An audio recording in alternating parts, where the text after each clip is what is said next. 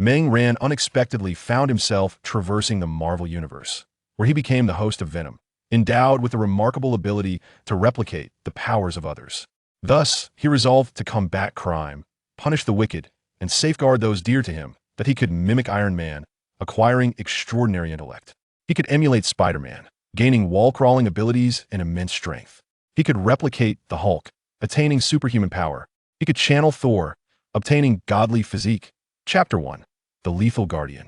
On a bright morning in the Queens District of New York, sunlight streamed through the window, gently illuminating Meng Ran's face. He slowly opened his eyes, stretched lazily, and lay back in bed, staring blankly at the ceiling. The new environment is indeed disconcerting, he murmured, his thoughts drifting back to his previous life. His name was Meng Ran. In his past existence, he was an orphan, struggling at the bottom of society for over 2 decades. Just as he began to see the light, he was tragically murdered by a criminal while attempting to do the right thing. The sensation of blood draining from his body, the coldness enveloping him, and the foggy haze of consciousness were experiences he could never forget. When he opened his eyes again, he found himself reborn as an infant in a warm and affluent family. His father was a chef in a chain restaurant, while his mother was an executive earning a multi-million-dollar salary.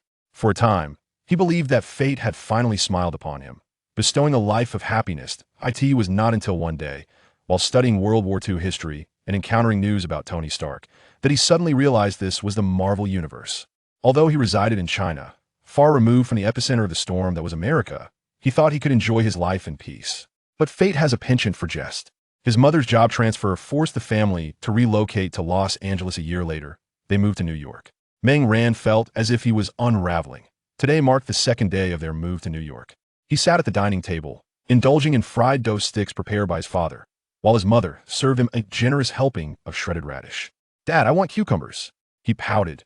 "Don't be picky, young man, the radish is specially made by your mother," his father calmly retorted, slurping his porridge. Meng Ran could only sigh in response. As his parents displayed their affection for one another, he felt like a third wheel, left to enjoy his solitary meal. After finishing, he found himself home alone, boredom creeping in. Just then, he received a call from his father. "Son, could you deliver a package to the restaurant?" He set off in his small black car. Suddenly, a black cat darted across the road, prompting him to slam on the brakes. He stepped out to investigate, but found nothing amiss. "Must have been my imagination." He shook his head and continued his journey home. Unbeknownst to anyone, a dark liquid quietly slithered from underneath the car, slipping through the door crack and infiltrating the house, making its way behind the computer tower, waiting patiently for the opportune moment. That evening, the family sat down for dinner, engaging in light-hearted conversation. Zhali inquired about school. "I've mastered the high school curriculum," Meng Ran replied with ease. In truth, he thought to himself, it's much easier to interact with high school students than with a bunch of middle schoolers. After all, having graduated from university in his past life, it felt rather inappropriate to be playing with Ultraman cards again. His parents, concerned about him moving frequently and lacking friends, remained oblivious to the fact that he was no longer that naive young boy. He gazed at them, silently resolving, "No matter the cost, I will protect you." After finishing his milk, he returned to his room. Just as Meng Ran lay down, he felt an unexpected chill enveloping his ankle. Detection of unidentified consciousness invasion. Countering the intrusion. Counterattack initiated. An electronic voice resonated in his mind, accompanied by a fierce headache that caused him to curl up like a shrimp, cold sweat soaking his entire body. Moments later, crisis averted. Symbiote Venom detected. Fusion successful. Super Venom system activated. Meng Ran was bewildered. What on earth? Do I possess a golden finger now? A panel materialized in his mind. Host, Meng Ran. Age, 17. Height, 180 centimeters. Intelligence, 30 intelligent youth. Strength, 80110 robust youth. Speed, 10 agile youth. Current, abilities none. This data, it seems there's room for growth. He squinted, a thought crossing his mind, and the black liquid instantly enveloped his entire body. With another thought, the black liquid fully covered him, cloaking him in a venomous battle suit. Meng Ran turned towards the mirror and beheld a shadowy figure reflected back at him. The black skin-tight suit clung to his form, accentuating the angular lines of his muscles, exuding a unique and powerful beauty. His elongated white eyes glimmered with a chilling gaze, adding an air of malevolence to the battle attire. As Meng Ran gazed at his reflection, an intense combat spirit surged within him, accompanied by an overwhelming sense of invincibility. Realizing this illusion, He quickly reined in his thoughts, aware that this feeling was merely a byproduct of his newfound strength.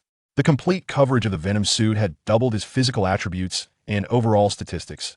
If the ordinary Meng Ran was akin to a robust individual, now clad in the suit, he resembled a battle-hardened Special Forces soldier in terms of physical prowess. Gazing at his reflection, a thrill of excitement coursed through him. Perhaps I can strive to grow, confronting future dangers rather than fleeing from them. With this thought, Meng Ran clenched his fists. Resolute, he turned his attention back to the battle suit. Observing his reflection, he mused inwardly, "This suit looks magnificent, but my head is bare, resembling a bald man." Thus, Meng Ran summoned the Venom once more to create a hood atop his head, while also adjusting the suit based on memories of combat attire he had seen. Once the adjustments were complete, he looked into the mirror again. Unlike the previously sleek suit, the battle attire now appeared even more striking. Overall, it resembled a black combat uniform, with a hood that concealed his entire face in shadow. Beneath the hood, only his narrow, pale eyes were visible, sending a shiver down the spine of anyone who dared to gaze upon him. "Son, are you still awake?" His father's voice suddenly called out. "Not yet, just quenching my thirst." Meng Ran quickly retracted the suit, feigning nonchalance. "Very well, get to bed early," his father reminded him before departing. "I understand," Meng Ran hastily replied. Once the sound of footsteps faded into the distance, Meng Ran glanced at his battle attire before finally burrowing into the warmth of his blankets. Meanwhile, in the shadowy recess behind the computer tower, a dark liquid silently writhed, biding its time for the next move. Chapter 2. A modest beginning. The following morning, the family of three gathered for breakfast as per their usual routine. After bidding farewell to his parents, Meng Ran hurried back to his room and promptly powered on his computer to conduct a search. He sought to discover whether any renowned boxers or wrestlers resided in Queens. Individuals whose physical prowess undoubtedly surpassed that of the average populace. The more the symbiote Venom was bonded with him, the greater the feedback he received, and consequently, its strength amplified. Thus, he aimed to locate these exceptionally fit athletes to enhance his own capabilities. As for the rationale behind not seeking out extraordinary beings, it was twofold. Firstly, these individuals were exceedingly difficult to locate, remaining elusive prior to the advent of Iron Man. Secondly, Meng Ran harbored concerns that a significant disparity in physical attributes might lead to unforeseen complications. Hence, for the sake of prudence, he resolved to pursue robust, ordinary individuals. After all, even the smallest mosquito is still flesh. After a day spent sifting through data and conducting inquiries, Meng Ran successfully identified 3 athletes in Queens, 2 boxers, and 1 sports star, who would serve as his temporary targets. Following dinner, he returned to his bedroom, reclined on his bed, and closed his eyes to rejuvenate. In that moment, a mass of black liquid extricated itself from him. The symbiote, now tamed by the system, no longer exhibited the intense possessiveness it once did. It had been reformed into its primordial state. Although this initial form of Venom did not enhance physical attributes and combat prowess to the extent of its mature counterpart, it excelled in its complete acceptance of Meng Ran's control, devoid of the malevolence and rebelliousness characteristic of its more developed form. Furthermore, the nascent state of Venom possessed the potential to evolve alongside Meng Ran, promising to surpass its prior mature incarnation. Meng Ran affixed a portion of his consciousness to Venom, guiding its movement. His consciousness directed Venom towards the location he had investigated earlier in the day. Approximately half an hour later, Venom halted before a towering building, the designated abode of his first target, Boxer Brian. It ascended the building's facade with agility and soon reached the 26th floor. Upon arrival, Venom infiltrated the interior through a crevice, arriving at the corridor of the 26th floor. Room 2603, Venom slithered beneath the door and entered the chamber. The spacious room was devoid of occupants, with the city's neon lights casting flickering reflections across the floor from the floor-to-ceiling windows. The living room showcased Brian's accolades from his professional career, including several trophies and a championship belt. As Meng Ran and Venom wandered through the apartment, they awaited Brian's return. Before long, the sound of the door lock clicking echoed through the space, and the door swung open. Meng Ran, concealed in the corner, watched with anticipation as the door opened, internally exclaiming, "At last, he returns. I've waited long enough for this." As the door opened, a man and a woman embraced, playfully nibbling at one another as they entered, before tumbling onto the sofa. Observing this scene from his hidden vantage point, Meng Ran felt a wave of exasperation wash over him, his expression marred by disbelief as he regarded the couple on the couch. Meanwhile, Venom, having never witnessed such an encounter, was thoroughly entertained by the spectacle. Meng Ran could sense Venom's insatiable curiosity, as the creature's gaze remained fixated on every posture change. Observing the two individuals engrossed in their game on the sofa, He glanced back at Venom and, using his consciousness, obscured its line of sight, advising, "Dear little one, refrain from watching such unhealthy distractions. They are not conducive to your development." Meow meow meow? Venom responded, its head filled with questions. Recently reconstructed by the system, it was in a phase of renewed growth, filled with wonder at everything around it. Why was it forbidden to gaze upon such scenes while Meng Ran was allowed? Perhaps sensing Venom's confusion, Meng Ran cleared his throat and explained, "Ahem, I am on the verge of adulthood. Rounding up, I am practically a grown-up. There's nothing unreasonable about taking a glance. When you mature, I shall permit you to see." After a lengthy wait, Brian and his companion finally concluded their game and lay down to rest. From their hidden corner, Meng Ran and Venom approached, ready to execute their plan. Venom swiftly darted to the bedside, merging seamlessly with Brian's body. The two on the bed were now in a deep slumber, oblivious to any unusual sensations. Meng Ran took a moment to glance at Brian's companion. Even the thin sheet could not conceal her alluring figure. Focus, focus, he reminded himself internally after a fleeting glance. As today was meant for serious business, and he had already observed what he needed. Clearing his scattered thoughts, he concentrated on synchronizing with Venom. After a brief interval, Venom and Meng Ran retraced their steps, hastily returning home. Once settled on the bed, Meng Ran sat up, allowing Venom, returning from outside, to cascade onto his hand and merge with him. The instant Venom integrated into his being, he felt a surge of power coursing through him. Savoring the strength that gradually melded with his own, Meng Ran clenched his fist, reflecting, though the change is not monumental, I can sense a slight enhancement in my power and physique. He opened his data panel. Host, Meng Ran, age, 17, height, 180 centimeters, intelligence, 30, average is 20. A relatively bright young man, strength, 120 to 150, a notably robust youth, speed, 15, a notably agile youth. Current abilities, none. His strength had risen from 80 to 110 to 120 to 150, with the evaluation shifting from robust to notably strong. Speed increased from 10 to 15, elevating him from moderately agile to notably agile. Intelligence remained unchanged, likely due to the physicality of a boxer not enhancing cognitive abilities. After reviewing his data panel, Meng Ran initiated a full coverage of his battle suit. The feeling of sudden power surging through him was undeniably pleasurable. He thought to himself, however, I must grow accustomed to this newfound strength. The current enhancement is not excessively significant, but should a substantial increase occur in the future, merely adapting to the power could prove troublesome. Through this experience of merging, both Venom and Meng Ran had achieved a notable degree of growth. As the symbiote continues to mature, its enhancement of Meng Ran's overall combat prowess will become increasingly substantial. Following this bonding experience, Meng Ran gleaned an important insight from the symbiote's feedback. At this stage, each time the symbiote possesses a host, a certain period of recuperation is required before the next possession can occur. However, as the symbiote's abilities escalate, the necessary resting time will diminish correspondingly. Contemplating this revelation, Meng Ran mused, it seems the other two must bide their time. This interval is perfect for acclimating to my newfound strength. Perhaps I should venture out to test my abilities. I recall hearing about numerous robberies occurring at night lately. With a desire to explore this extraordinary power, Meng Ran resolved to act immediately.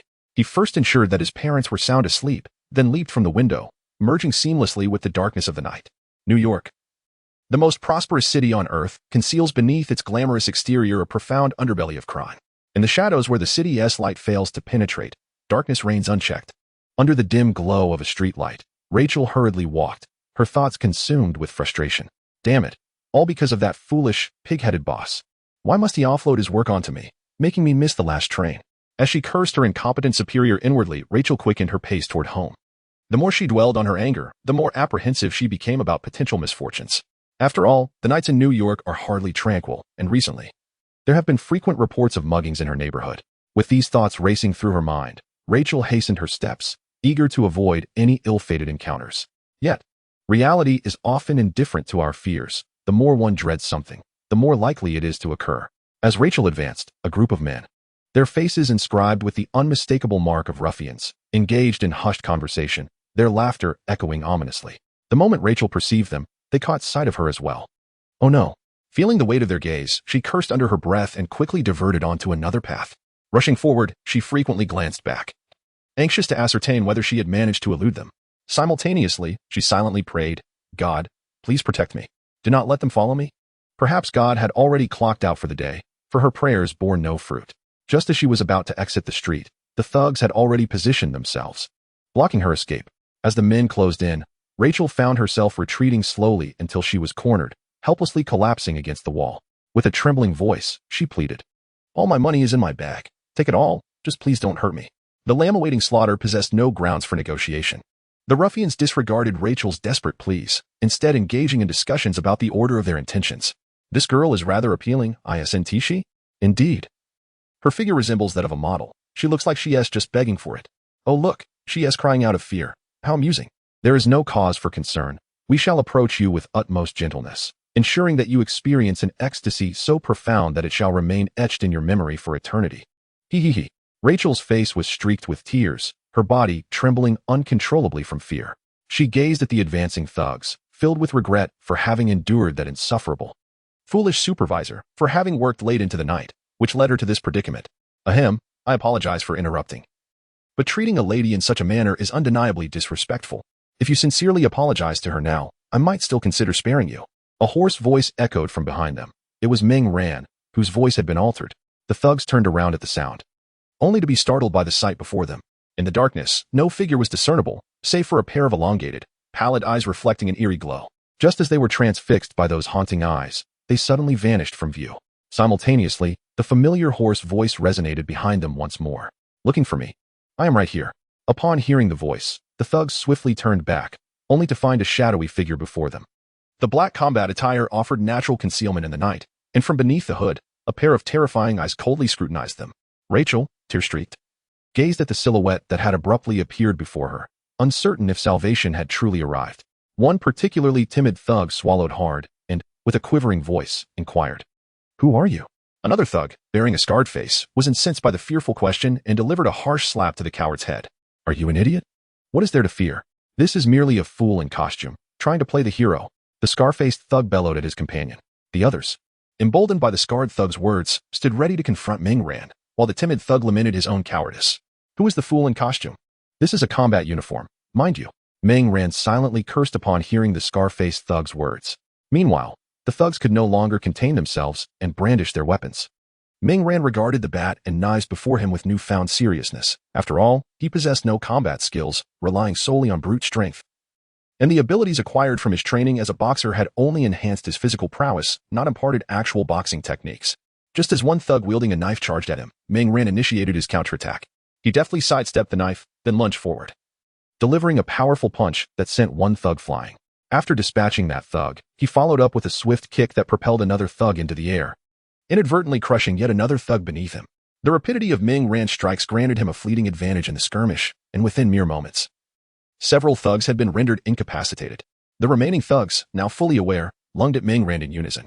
Faced with the onslaught, Ming Ran could only rely on instinct, unleashing a flurry of improvised punches. Bang, bang, bang. Indeed, great strength yields miraculous results. Although the battle was not particularly graceful, Ming Ran decisively overpowered them with his formidable physical prowess and scant experience from childhood skirmishes. In less than a minute, the ruffians lay sprawled on the ground, some groaning in pain while others had succumbed to unconsciousness. Despite Ming Ran's deliberate restraint, he had still miscalculated his control, likely fracturing several bones among the assailants. He coldly addressed the fallen miscreants. "I hope this lesson lingers in your minds. Should I encounter you again, it will not merely be a matter of broken bones." After delivering his warning, Ming Ran turned to Rachel, who was still seated on the ground, dazed. "Madam, the trouble has been resolved. You may return home safely."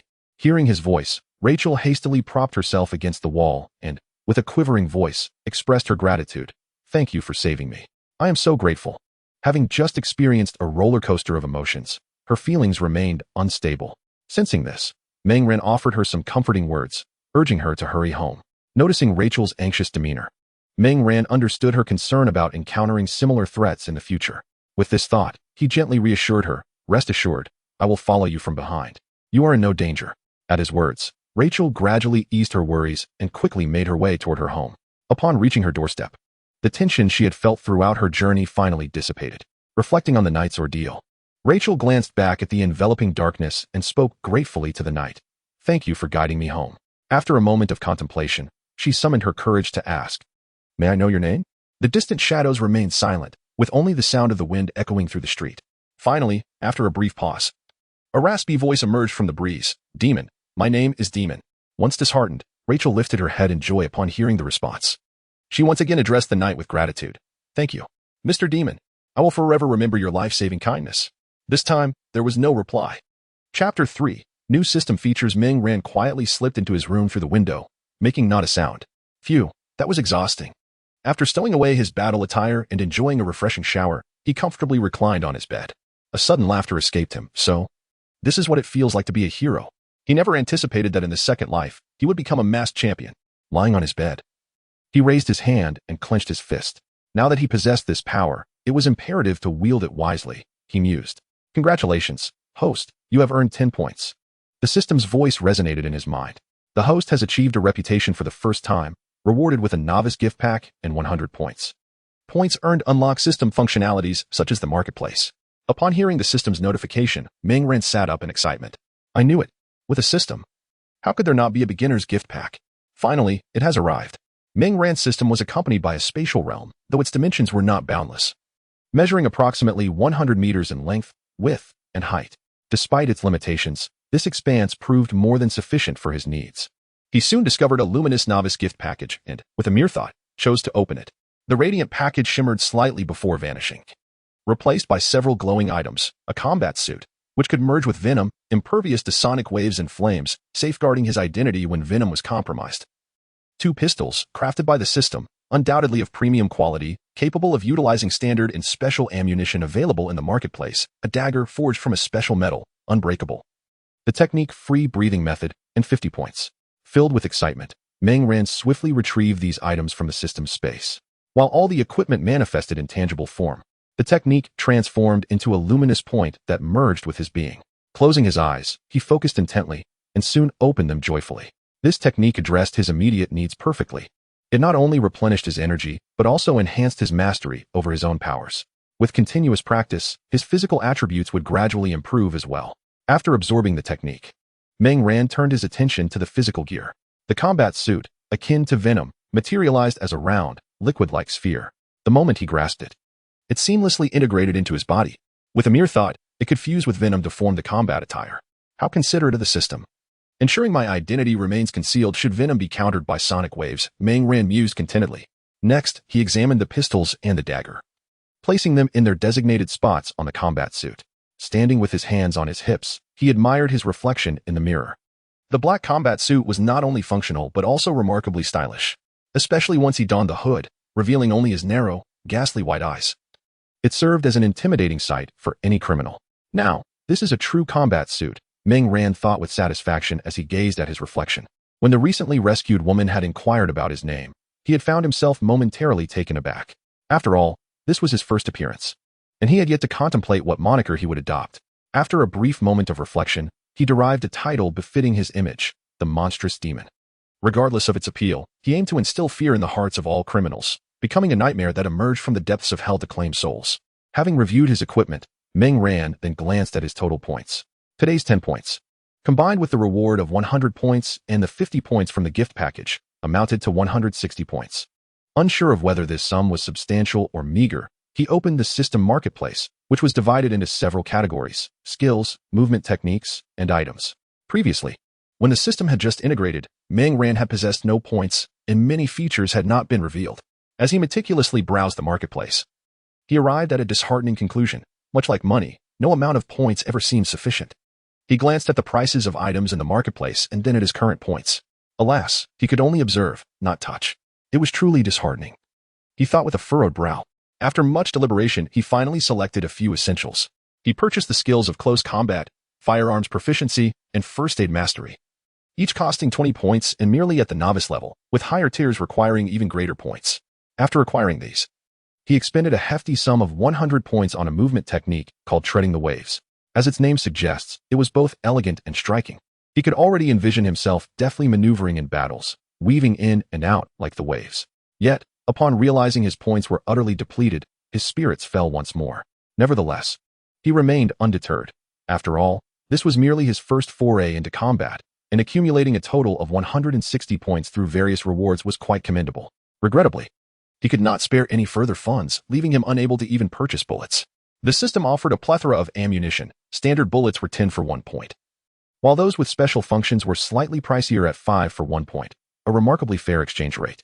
Moreover, The system's offerings included diverse high-quality ammunition such as tranquilizers and explosives, all of excellent caliber as they were products of the system.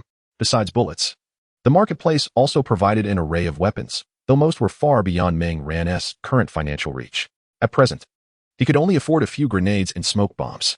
After perusing the system's offerings for what felt like an eternity, he yearned to acquire them all. Yet his lack of funds left him merely an observer. Reluctantly closing the marketplace, he sat cross-legged on his bed and began to practice his breathing technique. The free breathing method aims to harmonize one's inner energy, balancing the physical and mental realms. While it may not excel in enhancing strength and spirit, it undoubtedly suited Meng Ran perfectly, as the venomous embodiment function could provide him with temporary bursts of power. Such intermittent increases in strength, while advantageous for rapid growth, also bore their own challenges. Suddenly wielding immense power could be quite disorienting. To illustrate, it is akin to an ordinary individual unexpectedly transforming into a formidable strongman, crushing stones as effortlessly as one would crumble a soft clump of soil. Following this transformation, the individual must learn to consistently control their newfound strength, ensuring it does not harm loved ones. After all, a single uncalibrated embrace could prove fatal. As Meng Ran silently recited the incantation of the free breathing method, he felt a refreshing energy emanating from his dantian, spreading throughout his entire being.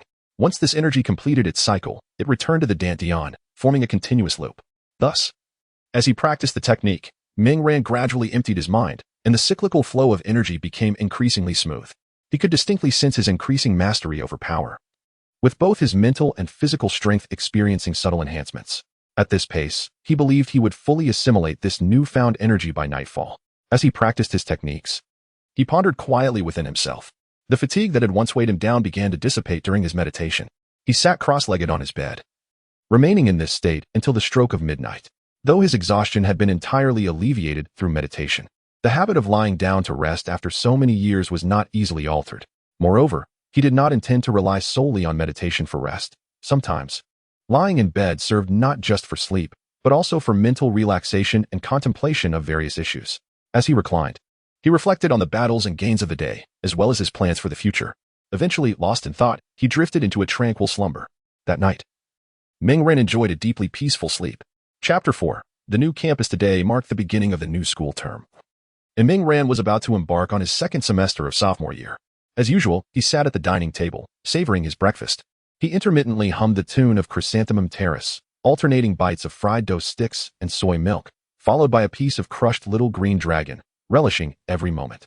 Observing their son's delight, Meng Hua and his wife exchanged knowing smiles, believing his happiness stemmed from the anticipation of school and the prospect of new friendships. In truth, Meng Ran's joy was rooted in his recent accomplishments. Over the past few days, he had embodied several formidable figures, not only enhancing his physical constitution but also gaining 2 centimeters in height. However, his primary improvement lay in his strength, while his speed had seen only a slight increase. It had nonetheless progressed from its previous state. Meng Ran's strength had now surpassed the limits of an ordinary person, reaching an impressive 220250, marking him as a minor superhuman. Yet, he was still far from being a true superhero, with considerable distance remaining before he could compare to the likes of Captain America. Jolly sipped her soy milk and, looking at Meng Ran, said softly, "Mom has taken leave this morning. Your father and I will accompany you to school."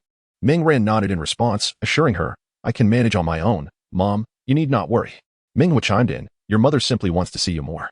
To this, Meng Ran playfully retorted, "What about you, Dad? Don't you want to see me more?" Meng Hua shot him a glance, replying, "We see each other every day. What is a little more time? Besides, wouldn't I rather spend that time admiring your mother? What is so special about you?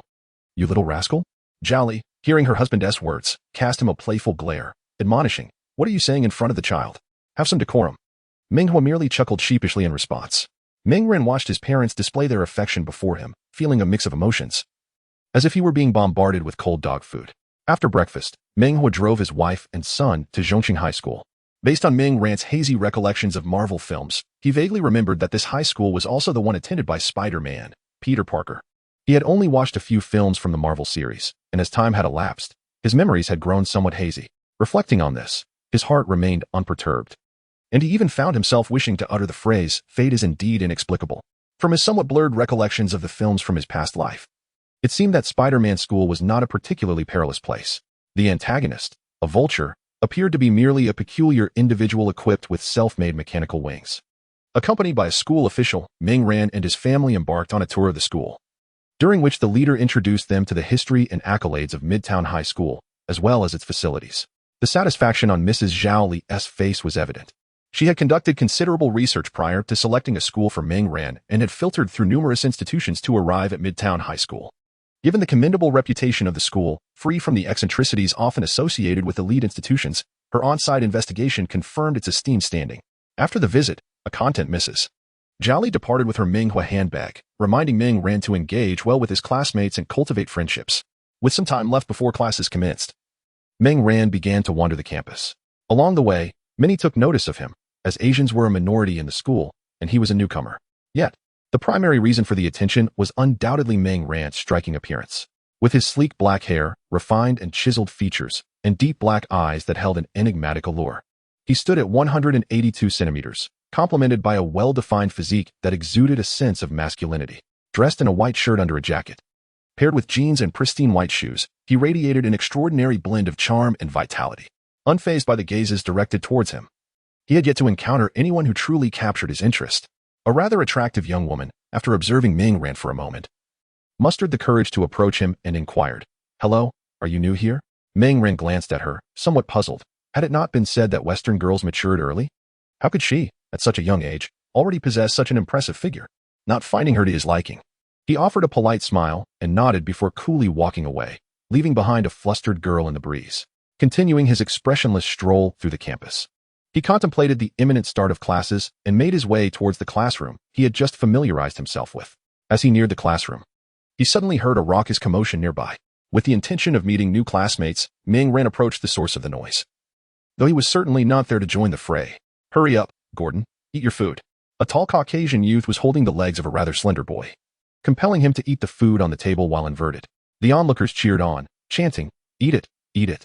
The tall youth then shouted to a newcomer who had just squeezed into the crowd, "Parker, hurry and take a picture." Parker shook his head and replied, "No, Flash. I want to help you with that." "Put him down." Flash noticed that Parker not only disregarded his words but also commanded him to release the boy, which clearly infuriated him. In a fit of rage, he hurled the frail Gordon to the ground and approached Parker, seizing his camera. "Ah, esteemed photographer. Since you refuse to capture my likeness, your camera shall be forfeited," Flash threatened, poised to shatter Parker's device. Alarmed by the unfolding situation, Parker rushed forward to reclaim his camera, but his slender frame was no match for Flesh's formidable strength. Irritated by Parker's persistence, Flesh forcefully shoved him aside and prepared to strike. At that moment, Ming Ran, who had just entered the crowd, swiftly grasped Flesh's wrist, halting the impending blow midair. With a single motion, he sent Flesh staggering backward, bewildered by the unexpected resistance and the strength of this unfamiliar individual. Ignoring Flesh, Ming Ran turned to Parker, inquiring, "Are you all right?" Regaining his composure, Parker responded, "I'm fine, thank you." He had braced himself for an impending punch, so this unexpected turn of events was disorienting. The surrounding spectators whispered among themselves, occasionally glancing at Flesh, who sensed their scrutiny and felt his pride wounded. In a bid to salvage his dignity, he raised the camera before Ming Ran, taunting, "I don't know who you are, but you've crossed a line. Apologize, or I shall smash this camera." Ming Ran, bemused by Flesh's foolishness, thought, "Is he truly so dim-witted as to threaten me with something that doesn't belong to him? This lad must be mentally challenged." With a scoff, he retorted, "You are Flesh, are you not? If I am not mistaken, your academic performance must be quite dismal." The onlookers were perplexed, unsure of the meaning behind his words. Ming Ran continued, "It is rather ludicrous that you would threaten me with an object that is not mine. If you wish to throw it, do so, it bears no consequence for me." Parker, initially grateful to Ming Ran, especially upon hearing that Flesh had the audacity to use his camera as leverage, now felt a wave of confusion wash over him, his mind in disarray. Flesh, incensed by Ming Ran's insult, hurled the camera toward the ground, anticipating the sound of shattering glass. However, the expected crash did not resonate. Instead, he looked down to discover that Ming Ran had somehow intercepted the camera before it could meet its demise. Returning to Parker's side, Ming Ran handed the camera back to him. Parker, with a mixture of gratitude and complexity, accepted the camera and uttered a heartfelt thank you. Indeed, his emotions were tumultuous. In mere moments, he had experienced a roller coaster of feelings, gratitude, bewilderment, and a disorienting interruption of his prior state of mind, leaving him unsure of whether to feel thankful or not. It seems inappropriate to express ingratitude, yet gratitude feels somewhat distant now. Am I mistaken in my observations? You do indeed appear less than astute. After handing the camera to Peter, Ming Ran turned to confront Flesh. After several rounds of teasing, Flesh was now seething with rage. Striding purposefully towards Ming ran, intent on teaching this Asian individual a lesson. Observing Flesh's advance, Ming ran, although reluctant to instigate conflict, was equally unwilling to retreat. At that moment, a clear and commanding voice resonated from nearby. "Stop. Do you both wish to be expelled?" A striking girl with golden hair swiftly positioned herself between them. Ming ran turned to look, instantly captivated. Beneath her shoulder-length golden locks lay a charming visage, her cerulean eyes reminiscent of the ocean. And her black dress accentuated her figure exquisitely. Though merely 17, she was already a vision of beauty. And one could only imagine how enchanting she would become in the years to come. She approached like a princess from an animated tale. If one were to disregard the anger etched across her face, Gwen lifted her chin to regard Ming ran and then Flesh, her tone sharp as she declared. "Class is about to commence. If you two continue to stand here like stubborn bulls, I will fetch the teacher. You should be well aware of the consequences." Ming ran, taken by the girl's beauty and her assertive words, felt an unexpected surge of affection for her boldness. Flesh, upon hearing Gwen's admonition, instinctively recoiled, haunted by some unpleasant memories. Yet, upon seeing Ming Ran's almost amused expression, his ire flared anew. Flesh glared at Ming Ran and said, "Hey, after school, don't you dare leave. Meet me at the basketball court for a showdown. Oh, and if you think you're utterly useless or too afraid to show up, just concede early. I want to mock you. It's only natural for a yellow-skinned monkey to be poor at basketball," he continued to taunt. Flesh, Gwen, incensed by his arrogance, was about to retort when Ming Ran raised a hand to silence her. Narrowing his eyes, his gaze turned icy.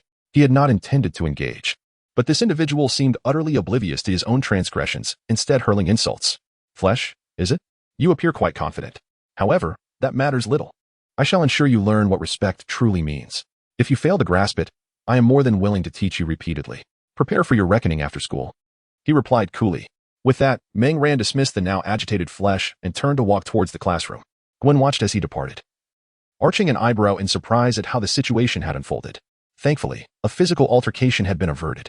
She grasped her friend, a lovely girl with red hair, and they made their way to class. As the bell rang, a bewildered Peter Parker snapped back to reality and hurried to the classroom, while others dispersed to their respective destinations. Chapter 5. When the bell chimed melodiously as class commenced, and Ming Ran arrived at the classroom just in time. Observing an empty seat in the last row, he took it upon himself to settle there. Indeed, this position was quite agreeable, the last row by the window. Tranquil and offering a picturesque view, Ming Ran was thoroughly pleased with his choice. At that moment, his classmates gradually filled the classroom, and the teacher ascended to the podium. While Ming Ran admired the scenery outside, he was suddenly called by the teacher to come forward for a brief self-introduction. He approached the podium and delivered a succinct introduction. While presenting, he noticed Peter Parker seated in front of him, with the charming blonde girl he had encountered earlier sitting to his right. She was attentively watching him as he spoke. Upon finishing his introduction, Ming Ran descended from the podium, and the teacher commenced the lesson. Just as he settled back into his seat, Peter turned around, a bit shyly saying, "Hey, Ming, thank you for blocking that punch and catching my camera. I truly appreciate it. Don't mention it, my friend. You were quite brave yourself. If I were a girl, I might just fall for you." Ming Ran replied with a smile. "Haha, if only that were the case." Peter responded humorously. Ming Ran and Peter found a delightful rapport and even agreed to collaborate on homework when time permitted. After conversing for a while, Peter began to focus intently on the lesson, while Ming Ran, finding himself rather listless, gazed out the window. He had already mastered the material the teacher was covering, which left him feeling somewhat aimless. Thankfully, the window seat allowed him to enjoy the view. Otherwise, he feared his nails would once again become frazzled. "Are you not paying attention in class?" Ming Ran suddenly heard a voice inquiring, and upon turning, he discovered it was the blonde girl. "My name is Gwen Stacy. You can call me Gwen," she continued. As Ming Ran thought to himself, "So her name is Gwen." He smiled and responded, "Hello, Gwen. I've just self-studied this portion, so I was a bit bored and daydreaming." "I see. I thought perhaps you were struggling with something and thought I could help," Gwen said, her understanding dawning upon her. Gazing into Gwen's azure eyes, Ming Ran felt as though he could see his own reflection within them. His heartstrings were undeniably tugged by this gentle and endearing girl. Yet, regardless of the tumult within, Ming Ran maintained a composed demeanor as he conversed with Gwen. "Flesh is a key player on the school team. Do you feel confident?" Gwen asked, her concern evident as she recalled Ming Ran's earlier conflict with Flesh. Flesh is truly insufferable, always bullying other students. Before Ming Ran could respond, Gwen began to express her grievances about the troublesome Flesh. Seeing the indignation on her face, Ming Ran couldn't help but chuckle, rest assured. "Since I dared to accept his provocation, I am indeed confident. I shall teach him the importance of respecting others." With that, Ming Ran playfully winked at Gwen. "Gwen, Witnessing Meng Ran's confidence, felt a measure of her own worries dissipate. His assurance was not unfounded. Just a few nights prior, he had garnered some points for his efforts in combating injustice. After spending 100 to elevate his combat skills to the intermediate level, he retained 50 for future use, which now proved fortuitously beneficial. Meng Ran invested 20 in acquiring a basic basketball skills package. Although it was merely rudimentary, it sufficed for his needs. Coupled with his extraordinary physical prowess, he could easily handle not only a match against Flesh, but also engage in playful endeavors. While Meng Ran was amicably conversing with Gwen, Peter's attention was captivated by a red-haired girl beside him. She was the same girl who had just joined Gwen. Peter found himself drawn to her, his gaze involuntarily drifting in her direction. Perhaps sensing his lingering glance, the girl turned to face him and inquired with a smile, "Is there something on my face?" Peter was taken aback by her sudden attention, their eyes locking, and an awkward silence enveloped the air. He felt as though he were a naked monkey. "Oh no, I just thought I recognized you from somewhere," he stammered, flustered. Internally, he berated himself. "My God, what am I saying? Even Uncle Ben wouldn't utter such a klitsch. How could I be so foolish?" Observing Peter's discomfort, the girl chuckled and replied, "Mr. Parker, that line is a bit trite, but it seems to be somewhat effective. My name is Mary Jane. It's a pleasure to meet you." Listening to Mary Jane's playful banter, Peter felt a twinge of embarrassment, yet it appeared she bore no ill will. With this thought, he steadied himself and began to showcase his sense of humor, gradually increasing Mary Jane's fondness for him. From a distance, Meng Ran watched Peter flourish and mused to himself, "Peter is quite humorous when he finds his footing, though perhaps still a notch below my own wit." He inwardly applauded himself without a shred of modesty. As the bell rang, signaling the end of the day's classes, everyone began to disperse, returning to their respective homes. Meng Ran rose and, alongside Peter, headed towards the basketball court. Gwen and Mary Jane accompanied them. On their way, many others also made their way to the court, likely drawn by rumors of an impending bullfight, eager to witness the spectacle. They walked in groups, engaged in animated discussions. Who would dare challenge Flesh? He's a key player on the varsity team. That challenger must be quite overconfident, one boy remarked to his friend. I heard that he knows martial arts and possesses considerable strength. He might just stand a chance against Flesh, his companion replied. What good is strength if it's not a weightlifting contest? In basketball, sheer force won't win the game. Another chimed in. True enough. The group of boys continued their conversation as they walked away. Meng Ran and his friends ambled alongside, clearly overhearing their dialogue. Meng Ran remained unfazed, believing that the greater the hope, the greater the disappointment. Soon enough, when he bested Flesh, they would realize how misguided their assumptions had been. However, the expressions on Peter and the others' faces were no longer as relaxed as before. After all, they had some understanding of Flesh. Yet their knowledge of Meng Ran was rather limited. No one wished for Flesh to triumph, but inevitably they harbored some concerns regarding Meng Ran. Observing Meng Ran's composed demeanor, they felt hesitant to undermine his confidence. Thus they remained silent, hoping earnestly that he could indeed prevail over Flesh. Chapter 6. The bullfighting begins. When their group arrived at the arena, a considerable audience had already gathered by the sidelines. Some had come merely to witness the spectacle, while others were specifically invited by Flesh to lend their support. Faced with such a turnout, Gwen and her companions couldn't help but glance towards Meng Ran. Noticing their gaze, Meng Ran merely regarded the crowd with a calm and steady expression, absorbing the sounds of their cheers. His unflappable demeanor inspired Gwen and the others, who rallied to encourage him. Come on, Meng. I believe you can certainly defeat Flesh, Gwen earnestly urged. Meng Ran smiled in response. I was feeling somewhat uncertain, but with your encouragement, I now feel invigorated. He raised his thumb in a sincere gesture, clearly touched. Gwen, stifling a laugh, replied, Then you must strive hard. If you don't win, you can't blame my support for falling short. Hearing Gwen's words, Meng Ran chuckled. Friendly banter is indeed a splendid foundation for any relationship. Suddenly, an idea sparked in his mind. He cleared his throat lightly and moved closer to Gwen. Sensing his approach, she turned to face him. Gazing into Gwen's lovely, expressive eyes, Meng Ran proposed, How about we play a game? Intrigued by his suggestion, Gwen inquired, What kind of game?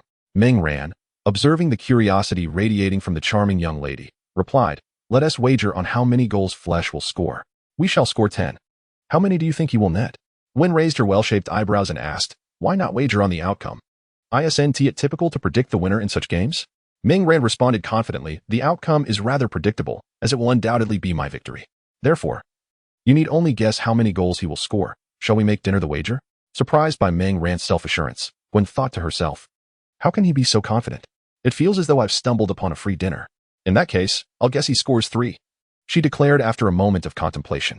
She felt that regardless of Meng Ran's prowess, It was implausible for Flesh not to score at all. Wagering 3 goals felt quite daring. You bet 3? Thank you for your trust. However, I am more confident in myself. I wager he won't score a single one. Ming Ran chuckled at Gwen's decision. Gwen was taken aback. After all, Flesh was a key player on the school team.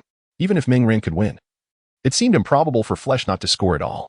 You underestimate Flesh too much, Ming. I can already feel dinner beckoning to me. Gwen shook her head, asserting her belief in Ming Ran's potential, yet acknowledging that a 10-0 outcome was indeed a stretch. As Flesh warmed up, he noticed Ming Ran chatting with Gwen on the sidelines. He tossed the ball to his sidekick and strode over to Ming Ran.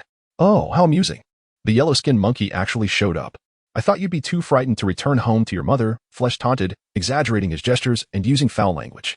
Ming Ran regarded him coldly, remaining silent. Noticing this, Flesh erupted again. You coward. What's wrong? Too scared to speak? Ming Ran stared blankly at Flesh before suddenly bursting into laughter. Those around him, including Gwen and her companions, were taken aback, and Flesh questioned his own existence. They were perplexed by Ming Ran's unexpected mirth. My apologies, I just recalled something. Ming Ran managed between chuckles. I read an article that stated when someone shouts, there. Well, you know, would also contract and expand with their voice. The mere thought of it made me lose my composure. I'm truly sorry. After speaking, Ming Ran glanced at Flesh, whose face had darkened to a shade that might invite police intervention. Forgive me, Mr. Lightning. I didn't mean to interrupt your performance. Generally, I am quite polite. No matter how amusing, I refrain from laughter unless I can't help it, Ming Ran said earnestly, gazing at Flesh's grim visage. The crowd had heard Ming Ran's words, and reflecting on Flesh's earlier outbursts, someone burst into laughter, quickly followed by a ripple of amusement throughout the venue. Gwen, standing beside Ming Ran, was doubled over with laughter, surprised by his sharp tone. As Flesh listened to the laughter surrounding him, he suppressed his fury and said to Ming Ran, I hope your skills match your sharp tongue. Ming Ran replied with a grin. Let us hope your skills are not as foul as your words. With their banter concluded, it was time for the showdown. Flesh would take the first shot while Ming Ran defended. Flesh dribbled the ball vigorously, moving his feet in rhythm. Ming Ran spread his arms wide, determined to defend. As Flesh attempted to break through, he closed in on the paint, and it appeared for a moment that Ming Ran had lost track of Flesh's pace, creating an opening. Seizing the opportunity, Flesh made a swift move to evade him. After bypassing Ming Ran, he leaped with the ball, aiming to unleash a powerful dunk to vent his frustration. Having already vocalized his intent, unbeknownst to him, Ming Ran wore a sly smile, and a shadow loomed closer behind him, with a sharp thwack. The sound of the ball echoed throughout the arena, shattering Flesh's aspirations. As they landed, Ming Ran looked at Flesh and said with a smile, You shouted well just now. Let us keep that energy up. Damn it. Flesh cursed inwardly. The audacious Chinese player managed to leap remarkably high, and Flesh was acutely aware that he could easily be outplayed. Ming Ran's vertical leap and strength were undeniably comparable to his own, if not superior. At this moment, Flesh grew serious, contemplating a strategy. His previous speed had not been particularly swift. Otherwise, he would not have been outmaneuvered. Perhaps I could prevail over him with my speed. Flesh's offensive attempt had failed, and now it was Ming Ran's turn to attack. Dribbling the ball with both hands, he taunted Flesh, stating, That was your first and last offense. You have no more chances, per Flesh. Ming Ran delivered his final remark in a teasing tone, as if coaxing a child, fully intending to mock. Although Flesh felt a surge of anger at Ming Ran's trash talk, he refrained from retorting, fearing that any distraction might provide Ming Ran the opportunity to outwit him. The more trash talk Ming Ran engaged in, the more it suggested his own lack of speed. Otherwise, he would not resort to such banter. After finishing his taunts, Ming Ran lunged to the left front. Flesh, seeing this, immediately pursued him. Unexpectedly, Ming Ran swiftly retreated, executing a dramatic change of direction. Flesh found himself outmaneuvered, akin to a monkey being toyed with. As Ming Ran dribbled, Flesh was left flat on the ground. Believing that Ming Ran was poised to drive towards the basket, not only Flesh, but everyone present anticipated an impending layup. However, the reality was quite different. Instead of advancing, Ming Ran retreated to midcourt, where a significant three-point line lay ahead. What on earth was he planning? Surely, he did not intend to attempt a three-pointer. Did he consider himself a superstar? It was utterly ridiculous. The spectators on the sidelines began to murmur, some even deriding Ming Ran for his audacity and overestimation of his abilities. Flesh stood up but did not advance. Instead, he remained there, waiting for Ming Ran to embarrass himself, convinced that Ming Ran would miss. Without a hint of hesitation, Ming Ran took his shot. His form remained flawless despite the distance, and such a feat was not daunting for him. The basketball traced a graceful arc through the air, soaring towards the hoop. Chapter 7. For the fun of it. Mastering skills still requires basketball fever. Under the watchful gaze of the entire crowd, the basketball flew directly towards the hoop. After releasing the ball, Mingren turned a stride towards Gwen, seemingly indifferent to the outcome of his shot. Approaching her, he casually took the water bottle from her hand and took a sip. "So, do you believe me now?"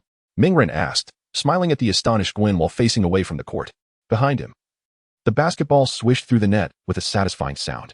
The arena fell silent, as if someone had pressed the mute button.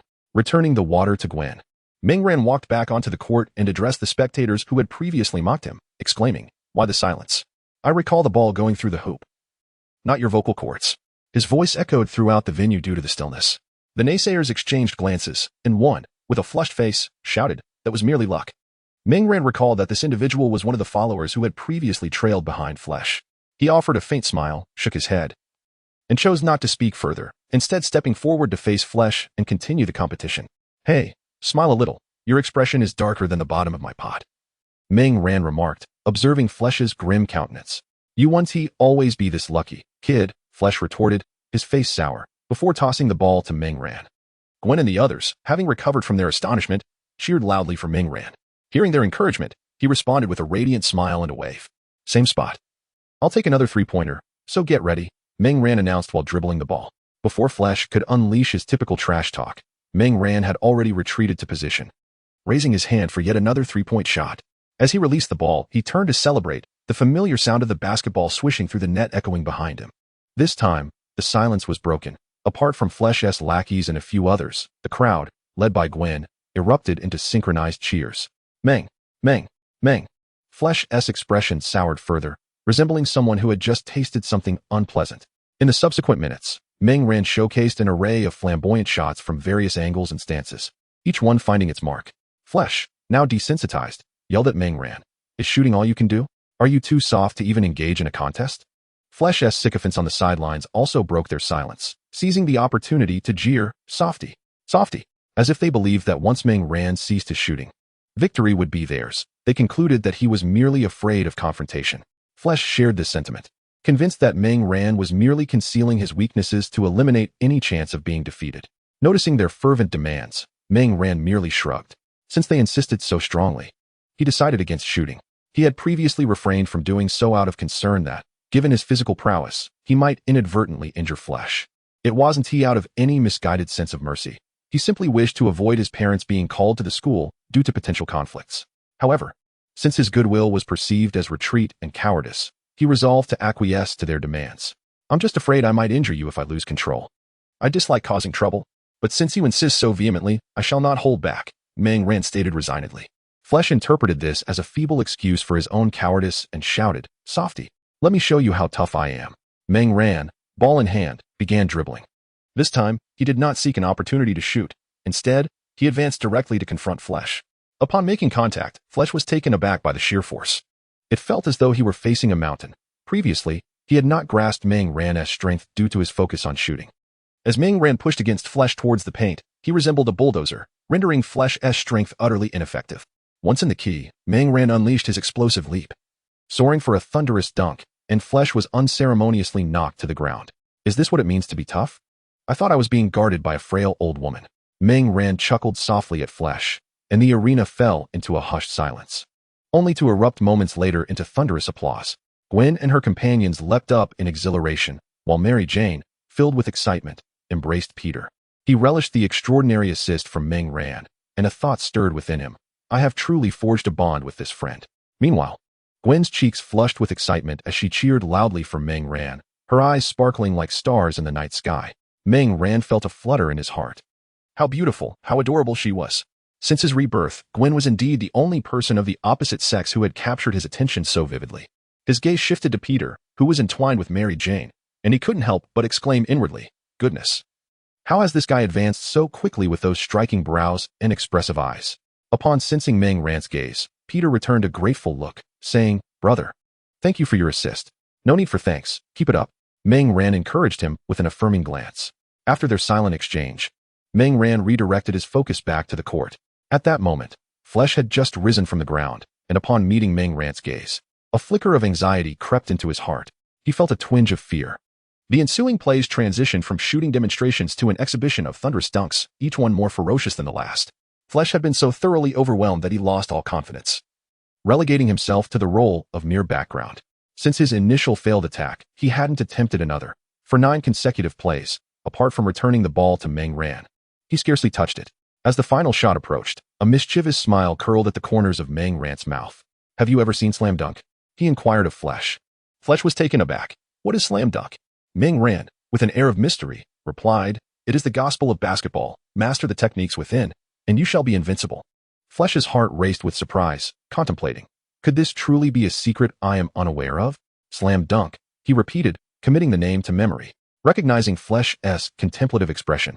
Meng Ran continued, "This move is called the unyielding dragon's whirlwind dunk. It is the signature technique of a man named Dong Fengxiang. Pay close attention." With that, Meng Ran swiftly maneuvered past Flesh, leaping from the free throw line, tossing the basketball against the backboard.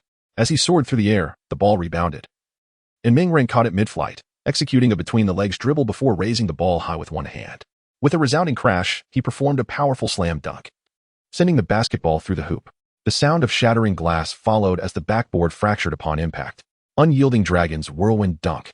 It was as magnificent as it sounded. The audience, witnessing such a spectacular display unfold before their eyes, rose to their feet, their cheers crescendoing into a euphoric wave. Today, Meng Ran has truly captured the spotlight, with nearly every student in the school now familiar with his name.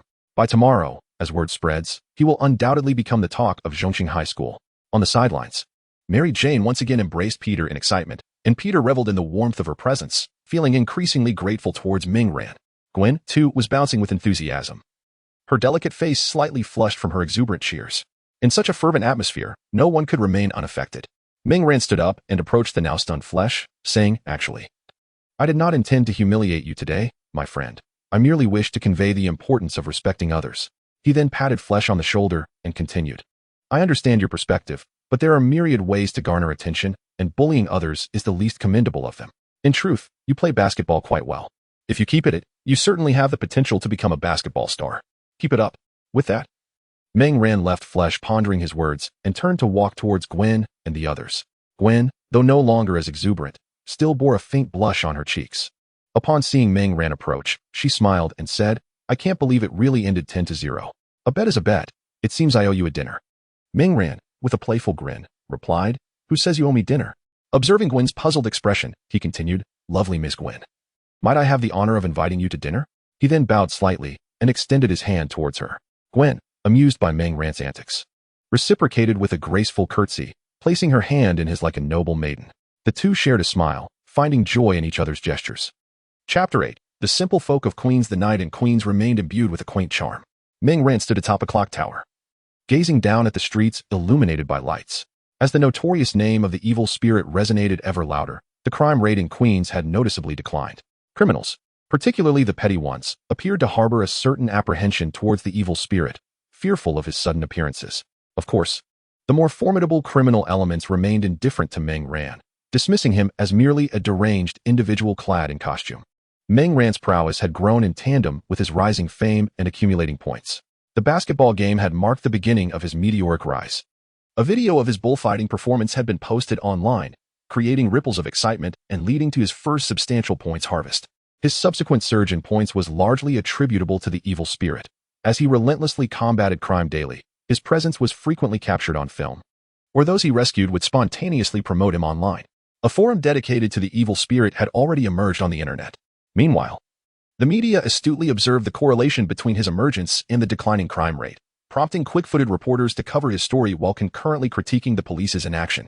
In summary, Meng Ran was riding high on success, doing good deeds while simultaneously enhancing his own strength. Certainly, he would never confess that the true source of his happiness was related to Gwen. After the basketball game, their bond had deepened, and they had even collaborated on several assignments together. This Saturday, they had also arranged to dine together, fulfilling a wager. Meng Ran found himself smiling at the thought of their upcoming date, his grin transforming into an unsettling, ghostly laugh due to the alteration in his suit's voice. Fortunately, there was no one around. Otherwise, it would surely have startled someone into nightmares. With just 2 days remaining, it was prudent to focus on his work. Meng Ran had adopted the fight against crime as his occupation, albeit unpaid. He leaped from the rooftop, descending toward the ground. And as he reached the midpoint of the building, he propelled himself off the wall, aiming for the rooftop of the slightly shorter adjacent building. Upon reaching the top, he landed firmly without the need for any additional maneuvers. This was the remarkable advantage of the symbiote suit. It automatically absorbed the impact during his descent, eliminating the need for further actions. He navigated between buildings while remaining vigilant of the situation below. The symbiote was also assisting him, alerting him to any criminal activity. After several instances of bonding, it had evolved to the point of facilitating basic communication. On the street, Bill Neal was sauntering about, having recently been released from prison. The gang leader had rewarded him for taking the fall, promising him a lucrative opportunity. Currently, he was in a waiting phase, idling his days away, having just indulged in a few drinks. As he contemplated where to entertain himself next, a beautiful figure caught his eye. Mia, a university student, had just been invited out for drinks with friends. However, with her companions following a handsome stranger for a joyride and deeper conversation, she found herself returning home alone. It was a mere 10-minute walk, not far from her residence. Otherwise, she wouldn't dare wander the streets alone at night. I wonder how Martha is doing. Perhaps she is indulging in some late-night chicken. Mia shook her head. She had already warned Martha from the gaze of that blue-eyed senior. She could ascertain he was not a good person. Yet, Martha seemed unfazed, believing that everyone was simply fulfilling their own desires, enjoying the moment. Who cares about character? As long as one is handsome and can bring joy. Mia clearly could not endorse her viewpoint. Otherwise, she wouldn't be walking home alone at such a late hour. Unbeknownst to Mia, she was being watched by Bill, who was trailing behind her, assessing which alley would be most advantageous. As she continued walking and passed an alley, a pair of hands suddenly emerged from the darkness, pulling her inside. Before she could cry for help, her mouth was covered. Bill bound Mia's hands to a railing, rendering her immobile, while one hand pressed against her mouth, savoring the panic that overtook her. What a delightful catch. Bill inhaled the fragrance emanating from Mia, then grinned and said, "Little temptress, soon you'll need to open your legs and your mouth. I have quite a bit to offer you." Mia wept in terror, shaking her head fervently as if her refusal could somehow shield her from impending doom. Yet, the more she resisted, the more exhilarated and delighted Bill became. He released his grip from her mouth, reasoning that at such a late hour, it was unlikely anyone would pass by. Even if someone did, they would likely lack the courage to intervene, and the sound of Mia's pleas and cries only served to heighten his excitement. As he fumbled with the buttons of her clothing, admiring the youthful form of the girl, he simultaneously unfastened his own trousers. Just as he was about to indulge in his nefarious desires, a sudden chill swept across his back, raising goosebumps on his skin. Confused, he turned around only to be met with a foot aimed squarely at him. The impact sent him crashing against the wall, and an excruciating pain shot through him, especially in his groin, a sensation far more agonizing than any mere kick, for it felt as if his very essence had been shattered. Ming Ran cast a dispassionate glance at Bill, now unconscious against the wall, before swiftly freeing Mia from her bonds. He then turned back, urging Mia to hastily don her clothing. Though she had been rescued, Mia remained shaken, trembling and sobbing as she hurriedly dressed. Once her garments were in place, a sense of safety began to envelop her, and her emotions gradually stabilized. She looked up at Meng Ran's fierce visage and narrow eyes, finding in that terrifying countenance a gentleness and security surpassing that of anyone else in the world. Clutching herself tightly, she expressed her gratitude repeatedly, thanking him profusely. After ensuring Mia was comforted, Meng Ran escorted her back home. Standing by her window, she watched the shadowy figure blend into the night. For Meng Ran, this act of bravery was but one among many, yet for Mia, it was a life-saving intervention that spared her from humiliation. Her gratitude towards the stranger was immense. Without his timely arrival, she would have surely succumbed to her fate. Once he returned Mia to her residence, Meng Ran made his way back to Bill. The latter remained unconscious against the wall, exposed and vulnerable. The brutal kick, coupled with his agony, would keep him in slumber until dawn. Meng Ran bound Bill's hands with rope and suspended him from a streetlight outside, allowing him to dangle in disgrace. Such was the treatment befitting a capitalist, he mused. After documenting Bill's misdeeds and affixing the evidence to him, Meng Ran turned and left, with irrefutable proof of attempted assault. He was confident the police in New York would take action against Bill. There was no time to waste. There were many more matters requiring his attention. As he journeyed on, Meng Ran dealt with several petty thieves along the way. He couldn't help but wonder why the cinematic Spider-Man was always late and scarcely had time for romance. This line of work was undeniably arduous, with ne'er a shortage of miscreants.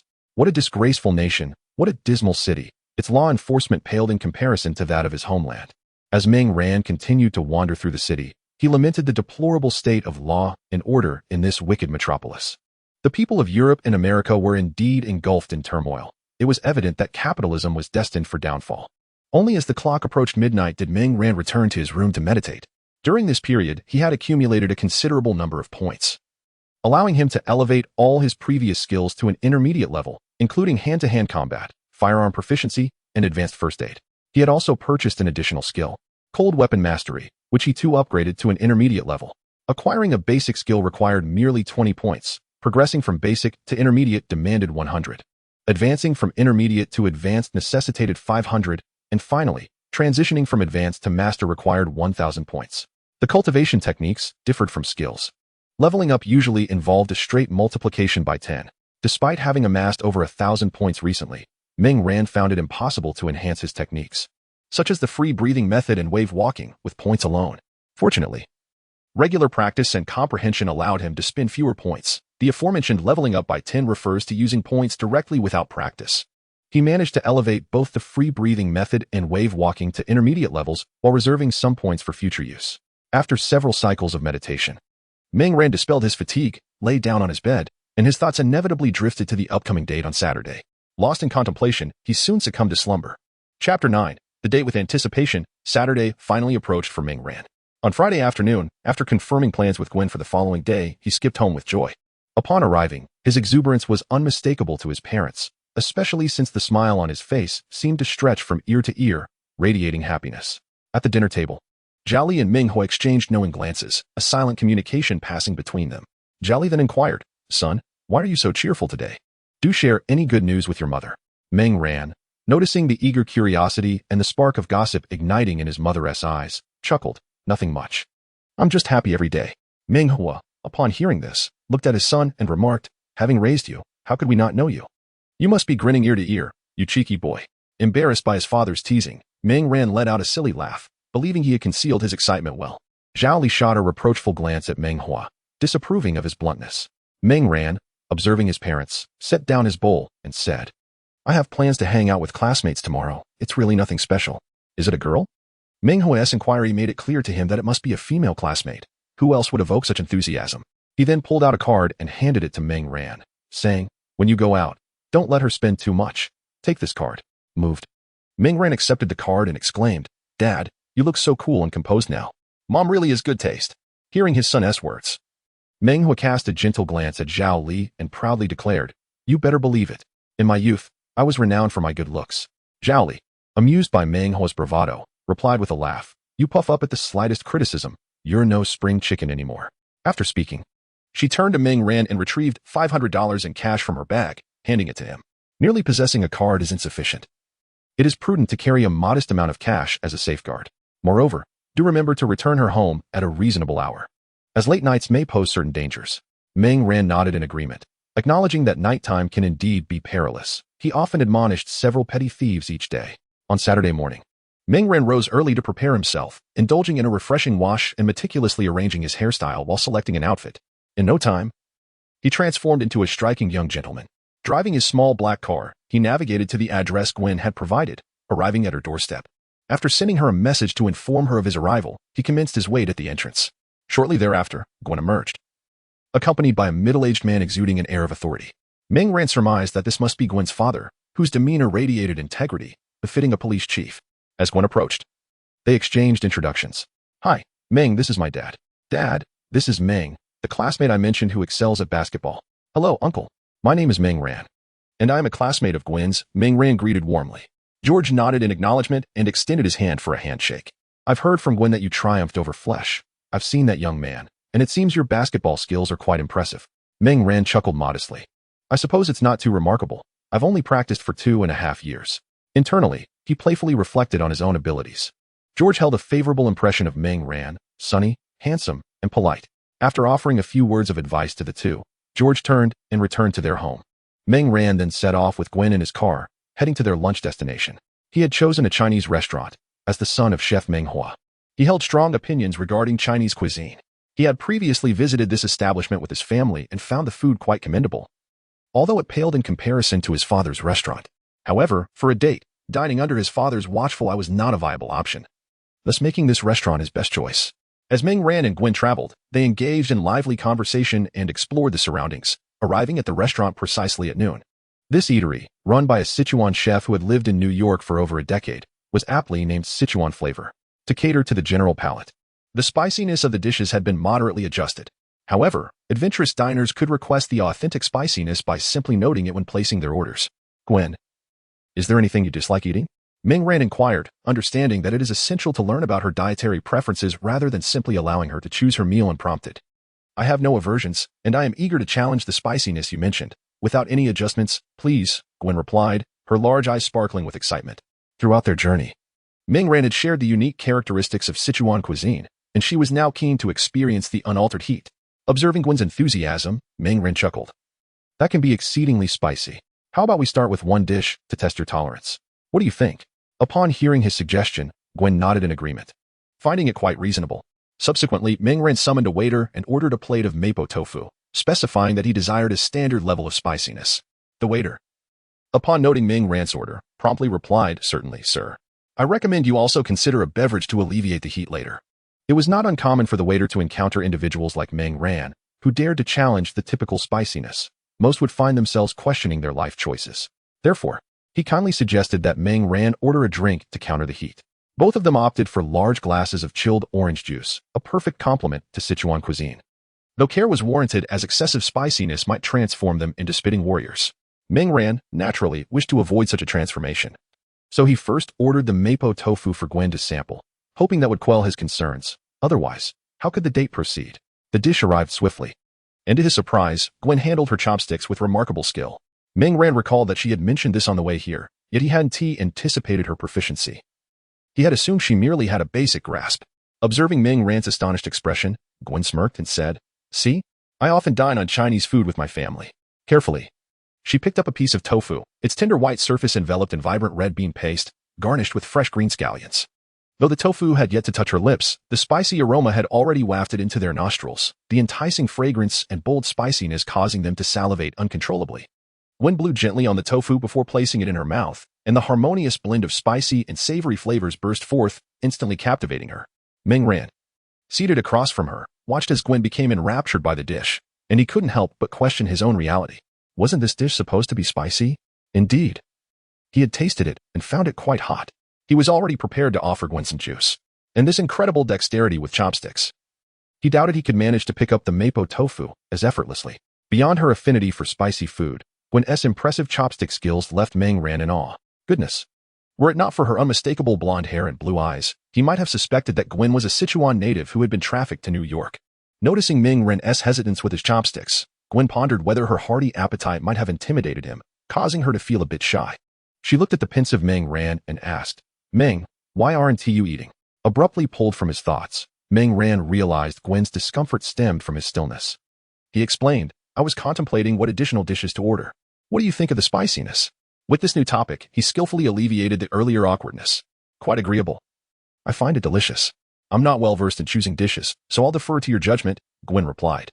After hearing her words, Ming Ran steeled himself, mentally encouraging himself. "I cannot falter. If Gwen can handle the spice, as a Chinese person, I have no reason to back down."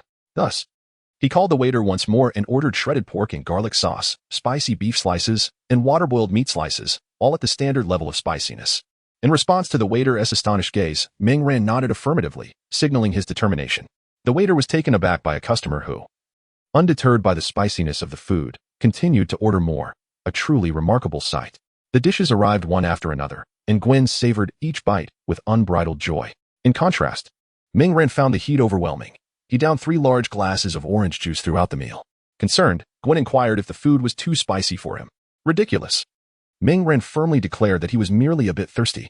When it came time to settle the bill, the usually reclusive Sichuan restaurant owner had heard about the blonde beauty who was unafraid of spice and made a special trip to their table. He and Gwen engaged in lively conversation, leading the owner to present her with an exclusive VIP card, granting her a generous 12% discount on future visits.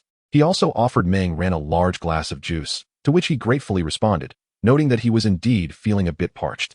After their meal, the pair ventured to a cinema to watch a film, followed by a leisurely drive. Ultimately, Ming Ran ensured that Gwen returned home safely. Fortunately, his unique constitution spared him from any discomfort. Otherwise, their date might have concluded prematurely after lunch. Chapter 10. Confusion. A week had passed since Ming Ran's last outing with Gwen, and their relationship had begun to blossom steadily. Following their previous spicy Sichuan meal, Gwen enthusiastically recommended the cuisine to her family, sparking their interest. One afternoon, They ventured out to experience it for themselves, resulting in a predictable outcome. Everyone, save for Gwen, was left questioning their life choices due to the intense heat. Ming Ran could easily surmise that the restroom was particularly busy that day. After their date, Ming Ran shared the experience with his family, prompting astonishment from Zhao Li and Ming Hua. Ming Hua, especially intrigued by Gwen, urged Ming Ran to invite her over for dinner, expressing his desire to cook for her personally. Ming Ran readily agreed, eager for the opportunity. On Sunday morning, Ming Ran indulged in a rare lie-in, not out of fatigue, but because he felt that a weekend without some extra rest was incomplete. After awakening and completing his morning routine, he descended to enjoy lunch, prepared once again by the culinary prowess of Ming Hua. The aroma alone was enough to whet one's appetite. As Ming Ran devoured his meal with gusto, nearly burying his face in the bowl, he was suddenly drawn in by Ming Hua's voice. What a shame. A lovely girl like that, and this is what our country has become, he lamented, glancing at the newspaper. With a sigh, he turned to Zhao Li, saying, You must wait for me to pick you up every day, no wandering off or working late. The safety situation is quite dire. Zhao Li smiled sweetly in response. I know, I will certainly wait for you, my dear. Ming Ran felt too weary to comment on his parents' daily display of affection. However, curiosity piqued by his father's remarks about the news, he reached for the newspaper on the table, flipping through its pages. The headlines were filled with mundane news. But he stumbled upon an article about himself, where discussions were fervently underway regarding whether he was a masked hero or a criminal. As he continued to read, his pupils dilated in shock, and he struggled to contain his emotions while perusing the contents. Innocent young girl tragically murdered. The perpetrator remains at large. Ming Ran's emotional outburst was triggered by the sight of a familiar face, namely, the young woman he had rescued not long ago from a near-tragic fate. This was indeed the same girl whose brutal murder had been reported in the newspaper. Although the article provided scant details, Ming Ran was able to ascertain, through the limited information available, that the victim was the very same individual he had encountered. The assailant had been identified, yet he had not been apprehended and continued to evade capture. This individual was also known to Ming Ran, being the same ruffian who had been left dangling from a lamppost after a confrontation. While Ming Ran could not recall the girl's name, he remembered her as a stunningly beautiful and exceptionally polite young lady. The image of Mia's helplessness that night, along with her relieved yet tearful smile, replayed relentlessly in his mind. Ming Ran found himself in a daze as he returned to his bedroom, engulfed by confusion, uncertainty, and a tinge of regret. Lying on his bed, he stared blankly at the ceiling, grappling with feelings of inadequacy. Should he chastise himself for his perceived impotence, or acknowledge that he, too, was not a superhero, incapable of achieving perfection? Why had that ruffian been able to commit such a heinous act? Shouldn't he have been detained by the police? If only he had opted to teach the miscreant a lesson instead of merely incapacitating him, might this tragedy have been averted? Had he chosen to deliver him directly to the precinct rather than leaving him to escape, would the outcome have been different? Or perhaps, if he had summoned the resolve to administer immediate justice, could the tragedy have been prevented? Curled up beneath his blankets, Ming Ran was besieged by impossible hypotheticals and questions, his heart heavy with remorse and self-reproach. It seemed he had grossly oversimplified the complexities of his convictions and methods. He appeared to have overlooked the weight of responsibility and the burdens that accompanied his actions. He had acted on impulse, akin to the fictional Spider-Man in a movie. Yet, the harsh reality slapped him across the face, forcing him to confront consequences he had never anticipated. At that moment, a knock resounded at his door, followed by Meng Hua's voice from outside. Son, may I come in? Both parents had sensed something amiss with Meng Ran's demeanor. After much deliberation, they decided that Meng Hua should attempt to console him, even without knowing the specifics of his distress. Receiving no response, Meng Hua hesitated for a moment before gently pushing the door open. The curtains were drawn tightly, casting the room in shadows, revealing only a glimpse of Meng Ran curled up under the covers. Taking a seat at the edge of the bed, Meng Hua spoke softly. Xiao Ran, your father understands you are troubled. Would you like to share what's on your mind? Though I may not have all the answers, I am here to listen. Your mother is also quite concerned for you. Please remember that we will always stand by your side. Therefore, if you have any matters weighing on your mind, do not hesitate to share them. Your parents will always be your steadfast support. After Meng Hua spoke, he gazed upon his son. Yet Meng Ran remained curled up under the covers. After a moment, a somewhat hoarse voice emerged from the blanket. If there is something you could have done at that moment, but didn't, because you never anticipated the consequences, and as a result, it led to severe repercussions that are irreparable, what should I do in such a situation? Upon hearing Meng Ran's question, Meng Hua refrained from probing further into the reasons. Instead, he contemplated silently. For a time, the room was enveloped in silence, save for the sound of their breathing. After a brief pause, Meng Hua spoke. Although I do not know the specifics, I am aware that you are feeling immense regret, which is why you are so distressed. What I wish to convey is that since the event has transpired and the outcome has manifested, these are matters we cannot alter. What we can change is ourselves. We must learn from this experience and allow its consequences to serve as a warning bell within our minds. Henceforth, when faced with similar situations, we must exert our utmost effort. Only by doing so can we avoid future regrets. After he finished speaking, silence once again enveloped the room. Ming-Ho was not in a hurry. He patiently waited by the bedside, knowing that Ming Ran was contemplating his words. After a while, Ming Ran finally emerged from the covers, his eyes resolutely fixed on Ming Hua in the dim light. "Father, thank you. I believe I now understand what I must do." Hearing this, Ming Hua nodded with relief. "That's good to hear. Remember to communicate with your mother and me whenever you face challenges. Do not bottle things up." After this, he gently ruffled Ming Ran's hair before stepping out, needing to report the situation and reassure Zhao Li. In the room, Ming Ran stood up, positioning himself before the mirror, gazing at his own reflection with unwavering determination. At this moment, he had clarified the path he had previously neglected to consider, the consequences he must bear, and the responsibilities he must shoulder. He had relinquished his fantasies, for reality is far more brutal than the silver screen. In films, superheroes can avoid taking lives, embodying principled citizens and good neighbors, engaging in a dance of love and conflict with their adversaries, battling a select few foes throughout their lives. Yet, reality does not afford such luxuries. Had Ming Ran intervened against Bill that fateful night, the tragic fate of Mia would never have unfolded. Allowing a criminal to roam free, leading to the loss of an innocent girl's life, is a profoundly lamentable circumstance. He possessed the capacity to act, yet failed to avert this calamity. The journey of personal growth is often fraught with obstacles, yet for Ming Ran, it was a human life that catalyzed his maturation. Having resolved to combat crime, he must now embrace the corresponding responsibilities and resolve to struggle against it. This is not for fame or glory, but rather for the unwavering conviction within him to resist crime without harboring any illusions. It is precisely because the law contains loopholes and cannot operate flawlessly that masked heroes come into existence. Their existence is to rectify these gaps, to judge those criminals whom the law cannot reach. If they were to act solely within the confines of the law meant to fill these voids, then their very existence would be rendered meaningless. Venom enveloped them entirely, as the pale eyes beneath the hood emitted an unsettling, ghostly glow. Ming Ran gazed at the ghastly figure reflected in the mirror, resolutely declaring within, "From this moment forth, I shall embody the true specter of vengeance, instilling fear in the hearts of those criminals and lawbreakers who roam free." Criminal Bill, the judgment of the specter is upon you. Let your blood and soul serve as a tribute to the innocent souls lost. Chapter 11. The specter's judgment. As night descended, Bill lay in bed, his lower body still racked with pain. The thought of that accursed masked figure filled his eyes with boundless hatred. That masked fiend had shattered his manhood, stripping him of his virility. Though he had brutally murdered the female college student, it did little to quell his resentment. He could have subjected her to unspeakable torment before her demise. Due to the act of murder, the promising life his boss had promised him vanished, replaced with a demand for him to flee, a concession made only because of his previous contributions. Had he been an ordinary man, his own gang would have left him to fend for himself. Slowly rising, Bill prepared to pour himself a glass of water. Damn it, that wretched girl. As he moved, pain shot through his already injured lower body. The injury had made handling Mia a formidable challenge. Following their last encounter, she had become exceedingly cautious, returning home early each day. Had it not been for Bill seizing her when she stopped to use the restroom, he might have waited an eternity to release his pent-up fury. Even so, he had suffered further injury at her hands. When he attempted to take her back for proper retribution, she had launched a surprise attack, nearly escaping.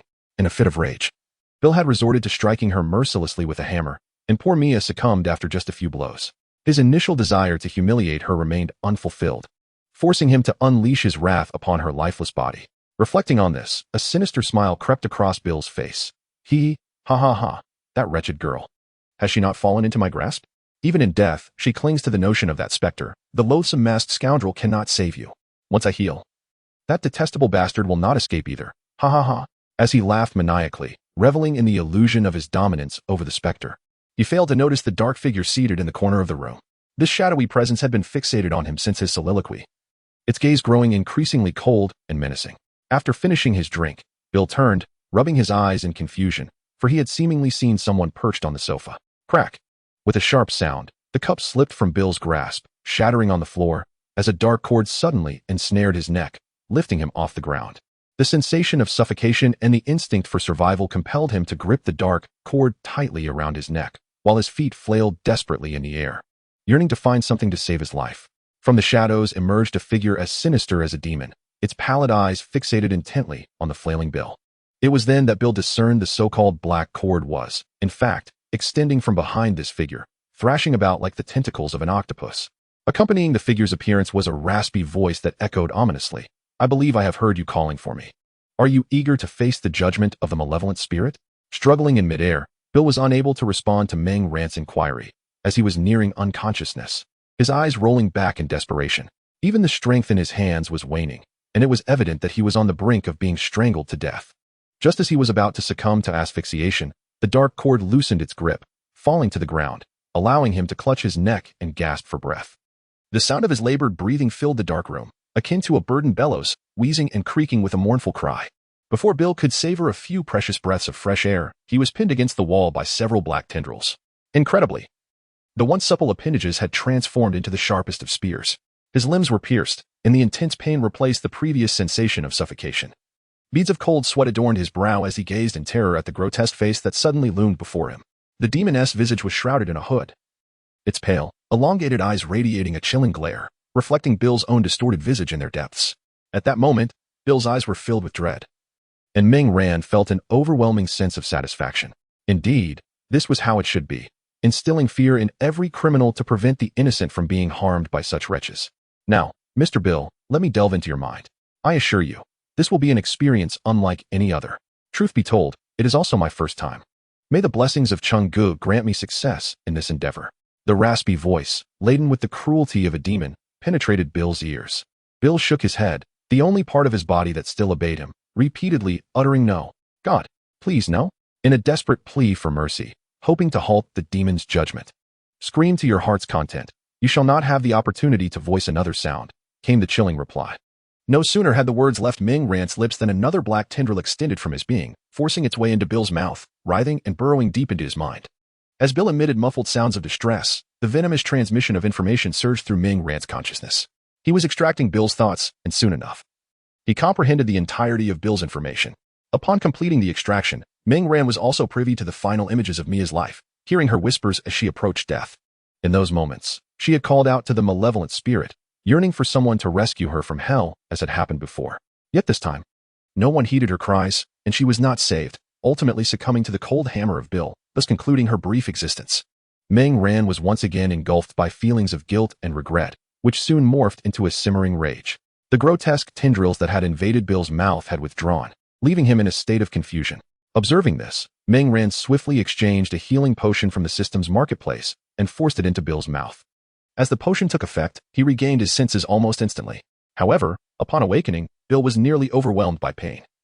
For the black tendrils binding his limbs had begun to twist violently, mercilessly tearing at his flesh. The excruciating agony threatened to plunge him into unconsciousness once more. "Mr. Bill, it is still early. The hour for slumber has not yet arrived.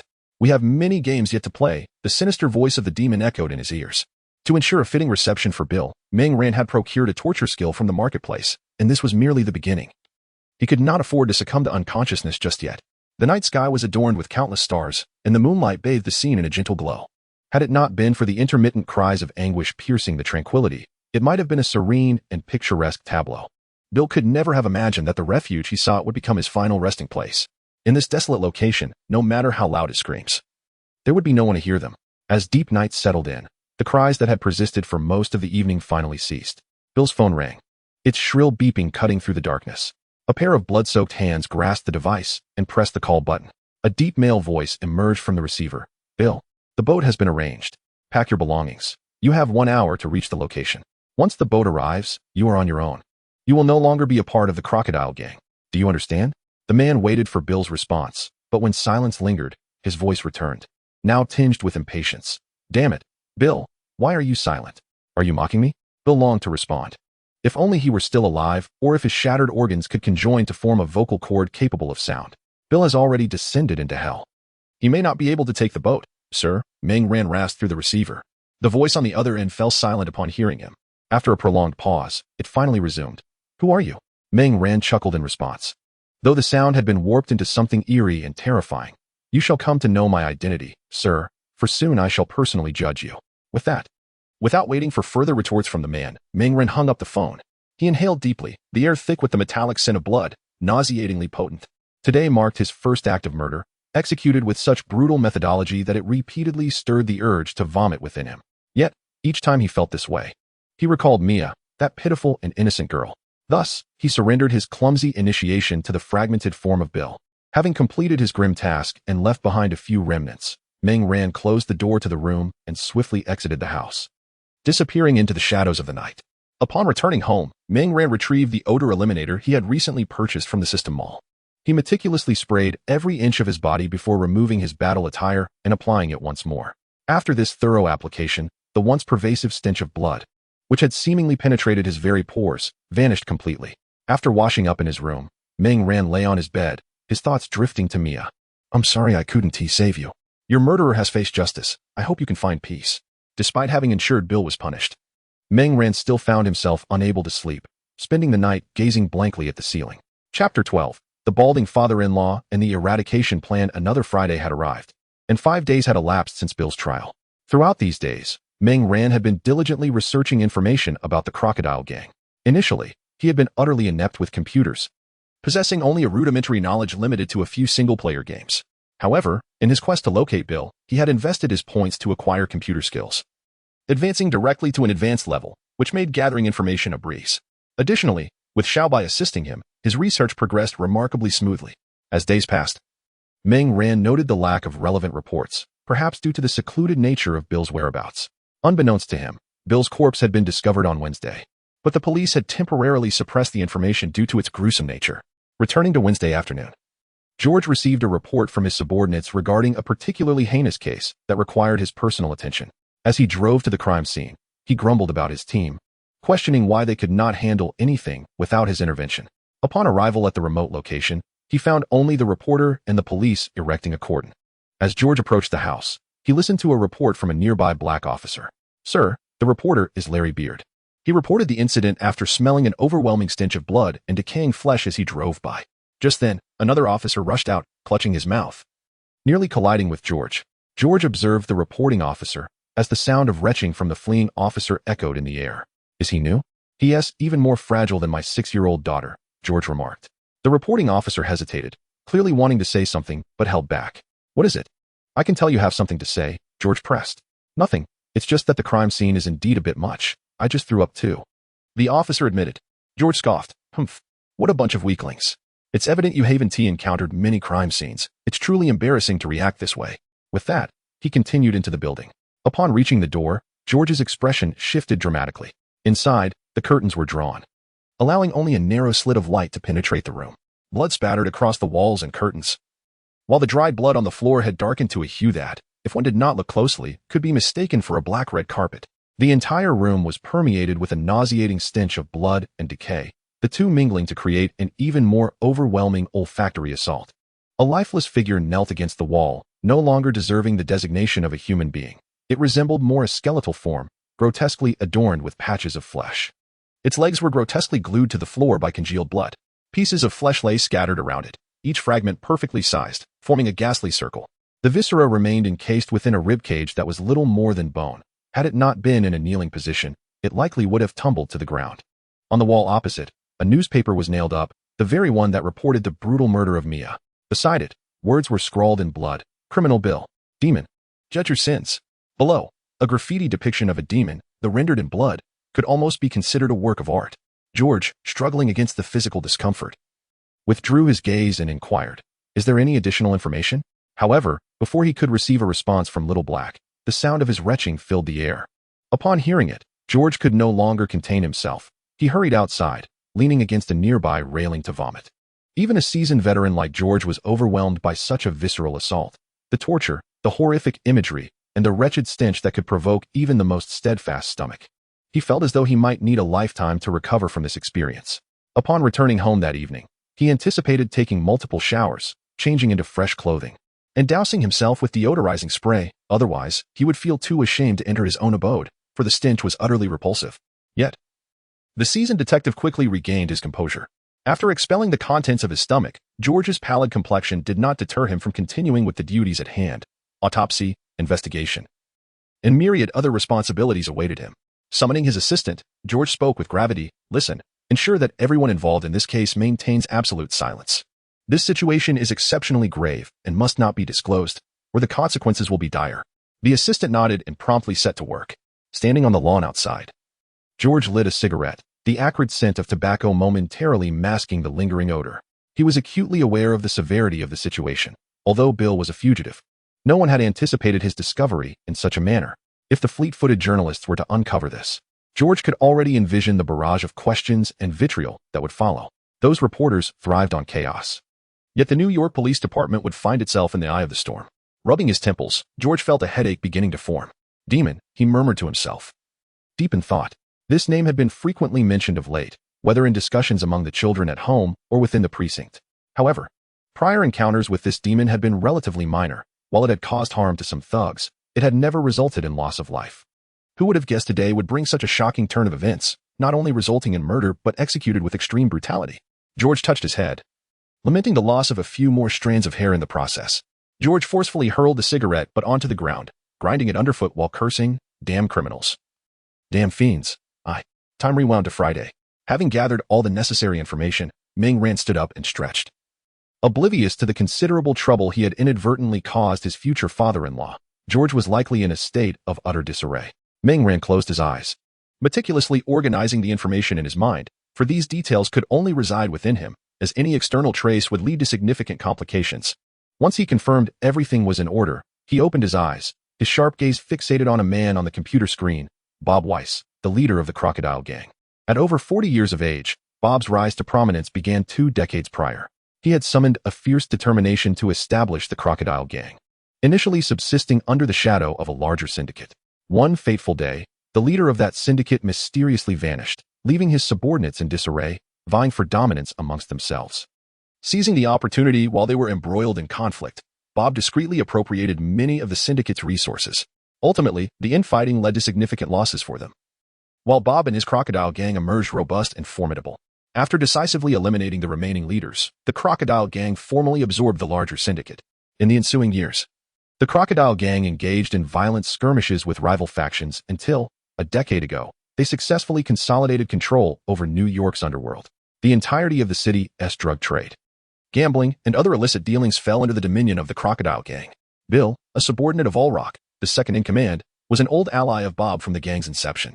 8 years prior, law enforcement initiated a series of operations against the Crocodile Gang, nearly apprehending Allrock. However, Bill took the fall for him, allowing Allrock to evade capture. The man Ming Ran had spoken with that day was likely Allrock. Ming Ran awaited the revelation of the news, while they were already aware of Bill's demise. Those who had not witnessed the scene would likely not place much significance on it. Bill's residence was independently sourced, and the Crocodile Gang remained unaware. When the news broke, the gang would undoubtedly acquire photographs from the scene, and Ming Ran believed that, upon viewing them, they would no longer underestimate him. Merely eliminating Bill felt insufficient. He planned to wait until the news exploded before targeting Allrock as well. The death of the second-in-command, coupled with extensive media coverage, would force the Crocodile Gang into a state of unrest. Ming Ran had already pinpointed several of their strongholds and intended to strike decisively when they gathered, ensuring a thorough and clean sweep to eradicate the threat entirely. Chapter 13. Explosive news and death threats. On Saturday morning, George sat at the dining table with his family, enjoying breakfast. As he spread jam on his bread, he noticed Gwen lost in thought. "Gwen," he chuckled, "what are you pondering? Don't daydream. If you don't eat soon, Daddy might just devour your sandwich." Upon hearing this, Gwen immediately shielded her plate with her hands and pouted. "Humph. How rude. You can't have my sandwich. It's a special one with the spicy sauce Ming gave me." George chuckled, urging, "Then hurry and eat, or it will get cold." Gwen took a bite of her specially made sandwich and muttered, "I was just pondering why there hasn't been any news about the Phantom lately. The criminal website hasn't posted anything about him in days." The children nearby chimed in, "Yes, yes. My classmates are discussing it too." Observing the animated chatter among the children, George's brow furrowed. The memory of that horrific scene resurfaced, rendering the jam in his hand tasteless. After that day, it had taken him 2 full days to feel somewhat normal again, and now, hearing Gwen mention the Phantom, those unsettling feelings returned. The investigation into the case had been ongoing for days, and George had already resolved to categorize it as an ordinary homicide, while also putting a bounty on the Phantom. He merely intended to obscure the gruesome details. There is a stark contrast between someone being killed and another being tortured, their flesh methodically carved away before death. It could be argued that Bill had met a just fate. Having murdered Mia, he could not escape death. However, It should have been through legal proceedings leading to his execution, rather than being subjected to the Phantom's vigilante justice. Lost in thought, George's phone rang. And as he answered, his expression grew increasingly grim. After hanging up, he informed his family and promptly rushed to the police station. The worst had indeed occurred. The case had been leaked, igniting a frenzy online. The police station was besieged by the media, and reports about the Phantom proliferated. Some labeled him as a malevolent criminal, while others hailed him as a righteous avenger of wrongdoing. George had no choice but to organize a press conference after arranging matters at the station. Faced with the media's relentless scrutiny, he employed the evasive tactics he had honed over decades, managing to deflect their inquiries with official responses. From morning until afternoon, George was engulfed in a whirlwind of activity at the station, overwhelmed by mounting pressures, and he hadn't even had a moment to eat lunch. While the online debate raged on, with supporters of the Phantom clashing with those branding him a terrorist, new developments surfaced. The massive screens in Times Square had been hacked, displaying a singular message regarding Ulrich's death threat. Ulrich's visage occupied a quarter of the left side, while the right detailed his criminal activities and introduced the Crocodile Gang. The lower half illustrated his connections with Bill, including the incident when Bill had taken the fall for him, and the recent crimes he had shielded Bill from. After 5 minutes of this death threat, the screen shifted to reveal a blood-red emblem of the Phantom. As the Phantom's mouth moved, a raspy electronic voice declared, "Criminal Ulrich, the Phantom shall judge your sins." Beneath the Phantom's image, blood-red subtitles accentuated the message. The death threat then looped continuously. The team responsible for the electronic screens was in a state of frantic chaos, desperately attempting to restore normalcy, yet no solution was forthcoming. Meanwhile, Ming Ran sat atop a nearby skyscraper in Times Square, observing his handiwork below. He had already informed his parents that he would be visiting Peter today and would not return home in the evening. As Ming Ran and Peter became good friends, they would often study and play together. Their families had also interacted several times, fostering mutual trust. Particularly, Ming Hua and Zhao Li felt a lingering guilt that their son had not made friends until now. But seeing the bond between Ming Ran and Peter brought them great comfort. Ming Ran had always been a trustworthy child, making his reasoning for this outing quite convincing. "The time for your judgment has arrived, Ulrich. Xiaobai, help me locate Ulrich's position," Ming Ran commanded. Xiaobai was an artificial intelligence Ming Ran had exchanged for using the system, capable of connecting with Venom and assisting him in various matters. Ming Ran had nearly exhausted his recently accumulated points to acquire Xiaobai, which was akin to his very own Jarvis, if not more advanced due to the system's specifications. After using Xiaobai, Ming Ran began to comprehend a portion of Tony Stark's joy. It was indeed remarkably convenient and delightful. "Understood. Locating now," Xiaobai replied. "Location of Ulrich identified. I am currently mapping out the route." In a short while, a vivid map materialized in Ming Ran's mind, with the visor of his battle suit illuminating the path ahead. Standing atop the building with arms outstretched, the setting sun behind him created a breathtaking tableau. With a powerful thrust of his legs, Ming Ran commenced his journey towards the destination. Ulrich had seen the news that morning and dispatched his men to investigate the situation. By the afternoon, his subordinates had gathered first-hand information sealed off by the police, including photographs of the crime scene and various investigative details. Upon glimpsing the photographs, even the hardened Ulrich, accustomed to the grim realities of life and death, felt a pang of unease. The brutality of the act was indeed shocking. Following a phone call with Bill, Ulrich sensed something amiss and instructed his men to locate him. However, Bill's whereabouts were not disclosed to others, leaving Ulrich unable to find him. Unaware of who had taken Bill's life, he assumed it was merely a vendetta until now. When he realized the perpetrator was a masked figure known as the Demon, Ulrich set the documents aside, puffing on a cigar, the smoke enveloping his face as he pondered deeply. Just then, a subordinate knocked and entered, showing him a video from Times Square that contained a death threat against him. Examining the footage, Ulrich noted that the information regarding him and the Crocodile Gang was indeed accurate. It seemed the Demon had planned this meticulously, employing sophisticated methods that were not easily accessible. Taking another drag of his cigar, a dangerous glint flickered in Ulrich's eyes as he forcefully discarded the cigar to the ground. Slamming his hands on the table, "Damn it, has my reputation faded?" he snarled, his face contorted with fury as he glared at his subordinate. "Who dares to defy me? A petty thief, who dares not even reveal his face, has the audacity to threaten me with death, wearing a mask and dispatching a few thugs. Does he think himself a superhero?" The subordinates beside him remained silent, cowed to submission. UR's reputation for ruthlessness is well known. It would be no surprise if one were to cross him and end up shot dead. Just as UR finished his furious tirade, the phone rang. "UR, have you seen those things?" A hoarse voice crackled through the receiver. UR's demeanor shifted, and he responded coldly, "I have seen, boss." The caller was none other than Bob, the leader of the Crocodile Gang. "Find a way to eliminate these nuisances," I do not want them to affect our business. Do you understand? Yuar replied with solemnity, understood. I will take care of it promptly. Upon hearing his response, Bob hung up. Yuar set down the phone, contemplating how to locate this demon. He was acutely aware of Bob's implications. Failure to swiftly resolve this issue would render him the next problem to be dealt with. Having risen to power alongside Bob, he was well aware of his leader's temperament and the tensions that had simmered over the years with the elders. Should Yuar become the target to be disposed of, he imagined his brothers would eagerly lend a hand, seizing his territory and business in the process.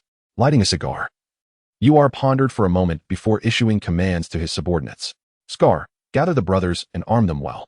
I want this place transformed into an abyss. Sending that damned demon back to hell. Yuar growled. If you wish to kill me, come forth and see how you escape from my grasp. With that, he took another fierce drag from his cigar. Chapter 14. The Battle, Part 1. As the sun sank below the horizon, darkness began to envelop the earth. The city's lights flickered to life, momentarily reversing the realms of heaven and earth. The stars and Milky Way were absent from the sky, while the incessant flow of vehicles below formed a river of light, akin to a galaxy, with the twinkling lights of buildings resembling distant stars. At 8 o'clock in the evening, Meng Ran stood atop a skyscraper, gazing at a nearby nightclub, which served as Yuar's lair and the destination of his mission. Xiaobai analyzed the situation inside. Received. Commencing analysis, came the prompt response. Moments later, Xiaobai reported, there are a total of 115 individuals within the building, all armed with handguns, and 50 of them possess heavy weaponry, including light and heavy machine guns. Based on Xiaobai's feedback, the panoramic view displayed in Meng Ran's mind, along with thermal imaging scans, provided him with a comprehensive understanding of the situation. Good heavens, Yuar is indeed formidable. And the Crocodile Gang possesses immense power to acquire such an arsenal. This 3-story nightclub has effectively been fortified into a stronghold. Meng Ran retrieved 2 straight knives from the system, crossing them on his back, and checked his equipment, a handgun, a dagger, and an array of grenades ready for deployment. Xiaobai, initiate the countdown to death, 20 minutes. Upon receiving the message, the grand screen in Times Square began to shift. The previously rolling death threats replaced by a blood-red countdown of 20 minutes. After checking his equipment, Meng Ran leaped from the building and stealthily approached the nightclub, swiftly eliminating the guards stationed outside with a decisive stroke to their throats. He then entered through the front door, efficiently dealing with several individuals in the corridor. This time, however, it was not without sound, as he shattered a glass in the process. The clatter of the broken glass caught the attention of the security personnel, and at the signal of a small leader, a few individuals, armed with pistols, cautiously made their way towards the corridor's entrance. The machine guns mounted on the bar and in the hands of gang members were also readied, creating a palpable tension in the atmosphere. While all eyes were fixed on the entrance, Meng Ran had already emerged silently from a corner vent, landing softly on the ground. Reluctant to disrupt the tranquility, he deftly produced 4 explosive grenades, tossing 2 towards the bar where the heavy machine gun was stationed and the other 2 into the air. The airborne grenades collided, ricocheting apart before plummeting to the ground. Hearing the commotion, the gang members turned towards the source of the noise, but were met only with a violent explosion.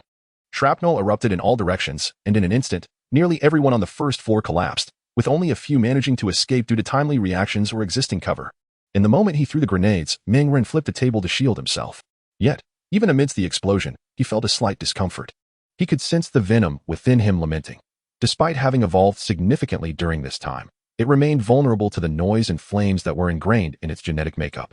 It seemed necessary to devise a way to further fortify the venom, enhancing its resilience. With so many adversaries and heavy weaponry present, Meng Ran would have faced considerable trouble had he not utilized grenades, potentially sustaining injuries in the process. As the explosion subsided, he quickly rolled to his feet, brandishing his pistol to target those few who had survived the blast. Bang, bang, bang. After a few shots, the entire first floor lay devoid of life, save for Meng Ran. Above, the commotion of explosions and gunfire below instilled a sense of unease among those on the upper floors. On the 3rd floor, Yuar observed the comm surveillance feeds before him, juxtaposed with the sounds of gunfire emanating from below, and he suddenly realized the gravity of the situation. The surveillance images displayed no intruders. Everyone was patrolling as per usual, without any anomalies. Yet, the ferocity of the gunfire below clearly indicated that all was not well, suggesting a failure in their monitoring system. Damn it, he.s. not alone. Someone is aiding him. Yuar cursed under his breath, discomfort creeping into his mind as he remained oblivious to the actual circumstances below. Moments later, the gunfire ceased, plunging the area back into silence. But no one ascended to report the situation. Could it be that the first floor was entirely deserted? This was inconceivable. Scarface, take a few men to the 2nd floor and assess the situation, he commanded. Yor felt a twinge of anxiety as he turned to Scar, issuing a command. Yes. Scar acknowledged, gathering a few men to pry open the thick bulletproof door and ascend to the second floor to assess the situation. Upon reaching the second floor, everyone remained on high alert. Scar spoke into the intercom. Boss, the second floor is secure. We are currently on guard. Hearing Scar's report, Yor let out a slight sigh of relief. Then remain on guard below. If that wretched fiend is still alive, eliminate him on the second floor. Do you understand? Understood. Scar replied, pocketing the intercom. He gestured for a few men to advance towards the staircase and investigate the situation. Armed individuals cautiously stepped forward. Upon reaching the staircase, they signaled that it was safe and continued their descent. As they descended, they were met with a scene of chaos. The guards who had been stationed on the first floor lay strewn about, lifeless. Shocked, the men prepared to report the situation via intercom. Suddenly, several tentacles sprang forth from the shadows, ensnaring their necks and silencing them completely. The leader's intercom slipped from his grasp, falling helplessly to the ground after a futile struggle. Meng Ran swiftly snapped the necks of the intruders, laying them down without a sound. After completing this grim task, he stepped back, merging seamlessly with the darkness. Observing the silence from the second floor, Scar picked up the intercom to call out. Unfortunately, his calls went unanswered. A chill washed over the men on the second floor, an inexplicable fear enveloping their hearts. The unlit staircase loomed like a gaping abyss, mercilessly consuming those who dared enter. Just as unease gripped everyone, the sound of shattering glass from the broken window, followed by several objects crashing to the ground, echoed in their ears. In the next moment, a thick cloud of smoke erupted alongside a deafening explosion. A large number of second-floor guards collapsed. Employing a diversionary tactic, Meng Ran rolled through the shattered window, taking cover behind a pillar while swiftly dispatching the two guards stationed nearby. As smoke billowed, intense gunfire erupted. The remaining guards on the second floor, coughing and gasping, aimed their weapons at the window, unleashing a torrential barrage of bullets. Scar, pushing aside a fallen corpse, staggered to his feet. Though most of the shrapnel had struck the guards near him, a shard had still grazed his calf. He seized a nearby machine gun, roaring in fury as he vented his rage through his weapon. Amidst the hail of bullets, Meng Ran remained composed, skillfully maneuvering along the walls while silently reaping lives with his knife. He quickly circled around to the rear of the group. In that brief span, the volume of gunfire had diminished by half, as Meng Ran stealthily claimed his victims. Once positioned behind them, he sheathed his knives and drew a handgun. Bang, bang, bang, bang. Meng Ran pressed the gun against Scar's nape, his left hand deftly pulling the trigger. In an instant, only two individuals remained on the second floor. Scar felt the chilling sensation at the back of his head, a dry swallow escaping his throat as he trembled and dropped the gun from his grasp. Raising both hands in surrender, Meng Ran, observing Scar's earnest compliance, was somewhat taken aback. The young man was quite perceptive, even before he had uttered a word. With a cold voice, Meng Ran commanded, "Turn around slowly." Scar, trembling slightly, obediently turned to face Meng Ran. As he did so, his heart tightened in sudden anxiety, his throat dry with tension. What malevolence and darkness was this? Before him stood a figure of explosive power, encased in dark battle attire, emanating an unsettling aura. Beneath the black hood, a pair of pale, elongated eyes radiated a terrifying light. As he gazed, a gaping maw filled with sharp teeth parted beneath those eyes, and a snake-like, agile tongue flicked around the edges of the mouth, sending droplets of viscous saliva splattering onto Scar's face. Meng Ran had never been particularly fond of revealing this monstrous mouth. Typically, when clad in his venomous battle suit, only his eyes were visible. However, considering the judgment that awaited him tonight, he resolved to sacrifice a degree of allure, amplifying the horror and dread to their zenith.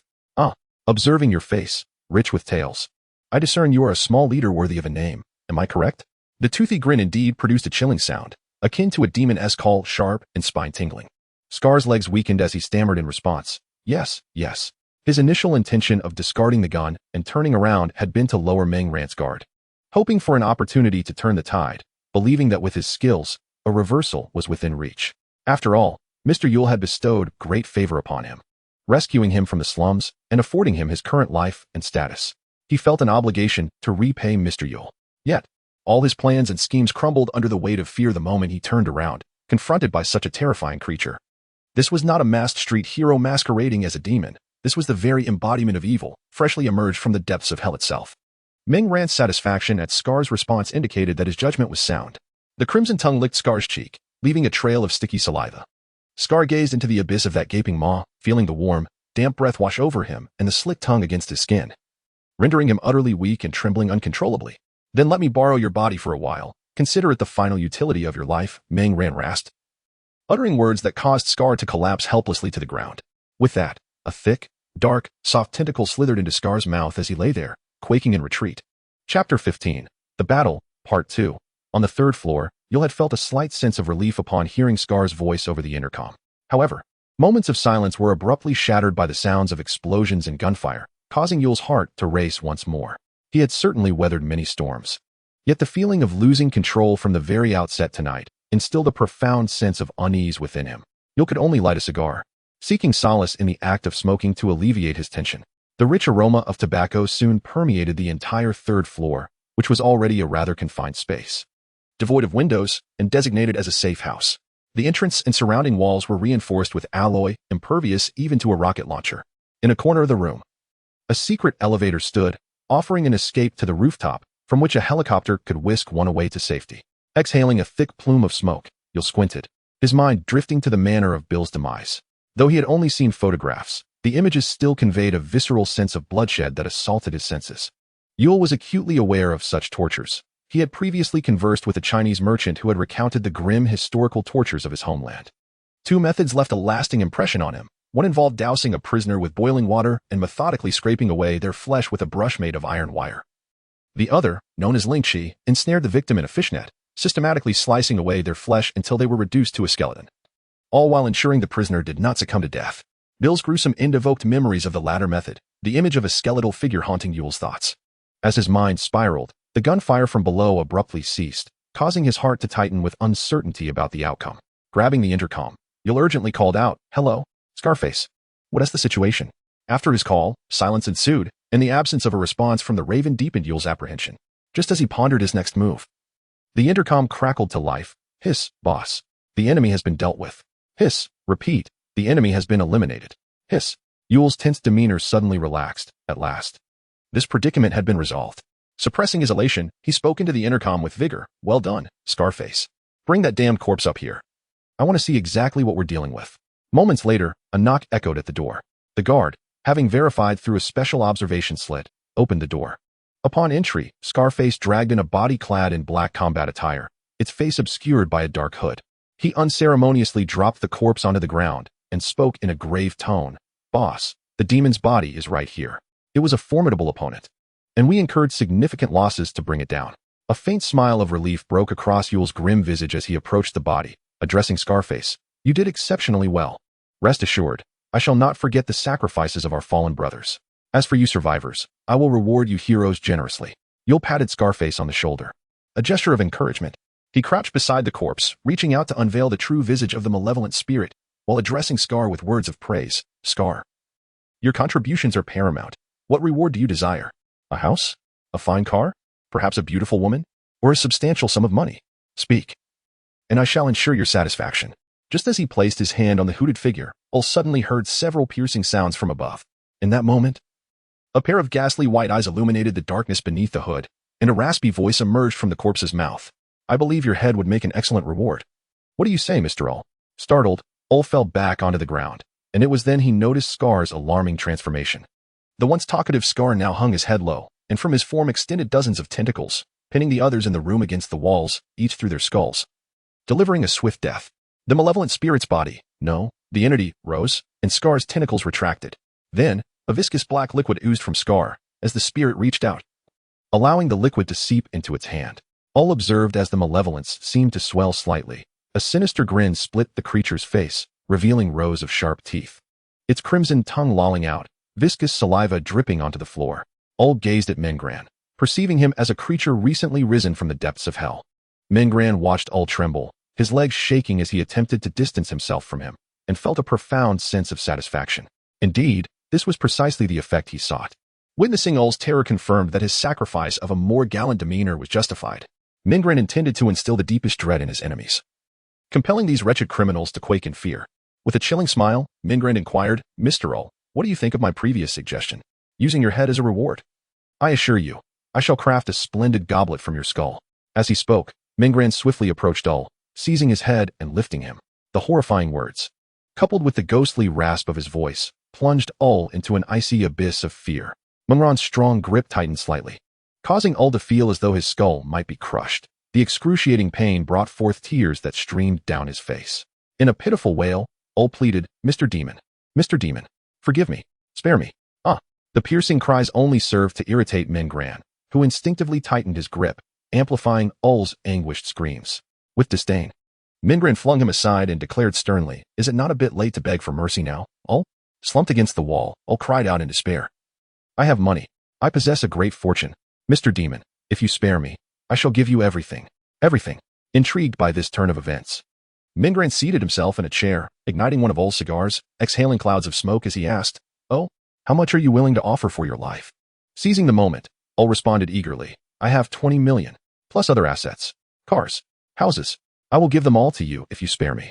Mingran exhaled a plume of smoke, his voice cold as ice. Transfer the funds now. A hand for money, a hand for your life. UR immediately sat up, operating his computer. Mr. Evil Spirit, what is your account number? A forced smile crept across UR's grotesque face as he spoke ingratiatingly. Mingran replied, Xiaobai. Accept the transfer and ensure the funds arrive cleanly into my account. Received, came Xiaobai's electronic voice from the computer. UR was left utterly dumbfounded by Mingran's maneuver. He gazed into the darkness beneath Mingran's hood, catching only a glimpse of those terrifying eyes and the flickering red tip of a cigarette. Can I leave now, Mr. Evil Spirit? UR asked cautiously. Mingran set down his cigar and inquired, Xiaobai, how long is left on the countdown? 1 minute and 30 seconds, Xiaobai replied. The electronic screen in the room began displaying a death countdown akin to that in Times Square, with 1 minute and 30 seconds remaining. Observing the timer, Mingran said to UR, You have 1 minute and 25 seconds to make your journey. As UR watched the countdown, realization dawned upon him. Driven by fear, he desperately pleaded with Mingran, willing to relinquish all his wealth for a final glimmer of hope.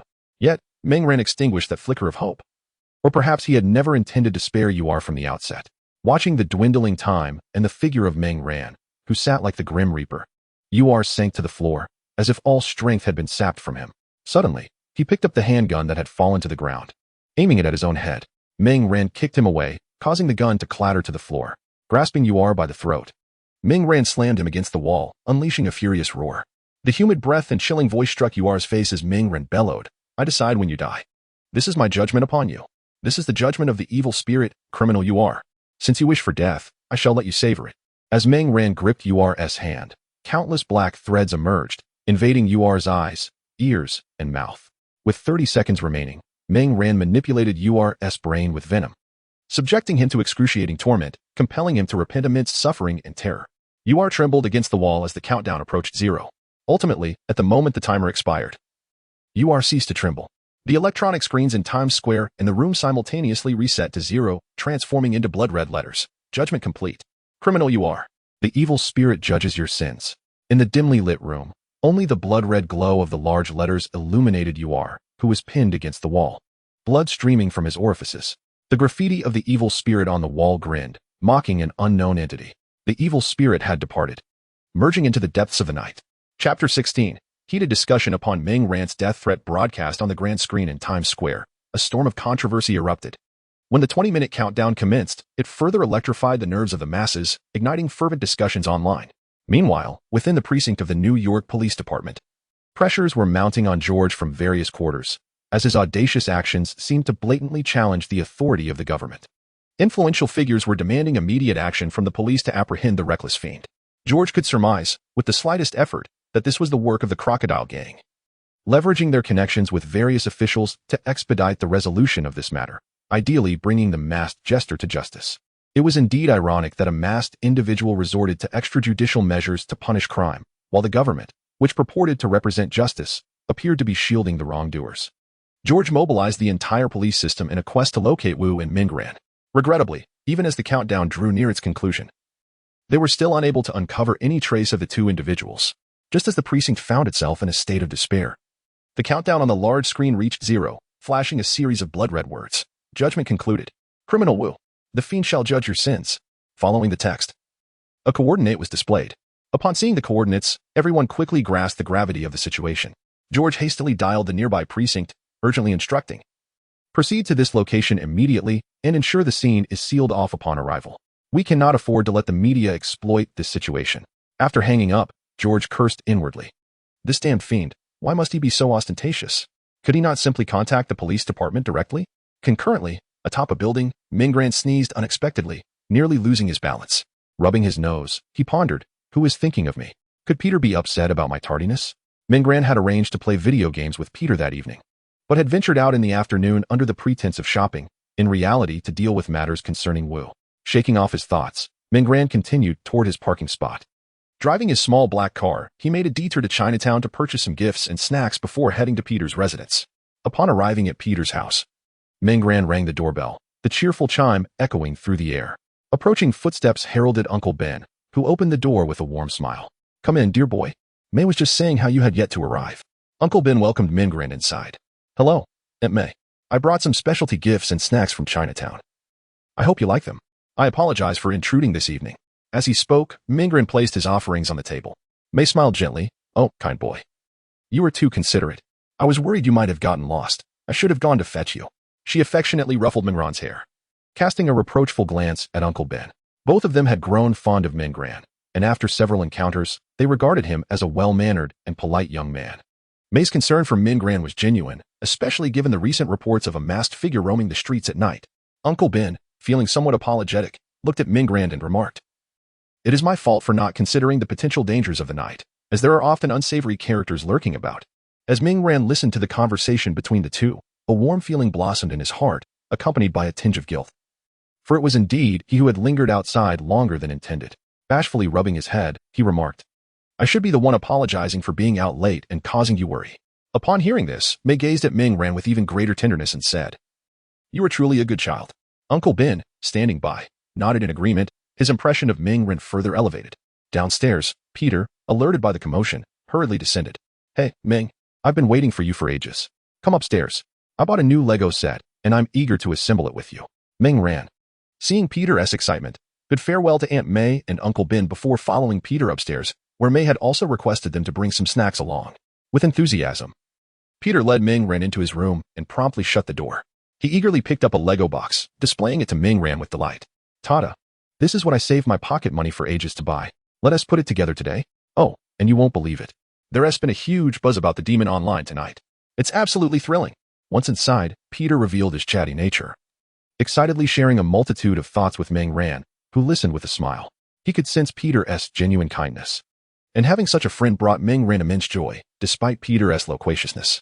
They delved into discussions about the demon, who had captivated the attention of New York's youth since his emergence online. Initially, the discussions were sporadic, focusing on those who had witnessed the demon or received his assistance. However, as Mingran aided more individuals, a dedicated forum emerged to discuss all matters concerning the demon. The recent revelations surrounding Bill's case, along with the threats against Ul and the countdown to his trial, had resonated deeply with everyone. The overwhelming media coverage and Mingran's audacious actions had significantly amplified his visibility, as evidenced by the steady rise in his reputation points. So, Peter, what are your thoughts on the demon's actions? I noticed he killed those criminals directly, Mingran inquired.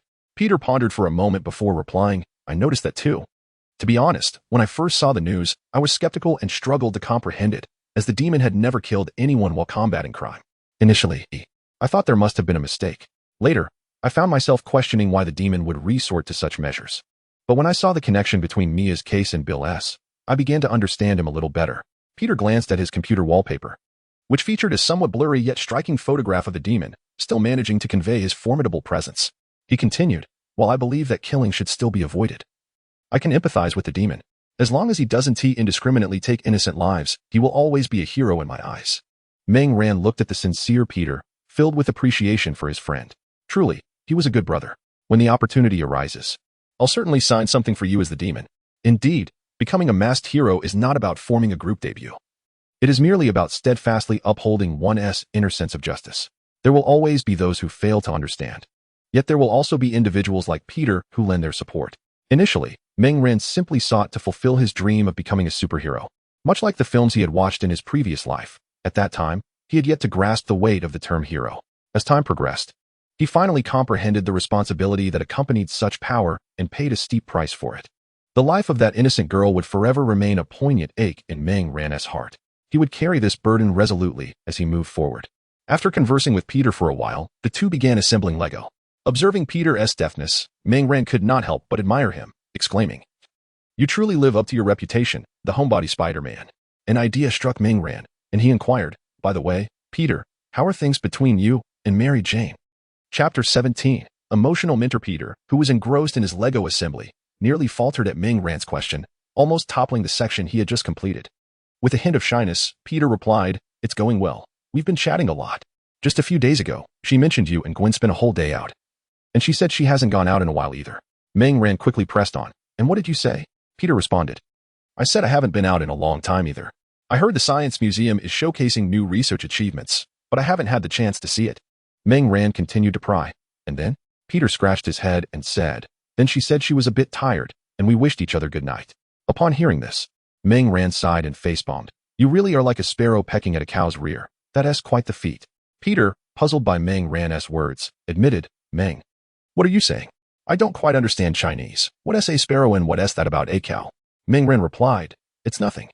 Just a type of bird and an organ." Peter seemed eager to ask more, but Ming Ran quickly interrupted, proceeding to impart wisdom on how to pursue friendships with girls and engage in deeper conversations. Ming Ran explained, "Mary Jane is hinting that she wants to go out with you. Do you understand? But as a girl, she expects you to take the initiative. You should be a bit more proactive. Do you get it? You should approach it this way, then that way, and so forth. Understand?" Under Ming Ran's continuous guidance, Peter suddenly realized, "Oh, so that's how it is. I get it now." Ming Ran nodded in satisfaction. "That's good to hear. It's a little past 9. Which is the perfect time to chat about feelings while lying in bed. Remember, you need to showcase a different side of yourself. But not too much, maintain an air of mystery. Discuss life, talk about ideals, and elevate the conversation to create emotional resonance. Finally, ask her out. Coincidentally, my car is available, so you can drive to pick her up tomorrow. Be sure to exhibit your good character and qualities." Peter nodded vigorously like a chick pecking at grains, occasionally expressing his enlightenment with sounds of realization, much to Ming Ran's delight as he imparted his teachings. Patting Peter's knee, Ming Ran urged, "Hurry now. Make the most of your time." Upon hearing this, Peter rose to retrieve his phone, intending to converse with Mary Jane. However, after taking a single step, he turned back. Ming Ran, exasperated, remarked, "At such a time, still thinking about Lego. Go chat with her. A sweet, gentle girlfriend is far more enjoyable than Lego." Honestly, Peter chuckled. "You have a point." He then proceeded to find Mary Jane for a chat. Watching Peter, Ming Ran mused, "Ah, it seems there is still hope for him." Observing Peter, who was engaged in a light-hearted conversation and grinning foolishly, Ming Ran took out his own phone, preparing to chat with Gwen and see when their camaraderie could blossom into something more profound. "Hello, Sichuan girl. Have you had a taste of the special spicy sauce I made? How does it fare?" After their previous meal, Ming Ran had affectionately dubbed Gwen with this moniker. Initially perplexed, she later found it amusing after Ming Ran's explanation and accepted it. Gwen quickly replied, "It's delightful. My mother says it's delicious too. Though, I think it could be even spicier." Ming Ran felt a bit embarrassed, uncertain whether she meant a little or a lot. "Well, I'll make a batch that's spicier for you in due time." "Yay," Gwen responded, clearly pleased. They continued to chat about mundane topics. Gwen expressed some concern, saying, "My dad has been very busy today. He left in the morning and hasn't returned yet." Ming Ran inquired, "Is it because of the Phantom?" Gwen confirmed, "Yes. All the news today is about him. My dad is occupied because of this." Previously, Gwen and Ming Ran had discussed the Phantom, at a time when many regarded him as a masked vigilante, acting heroically on the streets. Thus, the news' revelation hit those who were aware of the Phantom much harder than those just learning of him. People can accept a friendly neighbor acting heroically, but they struggle to accept a criminal being judged by that very neighbor. However, for Ming Ran now, the opinions of others were inconsequential. What mattered was upholding his own sense of justice and preventing further tragedies from unfolding before his eyes. With the conversation having reached this point, Ming Ran decided to directly ask Gwen, "What are your thoughts on the Phantom now? I recall you used to admire him." He added, "Today, I've seen many people condemning him, labeling him as a terrorist and a murderer." Ming Ran sent the message, awaiting Gwen's response, feeling a twinge of nervousness. It was uncomfortable to criticize oneself, and Ming Ran's mind wandered. What if Gwen shared that sentiment? Would that mean the end of their relationship? Oh, how disheartening. Ding. Ming Ran's phone chimed, interrupting his spiraling thoughts. It was a message from Gwen. "I still believe people are being too harsh.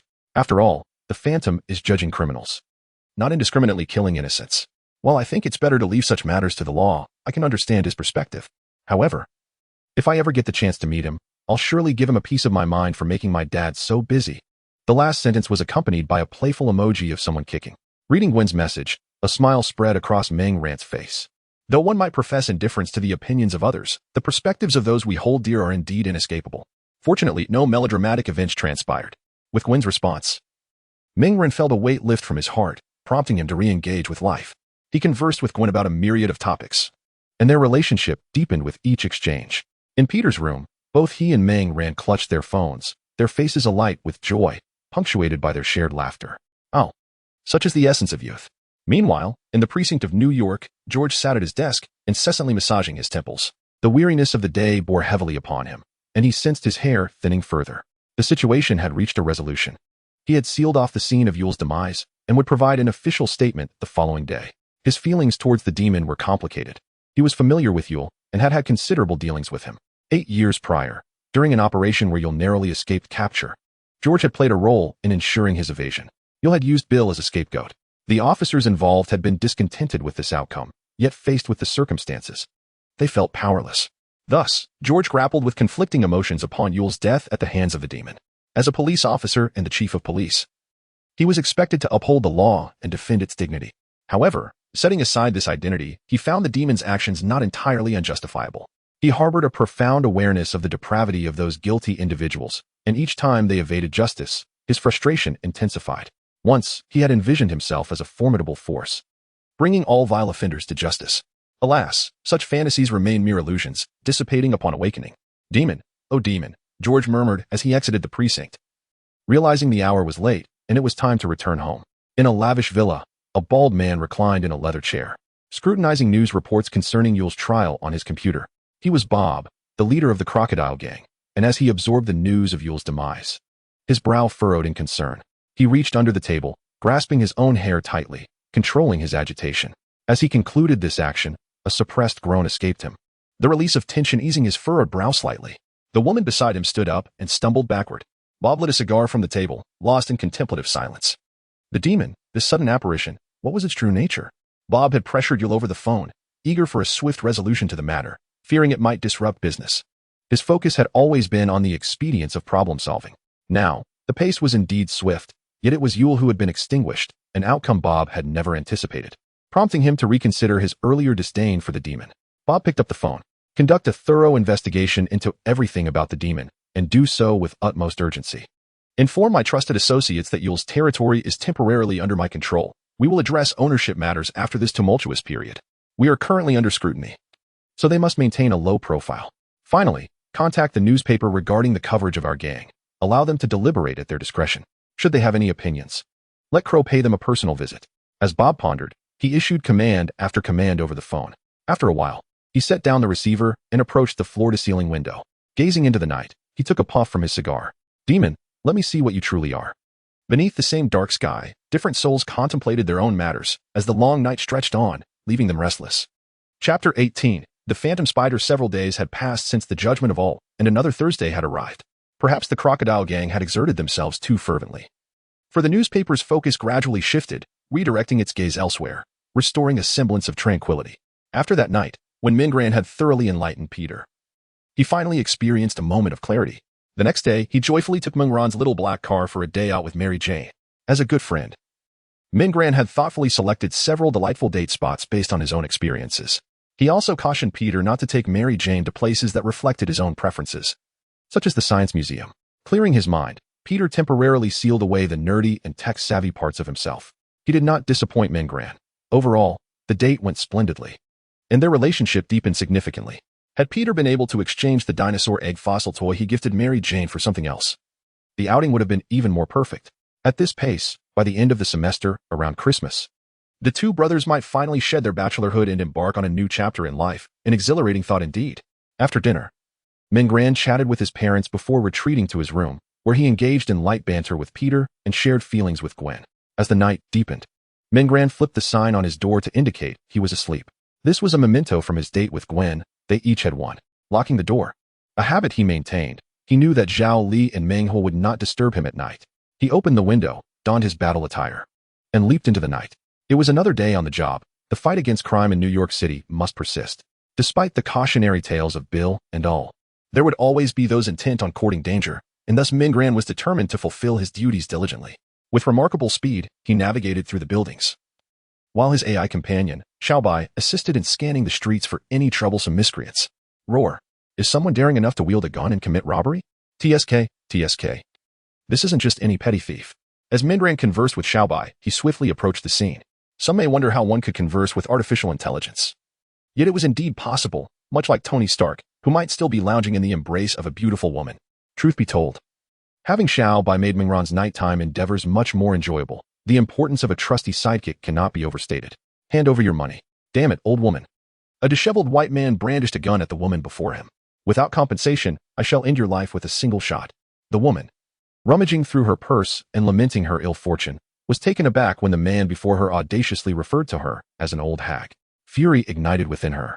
She swiftly closed her handbag and struck the robber upon his head. Who are you calling an old hag? I am merely 40. Younger than your mother by a considerable margin. How dare you?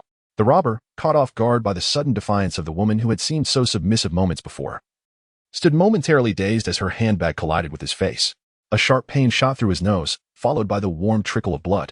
As the woman vented her frustration, she quickly regained her composure, only to notice the robber, still stunned, clutching his nose. Realizing the precariousness of her situation, she turned to flee. The robber, now regaining his wits, was filled with rage at the sight of the woman attempting to escape. With a swift motion, he seized her bag and aimed his firearm at the woman, who lay sprawled on the ground. You had a chance to survive, but now, it seems, you have chosen your own demise. He wiped the blood from his nose with a dismissive air. Just as he prepared to pull the trigger, he was unexpectedly knocked to the ground by a powerful kick. Mingran landed deftly between the fallen man and the woman sitting helplessly on the pavement. You, the robber, have erred gravely. How dare you show such disrespect towards a lady's age?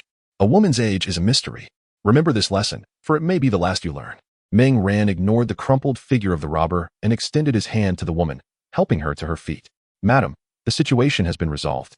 It would be wise for you to return home. It is best to venture out less at night.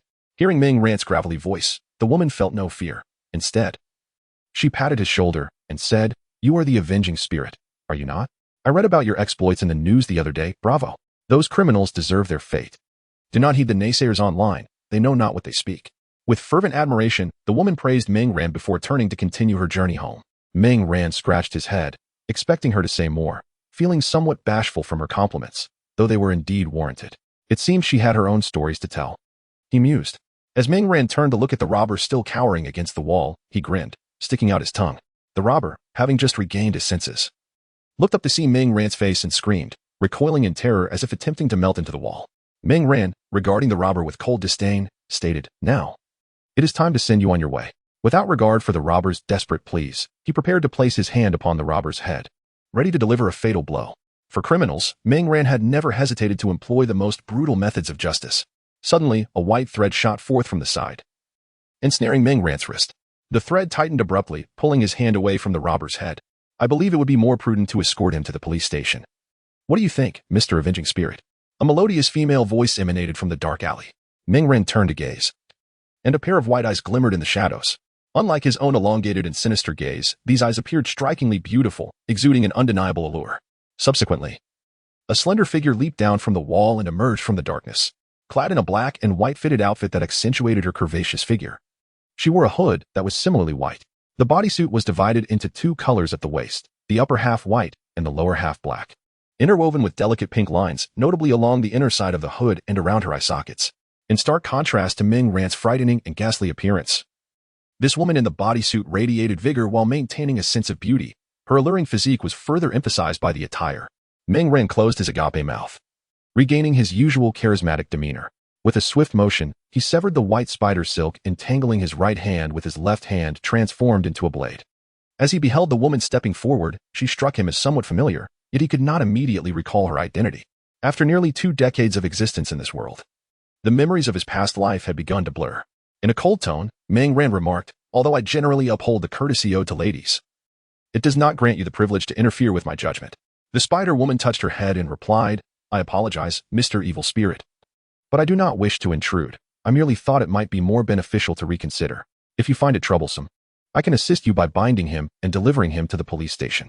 Mingran narrowed his eyes, observing the woman's seemingly flustered demeanor, which rendered him momentarily speechless. She resembled a novice hesitant to voice her opinions before a seasoned expert. This woman was no ordinary individual, he mused. Earlier, Mingran had not sensed anyone nearby, which posed a significant concern. Given his current perception and Xiaobai's detection capabilities, few could stealthily approach him. He pondered how long she had been lurking there, as her sudden emergence had startled him. Moreover, his earlier gaping expression had likely not gone unnoticed, which left him feeling somewhat exasperated. Meng Ran stated, "While your suggestion is commendable and your demeanor sincere, I must decline. Allow me to caution you. If you wish to avoid nightmares tonight, it would be prudent to depart now." With that, he disregarded her and resumed his judgment. However, just as Meng Ran extended his hand, another strand of spider silk shot forth, ensnaring his arm. "I apologize, Mr. Evil Spirit, but I would like to press my case further," the spider woman said, tugging at the silk that bound Meng Ran's arm. "Also, permit me to introduce myself. I am Ghost Spider, but you may call me Ghost, Mr. Evil Spirit." Chapter 19. A lesson for Ghost. Listening to her words and observing the silk once again wrapped around his hand, Meng Ran replied coldly, "Very well, Ghost. You have interrupted my judgment once more. I am becoming increasingly impatient. If you persist in gripping my wrist, I cannot guarantee that I will not show you a darker shade of my temperament. Otherwise, you may find it difficult to comprehend the importance of minding your own affairs. I grant you 3 seconds. 3, 2. It seems I need not count anymore." Meng Ran glanced at the unyielding specter before him. In an instant, he vanished from sight. The specter was taken aback. Before she could react, an ominous warning echoed in her mind, a sensation she termed the spider sense. Instinctively, she crouched down, just as a swift whoosh sliced through the air above her head. Clearly, had she not ducked in time, that kick would have struck her squarely. The force behind it was enough to pin her against the wall, rendering her unconscious despite her physical resilience. Oh, quite an impressive reaction indeed. Meng Ran observed the specter evade his kick with ease, a sardonic admiration escaping his lips, his voice raspy and peculiar. The specter, irritated by his strange intonation, extended her hands and shot several strands of silk, hoping to ensnare him. Yet, Meng Ran was not so easily caught. It would be absurd to fail to dodge such a direct attack. He leapt gracefully, narrowly avoiding the threads. In midair, he propelled himself off the wall, charging towards the specter. "Let me see what you're made of," Meng Ran intoned solemnly. The two engaged in a fierce struggle, with Meng Ran clearly holding back. Sensing that the specter's combat skills were rudimentary, lacking any real rhythm, she relied solely on her physical prowess and rapid reflexes to parry his onslaught. "All right, little specter. I no longer have time to indulge you." The specter, grappling with his relentless attacks, was startled by Meng Ran's gravelly voice. Before she could fully comprehend, a tremendous force struck her abdomen, sending her crashing against the wall. The excruciating pain bent her over, and as she gasped for breath, she realized that Meng Ran had not exerted his full strength. Initially, she had believed herself capable of holding her ground against him, but now it was clear she had overestimated her abilities. Struggling to prop herself against the wall, she saw Meng Ran approaching the robber, who had finally regained consciousness. Witnessing their struggle, the robber attempted to seize the opportunity to escape. However, before he could make a move, Meng Ran appeared before him like a specter. Terrified, he fell back onto the ground. "Enough of this. I shall not waste more time." Meng Ran loomed over the cornered criminal, extending his hand once more. Observing this, the specter once again shot out her silk. Whoosh! The strands wrapped around Meng Ran's hand, but simultaneously, a gunshot rang out, and a gory hole appeared in the robber's head, his panic frozen in that moment. "Unknown robber, the demon shall judge your sins," Meng Ran declared coldly, his voice raspy. With that, he smeared the robber's blood, deftly creating a grotesque mural on the wall. In a mere 10 seconds, a vivid depiction of a demon emerged. When asked why it was so swift, the answer was simple: practice makes perfect. The specter gazed at Meng Ran, who was painting on the wall. Perplexed by his unconventional approach, why was he resorting to a handgun? In an instant, with a sharp crack, the scene unfolded too swiftly. Upon completing his artwork, Meng Ran abruptly yanked his right hand, pulling the bewildered specter closer. In the blink of an eye, she found herself ensnared within his embrace, a surprising turn of events. A pair of powerful hands gripped the specter's neck, pinning her against the wall. Struggling against Meng Ran's hold, she beheld his face. His eyes glinting with a demonic ferocity and an icy, malevolent aura, plunging her into a fear akin to that which criminals often experience. Meng Ran regarded the specter with a frigid tone. "Little ghost, my patience has its limits. If you wish to combat crime, then by all means. If you prefer to restrain them and escort them to the police station rather than resorting to murder, that is your prerogative. Do as you will. As long as you do not engage in criminal activities, I shall not concern myself with you. However, do not interfere with my judgment, understand? I have my own path to tread. Should you dare to obstruct me again, I shall deal with you as well." With that, he released her, and she collapsed to the ground, leaning against the wall, gasping for breath and coughing intermittently. The specter covered her neck and remarked, "Cough. You wouldn't dare, Mr. Demon." As Meng Ran turned to leave, he paused, questioning, "What?" She caught her breath and replied, "I said you wouldn't kill me, for I am not a criminal, nor have I committed any heinous acts. Though Mr. Demon may take lives, he also adheres to his own principles. Upon hearing this, Ming Ran scoffed, "Humph. You may wish to test that." He then vanished into the night. Leaning against the wall, the specter inhaled deeply. "I will test it," she murmured softly. Her brief encounter with Ming Ran made her acutely aware of her insufficient power, despite possessing numerous abilities. She had yet to harness them effectively and lacked complete control over them. "Mr. Demon does not recognize me. That seems improbable, given the numerous reports about me in recent days." Ascending to the rooftop of a grand building, the specter sat on the edge, pondering. Could he be an elderly man who never ventures online? Just as she contemplated this plausible explanation, she shook her head. No, he had previously hacked Times Square. It was inconceivable for him to be absent from the internet. Perplexed, she scratched her head and removed her hood. As the hood fell away, it revealed a delicate and beautiful visage, her golden locks neatly gathered at the back of her head, while a few rebellious strands danced in the wind beside her azure eyes, reminiscent of the sky. As she tucked her hair behind her ear, she tapped the headphones nestled in her ears. "Mary, who on earth is he?"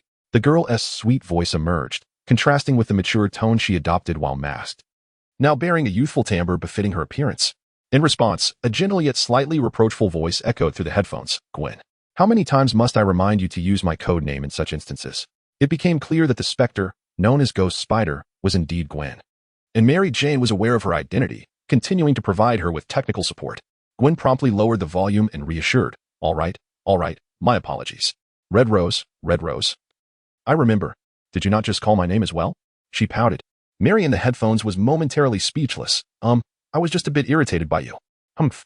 Gwen teasingly responded, "Indeed. Red Rose." Mary retorted, "Humph. Just as well you know, Ghost. We are a professional team." After a brief pause, Mary added reflectively, however, "That malevolent spirit is indeed somewhat terrifying. I felt goosebumps even through the screen." Gwen comforted her. "Mr. Malevolent Spirit does that on purpose. He aims to intimidate those criminals. Did you not see how he appeared when we weren't around? That was far more frightening. Yet, once we showed up, he reverted to normal." Mary replied, "Now that you mention it, that mouth truly was horrifying. I might lose sleep over this. Why don't you come keep me company?" Gwen responded exasperatedly. "That joke is hardly amusing.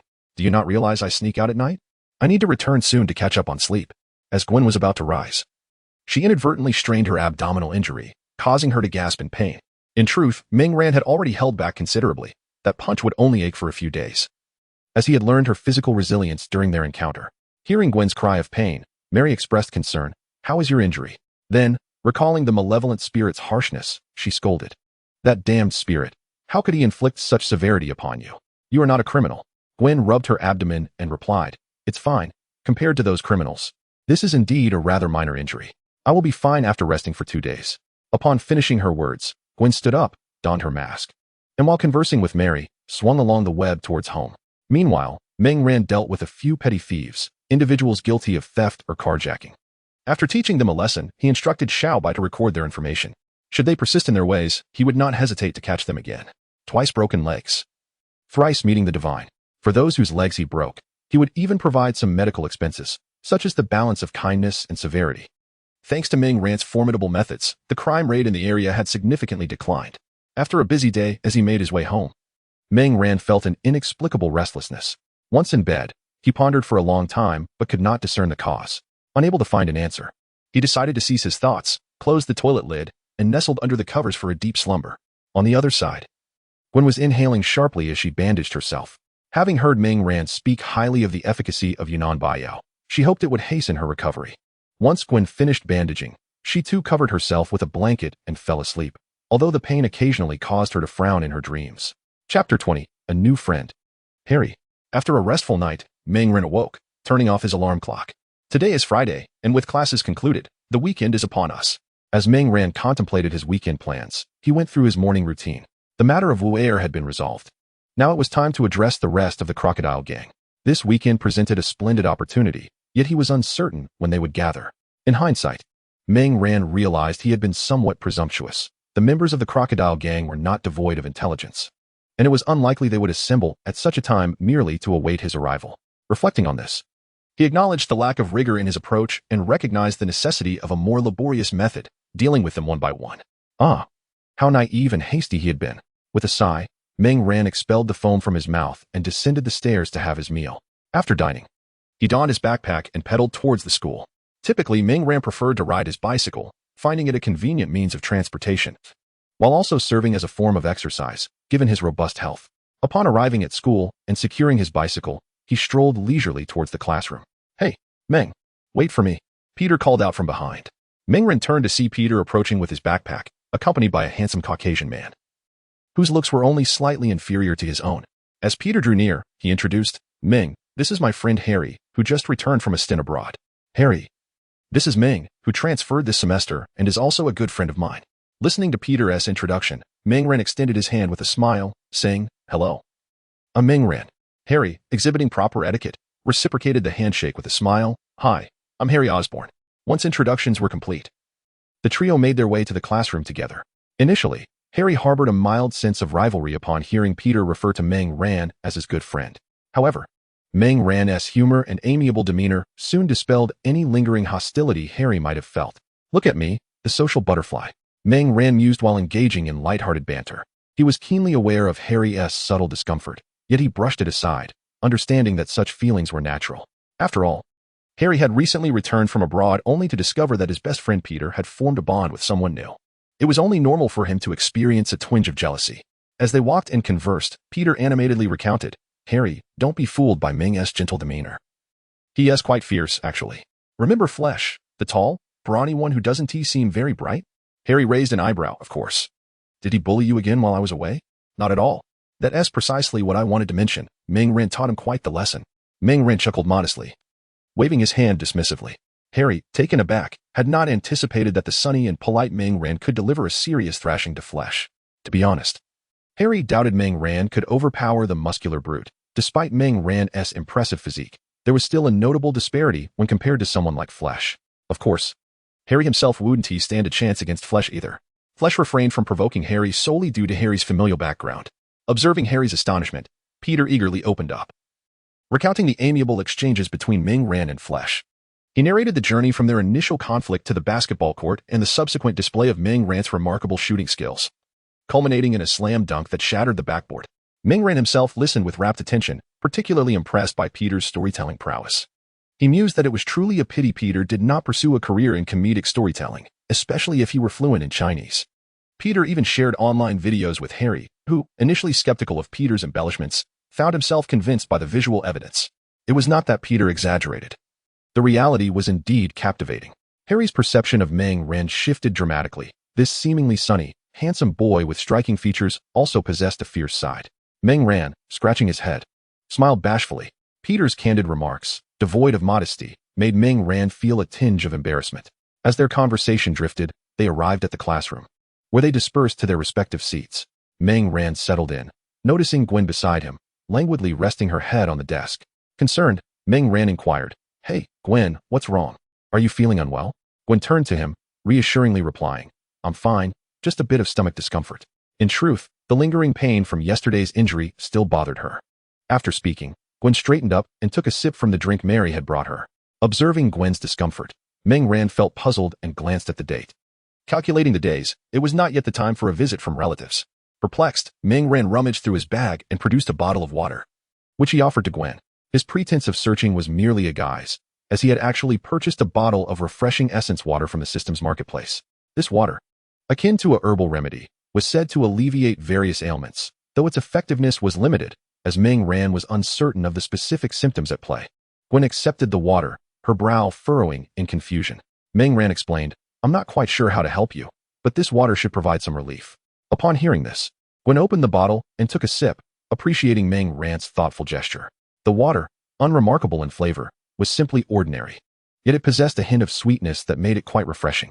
After a few sips, Gwen was astonished to discover that her stomach pain had indeed lessened. "This really works. I feel much better, thank you, Meng," she exclaimed, flashing a sweet smile at him. Meng replied, "I'm glad it helps. I have more here." With a playful flourish, he pretended to search his bag again, producing 2 additional bottles of refreshing essence water and handing them to Gwen. She accepted them graciously, expressing her gratitude once more, and placed them in her bag. Meng winked at her and teased, "Why is the Sichuan girl so polite today?" Gratitude is best expressed through rewards, isn't it? Upon hearing Meng's playful teasing, Gwen felt a tinge of embarrassment and shot him a mock glare, exclaiming, "Humph, I was merely a bit distracted. You must be up to no good again.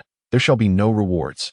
Observing Gwen regain her spirited demeanor, Meng Ran felt a wave of relief wash over him, and he resumed their customary playful banter, nurturing their bond. Peter, who was ahead of them, sensed the laughter trailing from behind and contemplated, should I also take a leaf out of Meng Ran's book and forge a connection with Mary Jane? He glanced at Mary Jane, who was engrossed in her writing and drawing, deep in thought. After a moment, steeling himself, Peter turned to Mary Jane and said, "Hey, how's that dinosaur egg I gave you last time? Did it crack open?" Chapter 21, Is Gwen a Ghost? The teacher on stage was delivering a lecture. While Meng Ran sat languidly, his mind wandering, he turned to rest his head on the desk, admiring Gwen, who was attentively engaged in the lesson. Finding beauty in her diligence was a delightful pastime. Gwen, keenly aware of Meng Ran's gaze, had come to understand him over time. She knew he had already mastered the material, so she refrained from reminding him as she had during their initial encounter. Although Meng Ran had completed his studies, she was still catching up, and thus remained focused on the lesson. As Meng Ran watched Gwen, he felt a sense of tranquility wash over him, akin to a child running freely through a meadow, suddenly encountering a vibrant flower. Instantly captivated by its beauty, all other sights faded from view, leaving only that singular blossom in his field of vision. At that moment, it seemed as if the entire world revolved around it. The flower unfurled its stunning colors before him, swaying gently in the breeze, as if inviting him to dance along. Yet, its splendor made him feel inadequate. Retracting his outstretched hand, thus he stood there, enveloped by the gentle zephyr, silently admiring its beauty. Meng Ran's thoughts drifted back to the ghost he had encountered the previous night. He pondered, that ghost exuded a certain charm, though it could not compare to my dear Gwen. However, that ghost possessed webs, a skill reminiscent of Spider-Man, didn't it? As this realization struck him, he absent-mindedly scratched his head and glanced at Peter, who was still focused on the lecture. Ah, yes, I certainly cannot forget Spider-Man. Yet, I recall there are numerous versions of him. Let me think. Spider-Man, or rather, a female version. That costume indeed seems rather familiar. Lost in this mental labyrinth, he scratched his head once more. Gwen, noticing his fidgeting, quietly inquired, "Meng, what's wrong? Did a bug bite you?" Realizing his gestures were rather exaggerated, Meng Ran replied, "Oh, it's nothing, just stretching." Seeing he was indeed fine, Gwen returned to her studies. Meng Ran gazed at her, narrowing his eyes as a spark of inspiration flashed in his mind. Gwen, Spider-Man, that costume. Spider-Gwen, by the heavens. Meng Ran was suddenly reminded of the parallel universe Spider-Man, which a classmate had once enlightened him about in a previous life. This classmate, a devoted Marvel aficionado, not only watched the films but also delved into numerous comics.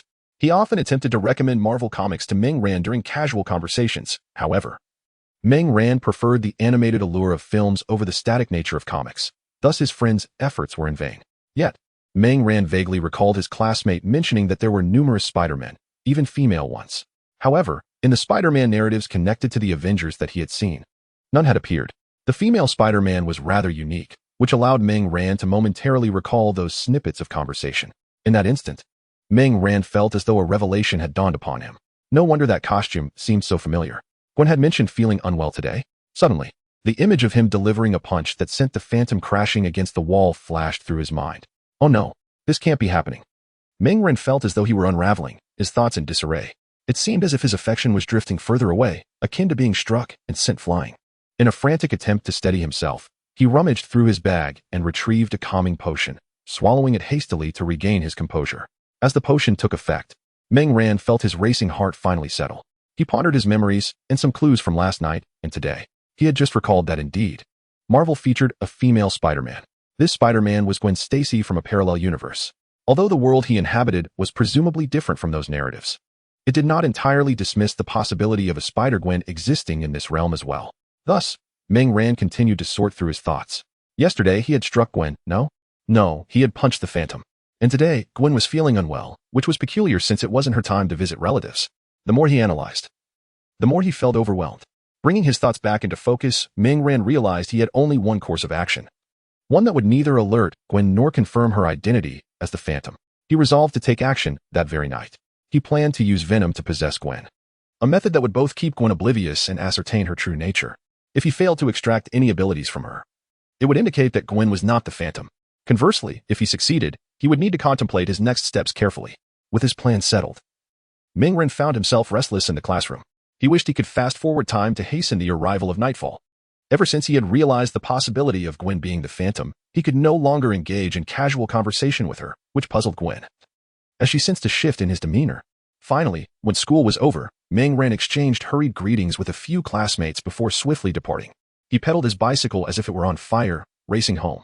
Upon returning, he did not engage in idle chatter with his family downstairs. Instead, he took several long strides upstairs, entered his room, and locked the door in one fluid motion.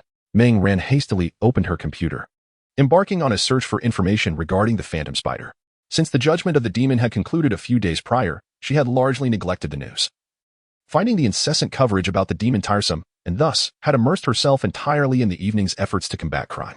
News articles began to surface online concerning the Phantom Spider, who had made her appearance on the very night the demon judged Bill. Much like the demon in her early days, she prowled the streets each night, combating crime and safeguarding the tranquility of the neighborhood. Remarkably, she refrained from taking lives.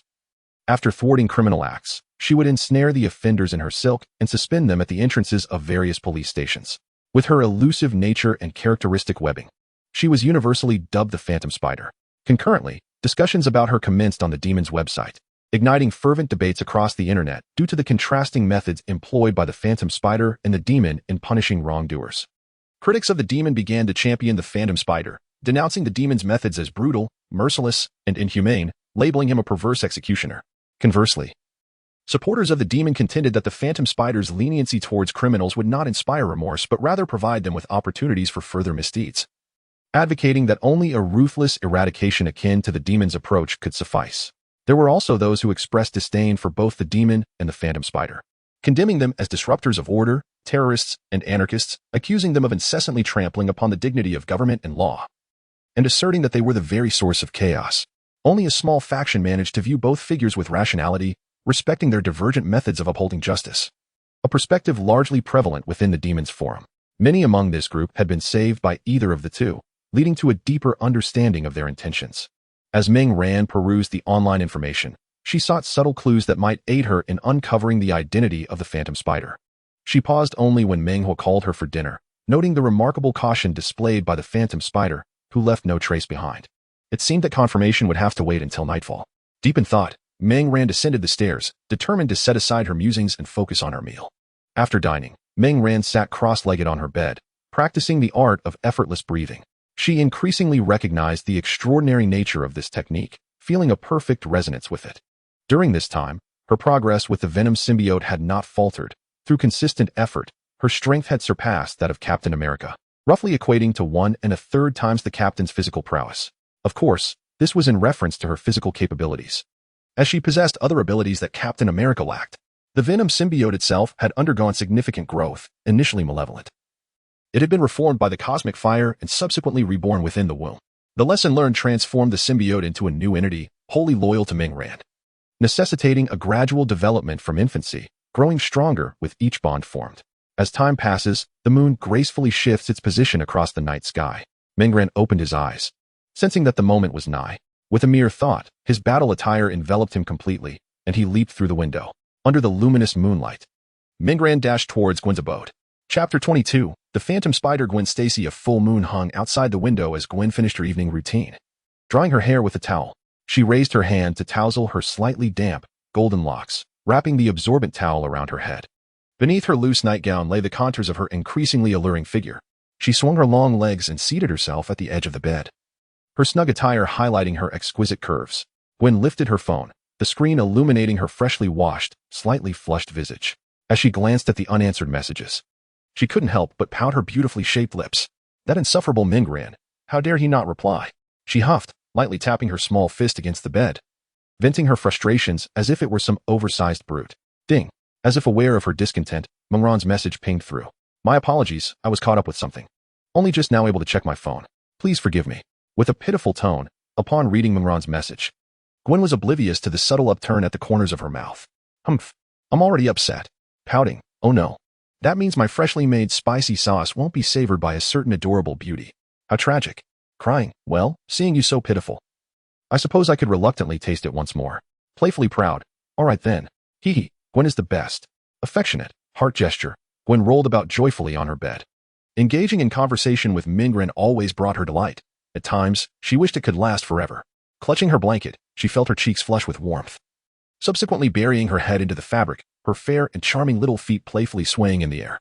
On the rooftop of Gwen's home, Ming Ran lay gazing at the starry sky, intermittently replying to Gwen's messages on his phone. Beneath that fearsome mask, His youthful face radiated with sweet smiles. Bathed in the gentle moonlight and illuminated by the twinkling stars, this young couple infused the night sky with a blush of rosy clouds, fueled by their tender emotions. Mingran continued conversing with Gwen until she drifted into a deep slumber.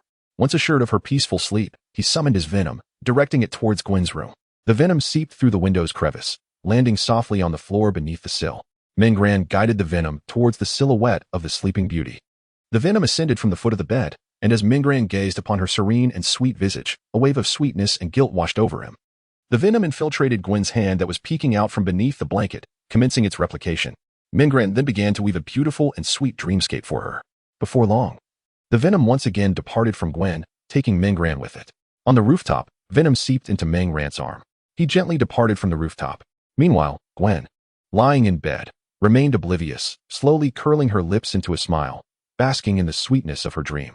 In this enchanting reverie, Gwen and Mingran fell in love and married, leading a blissful life together, blessed with a pair of adorable twins who had an early penchant for spicy sauce. Mingran paused on a rooftop, settling cross-legged to calm his mind. Congratulations, host. You have acquired new abilities. Extraordinary strength gained. Significantly enhanced power. Exceptional physique acquired. Dramatic improvement in physical fitness. Extraordinary reflexes and ghostly alertness attained. Danger foresight and heightened reflexes. Bioelectric adhesion ability acquired. Ability to cling to architectural surfaces at various angles. Ghostly stealth acquired. Blending seamlessly into the surroundings, rendering one undetectable, though requiring stillness or slow movement. As Mingran centered himself, the incessant voices in his mind reported his newfound powers. A warm current flowed through his limbs, significantly enhancing his physical attributes. While he reveled in the transformation of strength, waves of tenderness and guilt washed over him. Alas, it was indeed you, Gwen. What shall I do? Mingran's expression darkened, devoid of any joy that typically accompanies the acquisition of new abilities. His mind replayed the events of that fateful night when he confronted Gwen. In retrospect, he had felt a swell of pride, believing himself to be exceptionally cool. Not only did he put on an impressive show, but he also remained steadfastly loyal to Gwen, showing no mercy even to the most enchanting of wildflowers. He epitomized the ideal man, a true heir to his father Ming's legacy. Now, however, any semblance of joy had evaporated. He felt like a complete fool, irredeemable in his actions. Oh, how did I resort to violence?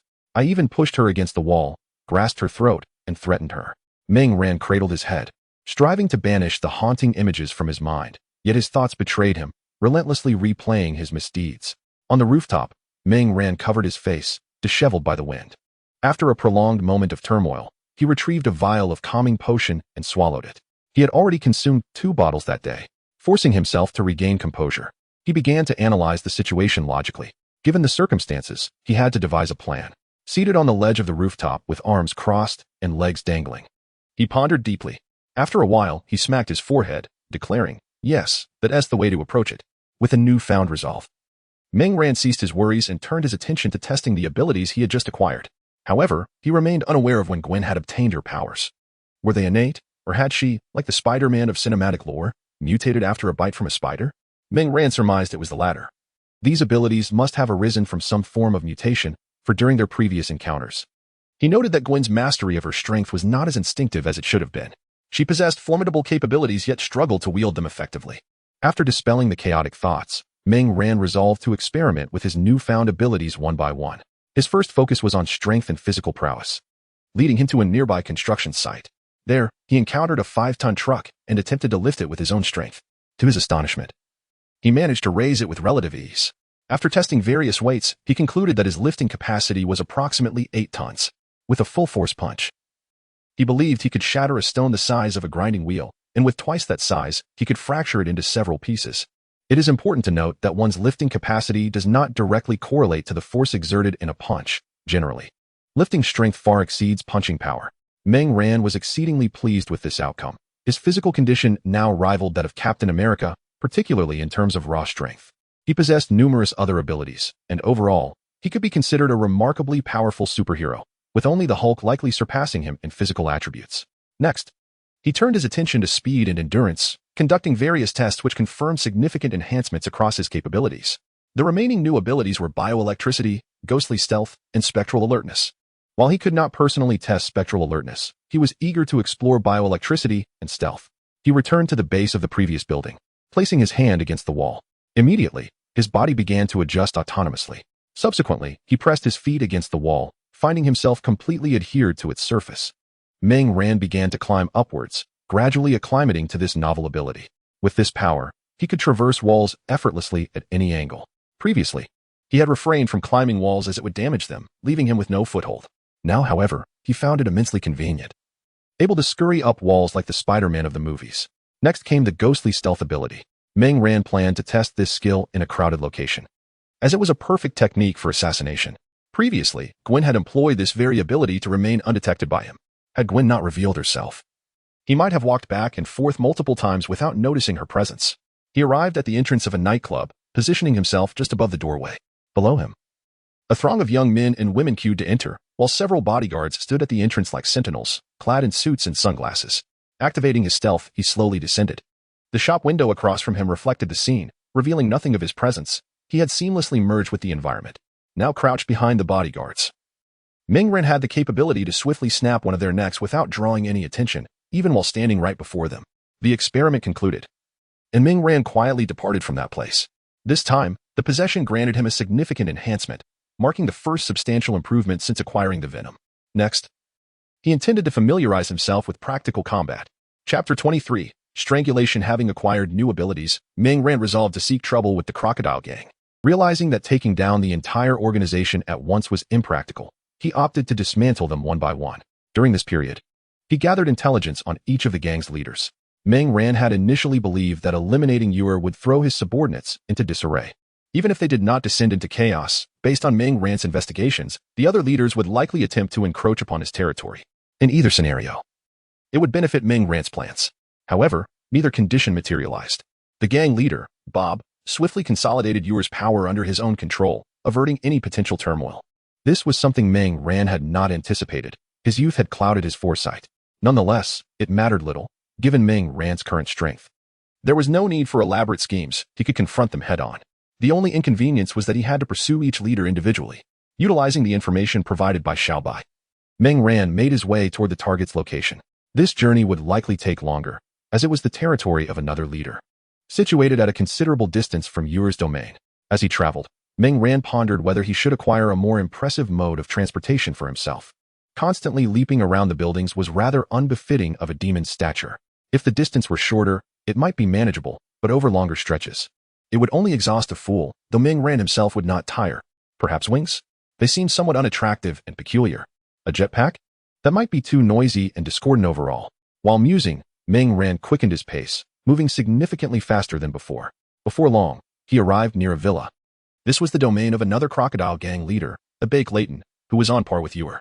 Their territories were adjacent, and prior to Yor's demise, the two had often experienced minor frictions. After Yor's elimination, Abake had been ambitious to seize Yor's legacy, but the boss had restrained him, suggesting they would discuss it after some time had passed. Meng Ran concealed himself in a tree not far from the villa. At this hour, Abake should still be patrolling his territory and had yet to return. Thus, Meng Ran remained in wait. Shortly, several vehicles approached from the distance and halted before the villa. 7 or 8 bodyguards alighted from the lead and trailing vehicles, one of whom proceeded to the central car door to assist the occupant.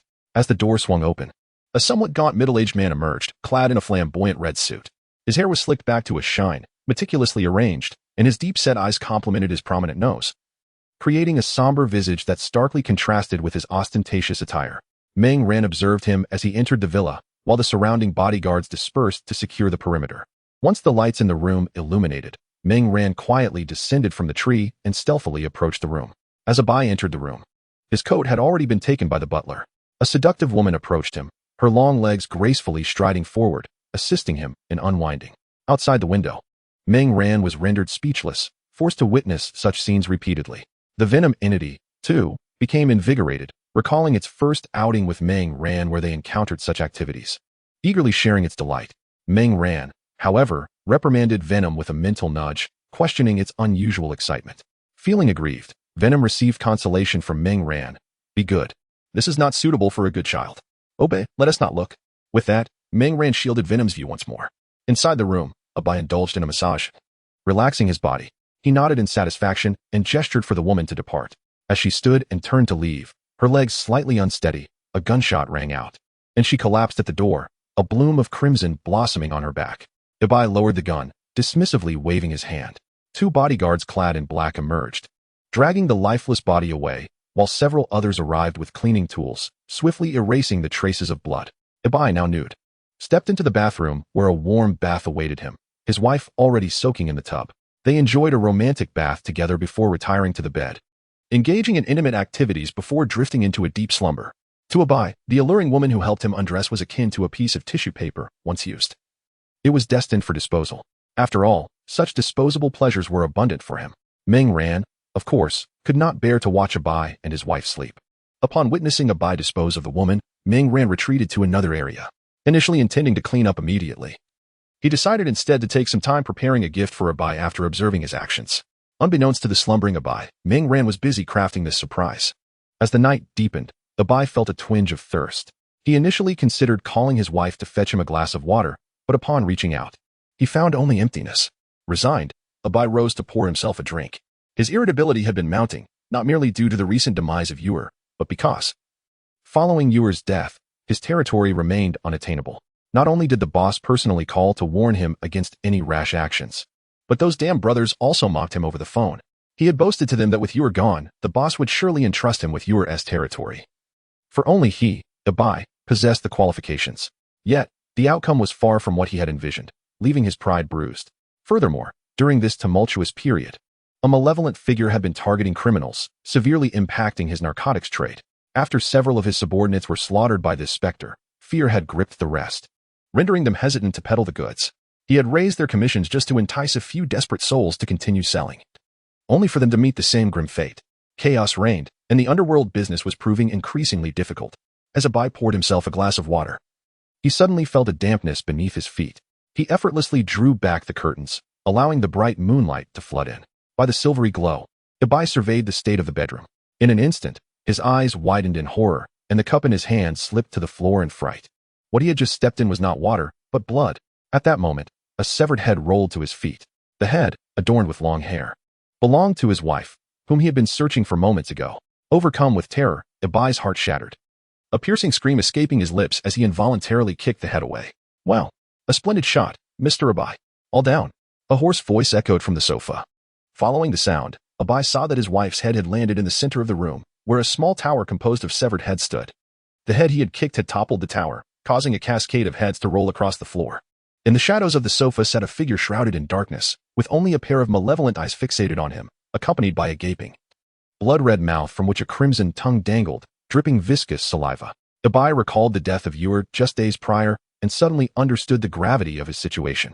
His voice trembled as he stammered, "Why, you are a demon?" At this, Ming Ran rose, clapping his hands while exclaiming, "I am pleased. It seems I have gained notoriety. Very well. As a reward, I have decided to place your head atop the tower. What do you think? This is my gift to you. Please accept it, Mr. Ibai." As Ming Ran advanced ominously, Ibai's heart raced with dread.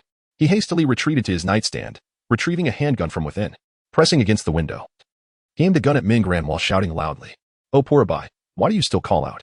Did you not just topple their heads?" The specter continued, "The art of ghostly stealth is indeed effective.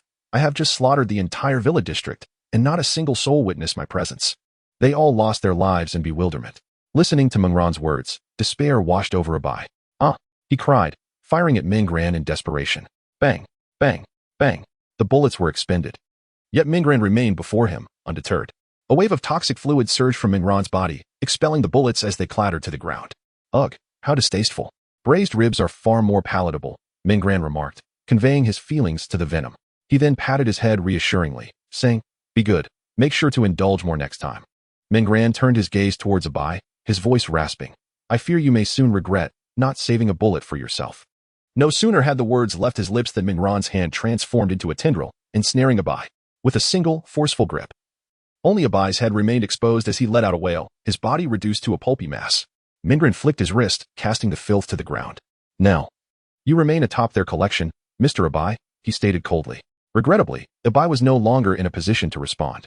Ming Ran grasped Ibai's head in his hand, while countless tendrils extended from his body, meticulously arranging the scattered heads on the ground. He placed Ibai's head atop the assembly. Once completed, he reached out with a tendril to retrieve a camera from a corner of the room and, aiming it at his terrifying visage, proclaimed, "The next may very well be you, hee." His hoarse and dreadful laughter echoed ominously within the confines of the room. Chapter 24. Terror. The night was deep, a heavy darkness enveloping the entire city. Bob was jolted awake by the sudden ringing of his phone. As he opened his weary eyes, his furrowed brow betrayed his displeasure at being disturbed. "Hello," he said, suppressing his irritation. However, no response came. Glancing at the screen, he realized the call had ended. It was Ibai's number. Just as he was about to dial back to confront Ibai, the computer in the room flickered to life on its own.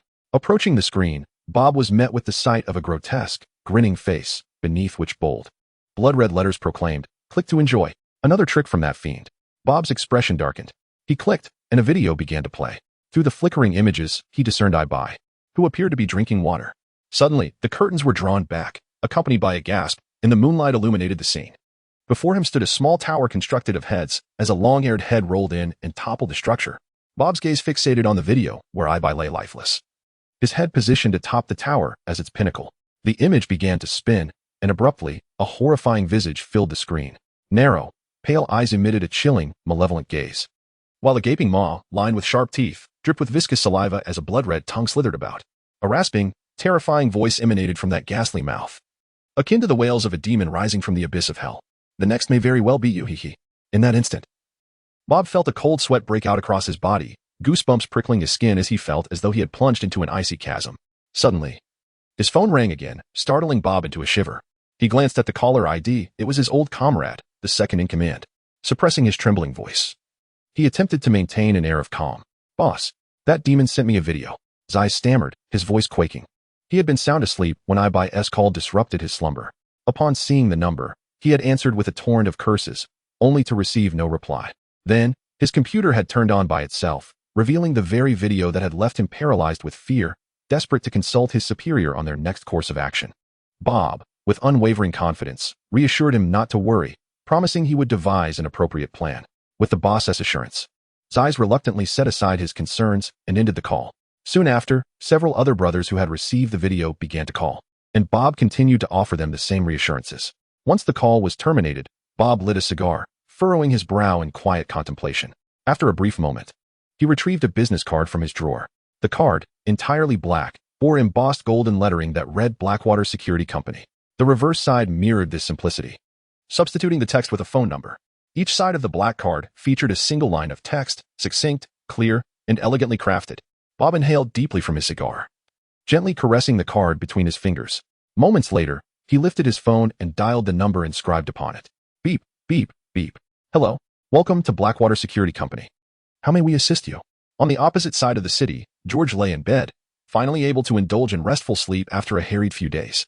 Suddenly, a rhythmic tapping on his window roused him from slumber. As a police officer, his instincts flared with unease. He cautiously descended from his bed, retrieving his handgun from the bedside drawer.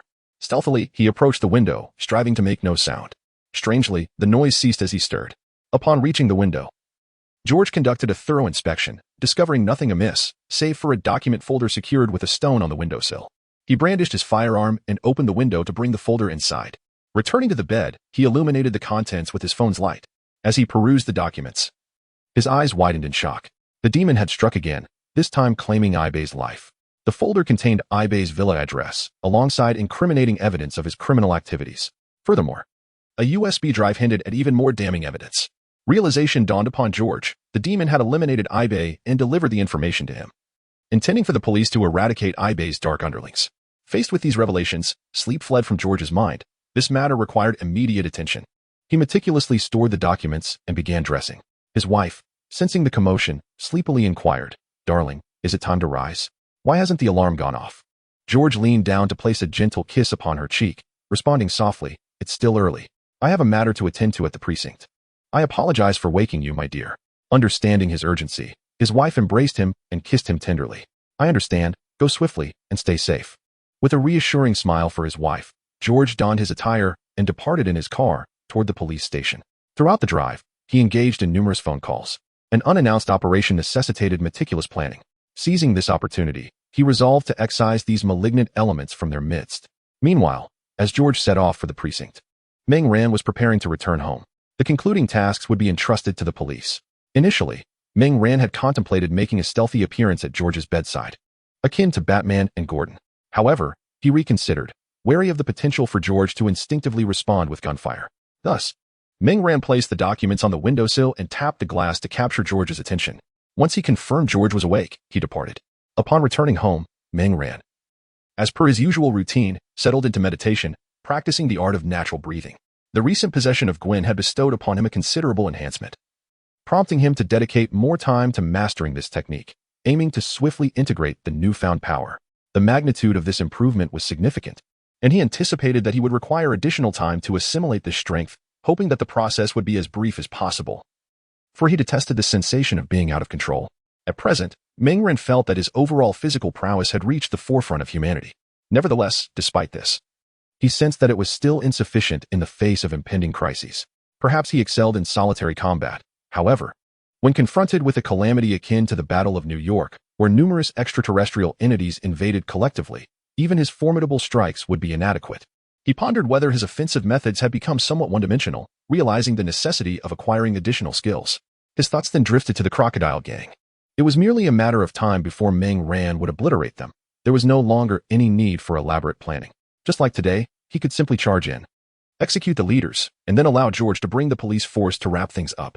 Although Meng Ran possessed the strength to upend them, he lacked the capability to ensure the subsequent stabilization of the situation. After dismantling a significant faction, if he could not swiftly restore order, the ensuing chaos would inevitably be more severe than before. Thus, Meng Ran resolved to proceed methodically, allowing George ample time to stabilize the environment. His objective was not merely to eradicate these gangs, but also to uproot the very soil that fostered crime. Otherwise, one crop of gangsters would merely be replaced by another. As he practiced his techniques, Meng Ran decided against lying down to rest. He yearned to master this newfound power as swiftly as possible. It was not until the morning sun illuminated the room that Meng Huo urged him to come downstairs for breakfast, prompting Meng Ran to stretch and conclude his meditation. Despite having spent the night awake, his spirit remained vibrant. After a night of cultivating his energy, he felt that the restless force within him had significantly calmed, estimating that perhaps 2 more sessions would lead to complete mastery. Chapter 25, The Confession Plan. After breakfast, Meng Ran returned to his room to continue meditating. He did not descend again until noon for lunch, where he found Meng Huo busily engaged in the kitchen, with Zhao Li assisting him, making it difficult for Meng Huo to step away. The sweet aroma filled the kitchen. Meng Ran sat at the dining table, sipping tea and perusing the newspaper. In his haste to finish breakfast that morning, he had neglected to catch up on the news. New York police dismantles criminal gang. Kingpin Ibe has met his fate. The reporters were astute, as they had begun covering last night's events early that morning. As Meng Ran had anticipated, George had handled the situation exceptionally well. He had obscured the shadows of the malevolent forces behind the incident, placing the police department in the spotlight. This not only preserved the authority of the police, but also spared them the complications associated with the malevolent entities. Thus, the two had tacitly reached a collaborative understanding. Meng Ran preferred to keep their dealings discreet, avoiding unnecessary public attention. For him, the eradication of criminals is the ultimate goal. Everything else serves merely as a means to achieve this end. Now that the notorious demon has gained sufficient notoriety, Meng Ran no longer feels the need to resort to flashy tactics to accumulate points. This approach also benefits the overall functioning of societal order. He desires to judge those elusive culprits rather than undermine the system itself. The grand spectacle of judging UR was, on one hand, a strategy to garner points, and on the other, a method to instill fear in the hearts of wrongdoers.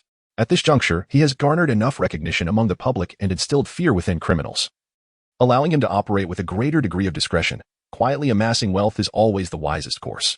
After perusing the news for a while, the meal was nearing completion. Meng Ran and the Venom within him were both eager for sustenance. For the ribs, let us split it 3 to 7. For the other dishes, we'll divide them evenly. This is to make up for yesterday's experience with the bullet. How does that sound? Fair enough? Meng Ran communicated with the Venom. Yay. Excitement, excitement, excitement. Ribs, ribs, ribs. The Venom, thrilled at the prospect of more ribs, could hardly contain its joy, its coarse voice betraying its elation. Once the initial excitement subsided, the Venom continued. For the other dishes, I would prefer a 6 to 4 split in my favor. The lingering taste of gunpowder from yesterday still unsettles me. I feel I require some comfort. Observing the Venom's melodrama and bargaining antics, Meng Ran was momentarily speechless. Why have you become more mischievous as you grow? Who have you learned this from? You should learn from me instead. I may not have many virtues, but I possess a plethora of merits, Meng Ran earnestly advised the Venom. Yes, yes, indeed. So, may I have 6? The Venom eagerly nodded and then posed its most pressing question. Meng Ran was at a loss for words. The Venom continued to blink its eyes, filled with inquiry and fervent anticipation. All right, you can have 6, and I will take 4. Ming Ran sighed in resignation. Yay. Excitement, excitement, excitement. The Venom cheered in response. Son, come in and serve the dishes, Zhao Li called from the kitchen. Coming. Ming Ran rose to fetch the meal. Dinner was finally served. After the meal, Ming Ran set off in his small black car. Both he and the contented Venom sang joyfully as they drove, exchanging verses in delightful harmony. Before long, they arrived at their destination, Peter's home. Indeed, this afternoon, Ming Ran intended to continue assembling the remaining Lego pieces with Peter, with Harry also joining this grand endeavor. The trio toiled until nightfall before finally completing their task. Politely declining Uncle Ben and Aunt May's warm invitation to dinner, Ming Ran drove back home. Later that evening, after dinner, Ming Ran lay on his bed, awaiting the arrival of nightfall. He planned to seek out the ghost spider, also known as Gwen. As the darkness deepened, Ming Ran leaped from the window and raced into the night. At that moment, Gwen was perched on a rooftop. Her injuries had healed more swiftly than anticipated, undoubtedly aided by the medicine Ming Ran had applied while the venom was enveloping her. However, Gwen remained unaware of this fact. Gwen gazed down at the incessantly flowing traffic below and spoke. Red Rose, do we have a situation? By the way, have you ever considered changing your code name? It really is rather outdated. Mary's voice echoed through the headphones. 2 blocks away from you, a man is armed and has just robbed a supermarket.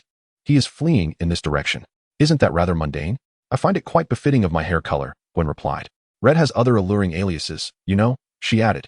Gazing towards the direction Mary indicated, Gwen shot out a web and swung towards it while conversing with her. On the street below, a figure was sprinting away, naturally cloaked by the dense night. After running for a while and ensuring his safety, he halted.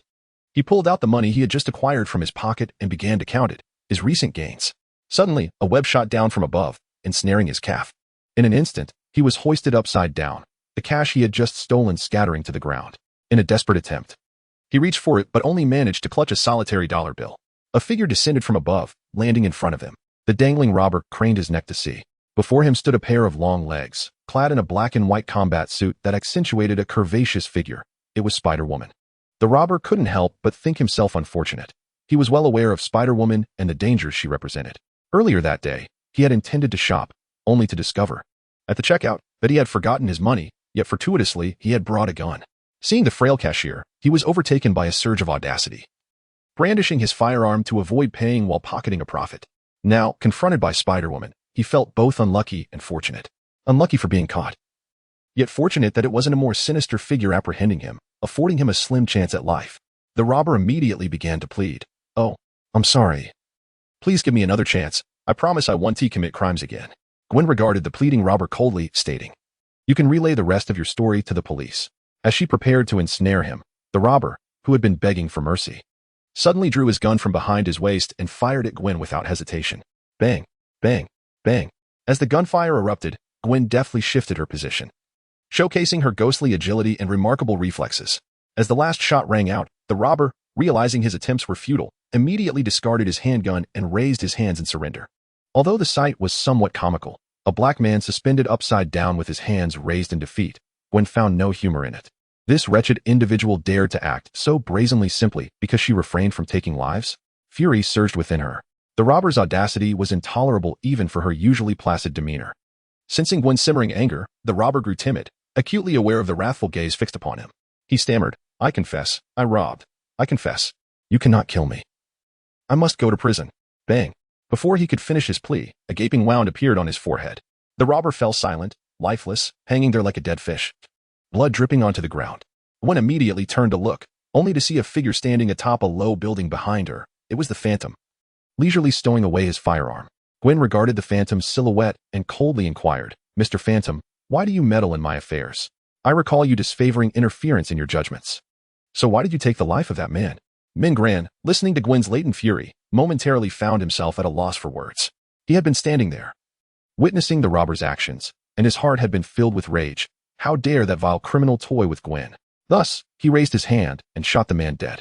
However, this only incited Gwen's already simmering anger. Observing Gwen's wrath, Ming Ran weakly offered, my apologies. He was truly despicable, and I could not restrain myself. Gwen, who had been engulfed in fury, was momentarily taken aback by Ming Ran's response. Could this truly be the Phantom? What has come over him? Gwen pondered. While Ming Ran was aware of Gwen's identity as a specter, she remained oblivious to his true nature as the Phantom. Their last encounter had left Gwen thoroughly educated on the matter, and now, facing the Phantom again, he seemed transformed, leaving her bewildered. Noticing Gwen's dazed expression, Mingran realized his previous demeanor had been inappropriate. He gazed intently at her, and the strategies he had meticulously devised suddenly eluded him. After a moment of contemplation, he resolved to be candid, revealing everything, including his own identity, to Gwen. He did not wish to deceive her. In a grave tone, Mingran stated, "Spectre Spider, there are matters we must discuss." Chapter 26. Confession of Identity. Gwen, upon hearing the Phantom's words, initially thought she had misheard. "What? You wish to discuss something with me?" she asked. "Indeed, just the two of us," Mingran affirmed. Realizing the Phantom was aware of Mary Jane's presence, Gwen addressed her, saying, "Red Rose, you must have heard. I may need to temporarily close our communication. Due to past incidents, Mary felt a lingering fear of the Phantom and was somewhat reluctant, uncertain of his intentions. "Spectre, do you truly wish to proceed? I can't shake the feeling that it's dangerous. He is quite terrifying." Yet Gwen remained resolute. "It will be fine. He will not harm me. If he has something to discuss, it must be of significance, and I have confidence in my abilities. Even if unforeseen circumstances arise, I can escape." Hearing Gwen's determination, Mary refrained from further protest but cautioned her, "Be careful. If anything happens, activate the alarm." "Understood," Gwen replied. Once the conversation ended, Gwen reached to turn off her earpiece. Seeing her do so, Mingran instructed, "First, dispose of your webbing, and then we shall speak in another location." With that, Mingran leaped down and began drawing the Phantom's emblem on the wall. This had belonged to the Phantom, and if any webbing remained here, he could already envision what tomorrow's headlines would proclaim. Gwen observed the movements of the demon and soon grasped the situation, quietly gathering her web. Once she had finished, Mingran turned to her and said, "Follow me." He then sprinted towards the distance, with Gwen trailing closely behind him. Intentionally, Mingran slowed his pace, allowing Gwen to keep up. After a while, they halted on a rooftop. Mingran turned to face Gwen, who awaited his words. With a flicker of thought, his battle attire and venom receded into his body, revealing his true form. A bit awkwardly, he scratched his head and greeted, "Hi, Gwen." Upon witnessing the demon shed its disguise to reveal Mingran, Gwen felt a wave of disbelief wash over her. Stunned, she exclaimed, "Ming, how could this be? You are the demon." Mingran nodded, affirming, "Indeed, I am the demon, and I am aware that you are Gwen." At this realization, Gwen understood that she too had revealed her identity, and thus she removed her mask, unveiling her true self. Observing Gwen's unveiled visage, Mingran spoke, "I apologize, Gwen. Today, I wish to express my remorse and confess my identity. The last time we met, I was unaware that you were Ghost Spider, and I acted too harshly. I am truly sorry." His words were laden with sincerity, and he lowered his gaze, unable to meet her eyes, overwhelmed by a profound sense of shame. After a lengthy silence, Gwen remained unresponsive, prompting Mingran to gradually lift his gaze to her. Gwen stood with her arms crossed, contemplating Mingran intently. Noticing her expression, Mingran felt a wave of unease wash over him. Gwen, still in disbelief, remarked, "I never imagined you were the demon. Had you not told me, I might never have guessed. By the way, how did you discover I am Ghost Spider?" Mingran replied, "That is the secret I am about to unveil." "Gwen, are you truly not angry?" Gwen, upon hearing this, displayed a strange smile, responding, "Angry? About what? The punch you threw at me? Or the way you pinned me against the wall?" Mingran, taken aback by her words, found himself at a loss, unable to articulate a response. "Humph, you big fool. I won't forget, and I will always remember. Let us see how you make it up to me," Gwen retorted, adding a playful kick to his backside. She had previously declared that if she were to encounter the demon, she would kick him, and now, even after discovering his true identity, she would not let him off the hook. Seeing Gwen's playful demeanor, Mingran realized she was no longer truly angry. Thus, he summoned all his charm and said, "I'm really sorry. I genuinely had no idea it would be you. The truth is, you occupy my heart entirely, which is why I acted that way towards other women." After saying this, he cast a pitiful glance at Gwen. His candid words made her momentarily shy, although their relationship had been steadily warming. Mingran had never before expressed himself in such a manner. However, if we consider Mingran's perspective, it does possess a semblance of reason. Gwen suppressed her shyness and, with a hint of pride, declared, "Humph. Smooth talking. If you agree to one condition of mine, I shall forgive you." Mingran readily acquiesced, nodding vigorously, "Of course. I will agree. Any condition?" After a moment of contemplation, Gwen replied, "I haven't decided yet. For now, I shall keep it pending." Mingran nodded fervently, expressing his strong agreement. Gwen continued, "Now, could you enlighten me on how you discern that I am the Phantom Spider?" They moved to the edge of the rooftop, where Mingran settled down and stated, "This requires me to introduce a new friend."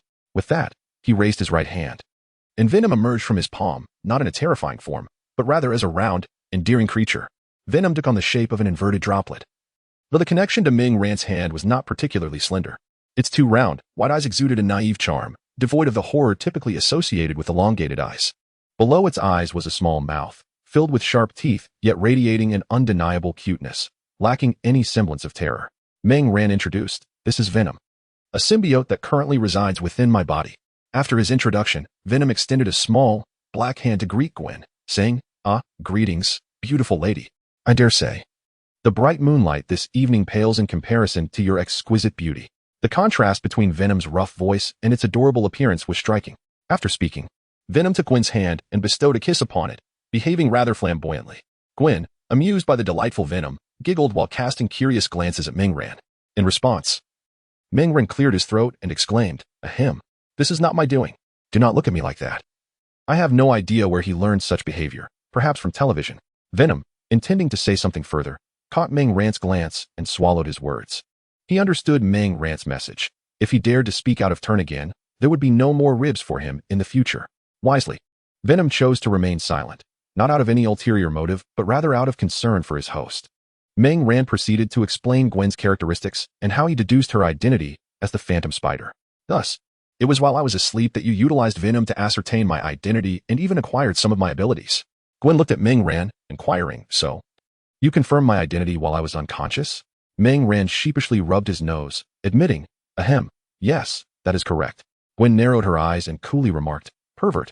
Meng Ran quickly clarified that his intentions were merely to confirm her identity and that he had not acted inappropriately. "What else did you intend to do?" Gwen pressed. Meng Ran, flustered, replied, "Nothing. I meant to convey that I harbored no ill intentions, and I felt guilty for having harmed you, which is why I applied medicine to your injury." Gwen's expression shifted to one of realization. That explains why the pain disappeared after my nap. "You helped me with the ointment. I should thank you."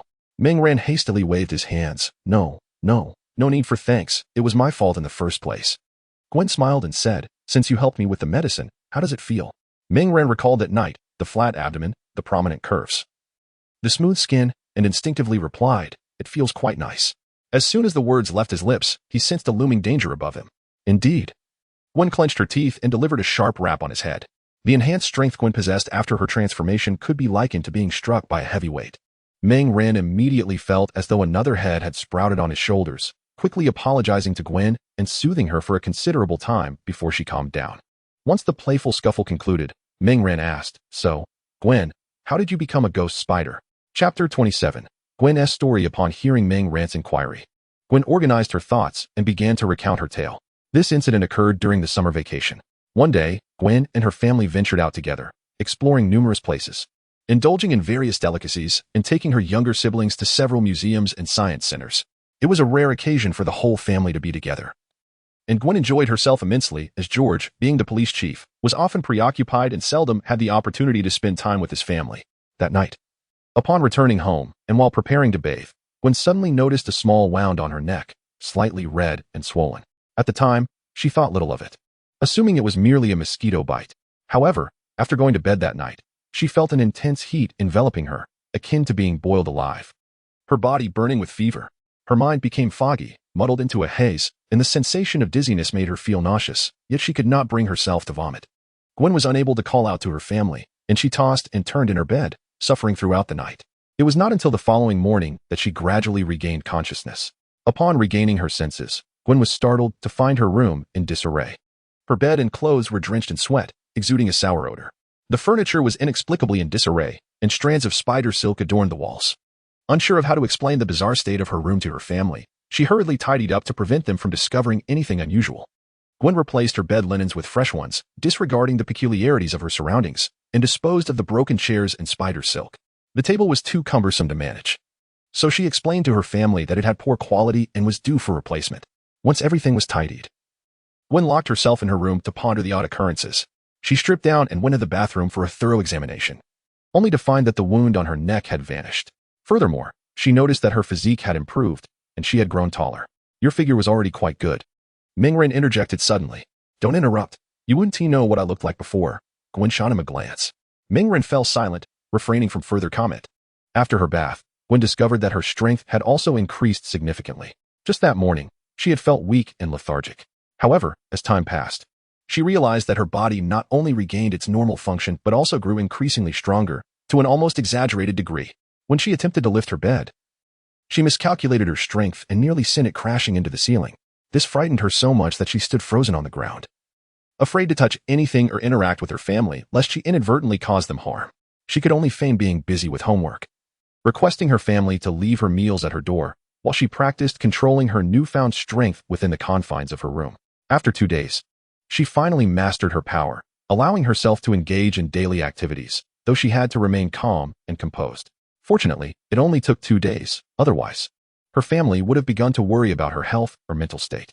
Once Gwen gradually overcame her strength issues and stepped outside her room, she discovered another complication. Her senses had become extraordinarily acute.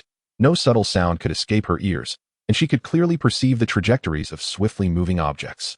While in her room, her focus had been solely on her strength, and the quiet surroundings had masked her heightened awareness. In the following days, Gwen dedicated herself to regulating her senses, striving to ignore the cacophony of irrelevant stimuli to alleviate her burden. As time went on, Gwen made new discoveries each day, navigating the process of acclimating to and controlling her abilities. One day, when George came to visit, he opened the door only to find her absent, though in reality, Gwen was seated by her bed, leading her to realize her ghostly stealth. On another occasion, lost in thought, she suddenly became aware that she was standing atop the roof. There were many such instances, and ultimately, through some unforeseen events, she uncovered additional abilities, such as shooting webs from her wrists, ghostly warnings, and her own toxins. Despite acquiring these powers, Gwen continued her life as usual until the emergence of a demon sparked her intrigue about using her abilities to combat crime. Initially, it was merely a fleeting thought, but later, when the demon judged UR, and the online community erupted in fervor, Gwen felt a pang of sympathy for this solitary seeker of justice. It was then that she resolved to embark on the path of upholding justice, wishing to convey to the demon that there were less extreme ways to achieve it. Determined, Gwen sought out Mary Jane, whose exceptional computer skills could provide her with substantial assistance. Thus, at Gwen's invitation, Mary Jane joined her team. The costume of the ghost spider was similarly inspired by the demon's attire, including a hood, as Gwen felt that a bare head was rather unattractive. Upon hearing Gwen's account, Mengran first acknowledged, stating, "Indeed, a bare head is quite unsightly." Then, recalling something, he asked with surprise, "You also possess toxins?" Due to the nature of the symbiote's possession, it does not necessarily replicate all abilities, particularly in the case of someone as multifaceted as Gwen. Thus, Meng Ran was uncertain about the entirety of Gwen's capabilities. He was aware of her ability to produce webbing, but he was oblivious to the existence of toxins. Their previous encounter had not revealed any such sensation. Gwen elucidated, "Indeed. It is a neuroparalytic toxin. Although it is not lethal, it can swiftly incapacitate an individual. I have not employed it frequently. Currently, I primarily utilize my nails and palms to release it. As for whether the potency of the toxin will amplify in the future, I am uncertain."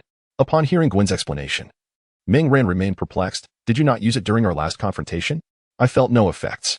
Gwen displayed a look of exasperation. "I, too, wonder why it seemed ineffective. I certainly utilized the toxin. However, you appeared unaffected." Realization dawned on Meng Ran, attributing the matter to the symbiote's influence. He then turned to the symbiote. "Why did you not inform me of this earlier?" The symbiote blinked, its expression one of bewilderment. I felt no threat at the time, so I did not mention it. I also forgot afterward. To be honest, its scent is somewhat more pleasant than that of gunpowder, but only slightly. I haven't tasted it extensively." Before it could finish, Meng Ran covered its mouth, feeling somewhat awkward. "Haha, it's all right. I believe the toxin still holds potential for enhancement." Gwen, observing the exchange between Meng Ran and the symbiote, chuckled lightly. "Why the fuss? I am not concerned. While the toxin may not affect you, it is still quite effective against others." Meng Ran nodded in agreement. "That is true. However, one must not be careless. Even though we possess extraordinary abilities, caution is paramount, as life is singular. Furthermore, I do not wish for you to be harmed, for that would cause me great distress." Gwen acknowledged Meng Ran's sentiments with a nod. Although the assailant had not injured her today, failing to disarm him was indeed a lapse in judgment. While this oversight may not cost her life, what of the next time? Caution was wise. Yet, upon hearing Meng Ran express that he would be pained by her injury, Gwen felt her cheeks flush, and she shot him a reproachful glance. "You are quite the charmer. I dare say the symbiote has influenced you." Meng Ran merely chuckled in response. "Oh, by the way, I have a gift for you," Meng Ran suddenly announced, retrieving a small black orb. The orb appeared solid, yet displayed ripples reminiscent of water upon its surface. Gwen, intrigued, inquired, "What is this?" Meng Ran explained, "This is a high-tech device. Once bound, it can transform into any form you desire, such as a battle suit. Ordinarily, it lies concealed within your being, enveloping your entire form when the need arises. This is exceedingly convenient and possesses formidable defensive capabilities. Generally, ordinary bullets and cold weapons inflict minimal harm upon you. In the case of a machine gun, you may sustain minor injuries, yet it remains impervious to penetration. However, should a rocket launcher be involved, I would advise seeking shelter. Gwen, captivated by Ming Ran's explanation, widened her eyes in astonishment and exclaimed, "This is truly remarkable." Ming Ran nodded in agreement, continuing, "The identification method requires you to place a drop of blood upon it, serving as a genetic lock that only you can utilize." Gwen chimed in, "I am aware of this. I've read about it in Chinese novels online. Magical artifacts are employed in a similar manner." Ming Ran found himself momentarily speechless, conceding, "Well, that is one way to put it." Having concluded his explanation, he proposed a practical demonstration. He handed the orb to Gwen, preparing to initiate the operation. This orb was obtained by Ming Ran from the marketplace and belonged to the same category as the one he possessed, although the latter was of higher quality due to being a system reward. Unexpectedly, Gwen shook her head and returned the orb to him. In a soft voice, she said, "Forgive me, Ming, but I cannot accept this. It is far too precious." Ming Ran observed Gwen's serious demeanor and replied gently, "You are startled by my words. In truth, it is not precious at all. I have many of these, and I have long wished to atone for my past mistakes. If you refuse, I shall feel guilty." Gwen contemplated her response, wishing to decline further, but the determination in Ming Ran's expression compelled her to acquiesce. "Very well," she conceded, her face breaking into a joyful smile. "Thank you, Ming. Although you say that, I know it cannot be as inexpensive as you claim. It is genuinely quite useful." Ming Ran, with a playful grin, remarked, "What thanks are necessary? A kiss will suffice." With that, he turned his cheek towards her. Gwen's face flushed a deep crimson, resembling a ripe apple. After a moment's hesitation, she leaned in and gently pressed her lips against Ming Ran's cheek, feeling the soft sensation upon his face. Ming Ran beamed with delight. Gwen, however, let out a small huff and turned away, feigning interest in the night sky, not wanting Ming Ran to witness her bashfulness. Ming Ran chuckled softly and joined her by her side. Beneath the inky blackness of the night, the two gazed into the distant heavens, their bodies instinctively drawing closer together. Chapter 28. The Mutant Hunter. This weekend, Ming Ran experienced immense joy, having not only revealed his true identity to Gwen and resolved prior misunderstandings, but also having received a sweet kiss. Regarding Ming Ran's identity, Gwen assured him of her discretion. However, he informed her that she could disclose his identity to Mary Jane. As they were partners, albeit limited to that aspect, other details remained confidential. Gwen understood this well, recognizing that for Mary Jane, knowing his identity sufficed. Simultaneously, she expressed her gratitude to Ming Ran, for without his guidance, she would have been at a loss on how to explain her conversation with the malevolent spirit to Mary Jane. Ming Ran had considered this, which was why he permitted Gwen to inform Mary Jane, not wishing to burden her with such a dilemma. Regarding Gwen's decision not to kill the criminals, Ming Ran expressed no opposition. Rather, he advised her to safeguard herself and remain vigilant against those offenders, cautioning her that compassion should not lead her into perilous situations. At times, it is permissible to act with greater severity. Gwen did not contest this viewpoint, as she recognized her previous naivety. Ming Ran recounted the tragedy of Mia, and as he spoke, the remorse and guilt etched on his face gradually illuminated Gwen's understanding of why malevolent spirits might alter their methods and begin to deal harshly with wrongdoers. One must not allow their mercy towards criminals to become the source of suffering for others. Each offender, upon committing his transgressions, becomes unworthy of forgiveness. They must face the consequences, or else the victims will never find solace, nor will the innocent be protected. No one has the right to forgive those criminals on behalf of the victims. My duty is to enact judgment for those who lack the strength to seek vengeance. Listening to Ming Ran's words, Gwen comprehended that these were insights born from his own experiences of pain and regret. As she engaged in her own battle against crime, Gwen gradually embraced the philosophy of the malevolent spirits. She recognized the necessity for her own transformation, albeit requiring more time, at the very least. She no longer felt compelled to spare the lives of every criminal, and she had begun categorizing them in her mind. Regardless of Gwen's thoughts, Ming Ran would respect her choices, his sole request being that she protect herself. He felt no need to impose his beliefs upon others. Each individual's path may differ, but as long as they pursue justice, they are allies. As night descended, Ming Ran continued his vigilant patrol among the towering edifices, observing the streets and the throngs of people. Once George had cleared and stabilized Ibay's territory, Ming Ran could then turn his attention to the next target. Suddenly, he noticed a robbery unfolding. Someone was brandishing a gun, attempting to rob a beautiful woman. Fixing his gaze upon a nearby alley, he swiftly moved in that direction. "Please, I'll give you the money, just don't kill me," the woman cried, huddled in a corner. tears streaming down her face as she pleaded with the menacing figure before her. Her wallet lay discarded at his feet, yet he showed no sign of relenting. The man, upon hearing her words, let out a sinister chuckle. Don't be scared, darling. I could never bring myself to kill you. He licked his lips, raising his gun as he leered at her. Now, be a good girl. Take off your clothes and turn around. Lift that enticing backside of yours. If you let me have my fun, I promise you can leave safely. The woman shook her head in fear, pressing herself against the wall. Suddenly, a figure descended silently from above, landing between the two. The man gazed at the grinning, terrifying specter before him and stammered, "Why, you're a demon."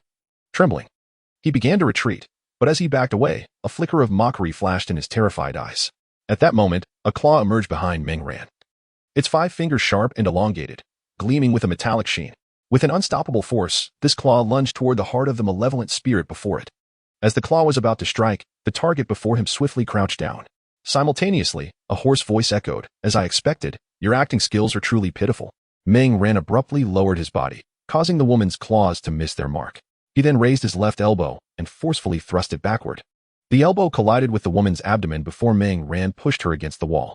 A thunderous crash ensued, as the wall behind the woman cracked under the immense force, and the brutal elbow strike caused her to spit out a mouthful of blood. Before she could react, a pair of large hands had already seized her fair neck. After the elbow strike, Meng Ran swiftly turned around, his right hand tightening around her throat. The woman struggled, raising her arms in an attempt to use her claws to inflict harm on Meng Ran and compel him to release her neck. However, as soon as she lifted her hands, 2 black blades swiftly pierced her palms, pinning them to the wall and rendering her immobile. In her desperation, she could only hope that the man across from her would come to her rescue, unaware that he was also in dire straits. Just as the woman made her move, the man believed their plan had succeeded when a black tendril suddenly lunged from behind him, wrapping around his neck and lifting him off the ground. 4 black blades simultaneously pierced his limbs. Had anyone been nearby to witness the man's predicament, they would have been utterly horrified by the bizarre scene unfolding. From the wall behind him, a viscous black liquid began to ooze forth, sprouting multiple tendrils. A robust tendril coiled around the man's neck, pinning him against the wall, while the remaining 6 for securing his limbs and 2 pinning the woman's hands rendered them helpless. This spectacle resembled the wall transforming into a dark demon, intent on dragging the man into the abyss behind it. While standing upstairs, Meng Ran sensed an unusual disturbance. On one hand, his ghostly intuition had significantly heightened, alerting him to danger. On the other hand, since the malevolent spirit had begun to alter its methods, meting out terrifying retribution to criminals. It had been a long time since anyone dared to brazenly rob in a place frequented by such entities, especially in a manner that Meng Ran found most detestable, combining theft with lewdness. Sensing something amiss, Meng Ran remained vigilant, releasing a venom that cascaded to the ground, its monstrous maw morphing through his battle attire. If these were ordinary criminals, even with just one arm, Meng Ran could easily subdue them. Yet, if this was indeed a trap, the venom would serve as an unexpected advantage. As anticipated, it was a trap. When the woman reached out, the ghostly warning in his mind nearly overwhelmed him. He deliberately paused, allowing himself to execute his next move with fluidity. Meng Ran tossed the woman to the ground, then shattered her limbs, ensuring the venom forced its tendrils into her mouth to prevent any possibility of her committing suicide by ingestion. He then beckoned, and the venom hurled the man to the ground as well, with Meng Ran employing the same method. After ensuring both lay sprawled on the ground like lifeless dogs, Meng Ran summoned the venom back into his body. Although venom is capable of maintaining a certain level of combat prowess even outside the host, prolonged exposure inevitably leads to its deterioration. After merging with the host, Meng Ran extended his arms, from which countless tendrils emerged, burrowing into the mouths of a man and a woman lying on the ground. He intended to extract their memories. As Meng Ran closed his eyes to delve into their minds, a rapid beeping sound emanated from the heads of the 2 individuals, followed by 2 soft thuds. In an instant, their brains had turned to mush, rendering memory extraction impossible. Damn it, I've already sealed their mouths, so how can there still be a problem? Meng Ran cursed inwardly. He hastily summoned more dark tendrils, enveloping the 2 like oversized black cocoons. He silently hoped for success. Meng Ran sought to utilize Venom's fusion with the 2, curious about any abilities he might extract. However, a sense of trepidation lingered within him, as he recalled a previous failed attempt to merge with a criminal he had slain. After a brief moment, Meng Ran opened his eyes, exhilarated, and exclaimed, "I succeeded. Congratulations." Host. New abilities acquired. Claw ability, enhances the hands, forming lethal claws. Skin reinforcement ability, fortifies the external skin, providing resistance to general harm, requires activation. A gentle reminder, due to the targets being near death, the extraction process took longer. Please be aware that if the targets perish, extraction will be impossible. For future endeavors, please act promptly. That reminder has an oddly accusatory tone, Meng Ran thought, feeling a mix of embarrassment and annoyance at the system's message. He refocused on his newfound abilities. The claw ability would allow him to possess claws even without venom, albeit somewhat redundant. The skin reinforcement ability, on the other hand, proved useful, despite requiring activation. No wonder there was no resistance earlier. It could enhance his melee capabilities, better than nothing, he mused. As he pondered, he remembered the memories he had intended to explore. Although interrupted, there remained a smidgen of information. Meng Ran closed his eyes again and concentrated. Moments later, he opened them, revealing the information was exceedingly limited. He learned that the couple belonged to a group called Blackwater Security, contracted to eliminate a malevolent spirit. Furthermore, they were lovers, and according to the intel provided, the malevolent entity had a fixation on crimes of passion, thus orchestrating this tragic play. Meng Ran thought to himself. Although the fixation on crimes of passion could be deduced through careful analysis of the materials, being manipulated in such a manner is undeniably vexing. He surmised that had he not intervened, the couple might have engaged in a genuine performance of their deadly act. Meng Ran purchased a vial of corpse-dissolving fluid from the system's shop and sprinkled it over the bodies. A wisp of white smoke emanated from the corpses, swiftly vanishing from sight. Farewell, I hope you two can reunite in the afterlife, he mused quietly. Watching the bodies disappear completely, Meng Ran leaped onto the rooftop and continued his nocturnal patrol. Today's incident made Meng Ran aware that he had acquired yet another group of adversaries, the Blackwater Security Company and the Crocodile Gang. Just wait until I bring you all down together. Chapter 29, Shadowy Rainfall and Cutting Clouds. After completing his night patrol and clocking out, Meng Ran returned to his room. He opened his phone and engaged in casual conversation with Gwen, ensuring that everything was normal on her end before bidding her goodnight. Unlike Meng Ran, Gwen did not possess the free breathing technique and thus required several hours of sleep each night. Setting his phone aside, Meng Ran, after a long hiatus, opened the system shop. He felt the need to acquire a few skills, as his current methods of attack had become rather monotonous. He scoured through the options, searching for a skill that would suit him. Time passed, and Meng Ran found himself overwhelmed by the myriad choices, yet he still had not discovered a fitting skill. It was not that he was overly picky. Rather, many appealing options were prohibitively expensive, while the more mediocre skills did not pique his interest. Continuing his search, Meng Ran's eyes lit up upon spotting a promising skill. He clicked on one called Shadowy Rainfall and began to read its description. With a thought. The energy gathers shadowy clouds. As the clouds coalesce, shadowy rain descends, severing life and death, dividing yin and yang. Well, this skill appeared to be quite formidable. Meng Ran mused as he absorbed the description. He then immersed himself in the visualization, eager to witness the skill in action. In his mind, a demonstration of the skill's release unfolded. A figure stood amidst the realms of heaven and earth, its aura ascending, while dark clouds imbued with a faint ethereal glow rapidly amassed above. As the shadowy clouds thickened, torrents of needle-like shadowy rain fell, dense and fierce, striking the ground and leaving behind numerous small, dark holes that exuded wisps of black mist. The area covered was roughly equivalent to 2 football fields. Those afflicted with a fear of clusters would likely faint at the sight. This was merely the appearance of the basic version of shadowy rainfall. Meng Ran then examined the intermediate version, which expanded the skill's range nearly tenfold and significantly reduced the time required to gather the shadowy clouds, allowing for near-instantaneous activation. Moreover, the damage inflicted increased several-fold. Naturally, Meng Ran could only afford the basic version at present. The points required to upgrade from basic to intermediate were substantial, and the mere thought of accumulating them made his head ache. How he wished he could simply purchase them with money. He hoped to amass enough points before the battle in New York. As for advancing from intermediate to advanced, Meng Ran could not even glimpse what that entailed. He surmised he would have to wait until he achieved the intermediate level to uncover its secrets. After acquiring Shadowy Rainfall, a sense of emptiness washed over Meng Ran. He browsed the shop once more and realized he also desired a fine blade, as the 2 ordinary straight swords he had previously wielded felt insufficient. Thus, he explored the weapons section, where a knife named Cutting Clouds caught his attention. The bright, cold blade glimmered with a chilling light, emanating an oppressive aura. Meng Ran was immediately captivated by this exquisite weapon. Upon examining the price, Meng Ran found it somewhat exorbitant. After making the purchase, it was likely that his points would dwindle significantly. However, this knife came with accompanying techniques, thus saving him the expense of acquiring additional skills. Gritting his teeth, Meng Ran decided to buy it. Having already invested in such costly skills, he could afford this expense. In an instant, his points were reduced to merely enough for a few bullets and grenades, erasing his accumulated savings in a flash. Meng Ran drew forth the Cheyenne knife. Its cold gleam imposing, emanating an aura of formidable sharpness, indeed a fine weapon. He leaped out of the window, intending to find a secluded area to practice his skills. After a while, he discovered a suitable location, an isolated riverside devoid of any onlookers. First, he unsheathed the Qiyun knife, focusing on the associated techniques in his mind. The techniques consisted of 3 forms: Qiyun, Qiexing, and Qiyue. As the teachings suggested, the essence of the path lay in simplicity. The techniques were not rigidly confined to specific movements. These 3 forms merely served as templates, and upon mastering them, one would naturally discover their own rhythm, achieving true mastery. Meng Ran concurred with this notion. Despite his proficiency in cold weapons, the nuances of knife techniques required personal enlightenment. He concentrated and struck a slash towards the water's surface. Qiyan. With a soft exclamation, a shadowy blade of light shot forth from his hand, slicing through the water and creating a shallow rift that quickly closed again. Qiexing. With a flick of his wrist, he unleashed several blades of light that, mid-flight, split into additional smaller slashes. In an instant, a cascade of light struck the water, sending a flurry of droplets soaring into the air. After sheathing his knife, Meng Ran exhaled deeply.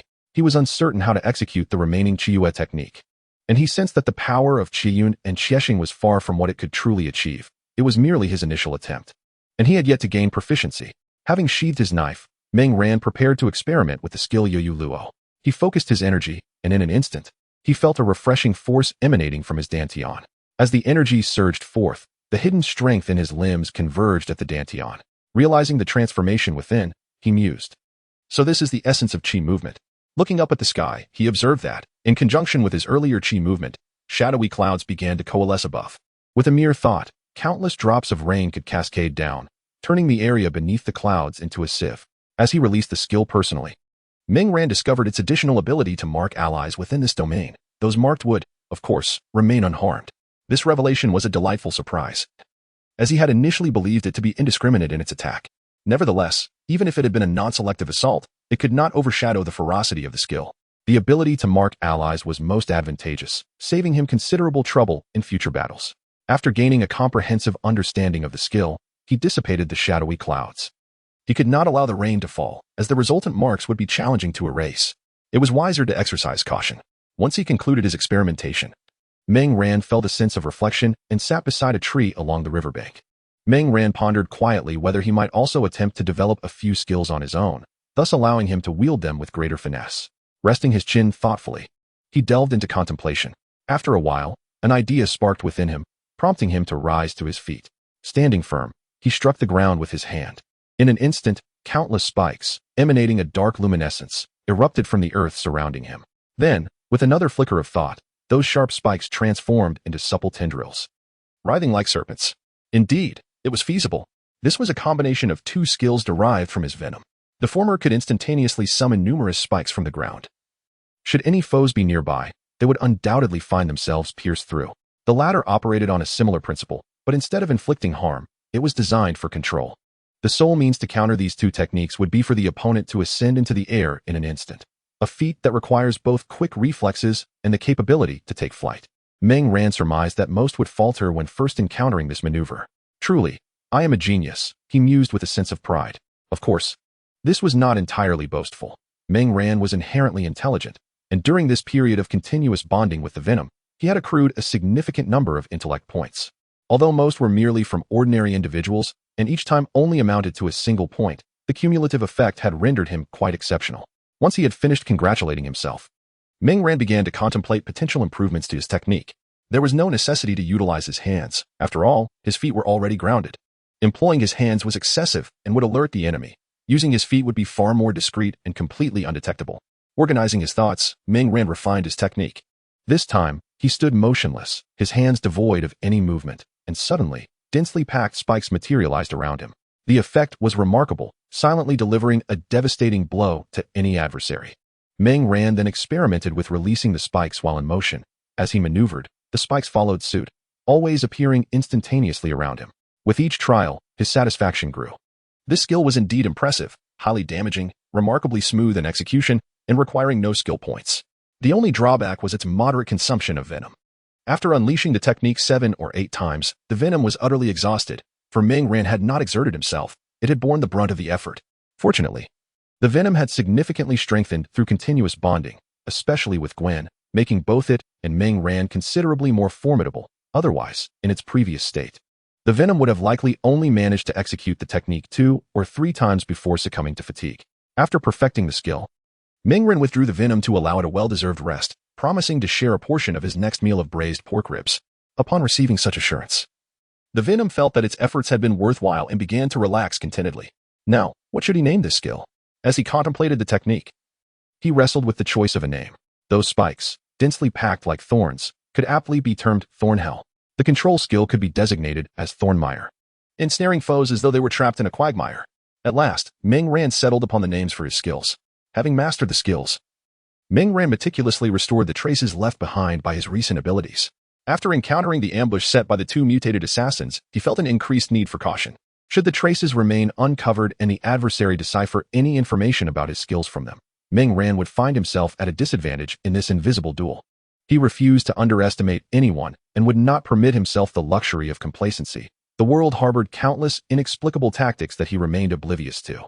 He understood that even a moment's carelessness could provide his enemies with an opening. Once he had concealed all traces, Ming Ran returned home for a well-deserved rest. Chapter 30. The data on Blackwater and the plan for the Crocodile Gang's annihilation. After a night of restful slumber, Ming Ran awoke the next day, cheerfully riding his bicycle to school as was customary. His routine life flowed smoothly within the week. Pedaling along, he found himself accompanied by the intoxicating melody of Venom's raspy voice, singing, "I yearn for a life bursting forth, like soaring through the vast sky, like traversing an uninhabited wilderness, possessing a power that transcends the mundane." Indeed, Venom was belting out the song with all his might, a rendition that Ming Ran found rather intolerable. To alleviate the auditory strain, he had introduced Venom to a few songs, and surprisingly, the raspy tones suited this particular piece, albeit with some difficulty in reaching the higher notes. Before long, he arrived at school, parked his bicycle, and entered the classroom with his backpack in tow. Spotting Gwen, who was yawning while clutching her book, it was evident that she had not enjoyed a sufficient night's sleep. Ming Ran retrieved a bottle of energizing water from his bag, unscrewed the cap, and handed it to Gwen. "Drink this. It will help you feel more alert." Gwen, somewhat lethargic, accepted the bottle and took a generous swig. After quenching her thirst, she felt invigorated, exhaling a sigh of relief. "Ming, thank you so much. Otherwise, I would surely have dozed off in class," she said. Smiling at him, Ming Ran sighed in response. "Gwen, this can't continue for long. No matter how robust your health, it's unsustainable." Gwen, feeling admonished, playfully shrank her neck and replied, "Oh, I know. I just had a bit of insomnia last night." "You said the same yesterday," Ming Ran noted. "Perhaps you should refrain from going out every day. I'm here daily, and the crime rate has significantly decreased during this period." Gwen shook her head vehemently. No. The Phantom must stand shoulder to shoulder with the wicked. I promise to be more mindful about returning early to rest. I just need to adjust." She then looked at Ming Ran and remarked, "Look at you. You're always so energetic." Ming Ran shook his head in reply, "It's different for me. I practice a special mental discipline, allowing me to manage with less rest." With a sigh, he added, "If only I could teach you, it would spare you the exhaustion." Gwen, surprised, covered her mouth in astonishment. "I had no idea you practiced such ancient Chinese techniques. Those tales were indeed true." Noticing Ming Ran's sigh, she comforted him. "It's all right. I will surely find a way to ensure I get enough rest. I am, indeed, the illustrious Phantom," Gwen declared with her tiny fist raised in a show of might. Ming Ran, gazing at the adorable Gwen, could not help but chuckle. As the number of students in the classroom grew, the two shifted their conversation to mundane matters. Time flew swiftly, and Thanksgiving approached, soon to be followed by the winter break in less than a month. They discussed their plans for the holiday, while Ming Ran attended classes at school. His computer in the bedroom tirelessly worked on gathering information. He had instructed Xiaobai to look into the Blackwater Security Company and its connections with the Crocodile Gang. By the time Ming Ran returned home from school, he would find the information meticulously organized by Xiaobai. Soon, the time to leave school arrived, and Ming Ran bid farewell to his friends before cycling home. This evening, Zhao Li returned early, and dinner was served sooner than usual. After finishing his meal, Ming Ran retreated to his room to peruse the information Xiaobai had compiled. The first topic was the Blackwater Security Company, which ostensibly provided legitimate security services while covertly engaging in illicit security and hiring operations. According to the gathered data, the personnel within this company were categorized by levels. The traces currently discernible pertain to ordinary hiring tasks and a few minor higher-level assignments. The more clandestine higher levels employed specialized confidentiality measures, which Xiaobai was presently unable to access. Based on Xiaobai's analysis, the 2 mutated assassins who had appeared previously likely belonged to a higher tier, despite leaving no traces online. However, from the scant information Meng Ran had extracted from their minds.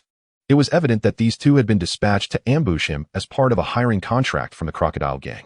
Regrettably, the Blackwater Security Company had miscalculated, underestimating Meng Ran as merely a robust, well-trained ordinary individual. The video Meng Ran had sent to the Crocodile Gang had also been manipulated, concealing his true abilities from the terrified members and self-destructing after playback. Consequently, the Crocodile Gang provided no substantial information to the Blackwater Security Company. The latter relied on news and reports concerning malevolent entities to gather intelligence, leading to a flawed estimation that the two higher-level operatives were virtually guaranteed success. Ultimately, both of them vanished, and the chips implanted in their brains indicated self-destruction, resulting in a catastrophic failure for the Blackwater Security Company. After reviewing the information on the Blackwater Security Company, Meng Ran proceeded to examine their connections with the Crocodile Gang. An intriguing detail emerged. During his previous research on the Crocodile Gang, he had noted the sudden disappearance of the leader of a major gang that had been atop Bob's head. Meng Ran had suspected that matters were not so straightforward, surmising that Bob had orchestrated the elimination of that leader. The findings corroborated this suspicion. Xiaobai's research revealed that Bob had indeed hired personnel from the Blackwater Security Company to eliminate the leader. Furthermore, amidst the ensuing chaos among the subordinates of that leader, the influence of the Blackwater Security Company was evident, as Bob had employed them to instigate turmoil in that situation. Subsequently, as the Crocodile Gang reaped the benefits, they continued to hire individuals from the Blackwater Security Company to aid in their conquest of rival gangs. The business dealings between Bob and the Blackwater Security Company have indeed been quite frequent. In recent years, the Crocodile Gang has enjoyed an unchallenged dominance, rendering them relatively secure and leading to a cessation of their interactions with Blackwater. However, the emergence of the malevolent specter has rekindled Bob's memories of his old acquaintances. Meng Ran, after perusing the information, leaned back in his chair, eyes closed in contemplation.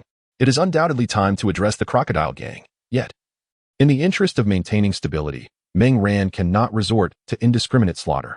With the presence of Blackwater, whose information remains largely undisclosed, it is certain that they are aware of Meng Ran's actions against their members and will likely respond by sending reinforcements. It is implausible that Meng Ran could eliminate two of their operatives without provoking a reaction from Blackwater. Such a scenario would jeopardize their reputation, compelling them to demand a higher price from Bob, as failure to resolve the situation would incur additional costs. Meng Ran pondered deeply, feeling a twinge of headache.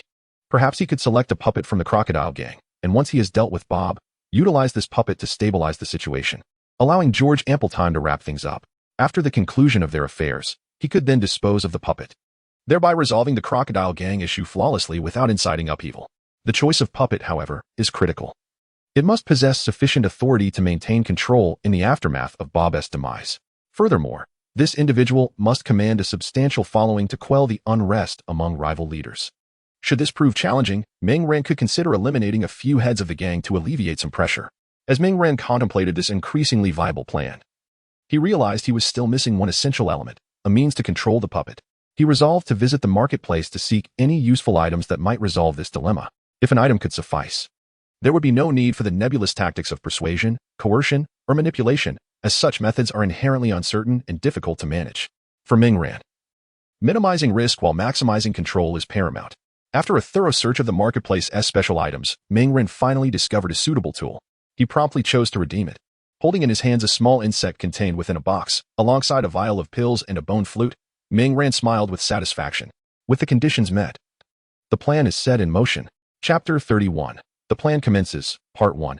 As Meng Ran investigated Blackwater Security Company, they too were diligently probing the malevolent specter. In a dimly lit conference room, shrouded in smoke, a projector continuously displayed information regarding the specter, the flickering glow of cigarette embers illuminating the furrowed brows of those present. "It seems we have underestimated the strength of this specter," remarked a middle-aged man, drawing a puff from his cigar and rubbing his bald head. His expression grim as he spoke to another. The two operatives have vanished, and the chip implanted in their brains indicates self-destruction. Upon hearing his words, the gaunt man across the table extinguished his cigarette and spoke in a low voice. "This transaction cannot conclude in such a manner. Deploy a specialized team.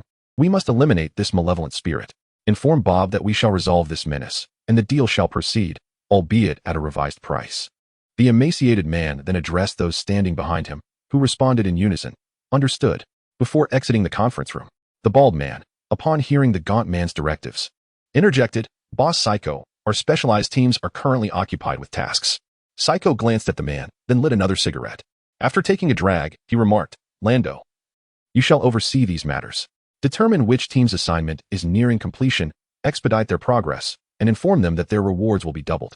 Lando, standing upright, replied earnestly, I will arrange this immediately. Team 5 should be available shortly. Psycho nodded in satisfaction, then recalled something else. We have also received a new batch of recruits this year. Please ensure their arrangement. I hope they are not merely rejects from the cradle. With that, he urged Lando to proceed swiftly. Lando nodded and turned to exit the room, leaving Psycho alone in the expansive chamber, deep in contemplation. His piercing gaze seemed to wander into the distance, revealing a hint of nostalgia. One day, I shall return to the monsters, Psycho murmured softly, as if confiding in himself. With that thought, he pulled himself back to the present, extinguishing his cigarette on the table. Unbeknownst to him, Heishiei had already devised a plan to counter his existence, merely waiting for the opportune moment to act. Meanwhile, Mingran was preparing for the first and most crucial step of the Crocodile Gang's annihilation plan, which involved gaining control of a puppet.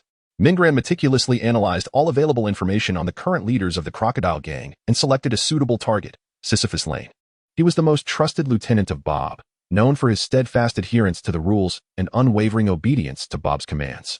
Thus, Sisyphus was the most formidable among the old brothers, owing to his loyalty to Bob. Despite having ascended to the rank of a powerful figure in the underworld, Sisyphus continued to treat Bob with the same respect and obedience he had always shown, a consistency that had endured over the years. For Mingran, Sisyphus represented the perfect puppet, trusted by Bob, capable of maintaining control after Bob's demise, and possessing considerable strength to suppress the rest of old brothers. Though Mingran would likely need to exert some additional effort in that regard. Having mapped out his course of action, Mingran set off towards Sisyphus's residence. In recent days, Sisyphus had been living in a state of trepidation within his villa. Since receiving that ominous video, he had been plagued by anxiety. Despite his boss's confident assurances that the malevolent spirit would soon be dealt with. However, in light of Bill and Yule's tragic demises, Sisyphus, though reassured by his boss, could not shake off his unease. He had never harbored grand ambitions. Initially joining the Crocodile Gang was merely a desperate measure in his life. At that time, the young man had already experienced a marriage, yet he was neither ambitious nor prudent, indulging instead in gambling, which rapidly led his household to ruin. Unable to endure the chaos, his wife departed. When Sis joined the Crocodile Gang and followed Bob, he had not eaten for 2 days. Having spent his time scavenging on the streets, only to squander whatever little money he managed to save at the gambling table, where fortune forever eluded him. On that fateful day, Bob's altercation with another man roused Sis from his slumber on the roadside. Jolted awake by a kick, he was initially dazed and infuriated, having just gathered a meager morsel to stave off hunger, hoping to catch a brief respite in sleep. Yet, no sooner had he closed his eyes than he dreamt of a colossal hamburger before him, ready to be devoured, when he was abruptly awakened once more. In a fit of rage, Sis seized a trash can lid and struck the assailant, rendering him unconscious. Bob, witnessing this unexpected turn of events, was left in a state of bewilderment. Thus, Sis came to know Bob and subsequently affiliated himself with the Crocodile Gang. In the ensuing time, Sis remained by Bob's side as the gang flourished, his own standing rising in tandem. Though inherently timid and non-confrontational, Sis recognized that it was only through Bob that he had attained a lifestyle he had once deemed unattainable. Consequently, he remained unwaveringly loyal to Bob, who, in turn, placed immense trust in him and granted him considerable authority. Bob understood that, despite the power Sis wielded, he could easily rein him in. For Sis's meek disposition rendered him quite manageable. At that moment, Sis found himself at home, gambling with a gang leader in a lavishly adorned room, enveloped in swirling smoke, with several alluring women seated nearby. Hee. Sis, your face resembles a sour pickle. It's evident you are destined to lose, cackled the diminutive man with a lecherous grin, puffing on a cigar while fondling the soft curves of a woman beside him, inhaling the intoxicating scent. Enraged, Sis flung his cards aside, exclaiming, "Damn it! Not a single good hand all night. What wretched luck! It must be the foul stench emanating from you lot that has sullied my cards, so get away from me." In a fit of fury, Sis kicked aside a woman who had been draped over him, prompting the other women to hastily retreat. The small man chuckled mockingly. "Oh, poor Sis, can you not handle the stakes? Resorting to venting your ire on a woman is truly pathetic." He beckoned the woman who had fallen to her knees, who then staggered up and knelt beside him. Sis glared coldly at the small man. "Silence. Pick. What right do you have to speak to me, you insignificant wretch?"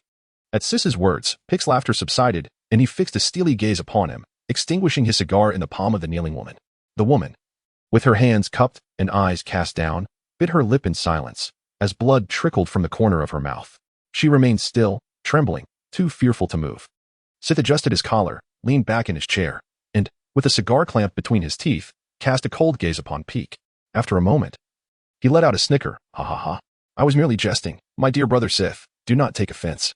Peak's stern expression vanished in an instant, replaced by a quirky laugh directed at Sith. Upon hearing this, Sith's frosty demeanor also melted away, and he replied with a hearty laugh. Indeed, Peak. I too was just having a bit of fun, my beloved brother. The two exchanged knowing glances before erupting into laughter, each harboring ulterior motives. Chapter 32. The plan commences, Part 2. The game continued, and Sith seemed to regain his luck, winning several rounds as the atmosphere gradually relaxed.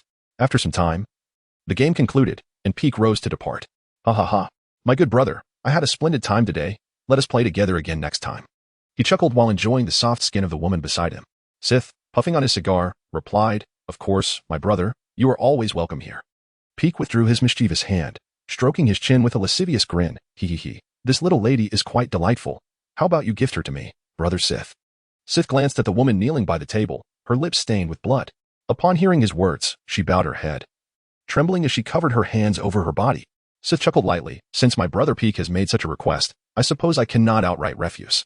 However, I must apologize, as I hold a fondness for this woman as well. As he spoke, he gently patted the woman's head, akin to caressing a beloved cat. She lowered her head, savoring the touch of his hand, while suppressing her shivers. Peak's expression hardened for a moment. Then he laughed again. He. It seems I have overstepped. I did not realize you were fond of this type, brother. With that, he turned and departed with his entourage. Those around Sith felt the urge to move forward after Peak's remarks, but were halted by Sith's piercing gaze. Once Peak had left, Sith furiously hurled his cigar to the ground and crushed it underfoot. Damn Peak, he roared. How dare he mock me for desiring what remains of yours? Had it not been for the boss's orders to avoid trouble, I would have dealt with you, you little runt. Sith understood full well that even if the boss had not said so, he could not act impulsively. He had to heed Bob's words and refrain from causing a ruckus. For such restraint was his foundation. Both Peak and Sith sought women, yet Sith could never acquiesce. This was not merely a request for a woman, but rather Peak's attempt to reclaim his pride. However, Sith would not grant him even the most trivial of favors, for he was determined to stand taller than Peak. The diminutive Peak was also aware that he and Sith held differing weights in Bob's eyes, which was why he had initially conceded at the poker table. Yet, in the end, as Sith refused to grant him even a modicum of respect, Peak sought to irritate him in return. Still seething with frustration, Sith smashed the nearby bottles and glasses to the ground, shards of glass scattering in every direction. The woman kneeling beside the table was also cut by the shards, her legs and cheek marred, blood trickling down the wounds, yet she remained frozen in place. Zeiss panted heavily, the spilled liquor soaking into the carpet and staining his leather shoes, which he disdainfully wiped against the dry portion of the carpet nearby. His gaze turned back to the kneeling woman, filled with contempt and coldness. He waved his hand, summoning 2 bodyguards. Remove that disgusting garbage. Just looking at her reminds me of that damned little wretch. Pick, he commanded, his voice laced with irritation. The bodyguards nodded and approached the woman. Hearing Zeiss's words, she slumped onto the floor, finally lifting her head, her beautiful eyes reflecting despair and emptiness. She fixated on Zeiss's face, as if trying to etch his image into her mind. The bodyguards advanced, dragging the woman toward the door, her gaze unwaveringly locked on Zeiss until she was pulled outside.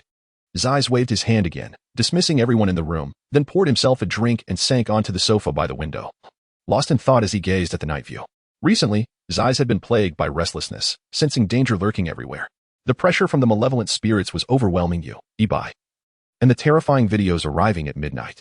One issue after another left him feeling on the brink of a nervous breakdown. He took a sip of his drink, reclining on the sofa, murmuring, "Oh, malevolent spirit." Suddenly, the lights in the room flickered and went out, plunging the space into darkness. Zeiss felt a warm, damp breath against his neck and a long, slimy serpent slithering across his skin. A voice, devilish and raspy, whispered in his ear, cold as the winds of the abyss. "Are you summoning me, Mr. Zeiss? I have come. Surely, you have something to say to me, do you not?" Zeiss froze, the voice binding him to the sofa, rendering him motionless and afraid to turn around. He dreaded the thought of encountering that horrifying visage, fearing that a mere glance would result in his head being bitten off by its monstrous maw. Thus, he sat there, glass in hand, eyes darting toward the expansive floor-to-ceiling window. The vast pane faintly reflected his own seated figure. Above his head, a pair of pale, elongated eyes glimmered with a chilling light, fixated upon him. Below those eyes, a mouth filled with sharp teeth grinned wide, a blood-red tongue flicking out, gliding along his neck. Zeiss's hand trembled as he held the glass, his entire body quaking uncontrollably. "Mr. Malevolent Spirit," Do you require something? Please, do not kill me, he stammered, tears spilling as fear overwhelmed him. Zeise's voice quavered in a pleading tone. Mingran extended a hand, caressing his neck, speaking kindly. Why are you so frightened, Mr. Zeiss? Fear not, for I have come to present you with a gift. Without regard for Zeise's trembling and pleas, Mingran grasped his chin with one hand while holding a centipede in the other. Sith's mouth gaped in terror, his head shaking frantically in an attempt to escape. However, Mingran's powerful hand held his head firmly, rendering him immobile. The centipede writhed adeptly, its numerous legs twisting and thrashing beside its body. Sith watched in horror as the creature was forced into his mouth. He could feel it clawing its way down his throat, its myriad legs crawling deeper within. The itchiness surged from his mouth to his throat, and then down into his stomach, where it vanished. As Mingran released his grip, Sith tumbled off the sofa, scrambling to grab a bottle of liquor from the table, pouring it down his throat with desperation. After a moment, he began to claw at his throat, trying to expel the creature, but all he could bring forth were the acrid remnants of alcohol and stomach acid. Mingran, seated comfortably on a small sofa, observed Sith's distress with keen interest. After a futile struggle, Sith collapsed onto the floor, utterly drained, and crawled toward Mingran with all the strength he could muster, pleading for mercy from the demon. Mingran, however, paid no heed to his entreaties. Instead, he produced a small bone flute and brought it to his lips. No sound emerged. Yet Sith writhed on the ground, clutching his abdomen and moaning in agony. After a while, Mingran set the flute aside and coldly addressed Sith. Mr. Sith, you should now be aware of my gift and my intentions. This little creature will bring you fleeting comfort daily, but only the antidote can alleviate your suffering. Should you go without the antidote for 3 consecutive days, or entertain thoughts detrimental to my interests, you shall meet a swift demise. Sith, not lacking in intelligence, discerned that the demon's intention was not to dispatch him immediately, but rather to torment him with this creature, hinting at a task he must undertake. Beads of cold sweat trickled down his forehead, his body feeling utterly drained as he lay on the ground with his face pressed against the carpet, gasping for breath. Hearing Mingran's words, he panted, Demon, please inform me of what I must do. I will comply. Mingran nodded approvingly. The young man is quite astute, indeed. Rising from the sofa, he approached Sith, crouched beside him, and gently combed through his sweat-drenched hair. I want you to swiftly take control of the crocodile gang's affairs following Bob's demise. Can you manage that? Mingran whispered, lying on the ground. Sith's eyes widened at the implication, struggling to process Mingran's words. Mingran remained patient, awaiting Sith's response. After a prolonged silence, Sith finally steeled his resolve, trembling as he replied. Why yes, demon, I can do it. After uttering this, Sith glanced once more at the demon's face before lowering his gaze to the carpet, his forehead touching the floor as he spoke. Demon, while I can stabilize the situation, there are some individuals who will not heed my command. Though each of those leaders may be weaker than I, if they unite, I will find myself powerless. Despite his head remaining bowed, Sith could sense the weight of the demon's gaze upon him. Hearing this, Mingran glanced at the prostrate figure of Shishi on the ground and remarked with a smile. Very well, as long as you can maintain control over the situation, I shall not need to seek others. Shishi trembled slightly at his words but quickly regained composure.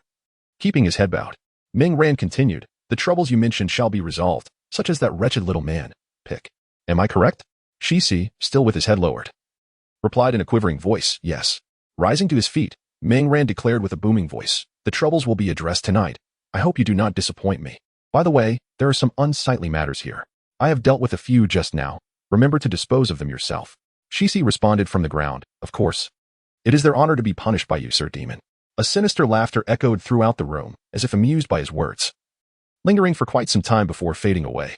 After a while, Shishi lifted his head, finding himself alone in the darkened room, bathed in moonlight. He noticed 3 pills lying before him. He hastily grasped the pills as if they were his very life, then collapsed onto the ground, remaining there until dawn. Chapter 33. Addressing troubles upon exiting Shishi's villa, Mingran arrived at the entrance, where a figure awaited him. He regarded the woman before him and inquired, where are the others? She replied softly, they have already departed, Sir Demon. I hope you will not blame them. They were frightened. Mingran responded, how could I possibly blame them? They are but a pitiful group of innocents. The blame lies solely with the accursed crocodile gang. The woman bowed deeply to Mingran, her voice thick with emotion. Thank you for your magnanimity, Sir Demon, and for saving our humble lives. I remained here merely to express my gratitude personally. With that, she turned to leave. Observing her unsteady form, Mingran asked, do you hate me? Although I saved you, I did not punish Shishi. The woman turned back, without hesitation. She replied softly, I know that you must have your reasons, Sir Demon. Though I was confined here, I have heard of your esteemed reputation. Surely, you have your own plans for sparing his life, and as a mere woman who survived by chance, I have no right to question you. Ming Ran regarded her serene countenance and said, I understand your hatred for that scoundrel Shisi. His fate will indeed rest in your hands, but not just yet. I still require him for certain tasks. He then tossed a button-sized metallic object to her. This is a small tracking device. When Shisi is to face judgment, it will emit a red light. At that time, I shall come to find you, and you will be the one to end his life. Upon hearing this, the woman suddenly choked back tears. Thank you, Sir Demon. You need not have explained this to me. I will patiently await that day and express my gratitude on behalf of those sisters who perished at Shisi's hands. Ming Ran waved his hand dismissively, stating with solemnity that there was no need for gratitude. He merely fulfilled his obligations. Trust me, he assured, that day shall not linger in the distance. He then retrieved several bundles of money from his person and handed them to the woman. By the way, take this money with you. You should also share a portion with others. With these funds, you ought to be able to endure until you secure employment. The woman gazed intently at Ming Ran, and without hesitation, accepted the money. She resolutely declared, I shall forever remember the kindness of the Lord of the Underworld. Ming Ran smiled and replied, I hope you can forget the past and live well.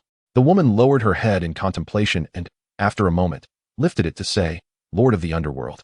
But there was no response. The dark figure had already departed, leaving only the biting cold wind howling in the dimness. She fixed her gaze on the spot where the Lord had stood, murmuring, My name is Lana. I hope to see you again. At that moment, Ming Ran was en route to the residences of other leaders, as the execution of his plan required him to deal with 2 more heads. He resolved to select 2 fortunate souls, whose heads would ensure the smooth execution of his scheme. One fortunate individual had already been chosen, the diminutive Pick, whose conspicuous performance that night had successfully caught Ming Ran's attention. Ming Ran decided to reward him with a one-way ticket to hell. Unbeknownst to Pick, he had become the target of the Lord of the Underworld. He had only just returned to his dwelling, still feeling disgruntled from his recent gambling encounter with Sis. Although he had managed to secure a minor verbal advantage, it bore no practical utility, and, in fact, he had lost quite a bit. Now, Pick reclined in his bathtub, the warm water lulling him into a state of drowsiness. He had just vented a torrent of pent-up frustration, which, he believed, was the sole purpose of those women. As he lay in the tub, a robust, naked man entered the room. Despite the man's towering physique, his countenance bore a hint of timidity, resembling a frightened rabbit, a stark contrast to his muscular frame. The man approached Pick with a shy demeanor. Sitting in the bathtub, Pick's dark skin juxtaposed with his short stature made him resemble a charred sweet potato. He beckoned the man to join him in the bath. Having been ridiculed for his short stature throughout his life, Pick had developed an unusual desire for dominance over tall, muscular men. He derived unparalleled satisfaction from witnessing these robust individuals submit to him. The muscular man entered the tub and shyly nestled against Pick's chest. The striking contrast between their forms, the towering strength versus the diminutive figure, the fair complexion against the dark and rugged skin, created a palpable tension in the water. Pick caressed the man's sharply defined face and softly inquired, Did they bring you joy, my dear? The man rubbed his face against Pick's chest, seemingly unfazed by the coarse hair. It was passable. This batch lacks the endurance of the last. It was rather disappointing to have it end so soon. The man spoke softly, yet his words were laced with filth and cruelty. Pick chuckled lewdly, affectionately saying, My dear, if you make me happy today, I shall provide you with another batch. You can play as you wish. The man immediately flushed with embarrassment, gruffly retorting, Humph. How annoying. Ming Ran stood atop the roof, his keen hearing allowing him to catch every word of the conversation.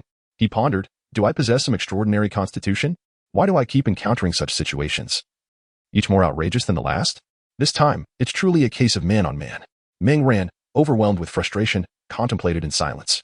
Suddenly, he heard powerful gasps emanating from nearby, and he could no longer bear to listen. Descending from the wall, he stealthily entered the room. Gazing at the reflection in the bathroom glass, Ming Ran felt as though he would require a lifetime to recover from those few harrowing minutes. He drew his pistol, affixing a powerful silencer, and aimed through the glass at the 2 engaged in their merriment. A pair of nearly inaudible gunshots rang out, and the bathroom fell silent. At that moment, Ming Ran had no desire to linger. Armed with dual guns, he swiftly purged the entire villa of its filth, rescuing the remaining survivors and providing them with enough money to start anew. Having completed his task, Ming Ran marked his signature on the wall and swiftly departed for his next destination. Before long, both leaders had been eliminated. This marked Ming Ran's first time achieving such efficiency without a gruesome aftermath. He was thoroughly disgusted by Pick and preferred not to soil his hands with blood, opting instead for the clean and sanitary approach of using his firearm. A series of knocks on the glass roused George from his slumber. Recognizing the familiar sound, he quickly rose and approached the window. As anticipated, a large folder lay outside, once again secured with a stone. George retrieved the envelope. this time equipped with a small flashlight he had placed on his nightstand after the last encounter, illuminating the contents of the folder. George found the familiar information regarding the heads of the underworld in their criminal evidence. However, a new sheet was included, detailing the plan for the eradication of the Crocodile Gang. George marveled at the revelation that the Phantom had devised a strategy to dismantle the gang, along with a unique method of control. Meng Ran had not disclosed the specifics of his approach, merely asserting he had manipulated a leader using a special technique, a statement that left George with a sense of foreboding. Dressed swiftly, George left his home and drove to the police station, drawing from his previous experience. The arrangements were much simpler this time. Upon arriving at the crime scene, George was taken aback, for the scene was not as gruesome as before. Unlike earlier instances, where officers had retched at the site, this time the atmosphere was markedly less revolting. In this instance, everyone present met their demise with a swift and decisive end. Had it not been for the distinctive graffiti of the malevolent spirit and the ominous message it conveyed, George might have believed he was surrounded by entirely different individuals. Upon encountering the long rice cake and the short sweet potato in the bathroom, an odd expression crossed George's face. Could this be the reason? He pondered silently. As George busied himself with the final touches, Meng Ran returned to his own room. At that moment, Gwen sent him a message. Meng, did you go after the Crocodile Gang again today? I just saw Dad leave for the police station. As he brushed his teeth, Meng Ran recounted his plans to Gwen. After listening attentively, Gwen contemplated for a moment before responding. Meng, can I join you next time? Meng Ran, upon hearing this, fell into thought. The plan was already halfway through. The next action would involve Meng Ran's impending judgment of Bob in a few days. Following that, they would judge Cease after Bob's demise. Neither of these tasks posed significant danger, yet they might have a psychological impact on Gwen. After a brief deliberation, Meng Ran replied, Sure, but you should prepare yourself mentally. The Crocodile Gang's filth is far worse than you can imagine. Upon receiving Meng Ran's answer, Gwen promptly responded, No problem. Ever since I decided to become Ghost Spider, I have been ready for this. The two continued their casual conversation before exchanging goodnights, as they both needed ample rest for the classes ahead, particularly Gwen, who required sufficient sleep. Chapter 34. The Anomalous Peter After a Restful Night. Meng Ran enjoyed breakfast as usual before heading to school. Upon securing his bicycle, he spotted Peter walking ahead. Hey, Peter, you're here quite early today. Meng Ran exclaimed as he approached and clapped a hand on Peter's shoulder.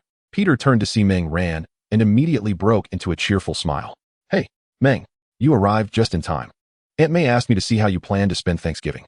Would you like to join us for dinner? Peter inquired with a grin. My family hasn't made any plans yet. I'll ask my parents when I get home and let you know. Please also extend my thanks to Aunt May for the invitation, Meng Ran replied. As he observed Peter, he felt an unusual change about him. Curiosity piqued. He asked, Peter, do you seem a bit different? Have you been working out? Your muscles look impressive. After saying this, he playfully squeezed Peter's arm. Peter scratched his head and chuckled. I've always been like this, you know. It seems my robust physique can no longer be concealed. Although Meng Ran found this strange, he refrained from probing further. The two entered the classroom together, but Harry was absent today due to personal matters. As Meng Ran settled into his seat, he watched Peter and contemplated the changes in his physique, thinking to himself, could Spider-Man have already emerged? In the midst of dealing with the Crocodile Gang these past few days, he hadn't noticed. As the lesson commenced, Meng Ran observed that Peter wasn't wearing his glasses today, further solidifying his suspicions. Meng Ran resolved to visit Peter's home tonight to uncover the truth. Curious whether Peter had indeed been bitten by a spider. If it were a spider bite that had led to his mutation, it would be a manageable affair, as it would mean he was on the path to becoming Spider-Man. However, if the cause were some other unknown factor, Meng Ran would need to exercise caution. Yet, should Peter transform into Spider-Man, it would imply that Uncle Ben might soon be in peril, which could pose a significant dilemma. Meng Ran recalled that in the film he had watched, Uncle Ben never had the chance to appear. Further research into Spider-Man's lore revealed a troubling pattern. With each emergence of a new hero, a corresponding Uncle Ben had to be sacrificed. The Uncle Ben of the present was not merely a character from the screen. He was a living, breathing individual who had always treated Meng Ran with kindness and concern. Naturally, Meng Ran wished to prevent this amiable man from meeting an untimely demise, which would leave Aunt May in sorrow. He was determined to avert this tragedy. As night fell, Meng Ran, as was his custom, clocked in for work alongside Gwen, engaging in the fight against crime. The two sped through their respective territories, safeguarding the tranquility of the night. During their patrol, Meng Ran confided in Gwen about Peter's peculiarities, though he refrained from elaborating extensively, merely expressing his sense that Peter might be experiencing a transformation akin to what Gwen had gone through. Gwen, upon hearing this, supported Meng Ran's decision to check on Peter that evening. acknowledging their duty to assist their dear friend should he indeed be undergoing a mutation. Recalling the hardships she had faced in her own journey.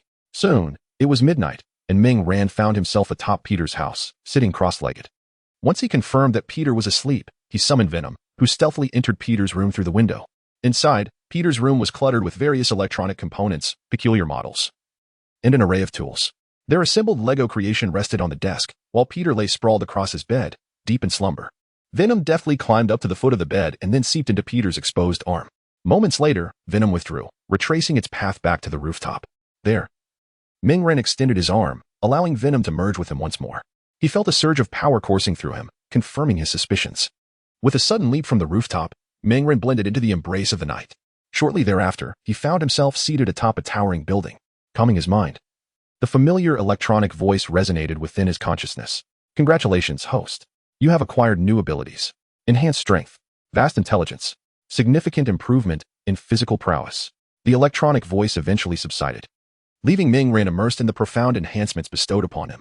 Unlike his experience embodying Gwen, merging with Peter did not grant him any extraordinary abilities. Instead, his physical attributes and strength had received a remarkable augmentation. With wisdom bestowed upon him, Ming Ren gained a considerable amount of insight from Peter, which made him silently commend the brilliance of one of Marvel's most esteemed intellects. After a deep contemplation, Ming Ren began to form a rough hypothesis regarding the distinctions between Gwen and Peter. Both possessed certain similarities in their abilities, such as enhanced physical attributes, strength, reaction time, and shared spider sense. Gwen referred to hers as ghost warning, as well as the ability to generate bioelectricity for wall crawling. However, there were notable differences as well. Compared to Peter, Gwen's enhancements in physical prowess and strength were less pronounced. Yet, she had the unique capability of producing her own webbing, along with extraordinary abilities such as toxin manipulation and ghostly stealth. Conversely, Peter's powers were more straightforward, primarily revolving around significant physical enhancement, improved reflexes, spider sense, and bioelectricity.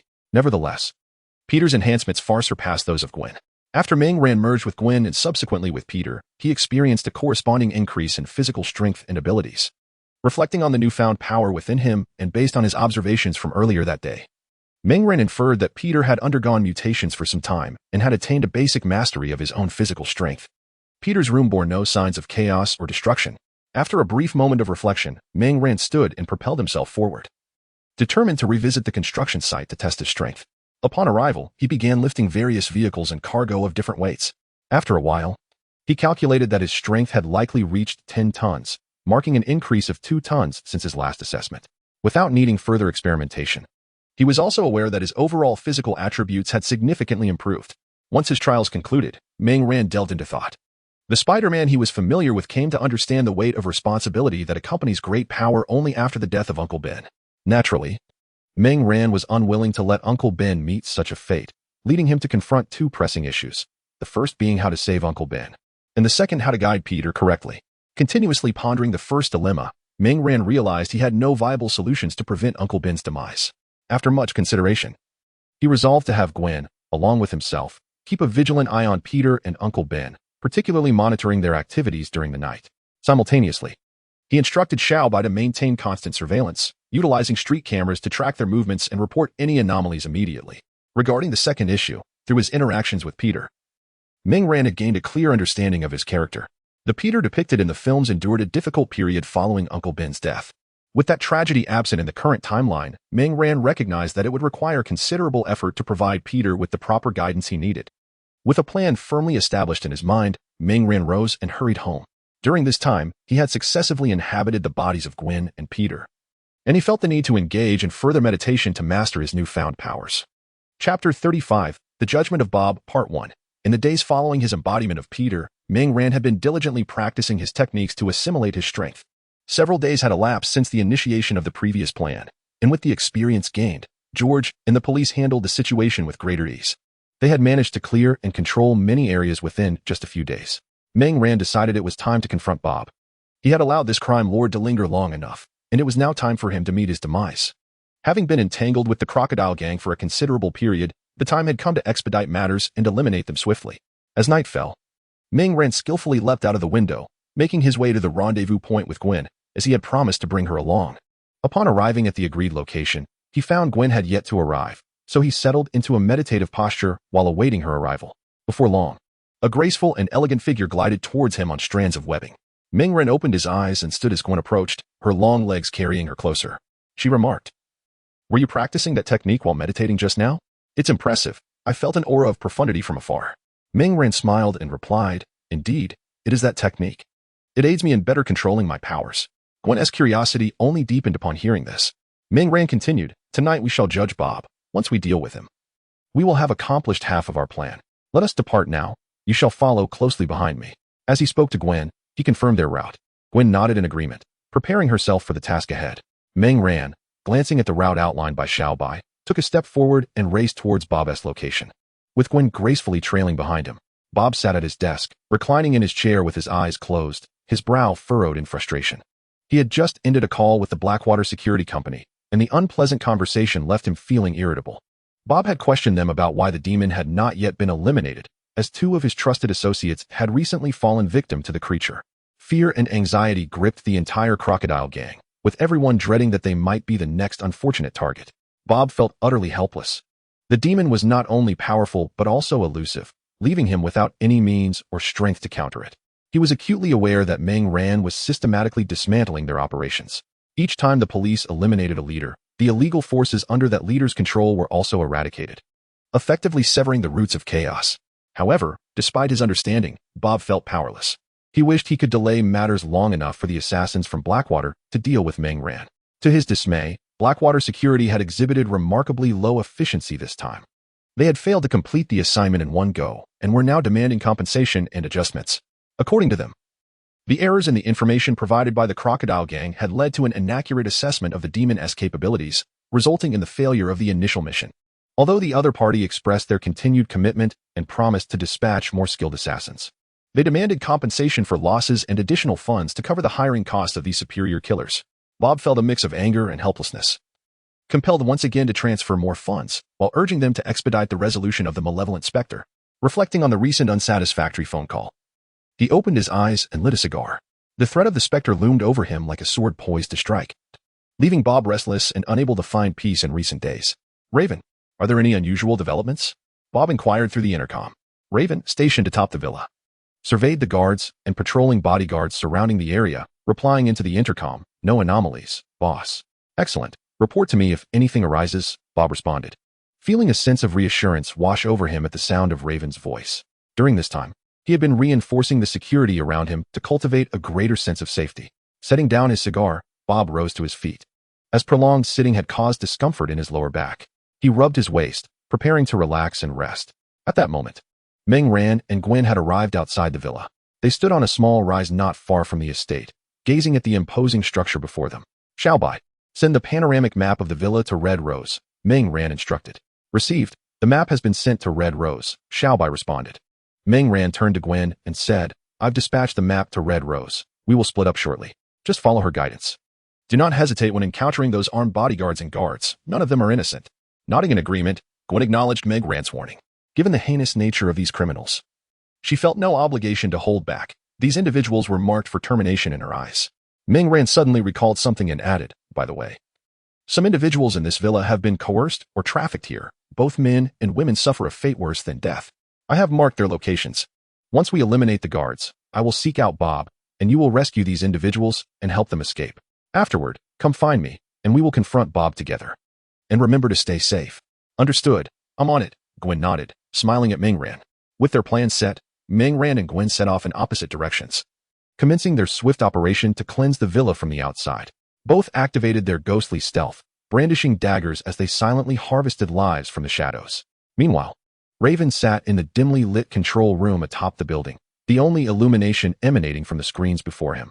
The faint light cast a cold glow on his youthful, expressionless face. He held a glass, sipping his drink while monitoring the surveillance feeds, remaining vigilant for any unexpected occurrences.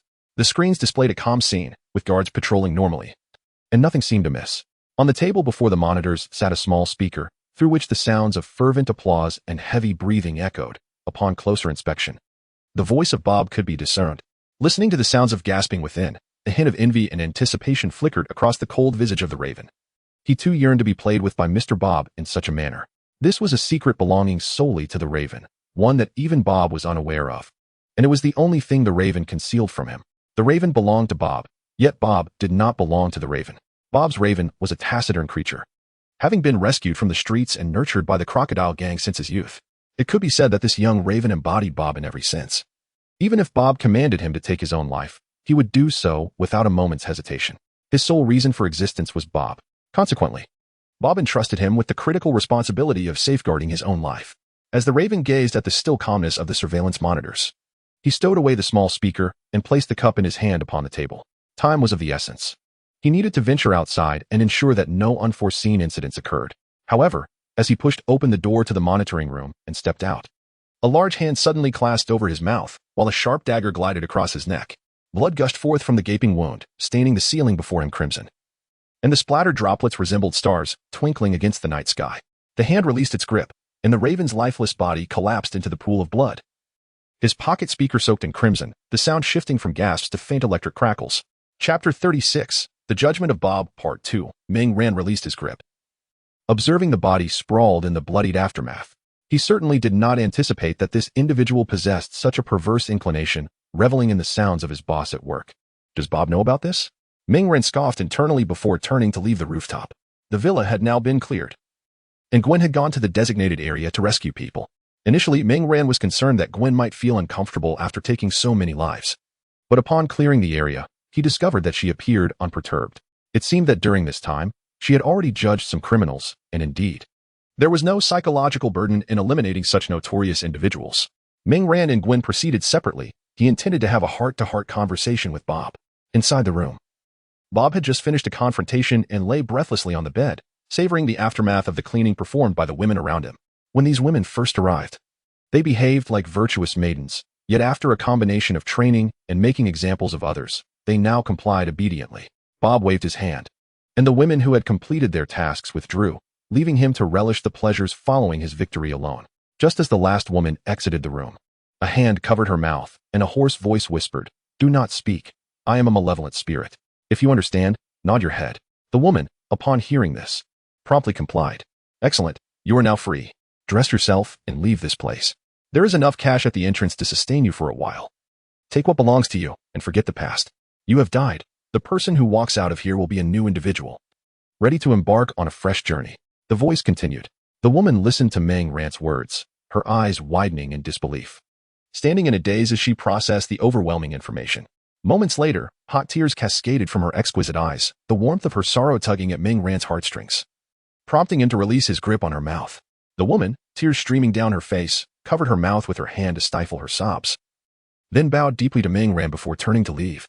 Ming Ran watched her depart, before turning around with a cold gaze and pushing the door open. Bob, who had been resting with his eyes closed on the bed, heard the door creak open and immediately shouted in irritation, "Who let you in without my command? Damn woman. Are you tired of living?" His furious outburst received no reply. Sensing the silence, Bob opened his eyes. To his horror, there was no woman in the room. Only a ghastly figure standing at the foot of the bed, its icy eyes fixated on him, a grotesque grin revealing a glistening crimson tongue, as if anticipating the moment it would devour him whole. It was a demon. Bob's eyes widened in terror as he scrambled to grab his handgun from beneath the pillow. But Ming Ran was quicker. His tentacles shot out, ensnaring Bob's limbs and pinning his naked form against the wall at the head of the bed. "At last we meet. Mr. Bob, I trust you have been looking forward to our encounter, have you not? After all, I have received your gifts, the two wretched souls from Blackwater." The thoughtfulness was commendable, though their strength left much to be desired, as they perished rather swiftly. Pinned against the wall, Bob writhed in agony, his features contorting as cold sweat drenched his face. Listening to the demon's grating voice, he felt as though he were plunging into an icy abyss. Damn Blackwater Company. They only know how to collect money. Why have they not dealt with this scourge? Bob cursed the deceitful Blackwater security firm in his mind as he endured the searing pain. Seeing Bob gritting his teeth in silence, Ming Ran spoke up. "Why the silence?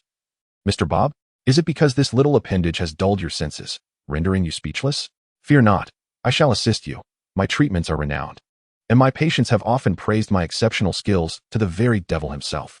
As his words fell, Ming Ran flung a throwing knife, which struck the wall just below Bob's waist. With the knife's trajectory came Bob's anguished scream as a strip of flesh fell away. "Look, is it not a remedy for your affliction? You've cried out, after all," Ming Ran remarked. Bob, seething with rage, retorted, "Damn you, vile demon. If you have the guts, kill me. I've survived this long. Do you think I fear death? Once I am gone, Your time will be short as well. I shall be there to greet you in hell. Listening to Bob's incessant ranting, Meng Ran scoffed. Do you think those insignificant fish from Blackwater can stop me? Rest assured. Even if they do not seek me out, I will pursue them. Bob attempted to respond, but a dark tendril shot into his mouth, silencing him as he could only emit muffled sounds of protest. At this moment, Gwen entered the room. Upon seeing Bob nailed to the wall, she turned to Meng Ran and asked, "May I be the one to judge this despicable scoundrel?" The icy tone laced with fury in her voice revealed to Meng Ran that Gwen had witnessed some vile and dark truths, otherwise she would not be so enraged. Therefore, Meng Ran replied, "Actually, I have prepared a set of tortures for him as well. Have you ever heard of Lingqi?" After a moment of contemplation, Gwen responded, "I recall now. It would be better if you conducted it while I observe." Meng Ran looked at her and asked, "Are you certain? It will be quite bloody. Perhaps it would be wise for you to wait outside." Gwen shook her head resolutely and said, "No, I want to witness this." Gwen felt that she would never forget the haunting images from the rescue process. The place was filled with men and women who had been sold or coerced into this fate. The men were treated as mere tools for the basest crimes or drug trafficking, and their deaths evoked no sorrow. The women, beautiful and alluring, were the only ones who remained. The less attractive ones were disposed of upon arrival. Their fate was sealed, to be abused and degraded by Bob or his minions. And any resistance would result in brutal punishment, with some even being eliminated outright. The thought of the vacant, hollow gazes of those individuals left Gwen feeling as though she were drowning, unable to breathe. She yearned to witness the wretched scoundrel die in excruciating agony, as a tribute to the souls who had perished in this place. Sensing Gwen's determination, Meng Ran ceased to dissuade her. He withdrew the tentacle from Bob's mouth, transforming it into a dark blade, wielding it amidst Bob's relentless cries of torment. With each slash, the blade orchestrated the cacophony of Bob's screams, which reverberated through the villa, amplifying the horror of the once silent abode. After a time, the screams ceased. Bob, now reduced to little more than bones, remained nailed to the wall, with chunks of flesh scattered across the bed and floor. Crimson blood streamed down the wall, soaking into the once golden bedding, transforming it into a repulsive dark red hue. The entire room was permeated by a potent metallic scent. Meng Ran turned to Gwen and gently inquired, "Are you all right?" Gwen exhaled and, feeling somewhat unwell, replied, "I am managing." Seeing her state, Meng Ran quickly marked the wall with the insignia of a demon and inscribed a message. Once finished, he intended to lead Gwen away. However, just as he turned, he noticed Gwen approaching the wall to draw a distinctive ghostly emblem. After completing her task, she signaled Meng Ran to depart. Thus, the two hastily exited the villa and retraced their steps. Midway, Gwen abruptly halted and leaned against a wall, beginning to retch violently. Meng Ran, recognizing the situation, was not surprised. He too had felt a similar urge when he killed Bill, which was entirely normal. He retrieved a bottle of refreshing water, opened it, and offered it to Gwen, gently stroking her back to provide some comfort. After expelling the contents of her stomach, Gwen rinsed her mouth and took several deep gulps of water, regaining her composure. With a determined thought, she donned her mask, inhaled deeply a few times, and spoke. "I feel much better now. That wretched criminal has received his due punishment. Although I feel somewhat nauseous, I am still quite pleased." Meng Ran chuckled in agreement. "Indeed. We have accomplished a significant portion of the plan. Now, we merely need to wait a few days for Director George to stabilize the current situation. And then we can eradicate the Crocodile Gang entirely, ensuring that no gang will terrorize us again." Gwen, feeling elated yet slightly puzzled, inquired, "How should we inform my director now?" Meng Ran replied with a mysterious smile, "Follow me." Moments later, standing atop the roof, Gwen gazed at her bedroom window where her father, engrossed in reviewing documents with a small flashlight, bore a look of confusion. "So, this is how you usually communicate with the director?" Gwen remarked, somewhat speechless. Meng Ran sheepishly scratched his head, chuckling. Gwen watched her father drive off towards the police station. After a while, she suggested, "Evil ghost, let us take a walk together." Meng Ran understood that today's trial had a significant impact on Gwen, even if she did not outwardly express it. Nodding in agreement, they strolled under the moonlight, engaging in conversation. Suddenly, Meng Ran halted, his voice turning cold. "You little pests, why aren't you showing yourselves?" With his words, three figures emerged around Gwen and Meng Ran. Two men and a woman, all wearing black half masks. "TSK, TSK, TSK. Evil Ghost truly lives up to his name, discovering us so swiftly. Number one, it must be your trail that has been exposed," the voluptuous woman remarked, her enchanting eyes glancing flirtatiously at Meng Ran. The taller, muscular man with a buzz cut retorted coldly, "Shut up. Number two, why don't you take a whiff of your own overpowering scent?" The third man, with short hair and a languid demeanor, interjected, all right, we are here to fulfill our commission. Let us keep our mouths shut for now." Number one and number two exchanged glares, snorting in silence. Meng Ran regarded the trio with indifference, remaining silent. The languid man continued. Originally, the target was solely evil ghost. But since you're here too, Ghost Spider, remember to seek vengeance on evil ghost when you descend into hell, or you could do it now. Gwen scoffed. There is no need for more trash talk. If you possess any real skill, exhibit it now, or is your greatest weapon merely that foul mouth of yours? Upon hearing Gwen's words, the trio's expression soured. Although Ming Ran remained outwardly composed, he was inwardly astonished. Gwen's banter was unexpectedly formidable. How had I never noticed this before? Once Gwen finished speaking, she immediately shifted into a battle-ready stance, and Ming Ran positioned his hand at his waist, poised for action. Suddenly, Ming Ran drew his pistol, rapidly firing several rounds at the three adversaries before him. In an instant, the trio opposite reacted with remarkable speed to confront the impending threat. The first, a robust man, stood his ground defiantly, as bullets ricocheted off him with a metallic clink, only to fall to the ground. The second, a captivating woman, vanished the moment the gun fired, reappearing just to the right of her previous position. The third, a languid man, bent down just in time, narrowly evading the incoming bullets. Witnessing this scene, Ming Ran gained a preliminary understanding of these individuals. He deduced that the first man possessed a resilience akin to that of the male assassin from before, yet appeared significantly more formidable. The second seemed to possess the ability of teleportation, though it remained uncertain whether there were limitations to her range. Ming Ran speculated that such a power would indeed have constraints. Otherwise, it would be too extraordinary to be part of this team. The third man remained the most enigmatic. All that was clear was his remarkably swift reflexes, while his true abilities remained a mystery. After assessing the situation, Ming Ran whispered to Gwen, urging her to confront the hulking figure while he dealt with the other two, believing her toxins would be particularly effective against him. Gwen nodded and promptly shot a strand of webbing at the first man, ensnaring his hand. As he attempted to advance, the webbing caught him, inciting an irate roar directed at Gwen, followed by a furious effort to tear away the web and charge towards her. Meanwhile, Ming Ran dashed towards the languid man, unleashing a barrage of bullets towards the second woman. Having significantly enhanced his speed through rigorous training, Ming Ran reached the man in an instant. Suddenly, a blade manifested in his hand, aimed at the man's neck with a swift strike. The third man, taken aback by Ming Ran's sudden approach, widened his eyes in shock, unprepared for such swiftness. As the blade neared his throat, he instinctively forced himself to tumble backward. Thanks to his extraordinary reflexes, he narrowly evaded the lethal strike, though the cold edge of the blade left a crimson line across his neck. Observing the futility of his initial attempt, Ming Ran quickly adjusted, preparing to unleash another arc of his blade. He thought to himself, you may have evaded the tangible strike, but how will you escape the ethereal blade's reach? Even if you retreat 10 meters, it will be in vain. Just as Ming Ran was about to execute the cut, an alarm sounded in his mind. Sensing imminent danger, he immediately crouched low and spun around, his blade soaring in a diagonal arc towards his adversary. At that moment, a dark dagger sliced through the air, narrowly missing his neck where he had been standing. The second woman, having seen the third man in peril, had swiftly teleported behind Ming Ran to launch a surprise attack. Had he been anyone else, few would have been able to evade such a perfectly timed ambush.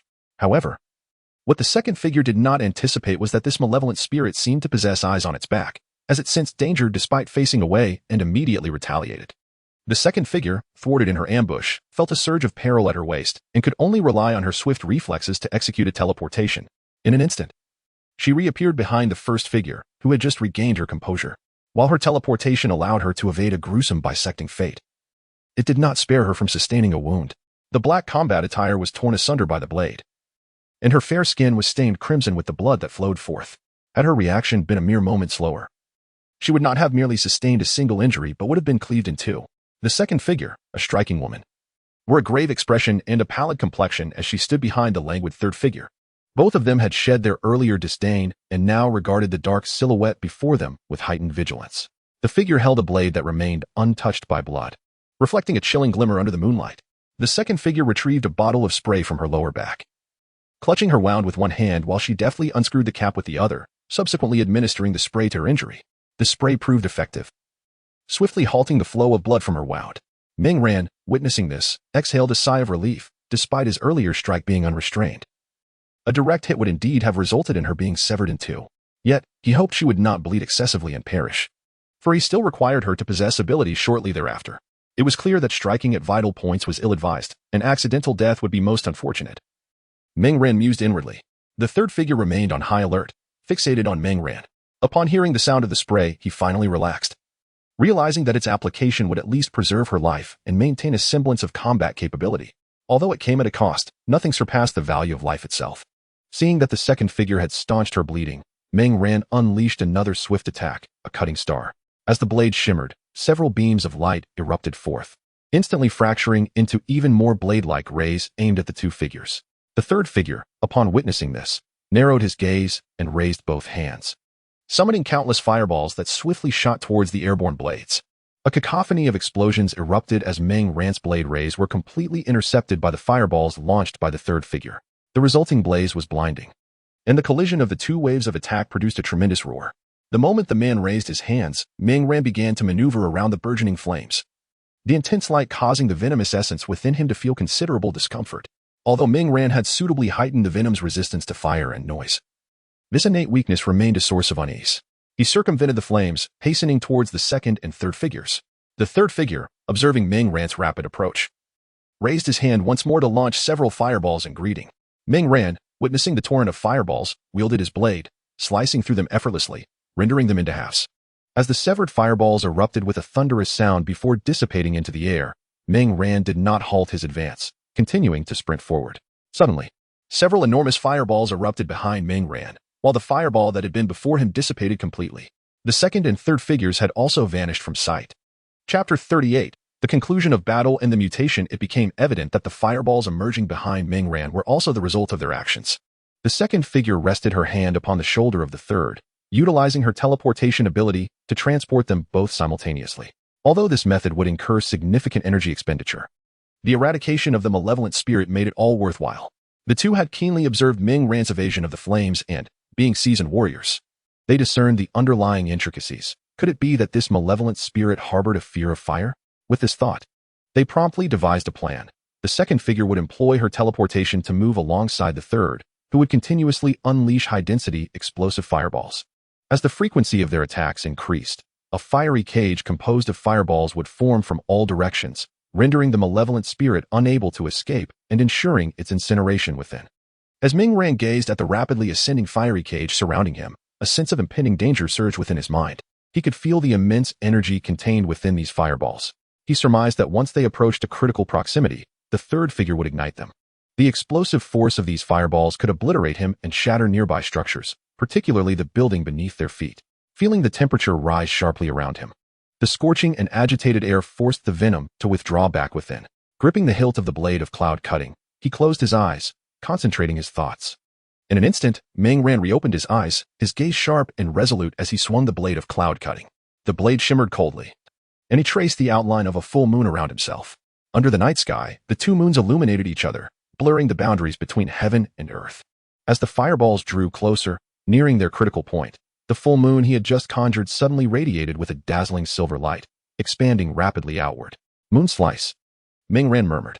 A beam of silver light sliced through the surrounding fireballs, instantly silencing those on the verge of explosion, which then gradually dissipated into the air. The pallid second and third figures supported each other, their earlier plan having nearly drained their entire strength. Yet, if they could vanquish the malevolent spirit, all their efforts would be deemed worthwhile. Observing the malevolent spirit ensnared within the fireball encirclement, the weary duo displayed victorious smiles. However, the sudden emergence of silver light caused their expressions to freeze in place. As they watched the uncontrollable fireballs gradually dissipate, a profound sense of despair enveloped them. Before the battle commenced, they had never anticipated such a dire outcome. This confrontation was far from the swift and effortless triumph they had envisioned. The malevolent spirit's strength exceeded their expectations by a considerable margin. In the brief moments of combat, the second and third individuals felt overwhelmed and struggled to respond, entirely devoid of the swift resolution and triumph they had envisioned. Perhaps there was a sensation of being utterly crushed, but this sentiment was not directed at the malevolent spirit. Rather, it was aimed at themselves, as they found themselves in a perilous predicament. After Meng Ran broke through the encirclement of fireballs, he swiftly advanced towards the two. Having already been battered nearly to the point of incapacitation, the duo had reached a consensus to flee the moment Meng Ran shattered the fireball barrier, and they turned to escape with utmost haste. Upon witnessing their retreat, Meng Ran wore a disdainful smile. With his speed, he could catch up to them in mere seconds. Indeed, in the blink of an eye, Meng Ran had closed the distance behind them. The third individual, struck by terror at Meng Ran's proximity, reached out to grasp the second individual. He hoped that the second could utilize her abilities to create a significant distance between them and the pursuing malevolent spirit. Yet his outstretched hand grasped only emptiness. In shock, the third turned to the second, only to find a mocking smile upon her face, and in that instant, he comprehended her intent. Faced with impending doom, the second individual was unwilling to expend excessive energy. She needed her strength to extricate herself from danger. If she brought the third along, the energy she would expend would multiply several times over. Both understood the grim calculus of their situation. The third, witnessing the second's resolve to abandon him, was engulfed by despair, while the second secretly relished the prospect that the third might buy her precious moments, enhancing her own chances of survival. Observing the treachery and the second's intent to flee, Meng Ran taunted, "You two should not overthink. Neither of you shall escape today." No sooner had he spoken than countless spikes and tendrils erupted around him. The hellish quagmire. This was Meng Ran's skill that fused thorny hell and thorny quagmire, combining damage with control. In an instant, the third's limbs were pierced by spikes, and he found himself ensnared by numerous tendrils, rendering him immobile. The second, attempting to teleport away as the skill was unleashed, was thwarted by Meng Ran, who had discerned that her teleportation was limited to a mere 10 meters. Thus, he expanded the skill's range to ensure that even her teleportation would not provide an escape. The second reappeared not far away, but at that moment, she was immediately incapacitated by an onslaught of spikes and tendrils, unable even to attempt another teleportation. Consequently, the night's battle concluded with the second and third individuals ensnared by Meng Ran. As he bound them, Gwen approached, bringing along the first individual, who was now ensconced in a cocoon. As expected, the first ability was akin to that of copper skin and iron bones, reminiscent of the man from their previous encounter. Yet even stronger. With a body of copper and iron, the first was impervious to Gwen's attacks, and despite Gwen's rigorous training under Meng Ran, she found herself at a disadvantage. Though Gwen exhibited a slight superiority in combat, her speed and reflexes outmatched those of number one. She ultimately found herself unable to penetrate his defenses. In the end, it was through relentless engagement and the gradual release of toxins that Gwen succeeded in incapacitating this humanoid tank. Meng Ran, observing the three individuals before him, eagerly extended his hand, contemplating the potential enhancement of his own abilities. He mused that these individuals possessed considerable powers, which could augment his strength. From Meng Ran's hand emerged countless black threads, enveloping the trio and forming a dark cocoon around them. As the number of hosts for his venom increased, so too did his capacity for possession. Gwen watched with great interest as Meng Ran manipulated the situation. It was her first encounter with his venomous possession, and it appeared quite impressive. After a brief wait, Meng Ran finally heard the familiar electronic voice. "Congratulations, host. You have acquired new abilities. Instantaneous movement ability. Can teleport up to 10 meters at a time, limited by the user's stamina. Toughen skin and bones ability. Passive skill. Enhances skin and skeletal resilience against damage. Explosive fireball ability. Due to the inherent vulnerability of venom to flames and noise, and the current low resistance of the venom to them, forcibly acquiring this ability will damage the venom. You may choose to forego it. Opting out will grant substantial fire resistance." With his eyes closed, Meng Ran listened to the electronic notifications echoing in his mind, reflecting on the newfound powers. The instantaneous movement ability. This will greatly assist me with my formidable stamina. This skill can serve as a seamless escape. He pondered the toughened skin and bones ability, recognizing it as an enhanced version of the previous skin strengthening, which fortified both skin and bones while significantly increasing damage resistance. Contemplating the last ability, Meng Ran furrowed his brow at the explosive fireball. Acquiring this ability would damage my venom, which is not worth the trade-off, especially considering that opting out could yield a significant increase in fire resistance. He swiftly resolved against acquiring it, choosing instead to enhance the venom's fire resilience. Gwen, curious about Meng Ran's conclusion, inquired, "How did it go? What abilities did you gain?" "From what I observed, number 1 likely has enhanced defense, while number 2 seems to possess instantaneous movement. I'm curious about the capabilities of number 3. Listening to Gwen's questions, Meng Ran smiled and began to elucidate the abilities he had just acquired. After sharing this information, he turned his attention back to the trio adorned with half-iron masks, their appearance striking yet seemingly fragile. Meng Ran extended his hands once more, releasing thin black threads towards their faces. He intended to probe their memories.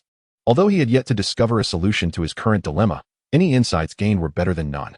As he delved into their minds, searching for memories, it wasn't long before bang, bang, bang, the heads of the 3 individuals before him turned to mush. Meng Ran reluctantly withdrew his hands, feeling a pang of regret, yet recognizing there was little he could do. Gwen was perplexed by Meng Ran's actions and the peculiar sounds emanating from the heads of the 3 individuals. With no choice but to explain, Meng Ran proceeded to douse the 3 bodies with a corpse-dissolving solution. Soon, a faint haze emerged from the remains, causing them to vanish without a trace. Gwen was once again astounded by Meng Ran's methods. That evening, she had encountered far too many concepts that lay beyond her realm of understanding. Ming-Ran then produced another vial of the solution, presenting it to Gwen. Take this. It may prove useful in the future. This substance is indeed essential for both self-defense and travel. Gwen, without hesitation, accepted the vial and began to scrutinize the instructions inscribed upon it. At that moment, a voice echoed in Ming-Ran's mind. Warning, Peter Parker has left home. And Uncle Ben is also out searching for him. Chapter 39. Uncle Ben's crisis. Upon hearing the alert from the voice, Ming-Ran immediately halted. Gwen, noticing the sudden shift in Ming-Ran's demeanor, inquired with concern, Ming, what's wrong? Is something the matter? Ming-Ran replied gravely, there seems to be trouble with Peter. He appears to have had a dispute with Uncle Ben, who is now driving around in search of him. I have a foreboding feeling about this.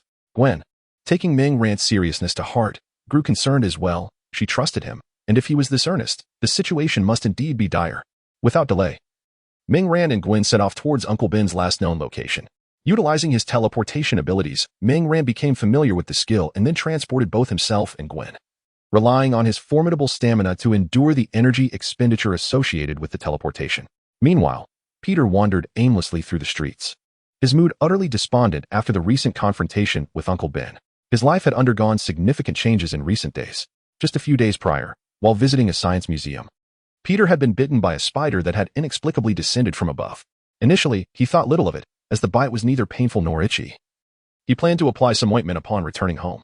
However, that evening, he suddenly felt unwell, his mind clouded, and he soon fell into a state of unconsciousness. By the following day, he discovered that he had undergone numerous transformations. His strength had surged to extraordinary levels, his senses had sharpened, and he possessed incredibly rapid reflexes and a spider sense, even gaining the ability to scale walls like a spider, albeit without the ability to produce webbing. After observing videos of the ghost spider, he resolved to create a similar web shooter for himself, which he had already completed. In addition to the physical changes, his life had been altered as well. He had joined Dr. Connor's research project, participating in a crucial experiment and achieving significant breakthroughs. The argument that evening had stemmed from this very project. Peter had initially promised Uncle Ben that he would pick Aunt May up from work, but due to the critical advancements in the experiment, he had completely forgotten about it, even neglecting to answer Uncle Ben's calls. Upon returning home in the evening, Peter encountered his stern Uncle Ben at the doorstep. It was only through Uncle Ben's admonition that Peter recalled his oversight of neglecting to pick up Aunt May from work. Faced with Uncle Ben's ire, Peter genuinely acknowledged his fault and offered a heartfelt apology for his negligence, which forced Aunt May to traverse numerous blocks alone before taking the subway home. However, during Uncle Ben's lecture, the mention of Peter's father ignited a profound anger and sadness within him. When Peter was but a child, his father had left him in Uncle Ben's care and had not returned since. Such an irresponsible father was then used as an example by Uncle Ben to illustrate the concept of responsibility. Overcome with grief and anger, Peter confronted Uncle Ben before storming out of the house. In his fury, he inadvertently shattered the glass door, leaving Uncle Ben and Aunt May in stunned silence in the hallway. Coming to his senses, Uncle Ben immediately left to search for Peter, concerned for his safety in the bustling night streets. After leaving home, Peter wandered aimlessly through the streets. Feeling parched, he entered a nearby convenience store to purchase a bottle of water. However, during checkout, the plump cashier mockingly ridiculed Peter due to his change, exacerbating his already foul mood. In a fit of indignation, Peter returned the water to its place. Just as he turned to exit, a blond man behind him seized the opportunity while the cashier was distracted, snatching all the money from the register. Peter did not intervene as the man exited, and the stranger tossed him a bottle of water before fleeing. The cashier, realizing what had transpired, hastily pursued the man, but he had already vanished into the distance. Angrily glaring at Peter, the cashier exclaimed, "Hey, you could have stopped him." Peter, casting a derisive glance at the cashier, retorted nonchalantly, "What does that have to do with me?" Left with no choice, the cashier begrudgingly returned inside. Watching the cashier's discomfiture brought a sense of relief to Peter, who then twisted open the bottle of water and meandered leisurely down the street, sipping contentedly. As he approached the next intersection, a sudden gunshot rang out. Alerted by the sound, Peter turned to see a crowd forming a circle, with murmurs of concern echoing around him. What a poor old fellow. Has anyone called for an ambulance? Listening to the discussions, a gnawing sense of dread took hold of Peter, prompting him to hasten towards the throng. He pushed through the gathering to glimpse the scene within. There lay a middle-aged man, weakened and sprawled on the ground, blood gushing from a gunshot wound in his abdomen. As the man caught sight of Peter, he whispered his name, Peter. To Peter's horror, it was Uncle Ben. Without hesitation, Peter rushed to his side, kneeling and pressing his hands against Uncle Ben's wound in a desperate attempt to staunch the flow of blood. Peter looked at his frail Uncle Ben in panic, his trembling lips constantly whispering, "No, how could this happen?" He then shouted loudly to the surrounding crowd, "Call an ambulance. I beg you. Please help me." Just as Peter was helplessly crying out, Ming Ran and Gwen arrived at the scene. Upon hearing Peter's cries, Ming Ran felt a sudden jolt of anxiety. He had unfortunately arrived too late.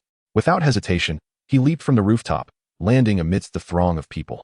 He hurried towards Uncle Ben to assess his injuries. The crowd, upon witnessing the arrival of the Spectre, quickly took out their phones to record the scene. Ignoring the onlookers, Ming Ran placed his hand over Uncle Ben's wound.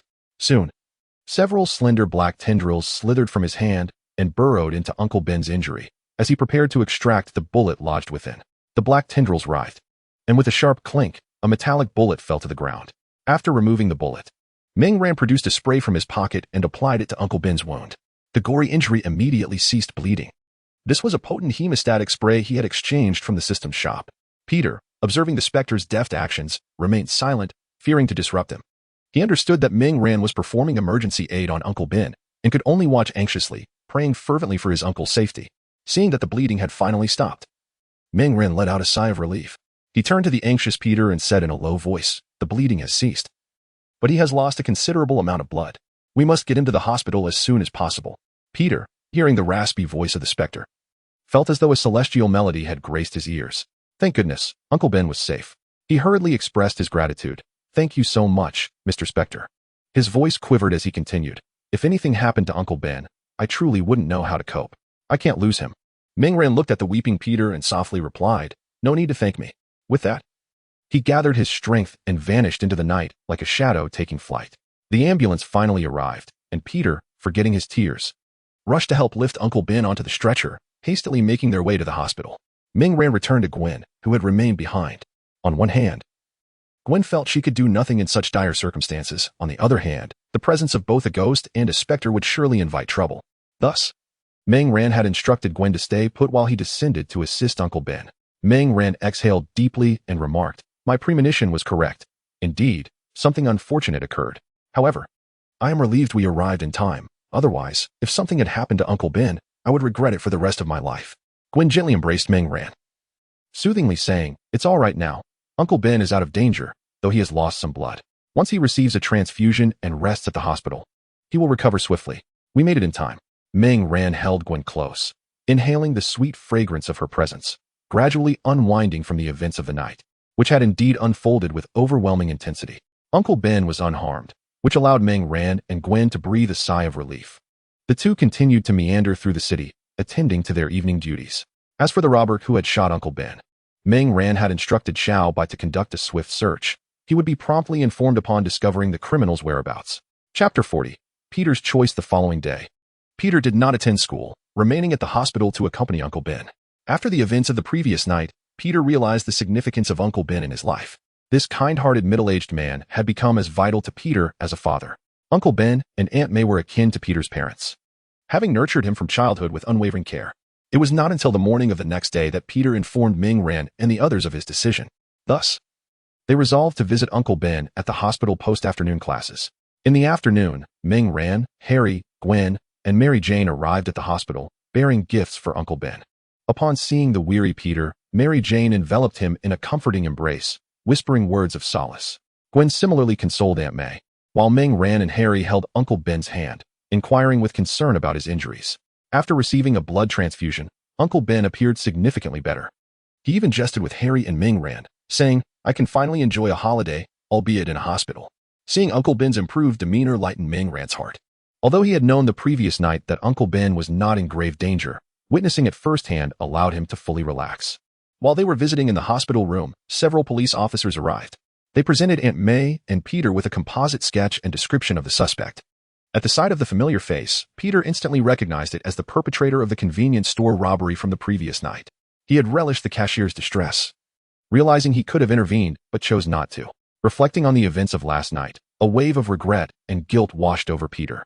Had he chosen to confront the man instead of remaining a bystander, Uncle Ben would not have been shot. If the malevolent spirit had not appeared, he and Uncle Ben would now be separated by the threshold of life and death. When Peter had visited the hospital the day prior, the doctor informed him that timely treatment had extracted the bullet and staunched the bleeding. Otherwise, Uncle Ben might have succumbed before arriving at the hospital. However, Peter's reaction to the doctor's words was merely one of anxiety and gratitude towards the malevolent spirit. now that he recognized the assailant. His heart was filled not only with gratitude, but also with remorse and self-reproach, which swiftly transformed into anger. Meng Ran observed Peter's troubled expression as he gazed out the window, and surmised that the police had delivered news about the suspect. Sensing Peter's complex emotions, Meng Ran contemplated the possibility of Peter taking action that evening. He had already resolved to follow Peter, having learned the robber's location. Seizing this opportunity, Meng Ran resolved to have a heartfelt conversation with Peter, aiming to help him cultivate a more positive mindset. After visiting Uncle Ben, they departed from the hospital, and Meng Ran escorted Gwen home before returning to his own residence. As night fell, Meng Ran donned his battle attire and swiftly exited his bedroom. With the ability to teleport, he no longer needed to awkwardly leap across rooftops to reach his destination. With his remarkable speed and teleportation skills, coupled with his agile movements, Meng Ran could confidently declare himself the fastest man in the world, excluding, of course, the uncertain existence of Quicksilver. Xiaobai, locate Peter's current position, Meng Ran instructed. Peter is currently in rapid motion, approaching another target marked as the assailant who shot Uncle Ben, Xiaobai reported promptly. Observing the indicated route, Meng Ran seamlessly combined his swift movements with teleportation as he raced towards the location. Meanwhile, Peter, clad in a red and blue spandex suit, was traversing the city. Having encountered several golden-haired white thugs, yet none were the robber he sought. Just then, the police broadcasted a report of an individual matching the robber's description. Upon hearing this, Peter immediately redirected his course. Upon arriving on that street, he spotted a golden-haired thug fleeing in panic. Peter swiftly shot a web, ensnaring the thug's feet. The thug stumbled and fell to the ground. Peter leaped forward, landing before the fallen man, and turned him over to scrutinize his face. Not him, Peter thought, feeling disheartened. He bound the thug with webbing and shot another web, rapidly departing the scene. Shortly thereafter, the police arrived to apprehend the white man.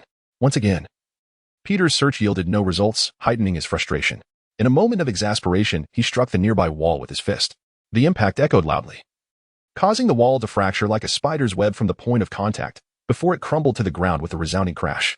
After venting his anger, Peter resumed his patient search throughout the city. Before long, another alert sounded, prompting him to hasten towards that location, following the route in pursuit of the criminal.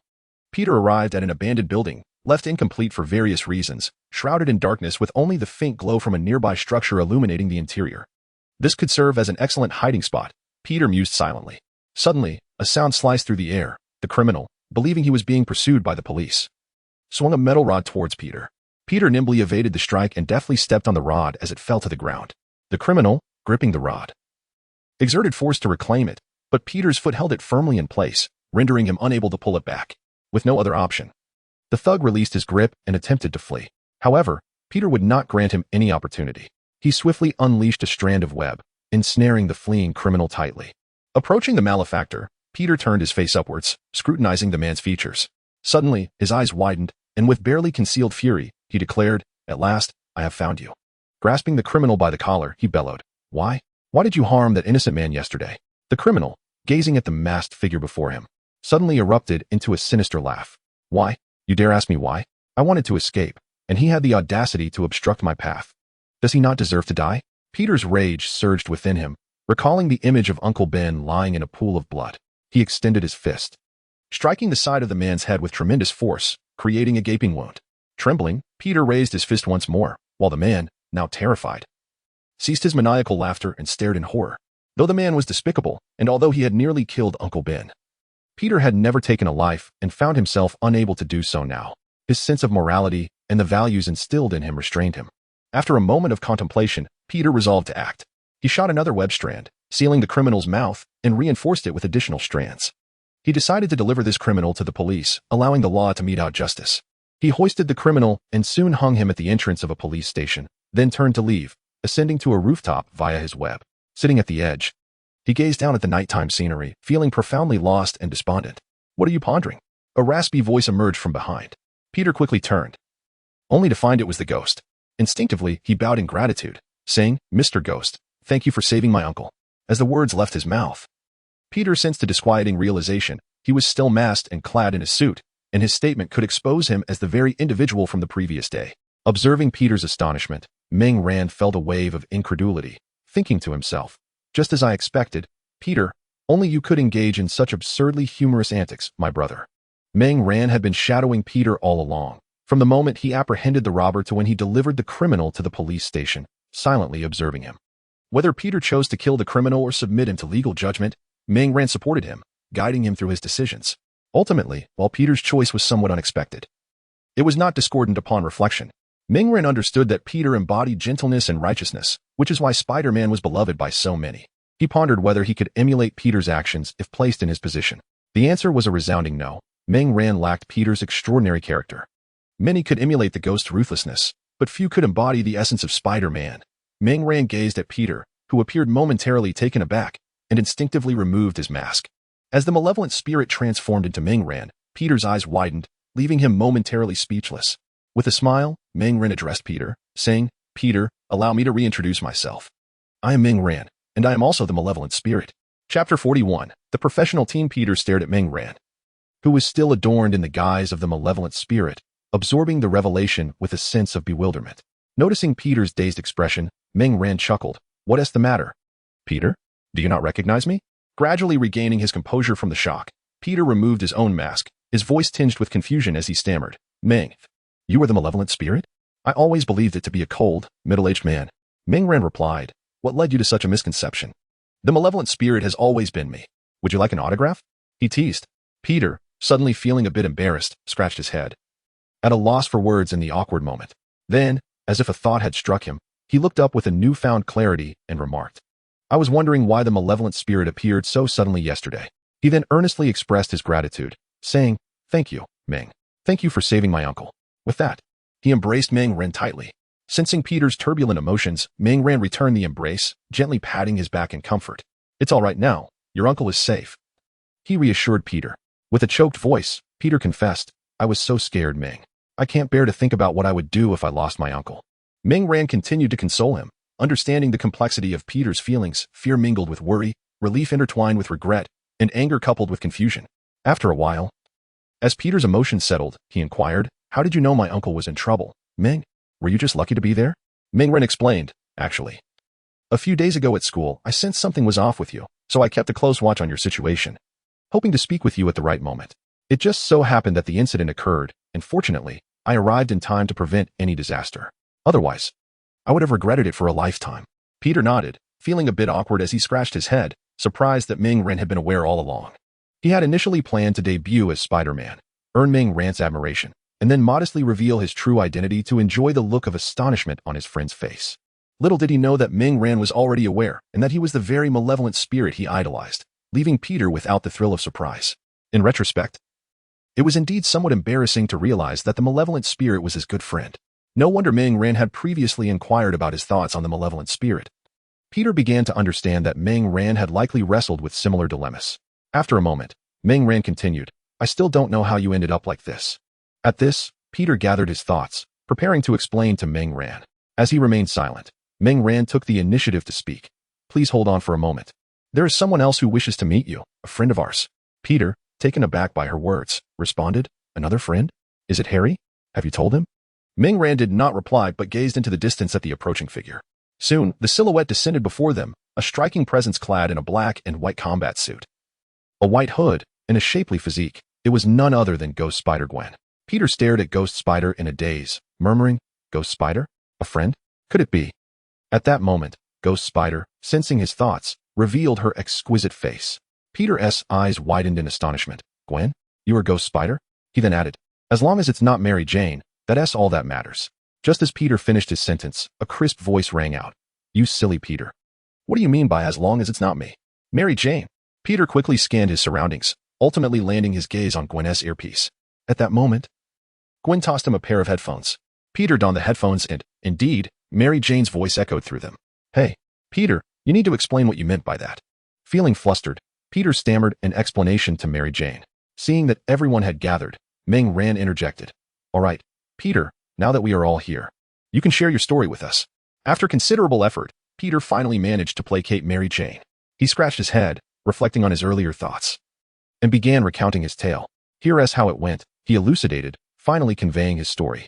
Ming Ran pondered, "So Peter, you were bitten by a spider that fell from the sky at the Science Museum, leading to your transformation." He then turned to Gwen.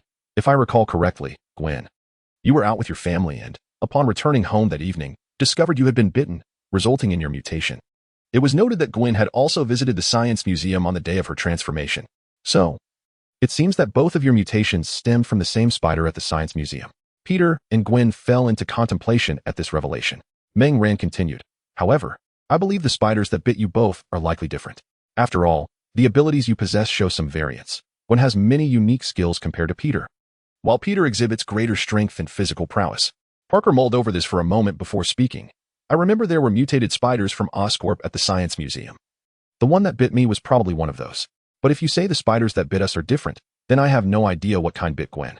Meng Ran and Gwen found themselves slightly perplexed. Gwen, unable to arrive at a conclusion, shook her head and said, "Forget it, let us not dwell on this. It is what it is, we shouldn't get caught up in it. What we need to focus on now is using our newfound powers to accomplish what we can." Meng Ran nodded in agreement. Exactly, Peter, don't feel lost. Regardless of the methods you choose, your aspirations, or your stance towards criminals, let it all be guided by your own heart. You must understand that regardless of the choices you make, we shall always stand by your side. We are all in pursuit of justice, albeit through different means. I, too, have experienced the same confusion as you. Yet I eventually realized that one must steadfastly hold on to their beliefs and comprehend their truest thoughts, acting in accordance with one's own heart. Upon hearing these words, Peter unraveled the knots in his heart. His earlier uncertainty stemmed from not knowing how to choose his path, or rather, he was unsure of what constituted the right course of action. Should he unleash wrath upon the offenders like a vengeful spirit, meting out direct retribution? Or should he adhere to his inner convictions, subduing these individuals and entrusting them to the authorities for resolution? Now, Peter understands that he is not alone. His dear brothers and friends are all upholding justice in their own distinctive ways, each embodying their truest selves in this endeavor, no longer ensnared by confusion. Peter has clarified what he ought to uphold. He shall fight for justice alongside his friends. With unwavering resolve, he declared, "I believe I comprehend now. I will join everyone in wielding my strength to strive for the justice that resides within my heart." Meng Ran and Gwen exchanged glances, their hearts swelling with joy at Peter's newfound understanding. Thus, the masked heroes of New York City began to take shape, forming a specialized team dedicated to eradicating crime. In their day-to-day lives, the four would operate independently, with Meng Ran providing each member a communicator for easier contact, ensuring they could act collectively in urgent situations. The responsibilities of intelligence communication and logistical support primarily fell to Mary Jane, and they discovered a secret base where they established various facilities for their team, including computers, a range of experimental apparatus, and tools for daily training. Meng Ran allocated his funds from anti-crime efforts to support this base, and having already donated a portion, he found ample resources available for use. The team consisted of Xiaobai and Mary Jane, who formed the data analysis and logistical support group, while Gwen, Peter, and Meng Ran constituted the field operations team. In addition to field work, Meng Ran took on the roles of instructor in martial arts, firearms, and various skills, as well as the financier. With the establishment of their secret base, the group frequently gathered there, which became a place of belonging second only to their homes. Chapter 42, The Retreat of Blackwater and the Downfall of the Crocodile Gang. In the office atop the Blackwater Security Company, the bald man, Rando, was reporting to the lean man, Psycho, regarding their operations. The focus was on the failure of Squad 5 and an analysis of the vengeful spirit. Rando, with a serious demeanor, relayed, "According to our monitoring and investigation, it is now confirmed that Squad 5 has been obliterated, with no bodies recovered, while the target, the vengeful spirit, remains active. The leader of the Crocodile Gang, Bob, was also slain by the vengeful spirit on the night Squad 5 engaged, coinciding with their loss of contact." As Rando delivered his report, Psycho massaged his temples, closing his eyes in silent contemplation, seemingly lost in thought. After a brief moment, Psycho spoke in a low voice. "Let us set aside the matter of the malevolent spirit for now. This individual's strength is unfathomable, and our intelligence regarding him is scant. To vanquish this entity may exceed our capabilities. It might necessitate the intervention of a higher echelon from headquarters. What we must prioritize now is to mitigate our losses promptly. There is no merit in further entangling ourselves with this malevolent spirit, as it offers us no advantage." An unspoken yet crucial point that Psycho refrained from articulating was his desire to prevent any further depletion of Blackwater's resources. The annihilation of an entire elite squad is already a grave matter. Should Psycho wish to return to headquarters, he must present commendable results from the Blackwater operations he has diligently nurtured over the years, without complicating matters further by clinging to this spirit. This was merely a commission, and with the demise of the client, Psycho now found the opportunity to conclude the assignment. Randu listened to Psycho's directives without objection, simply acknowledging his understanding. Psycho then proceeded to delegate other tasks and inquired about the newcomers. Randu responded, Those responsible for transport reported that a few individuals succumbed due to genetic instability, and one tragically drowned after falling into the sea. The remaining recruits have been assigned to the training camp, and it is anticipated that, with a maximum of 1 year's training, they will be ready to form a squad to accomplish their missions. As Psycho listened to Randu's report, he lit a cigar. Once Randu concluded, Psycho remarked, "Inform headquarters of the deceased. They were likely defective specimens. Ensure the remaining newcomers are trained thoroughly. I require them to serve the company promptly." After receiving Psycho's instructions, Randu acknowledged with a simple understanding. Once all matters were arranged, Randu exited the office, leaving Psycho alone in contemplation.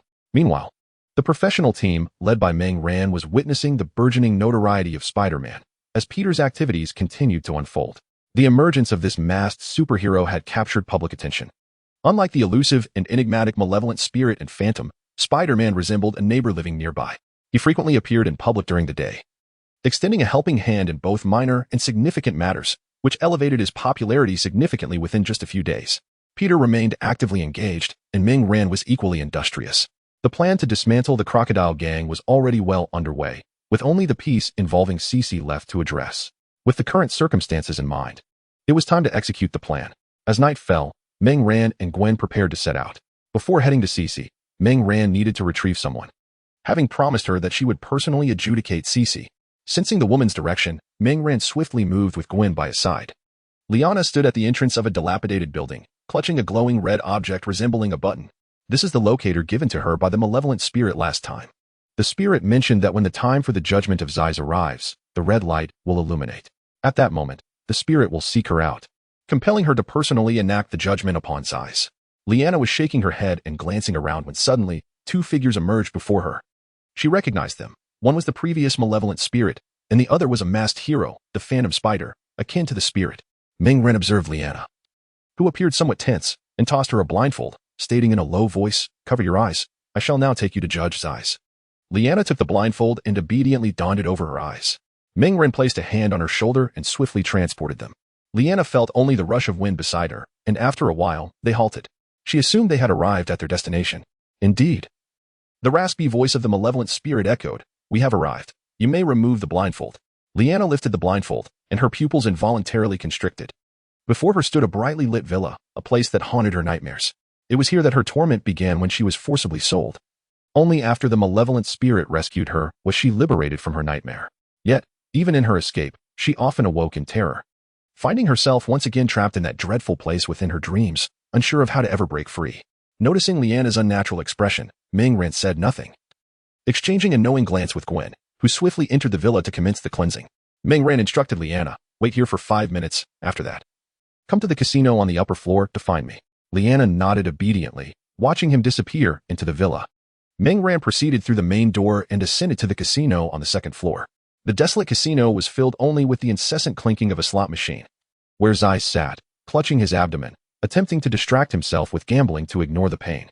Though it seemed of little effect, he persisted. Upon hearing footsteps, Zeiss turned, his pallid face betraying his discomfort. Upon seeing Meng Ran, he tumbled from his seat and crawled toward him.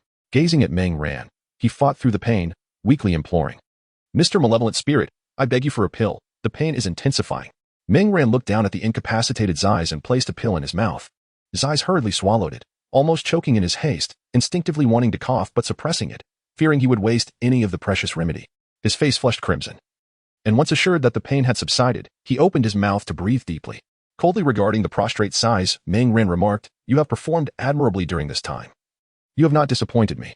Zeiss, upon hearing this, immediately donned a sycophantic smile, saying, "As long as I can satisfy Mr. Malevolent Spirit, I shall do anything you command." Meng Ran replied, "There is nothing further to be done." Upon hearing Meng Ran's words, Shixi's complexion suddenly turned ashen. The absence of any tasks assigned to him implied that he had lost all significance. Indeed, Meng Ran continued, "As a reward for your commendable performance, I have decided to grant you a swift demise. How does that sound?" "Quite splendid, I assent it." Trembling, Shixi found himself rendered speechless. Despite his current state, he could not escape death. He sank helplessly to the ground, his eyes hollow and filled with despair, utterly devoid of strength. At that moment, Liana arrived at the doorway, observing the scene within, uncertain of her next move. "To spare you from dying at my hands. That is what I call a merciful death." With that, Meng Ran turned away from Shixi and approached Liana. He handed her a handgun and a knife, stating, He has taken the drug and is no longer capable of resistance. You may do as you please. Leanna accepted the handgun and knife, staring blankly at Shi, who lay limp like a dead dog. After a brief moment, she snapped out of her stupor, her eyes filled with coldness and hatred. She returned the gun to Ming Ran and entered the room with the knife in hand. Ming Ran said nothing, merely accepting the gun and standing at the threshold. Watching as Leanna approached Shi, Gwen soon joined Ming Ran, and together they bore witness to the unfolding revenge within the casino. Gwen gazed inside, a hint of sadness in her voice as she remarked, "She must have endured great suffering." Ming Ran wrapped an arm around Gwen's shoulder, offering comfort. At least now we can allow her to exact her own revenge. After a while, the anguish cries from the room ceased, replaced by the sound of running water. Leanna emerged from the casino, her hands and face still bearing traces of water. She had just washed away the blood from herself. Now, only a few stains remained on her clothing, the rest pristine as it had been when she entered. Leanna's expression reflected a sense of relief and ease. She had brought her nightmare to an end and believed she could finally enjoy a peaceful slumber. Her beautiful eyes looked sincerely at Ming Ran as she expressed her gratitude. "Thank you, Mr. Demon. I have finally put an end to my nightmare." Ming Ran responded nonchalantly, "Congratulations. Now, please live your life well." He then handed her the eye mask. Leanna smiled and donned the mask.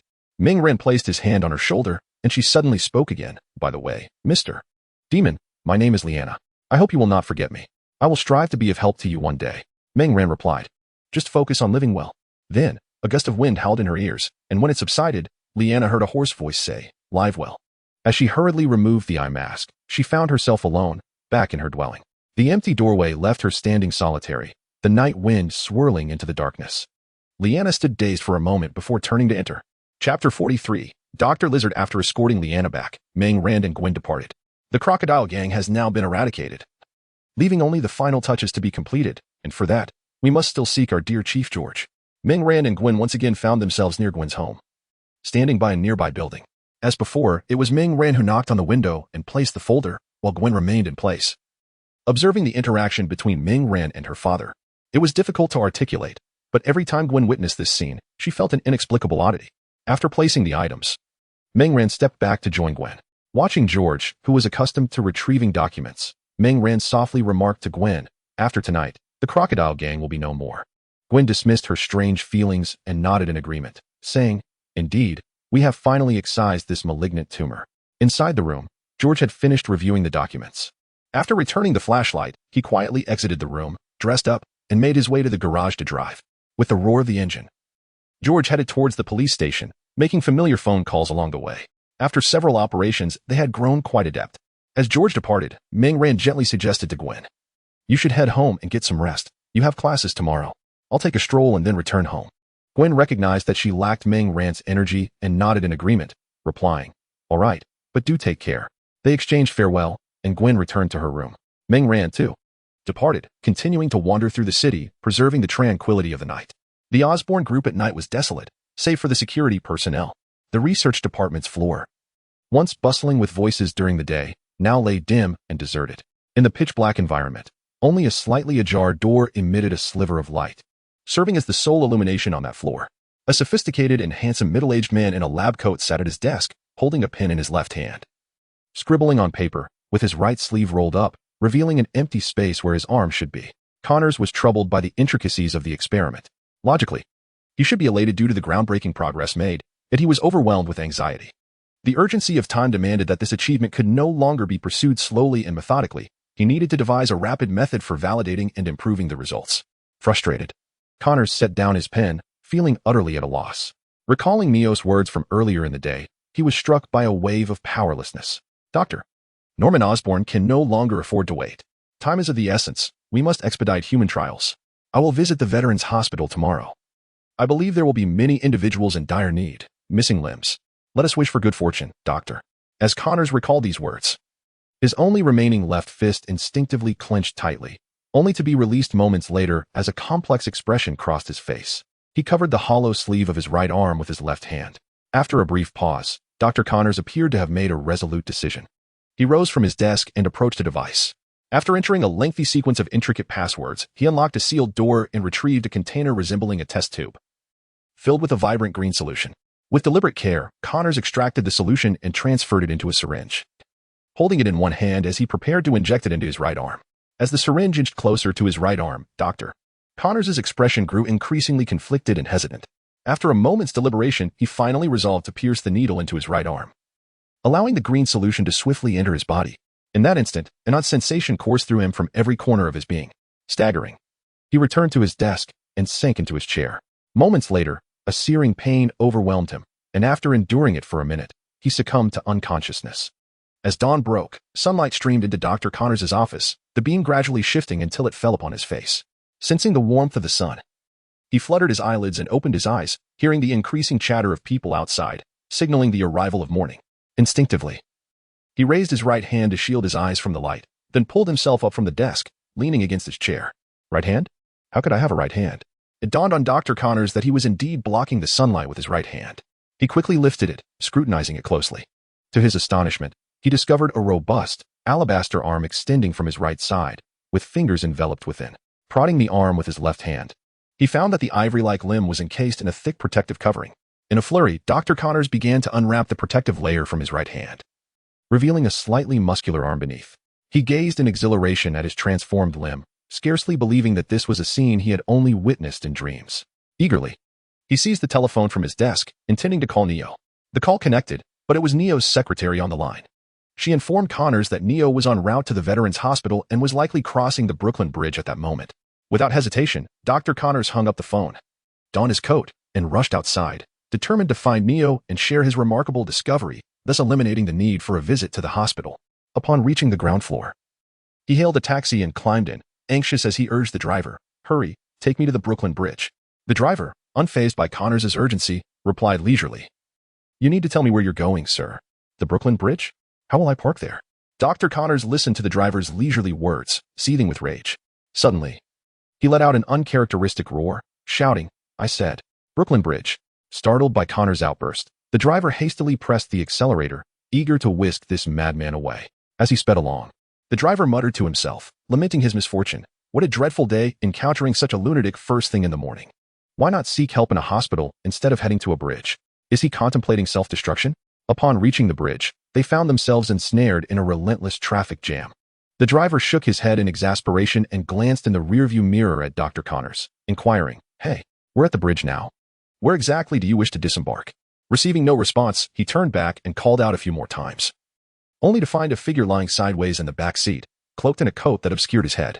Attempting to rouse him, the driver tugged at Connors' garment. To his shock, the fabric came away, revealing not the handsome middle-aged man he expected, but a creature draped in green, sporting a tail. The driver, unable to contain his scream, unbuckled his seatbelt and bolted from the vehicle. Awakened by the driver's shriek, the lizard-like Dr. Connors emerged from his stupor. Disoriented and unaware of his surroundings or intentions, though a vague memory of seeking someone named Neo flickered in his mind.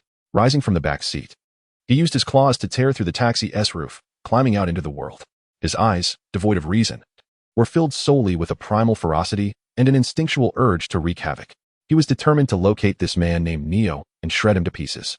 Chapter 44. The escaping doctor and his trail. While Dr. Connors raced toward the bridge, Meng Ran and his companions had just arrived at school, engrossed in their lessons. Suddenly, Meng Ran received an urgent alert from Xiao Bai. Emergency. A lizard-like monster has appeared on the Brooklyn Bridge, wreaking havoc on vehicles and endangering the crowd. Upon hearing Xiao Bai's message, Meng Ran raised his head, seriousness etched on his face. Gwen, Peter, and Mary Jane also lifted their gazes, having received the same information, their eyes converging. Just then, the class bell rang, signaling the end of the lesson, and the four gathered together. In a hushed tone, Meng Ran remarked, "There's only one monster. It shouldn't be too problematic. Peter and I will head over now, while you continue with your classes.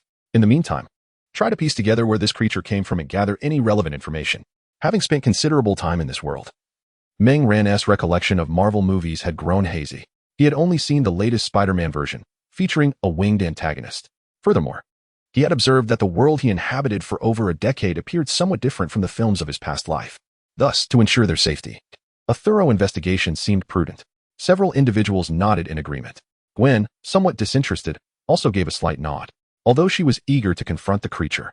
The presence of Peter and Meng Ran reassured her, leading her to remain at the school with Mary Jane to investigate alongside Little White. Once the plan was solidified, Meng Ran and Peter discreetly slipped out of the school, hastening towards the bridge. With Meng Ran's ability to teleport, they swiftly arrived at the bridge. where they ascended to a higher vantage point to survey the situation below while searching for signs of the monster. "Little White, can you locate the creature?" Mingrand inquired, simultaneously assisting Peter in rescuing those injured or trapped beneath vehicles. Little White quickly responded. The lizard creature pushed a black Mercedes off the bridge before departing, evading the cameras. "So we currently cannot ascertain its whereabouts." Mingrand felt a tinge of regret upon hearing this. They had arrived too late, and the lizard had already escaped, leaving no trace to follow. Peter also received this intelligence and expressed his disappointment at not being able to resolve the situation in one go, fearing the repercussions of the creature's next appearance. Yet, he felt an inexplicable familiarity with the monster, as if he knew it from somewhere. With no time to ponder further, Mingrand and Peter commenced their relentless rescue efforts, analyzing the evidence left behind to gather insights about the lizard. The creature possessed immense strength and a formidable size. With sharp claws, the bridge was littered with vehicles it had overturned, and several had even plunged into the water below, likely claiming the lives of their occupants. After some time, the police arrived at the scene, and although no words were exchanged, there was an unspoken understanding as they all worked to assist the injured. Once the situation was resolved, the two returned to the school, only to be summoned by their teacher for skipping class. Had it not been for Mingrand and Peter's commendable academic performance and their respectful acknowledgement of wrongdoing, the teacher might have considered contacting their parents. Meanwhile, in a sewer in New York, Dr. Connors reverted to his human form, slumped on the ground, his tattered clothes barely concealing his body. Remnants of green still lingering in his face and eyes. Dr. Connors felt as if he had touched upon a wondrous and mystical realm. The sensation of power and the yearning for evolution captivated him deeply. Though he lay powerless on the ground, his expression radiated excitement and madness. He realized he needed more serums, a greater quantity, to elevate himself to a higher echelon of life. Moreover, he envisioned a world where everyone could enter this realm, achieving evolution, freeing all from suffering and pain. The more he contemplated, the more exhilarated he became, convinced he was on the right path. Struggling to support his weight on his left arm, he staggered to his feet. He resolved to return to Oscorp to procure additional reagents and the Canali device. With that machine in his possession, he could transform every individual in the city into his kind, enabling them to experience the same evolutionary leap he had achieved. Dr. Connors staggered forward, his silhouette gradually fading into the shadows of the dimly lit sewer. Within the clandestine base, Mingrand's expert team was grappling with the emergence of this sudden monstrosity.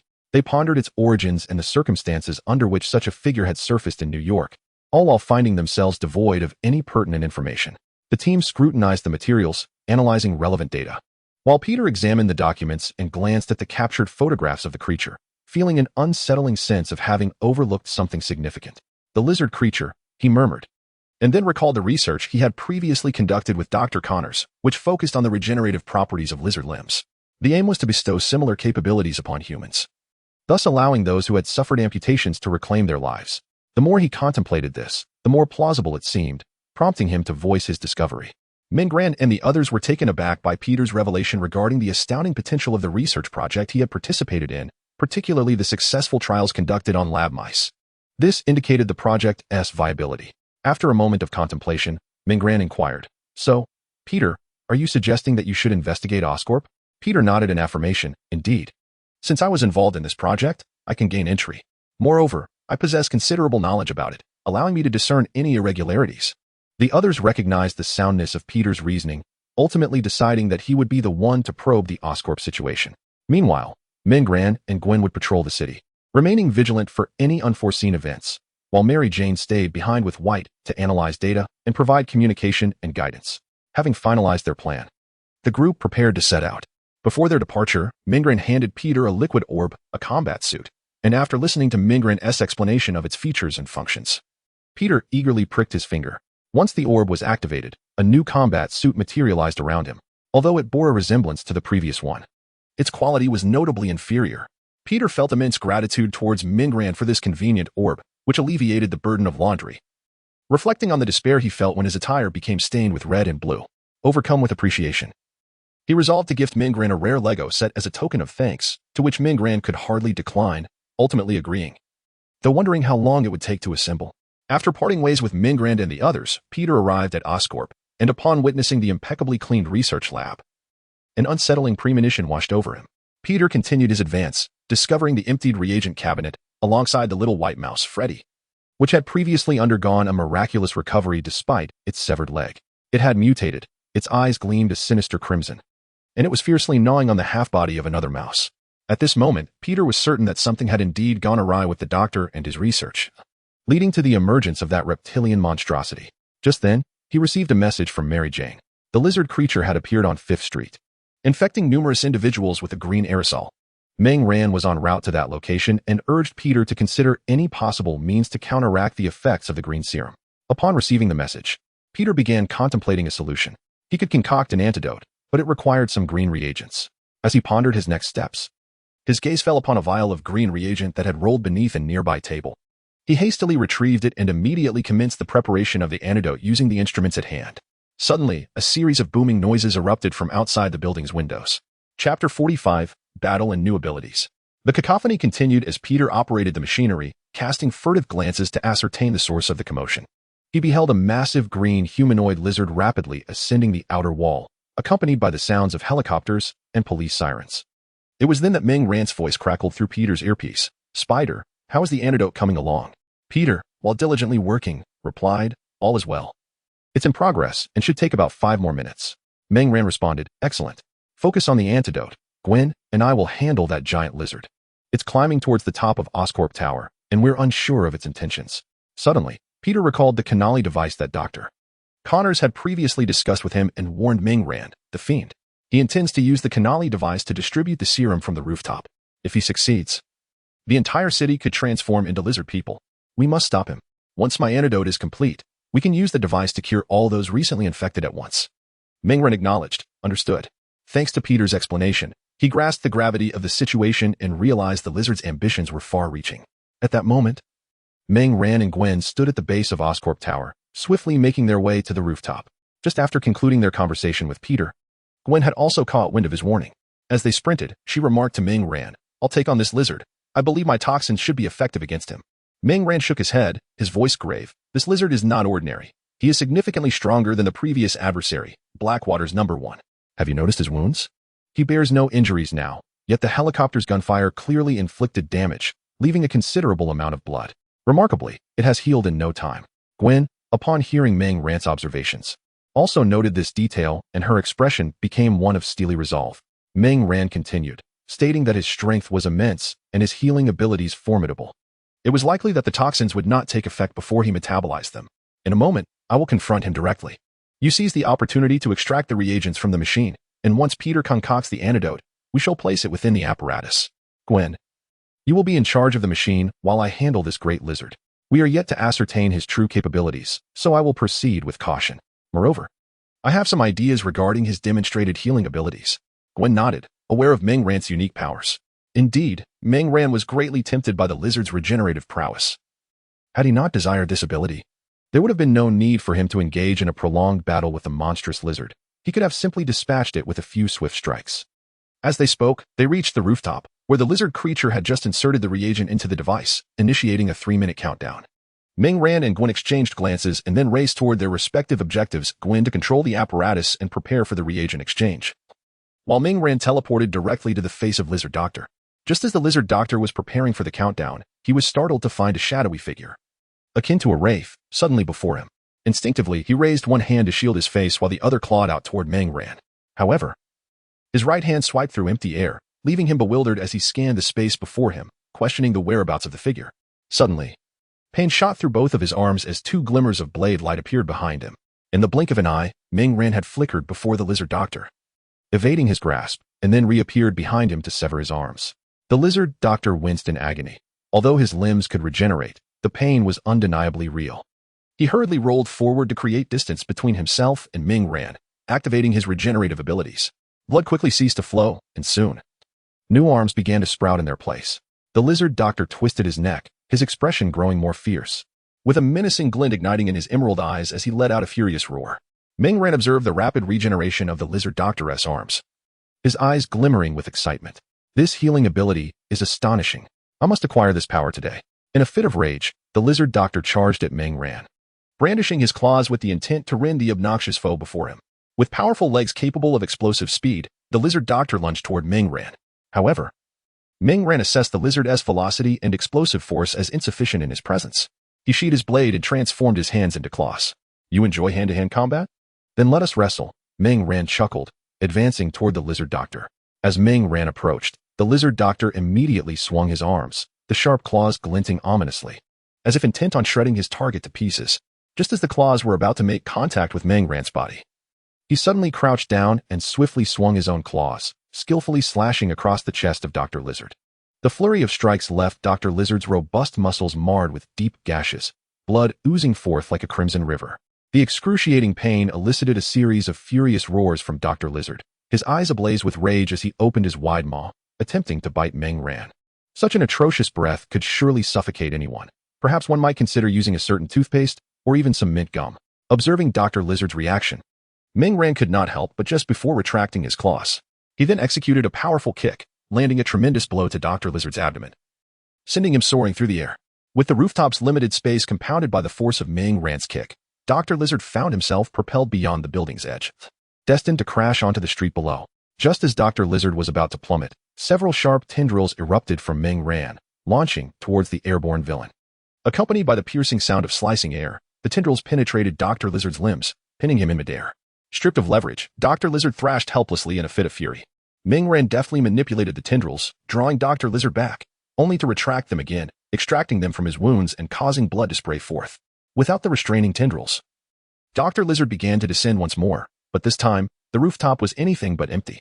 As he neared the rooftop's surface, countless dark spikes erupted, impaling Dr. Lizard's body.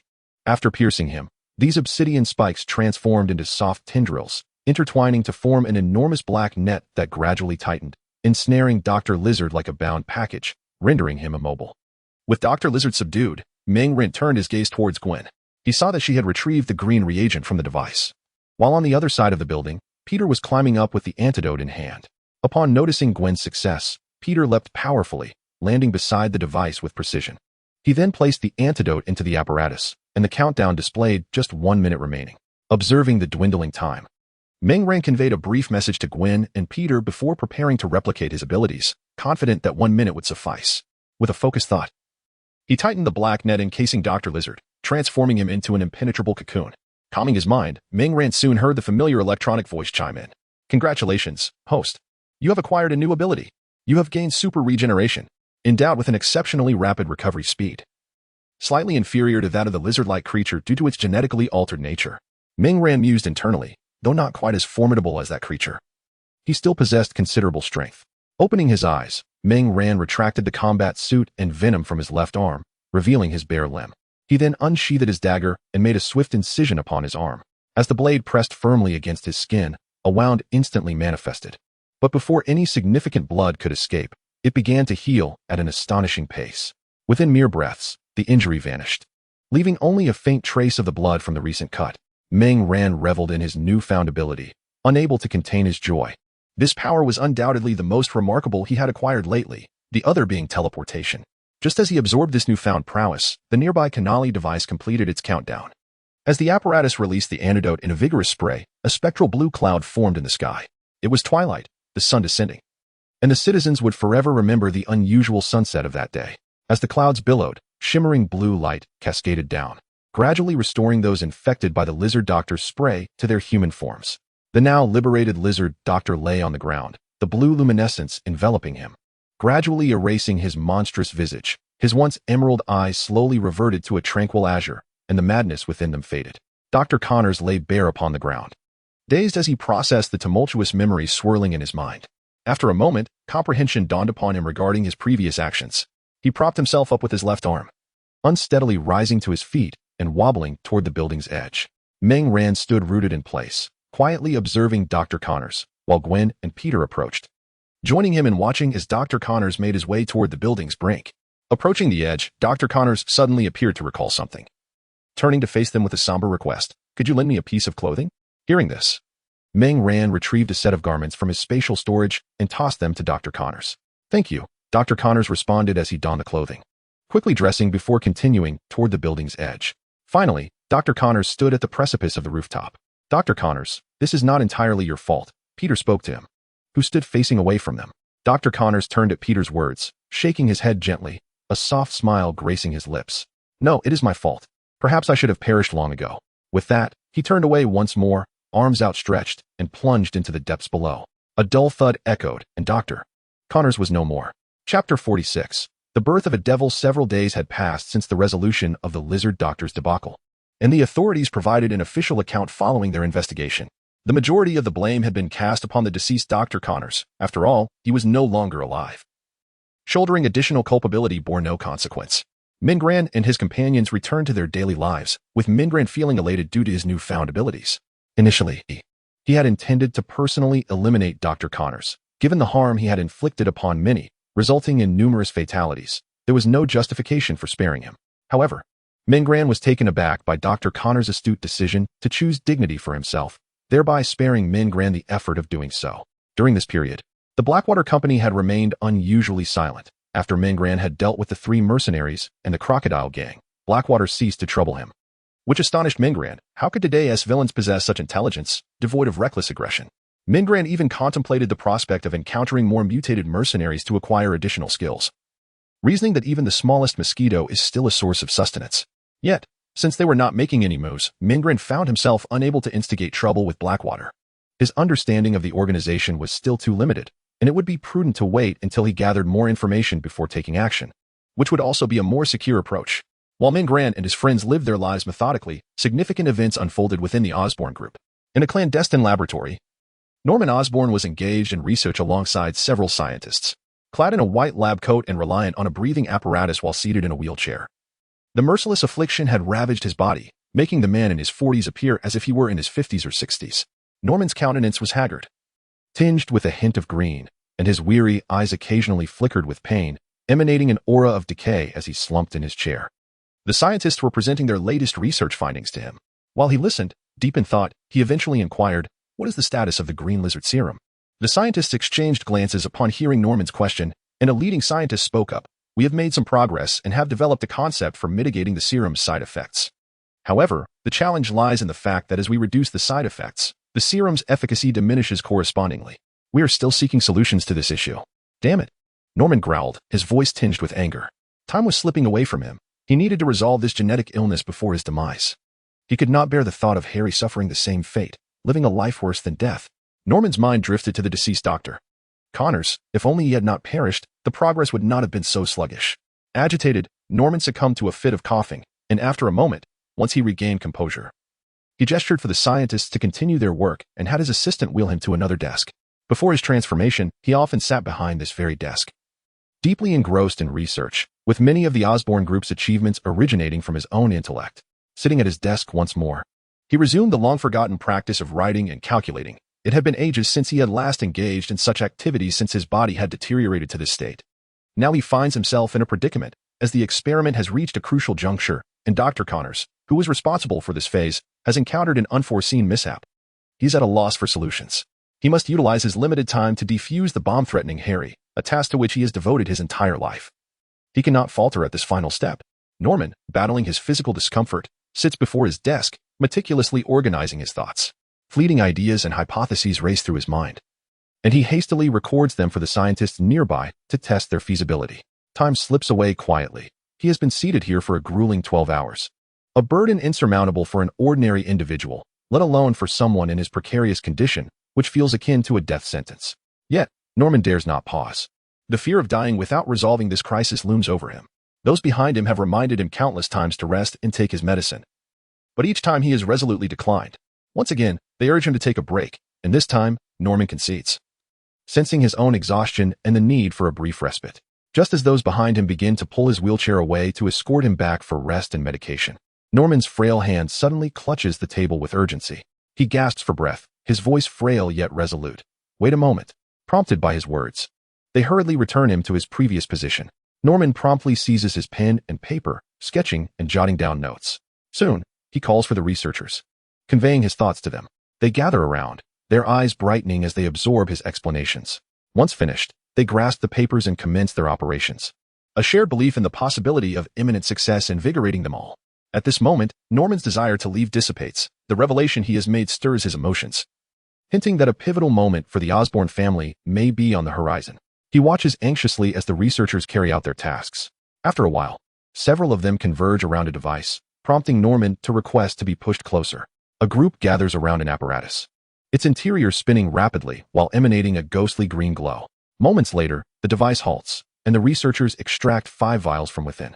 This is the product of our previous hypothesis, the closest we have come to success. The true outcome will be determined by the final experiment, announces a lead researcher to Norman. He nods, striving to calm the tumult of his emotions, and states solemnly, "Conduct the experiment as swiftly as possible. I shall await your results right here." With that, he gestures for them to return him to his desk. Reclining his chair slightly and closing his eyes to rest while awaiting the outcome of the experiment, several hours later, he is awakened by those nearby, revealing that the results are in, with researchers standing at his desk, clutching the report. Norman's expression darkens. The prolonged strain has rendered his body nearly beyond endurance. However, in comparison to the physical exhaustion, what troubled him more was the outcome of the experiment. Observing the scientist's grave expressions, he was suddenly struck by an ominous premonition. Norman spoke in a low voice. "What are the results?" "Speak." The researchers exchanged glances with the report before one of them began. "Sir, we have obtained the experimental results, but they differ somewhat from our expectations. While we have demonstrated its efficacy in tests, we cannot ascertain whether this effect is beneficial for your body. After all, you are the only individual afflicted with this ailment. Although our observations of your blood indicate the reagent's utility, its functionality across the entirety of your body and its various organs remains untested, thus we cannot confirm the ultimate outcome. We may require additional time to resolve this issue." Listening to the researcher's explanation, Norman furrowed his brow, reflecting deeply before he finally replied, "Without a test subject, we cannot determine the final results. Then administer it to me directly. If it proves beneficial for the blood, it should be effective against this disease as well. I can no longer afford to wait." The lead researcher was taken aback by Norman's words and immediately urged him not to act impulsively. However, Norman merely shook his head and reiterated, "I have no time left." He then forcefully commanded them to commence preparations. The researchers, witnessing his unwavering determination and considering his condition, could only nod in agreement. After a while, the apparatus was ready. Norman was gently placed onto a cylindrical, slanted experimental platform, encased in thick glass. Once the researchers positioned him inside, they affixed detectors to his chest and various parts of his body, securing him firmly to the experimental table. As the glass cover began to close, Norman addressed the onlookers, saying, "If I perish, preserve this data. Use this set of results to continue the experiments until success is achieved, and then eradicate Harry's illness." The researchers who had assisted in moving Norman nodded in understanding. With that, Norman closed his eyes, prepared for the experiment to commence, having already drafted his will, knowing that Harry would come to understand everything in due time. As the glass cover sealed shut, one researcher began pressing buttons on the adjacent apparatus. With each maneuver, small syringes filled with a green reagent emerged from the side and punctured Norman's arms and legs. As the substance entered his body, Norman's vital signs began to fluctuate dramatically, surpassing everyone's expectations. The monitoring device emitted alarms, and within the glass enclosure, Norman began to scream in agony. The lead researcher, witnessing this, contemplated halting the experiment. But just as he prepared to intervene, Norman's eyes widened as he glared at him, shouting, "Do not stop. Continue." With that, Norman resumed his anguished cries. The researchers, compelled to comply, pressed another button, and suddenly a green mist enveloped Norman within the glass chamber. As the mist enveloped the surroundings, Norman's anguished cries gradually subsided, and a collective sigh of relief echoed among everyone present. Suddenly, an eerie laughter erupted from within the glass chamber, where Norman Osborn was shrouded in green smoke. Chapter 47. The Green Goblin. Norman Osborn. The strange laughter sent chills down the spines of the researchers, who had only just begun to relax. The laughter was so bizarre and chilling that it rekindled their anxiety, compelling them to fixate on the glass chamber, awaiting the dissipation of the green fog. The unsettling laughter was fleeting, vanishing as abruptly as it had appeared, leaving the laboratory in silence, save for the hum of the instruments at work. As the green mist within the glass chamber thinned, Norman's figure began to materialize, revealing a stark contrast to the frail form that had initially entered. Where once he had appeared gaunt and near death, the silhouette emerging from the green haze now exuded a vitality reminiscent of his pre-illness vigor, astonishing the onlookers. With eyes now wide open, Norman's gaze was no longer clouded by fatigue and despair. Instead, it radiated vitality, with a profound emerald hue lurking in the depths. Observing Norman's revival, the researchers outside promptly operated the apparatus to open the glass chamber. This time, Norman leapt down from the platform unaided, his demeanor radiating robust health. Once on the ground, he inhaled deeply and exclaimed with a smile, "I believe we have succeeded. I feel more invigorated than ever, even stronger than before. Of course, this achievement is thanks to your unwavering support." The researchers, filled with excitement at the success of the experiment, showered Norman with congratulatory remarks, to which he responded with warmth and enthusiasm. Yet, Amidst the jubilant atmosphere, a bespectacled researcher in his 40s, named IB, wore a furrowed brow. As the head of the laboratory and a close friend of Norman, he had been the lead in this endeavor. Observing Norman's robust condition, IB felt an unsettling premonition. From the moment the eerie laughter had echoed, to the current state of a seemingly healthy Norman, he sensed an undercurrent of unease. Although Norman's newfound strength was undeniable, IB could not shake the feeling that something fundamental had altered within him. Approaching Norman, IB struggled with his thoughts before finally speaking softly. "I believe this experiment requires further investigation." Norman frowned, questioning why. "Does my condition not speak for itself?" IB shook his head, saying, "I understand that your health has improved, but this does not imply that the reagent is without flaws. I believe we must refine it further. After all, Harry." "Enough," Norman suddenly interjected, his voice sharp. "I have already stated that this matter requires no further discussion." He then turned and commanded, "Seal off this laboratory immediately. Everyone, move to another location. This experiment is concluded." IB hesitated, wanting to speak, but as he observed Norman's somewhat unfamiliar silhouette, he swallowed his words, sighed, and shook his head. Subsequently, all the researchers were orderly evacuated, and the laboratory was sealed, becoming a thing of the past. As IB gathered his belongings, he glanced back at the laboratory door, shook his head, and departed.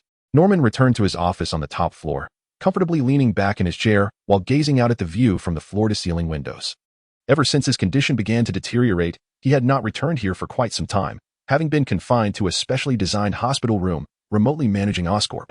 At that moment, the office door swung open, and Norman's secretary, elegantly striding in her high heels, approached his desk.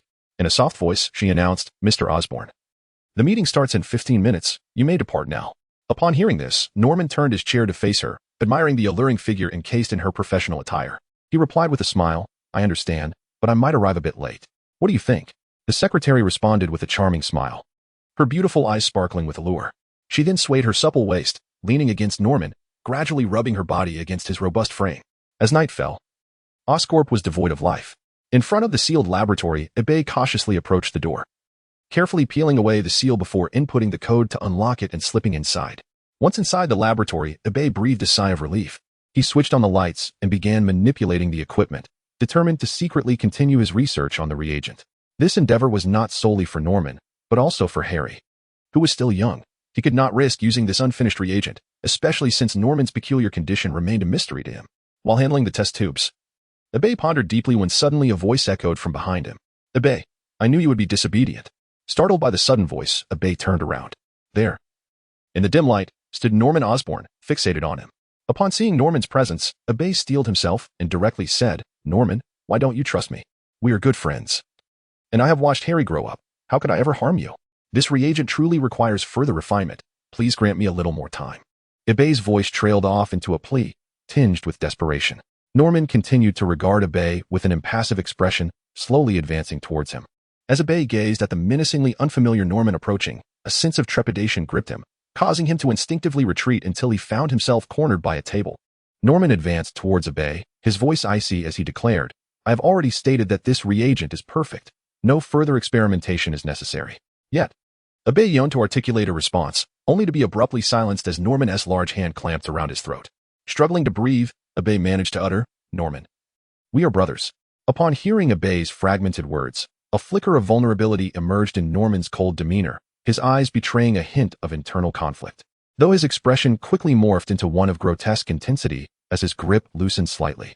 However, soon after, a green glint returned to his gaze, solidifying his previously softened countenance back into a frigid mask. As Norman's expression reverted to its chilling state, his grip tightened once more.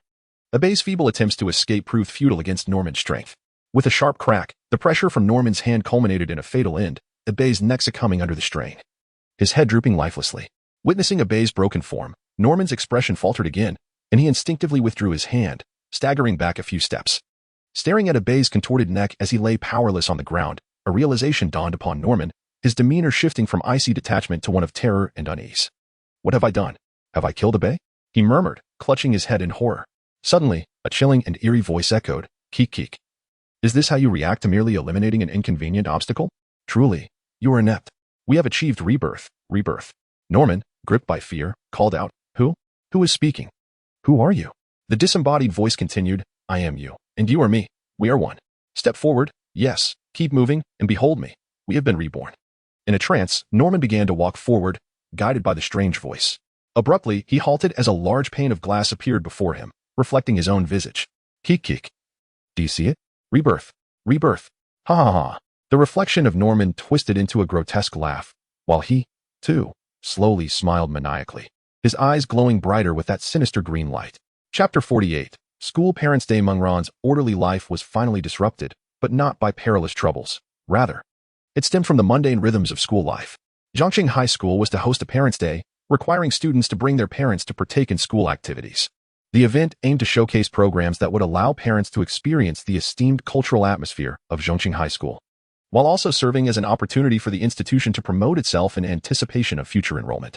Meng Ran's parents had both arrived, and Zhao Li had specifically canceled her entire day's schedule to attend this event. Naturally, Meng Hua, as Ms. Zhao Li's companion, could not be absent either. Early in the morning, after a hearty breakfast, the Meng family set off for the school. Upon their arrival, they were greeted by a bustling crowd, with students wandering about with their parents, and the Meng family gradually immersed themselves in the lively atmosphere. After meandering with her parents for a while, Meng Ran encountered Peter and Uncle Ben. After exchanging pleasantries, they continued to explore together. Shortly thereafter, they spotted Gwen with her father, George, and Mary Jane with her mother. Being familiar with one another, they introduced their parents to each other. This was the first meeting between Meng Ran's parents and Gwen and her father, as well as George's first encounter with Meng Ran's parents. Both parties engaged in amiable and warm exchanges, leaving each other with positive impressions. George was somewhat aware of the relationship between Gwen and Meng Ran. It was obvious to anyone that the two youngsters were quite close. Zhao Li and Meng Hua shared a similar sentiment. Observing the charming and lovely Gwen, they felt that Meng Ran indeed had discerning taste. Meanwhile, Peter and Mary Jane were engaged in conversation, and Uncle Ben proved to be far more humorous and talkative than Peter, resulting in a jovial discussion. As the time for the program approached, the group strolled towards the performance area while chatting. Nearing the entrance, Peter and Meng Ran spotted Harry, who had not been attending school very frequently lately, often taking leave due to some family matters. Meng Ran and Peter greeted Harry, who responded warmly. He was in high spirits today as his father had finally recovered and could accompany him to the Parents' Day event. Harry introduced Meng Ran and Norman to his father, and both Meng Ran and Peter eyed the handsome middle-aged man with curiosity. Although Meng Ran had known Harry for some time, it was her first meeting with Harry's father. As for Peter, despite knowing Harry longer, he too had yet to meet Harry's father. Norman greeted Meng Ran, Peter, and the other parents with a gentle smile, and Harry joyfully joined them in conversation about recent happenings. Eventually, they arrived at the performance venue, took their seats, and began to enjoy the show. Meng Ran also spotted Flesh and his parents. Ever since the conflict that arose shortly after Meng Ran transferred, Flesh's demeanor had notably improved. He no longer bullied other students and was focused on basketball. After the program concluded, Meng Ran parted ways with her friends, each of them taking their parents to explore for a while before heading to the cafeteria for lunch. In the afternoon, there would be inter-school sports competitions to watch, including basketball, football, and baseball. After a brief tour with her parents, Meng Ran arrived at the cafeteria, which offered a decent variety of American dishes, along with some Mexican and other cuisines, but the Chinese options were limited to rice. As Meng Ran and his parents settled down for dinner, his attention was drawn to the nearby scene involving Harry and his father. Norman instructed Harry to fetch some food before engaging in conversation with another parent. Yet the atmosphere was decidedly tense. Meng Ran, within earshot, found the distance inconsequential. He overheard the man speaking to Norman with an air of arrogance. "You are truly fortunate. I thought the next time I saw you would be at your grave, laying flowers." Norman retorted coldly. "Mackin, your tongue remains as foul as ever. What does your opinion matter? I am well, and the Osborne group remains firmly under my control." Mackin, smirking at Norman's words, replied mockingly. "It seems you are unaware of your circumstances, poor Norman. Allow me to enlighten you." Leaning closer to Norman's ear, he whispered, "Tomorrow's shareholders' meeting will mark your downfall, Norman. You should have perished, at least then you would be remembered as a success." Upon hearing Mackin's words, a fierce glint ignited in Norman's eyes, a sinister green hue emerging from within. He seized Mackin by the throat. Caught off guard, Mackin, who had been reveling in his triumph, suddenly found himself gasping for air, coughing and struggling against Norman's powerful grip, which felt like a vice. Their altercation attracted the attention of nearby parents, who turned to observe. At that moment, Harry returned with his meal and approached Norman. Seeing his son, Norman released his hold, allowing Mackin to finally break free, rubbing his reddened neck and glaring at Norman with malice. Unfazed, Norman maintained his gaze, the green light in his eyes intensifying. Ultimately, Mackin huffed and turned away. Harry, now standing before Norman, inquired with a hint of confusion, "Dad, what happened?" Norman smiled and replied, "It's nothing. just a discussion with a colleague. He then took the plate from Harry's hands, and they walked towards a table together. As Ming Ran continued to eat, he kept an eye on the unfolding situation. The earlier conversation and discord struck him as peculiar. After all, Harry's father, Norman Osborn, had once been gravely ill, yet he had seemingly recovered in a matter of days. If he had indeed healed, then what explained the fierce intensity and the green light in his eyes? Was this medicine imbued with some kind of magical effect? Or had Norman been inherently strong before his illness, regaining his vigor immediately upon recovery? Ming Ran pondered the oddities surrounding Norman, his thoughts racing. Could it be that Uncle Norman had also been bitten by a spider? Were there truly that many of them, all connected to the Osborn group? Was it possible that the Osborn group had developed a new drug capable of enhancing strength? Ming Ran wrestled with these perplexing thoughts, unable to arrive at a conclusion. Ultimately, he decided to discuss the matter at the base later, hoping for a collaborative analysis. With that, he refocused his attention, setting aside his musings. After the afternoon activities concluded, Ming Ran informed his family and hurried to the secret base. Venom expressed his discontent, lamenting that they could have savored the ribs if they had just waited a little longer, but now he had to go out, lamenting the loss of the delectable ribs. Sensing Venom's mood, Ming Ran consoled him while on his way, saying, "Don't worry. I just told Peter to bring some pizza and drinks on his way here. The pizza near Peter's house is quite delightful. Don't you remember how you devoured 2 large slices last time?" Upon hearing Ming Ran's words, Venom continued to grumble. "I didn't get to eat anything good at noon, and now I can't have ribs in the afternoon. Pizza is decent, but it simply cannot compare to ribs." Ming Ran chuckled. "How about I get you 3 slices of pizza and a large bottle of Coke today?" Venom perked up a bit. "All right then. But I want a chilled Pepsi, the slushy kind." Ming Ran replied with a smile. "No problem. I'll let Peter know to buy a little extra." With Ming Ran's swift movements, he soon arrived at the secret base. Shortly after he entered, Peter arrived, carrying 2 large bags. "Phew. Spider-Man delivery. This is quite a challenge. Lugging around all this stuff," Peter lamented. As Ming Ran arranged the pizza, he engaged Peter in conversation. Venom peeked out from Ming Ran's shoulder, revealing his adorable head, and hoarsely asked, "Hey, little spider, my Coke wasn't shaken too much, was it?" Peter, feeling a bit guilty, replied, "It should be fine. My hands are pretty steady." Venom eyed him suspiciously before twisting off the bottle cap. Suddenly, a geyser of soda erupted from the bottle, splattering Venom's face. Venom instantly opened his wide mouth and chased after Peter, who quickly fled, initiating a playful chase around the base. Meanwhile, Ming Ran, Gwen, and Mary Jane calmly enjoyed their pizza while watching the spectacle. After a while, Ming Ran called out to Venom, "If you don't come back, the pizza will be gone."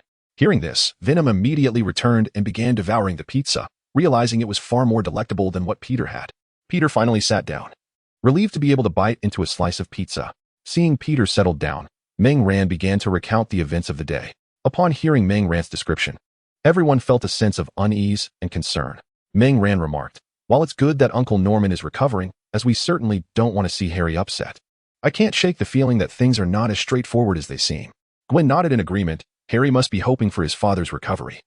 He was genuinely happy spending time with Uncle Norman today.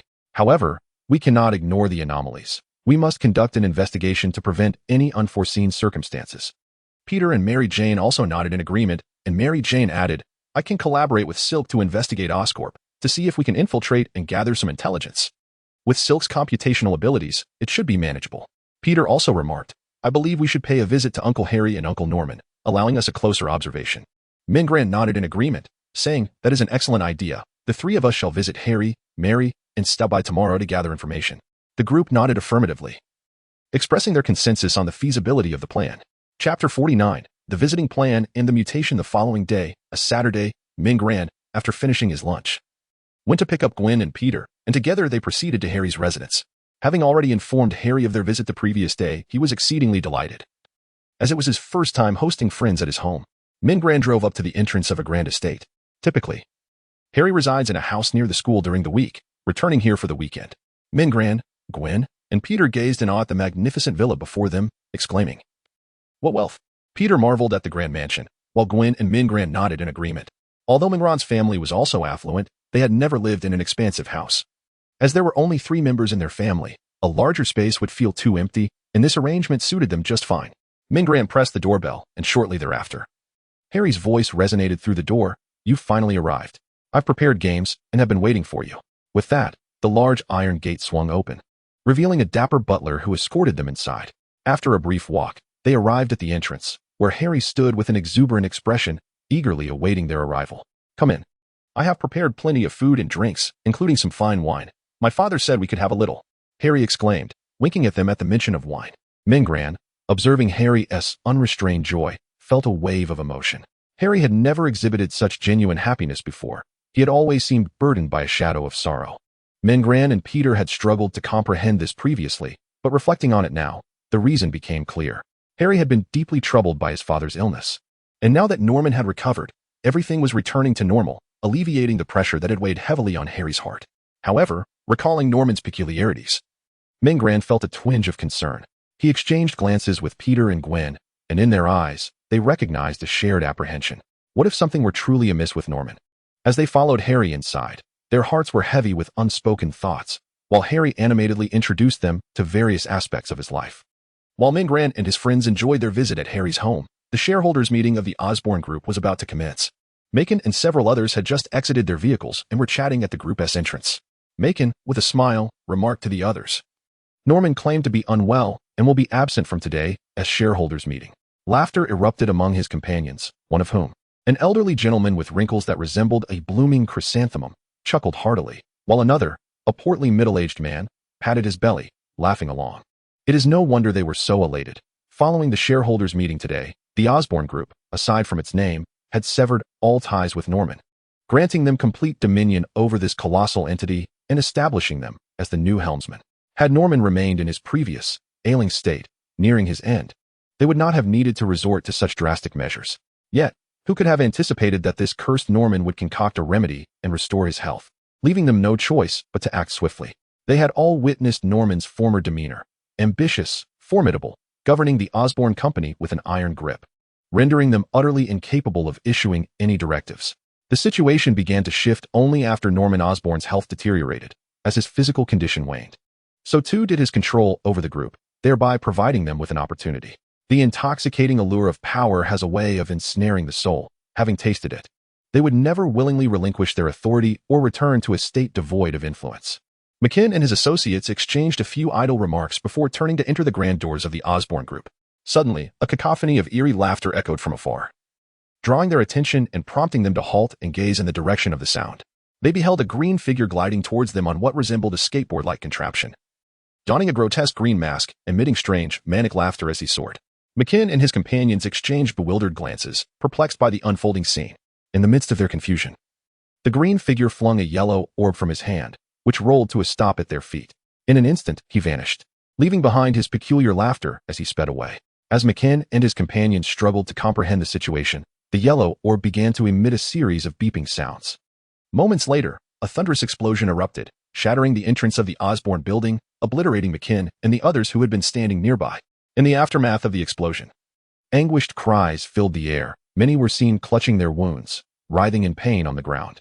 The area outside the entrance had not only been occupied by McKinn and his associates, but also by several other staff members and passers-by. The bomb's impact was so powerful that it shattered the glass of shops across the street, leaving no one near the epicenter unscathed. Those on the periphery were, by comparison, fortunate. Shortly after the explosion, ambulances and police vehicles arrived at the scene.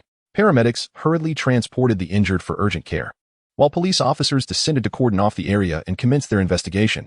Moments later, another police car screeched to a halt, and George Stacy emerged, surveying the devastation before him while listening to the reports from his subordinates. George furrowed his brow. Ever since the emergence of those masked heroes, the crime rate in New York had been persistently declining, and with the gradual dismantling of the Crocodile Gang, it had plummeted to an all-time low. Initially, George had anticipated that after all his efforts, his work would finally become less burdensome. However, tranquility in New York was once again shattered. First, a reptilian creature had suddenly appeared, and now, a bomb terror attack had transpired. George pondered the inexplicable nature of these events. Was the decline in crime merely a precursor to a series of major incidents? This was not alchemy. The notion of equivalent exchange seemed absurd. After conducting a field investigation, he returned to the precinct and reviewed the surveillance footage presented by his subordinates, deepening his frown. The screen revealed a green-masked figure perched upon an unusual flying device, moving with remarkable speed, having appeared for no more than 40 seconds. The sequence unfolded as the enigmatic figure emerged from one side of the street, soared above on a contraption reminiscent of a skateboard, dropped a bomb at the entrance of Oscorp, and then departed with an eerie laugh from the opposite end of the street. Merely 3 seconds after his departure, the bomb detonated, obliterating the entrance of Oscorp. Yet another bizarre individual had emerged. Following the reptilian creature, this bomb thrower had arrived. George mused silently, then rubbed his temples and sighed, proceeding to assign tasks as another exhausting day awaited him. Meanwhile, at Harry's home, Meng Ran and the others were engrossed in a video game. They had been there for about 20 to 30 minutes and had yet to see Norman Osborn. Meng Ran feigned casualness and inquired, "Oh, is Uncle Norman not home? Did he go to the office?" Gwen and Peter maintained their focus on the game, though their ears were perked up, listening intently. Harry, fixated on the large screen, replied while navigating the game, "Dad's at home. I just saw him head to his study. I mentioned that you guys were coming over, and he said he wanted to greet you." As Harry spoke, footsteps could be heard approaching. Chapter 50, The Green Goblin's Information and the Star Alliance. Harry, your guests have arrived, yet you failed to call me, Norman remarked with a hint of reproach. He then turned to Meng Ran and the others, smiling, "Greetings." It is truly a privilege for Harry to have such exceptional friends. Harry had previously mentioned Meng Ran and the others to Norman, who was aware of their reputation as the top 3 students from Midtown High. Norman was indeed pleased. Having such connections would be immensely beneficial for Harry. Meng Ran and the others promptly exchanged pleasantries with Norman. Norman gestured for them to join him in the dining area, where an array of snacks and beverages had been prepared. As they chatted, Meng Ran and his friends observed Norman for any signs of unusual behavior.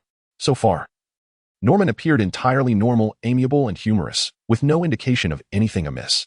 At that moment, the television in the kitchen interrupted with breaking news, displaying footage of the green-masked figure detonating the entrance of Oscorp.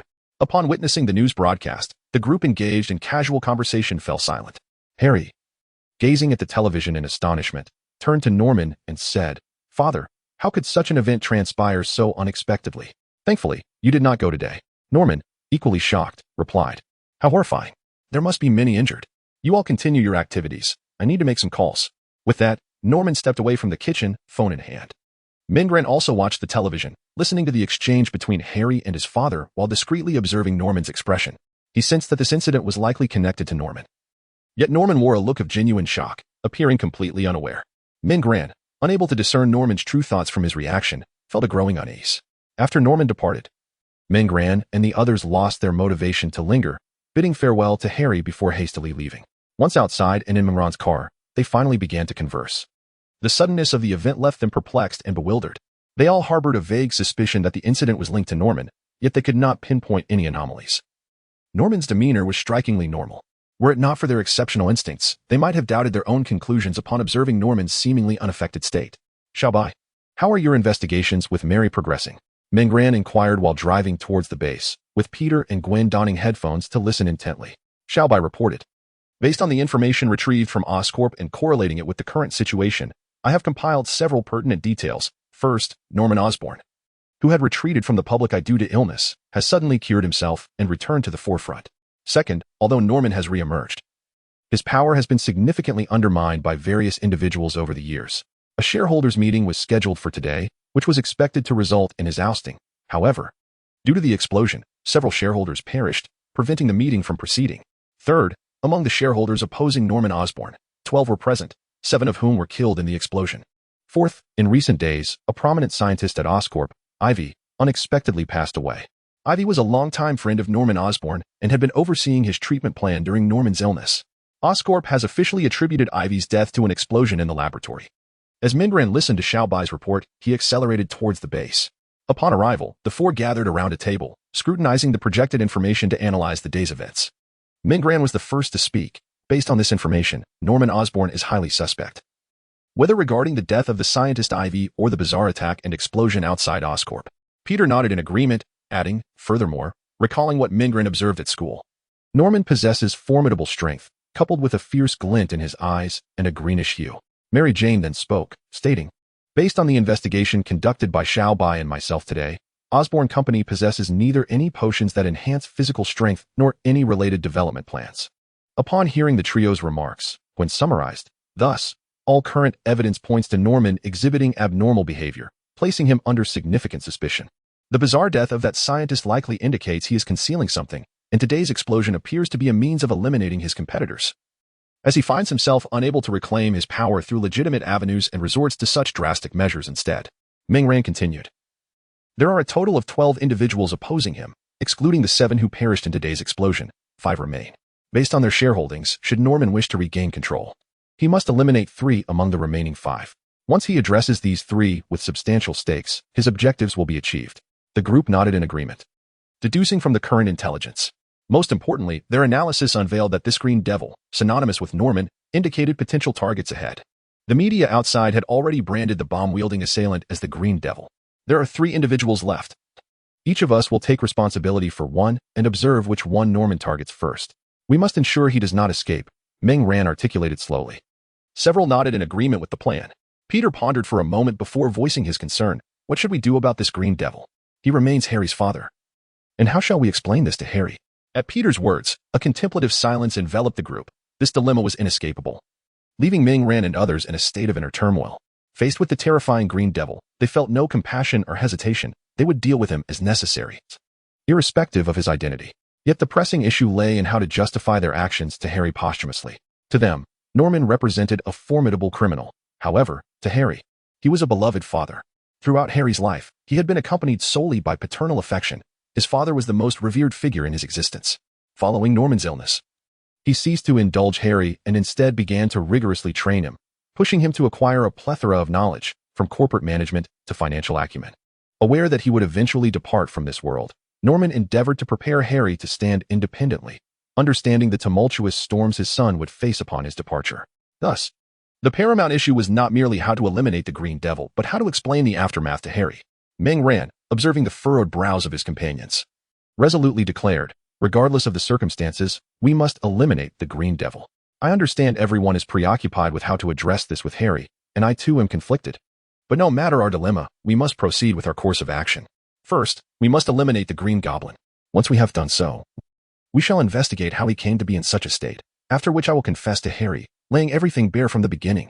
As for whether Harry will forgive me, we shall cross that bridge when we come to it. Mingran said this, and as he thought of Harry, a bittersweet smile crept across his face. It is indeed a perplexing situation. Mingran never imagined he would find himself in such a predicament. To think that the father of his dear friend is a criminal, and it falls upon him to render judgment. Gwen and Peter shared Mingran's inner turmoil. After hearing Mingran's words, they all sighed deeply, but soon resolved to confront the Green Goblin and seek Harry's forgiveness afterward. As Mingran observed the renewed determination among his companions, he suddenly recalled something and remarked, by the way, we still do not have a team name. Gwen and the others were instantly captivated by this notion. Indeed, while they had formed a team, they had yet to adopt an official title. Upon hearing this suggestion, the group began to ponder. Peter spoke up, suggesting, how about we call ourselves the Darkslayers? It signifies that we are all dedicated to vanquishing darkness. Mingran nodded in agreement. That has a certain appeal. It is worth considering. Mary Jane chimed in, we could also be called the Shadow Hunters, as we are the hunters in the darkness. Mingran nodded again. That's also quite good. You two truly complement each other, as your suggestions share a similar essence. Mary Jane felt her cheeks flush at Mingran's words and quickly retorted, what nonsense. Who is complimenting him? I am no bookworm. Peter chuckled, scratching his head sheepishly. Mingran then turned to Gwen and gently asked, what are your thoughts, Gwen? After a moment of contemplation, Gwen replied, I propose we call ourselves the Quadrant Alliance. The 4 corners represent the 4 of us, coming together in an alliance to uphold justice and punish wrongdoing. Mingran pondered this suggestion and remarked, that sounds excellent. It conveys a strong sense of teamwork. Peter nodded in agreement. Indeed, that name carries the essence of a team, even if it lacks a certain flair. Mary Jane also expressed her approval with a nod. Seeing that everyone endorsed the name, Mingran declared, then we shall be known as the Quadrant Alliance. We can also design a logo. Thus, the discussion regarding the team name concluded. Mingran initially intended to redirect everyone's focus, but it seemed to have achieved dual purposes. From this moment onward, the Quadrant Alliance is officially established, Mingran proclaimed to his companions. The 4 of them stood, placing their hands together, and shouted in unison, Quadrant Alliance. Established. Chapter 51. Confronting the Green Goblin. After finalizing their team name, Mingran, Peter, and Gwen set off. As dusk began to fall, the 3 made their way to the locations of the 3 stakeholders, lying in wait for the Green Goblin to arrive. Mingran crouched atop a villa, engaging in ghostly stealth, perfectly concealing himself. Below, in the villa, Poulter sat on the sofa, repeatedly watching the news of the Osborne Group explosion. Observing the Green Devil gliding past the doorway, hurling bombs, he sensed that this incident was somehow connected to Norman. What a coincidence it was that today they held a shareholders' meeting, intent on completely ousting Norman. Just before the meeting commenced, a madman had emerged, throwing a bomb that annihilated a substantial number of those opposing Norman, just like himself. Poulter could not fathom that this individual was Norman. He believed it to be an assassin hired by Norman to eliminate his adversaries. Listening to the eerie laughter of the Green Devil emanating from the video, Poulter felt a chill run down his spine. Had he not arrived at the meeting room first, he surely would have found himself on the list of casualties. Trembling, Poulter hastily took a sip of his drink to steady his nerves. Just as he was about to set down his glass, an unsettling laughter echoed from outside his villa. The sound pierced through him, as if detonating within his very mind. Startled, Poulter's hand trembled, causing the glass to slip from his grasp and shatter on the floor, spilling the remaining liquid over his foot. Yet, he could not afford to dwell on this. He quickly turned his gaze to the window, accompanied by the sinister laughter. A green figure on a bizarre skateboard drew nearer, twisting through the air like a performer, intermittently dropping yellow bombs that erupted violently upon impact. As the Green Devil approached, Poulter's face drained of color, and he hurriedly retreated into the room. The expansive floor-to-ceiling window offered him no sense of safety. On the rooftop, Ming-Ran squinted at the approaching commotion. Xiaobai, notify Gwen and Peter that the Green Devil is here with me. Instruct them to come this way. He then activated the recording function of his combat suit's visor. While issuing commands to Xiaobai, he continued to observe the advancing Green Devil. As the Green Devil neared the villa, he ceased his aerial acrobatics and directly hurled several bombs towards the house. Just as the bombs were released, a flurry of blades shot from the rooftop, each striking the bombs precisely. The Green Devil's explosives had barely traveled far before Ming-Ran's blades detonated them, creating a shockwave that sent the Green Devil tumbling through the air. As he was propelled by the explosion, the Green Devil emitted a peculiar cry. Ming-Ran, bemused by the sound, mused silently. Is this guy's voice some sort of sonic weapon? It is utterly unbearable. Nevertheless, his actions did not falter. He swiftly teleported in front of the Green Devil. Just as the Green Devil regained his balance, Ming-Ran struck him with a swift blow, forcing the Green Devil to maneuver his skateboard to narrowly evade the attack. Though he escaped unscathed, a gash was still carved into the side of his flying apparatus. Enraged, the Green Devil retaliated, launching several bombs equipped with metallic wings from beneath his skateboard. The bomb fluttered its wings and flew towards Ming-Ran. After circling a few times, he realized it was a tracking missile. With a swift motion, he unleashed a series of slashes, obliterating the explosive. In an instant, Ming-Ran teleported directly in front of the Green Goblin and delivered a powerful kick, sending him plummeting from his aircraft. Once the Green Goblin was dispatched, Ming-Ran aimed a blade at the aircraft beneath him, cleaving it in two. The severed pieces fell to the ground with a hissing sound of electrical discharge. As the Green Goblin landed and attempted to rise, he was suddenly ensnared by a web shot from behind. With a forceful tug, he was pulled back, crashing into two towering trees before being pinned against one. It was Gwen and Peter who had arrived just in time. Once against the tree, the Green Goblin found himself ensnared by countless strands of webbing, securing him firmly to the trunk. The trio descended before the Green Goblin. Ming-Ran hesitated momentarily before reaching out to remove the mask from the Green Goblin's face. With the mask lifted, a strikingly handsome middle-aged visage was revealed. It was Norman Osborn. In that moment, Norman displayed none of the charming wit and amiable demeanor he had earlier. Instead, he resembled a deranged lunatic, his eyes glowing with madness, his features contorted, and a cacophony of sinister laughter escaping his lips. Upon recognizing Norman Osborn, silence enveloped Ming-Ran and his companions. Norman's gaze fell upon the two men and one woman before him, and his expression gradually shifted to one of calmness. Suddenly, he recalled the visitors from earlier that day, along with their hurried departure after seeing the news, and now, the silent trio, standing before him. It's you, he exclaimed, realization dawning upon him. You three are the renowned masked heroes of this time. Taken aback, Ming-Ran and his companions were astonished. How could he possibly know? They had said nothing. Was Norman Osborn truly a fortune-teller? Despite the tumult of emotions surging within them, they maintained their composure. Before they could respond, Norman's expression changed abruptly as he began to plead. Please, don't tell Harry. I am guilty. Ming-Ran looked at Norman with a complex expression, thoughts of Harry flooding his mind. Suddenly, an ominous warning echoed in their heads. They leaped upward, executing a somersault to evade the lethal spikes that erupted from the broken aircraft behind them. Although they narrowly escaped, Norman, bound to the tree, had no chance to evade. The sharp protrusion from the aircraft pierced through his abdomen, a classic demise, deserving of homage. As Ming-Ran and his companions recovered from the ambush, they were struck with horror at the sight of Norman. In pain, he gazed at them, his expression returning to normal, the madness in his eyes dissipating. Spitting blood, he looked at the trio and slowly uttered, "In my study, there is a safe. I have placed everything there. When Harry sees it, he will understand everything." Having spoken, Norman let out a painful gasp. Despite the blood trickling from the corner of his mouth, he managed to smile and said, "Harry, having friends like you is truly wonderful. Tell Harry that Daddy loves him." As the last words escaped his lips, Norman's head drooped, and he breathed his last. Mengran and the others fell into a heavy silence, realizing that in his final moments, Norman had finally returned to his true self. A wave of sorrow surged within them, a complex mix of emotions that was difficult to articulate. After a moment, Mengran spoke up, "I will take care of Uncle Norman and then go find Harry." Gwen and Peter chimed in, "We will go too. We should face Harry together. We are all his friends." Mengran looked at Gwen and Peter, who gazed back at him with determination. Nodding in agreement, Mengran gently lowered Norman from the tree and prepared his body, arranging it so that he appeared as if he were merely asleep. Once finished, Mengran picked up Norman and nodded at Gwen and Peter. And together the three of them rushed toward Harry's home. At Harry's villa, he was studying at his desk. Since falling ill, Norman had insisted that Harry learn many things, hoping to cultivate his independence early on. Initially, Harry had been quite resistant, but he had since grown accustomed to it. As he read with his head down, a sudden gust of wind swept through the window, prompting him to stand up and close it, muttering to himself, "Thanksgiving is almost here." Turning back to his studies, he was startled to see three figures appear before him, one of whom was cradling another person in their arms. Harry was taken aback, exclaiming, "Who are you? How did you get in?" He quickly grabbed a lamp from his desk, brandishing it as a makeshift weapon for defense.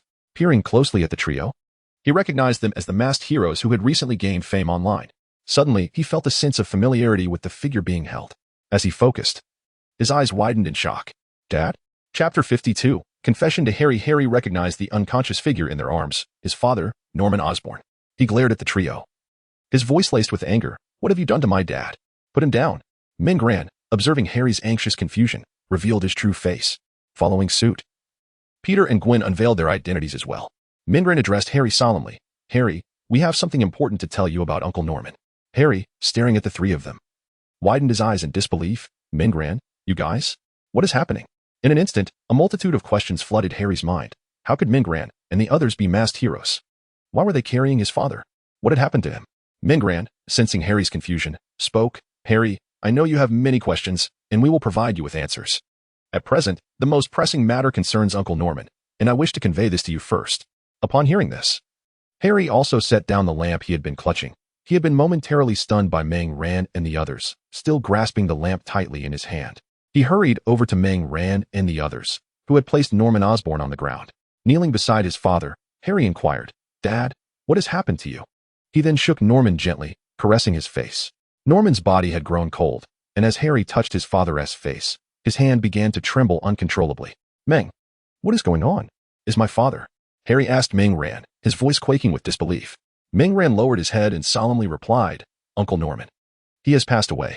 In an instant, Harry's eyes glazed over, and he collapsed onto the ground. He turned to Peter and Gwen, seeking confirmation of this grim reality. Peter and Gwen, upon meeting Harry's gaze, averted their eyes in silence. Witnessing their reactions, despair and disbelief washed over Harry. He stared vacantly at Norman, who lay on the ground as if merely asleep, and murmured through tears, "How could this be? Why has this happened?" He then looked back at Mengran, his voice trembling as he asked, "Meng, what transpired? Why did my father suddenly?"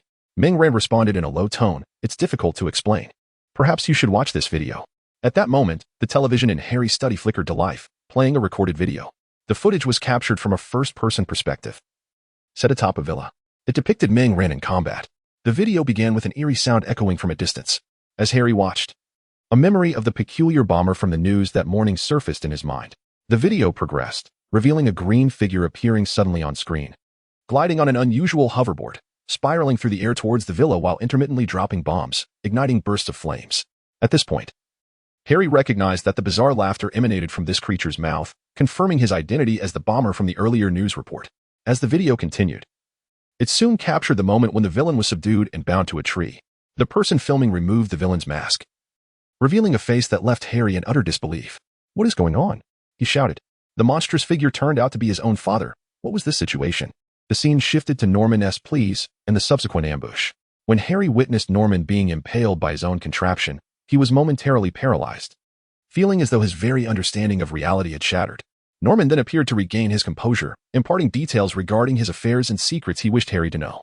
As the video concluded, Harry hung his head, clenching his fists, lost in thought, struggling to comprehend the overwhelming revelations he had just witnessed.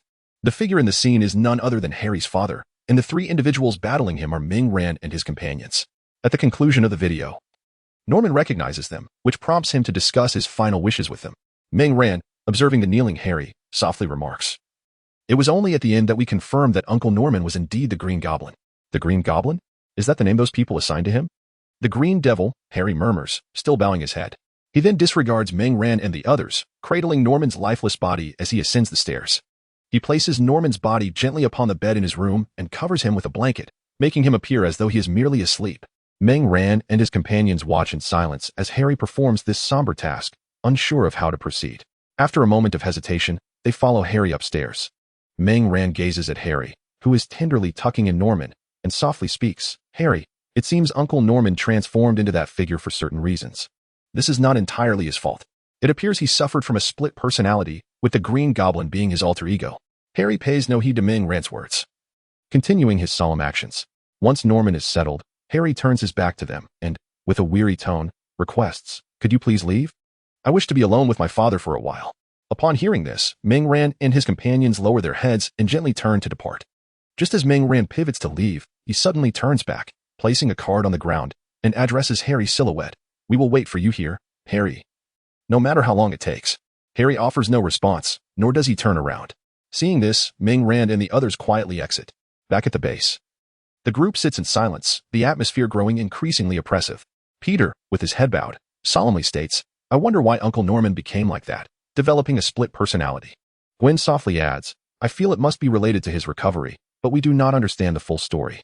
Meng Ran contemplates, sighing, "Alas.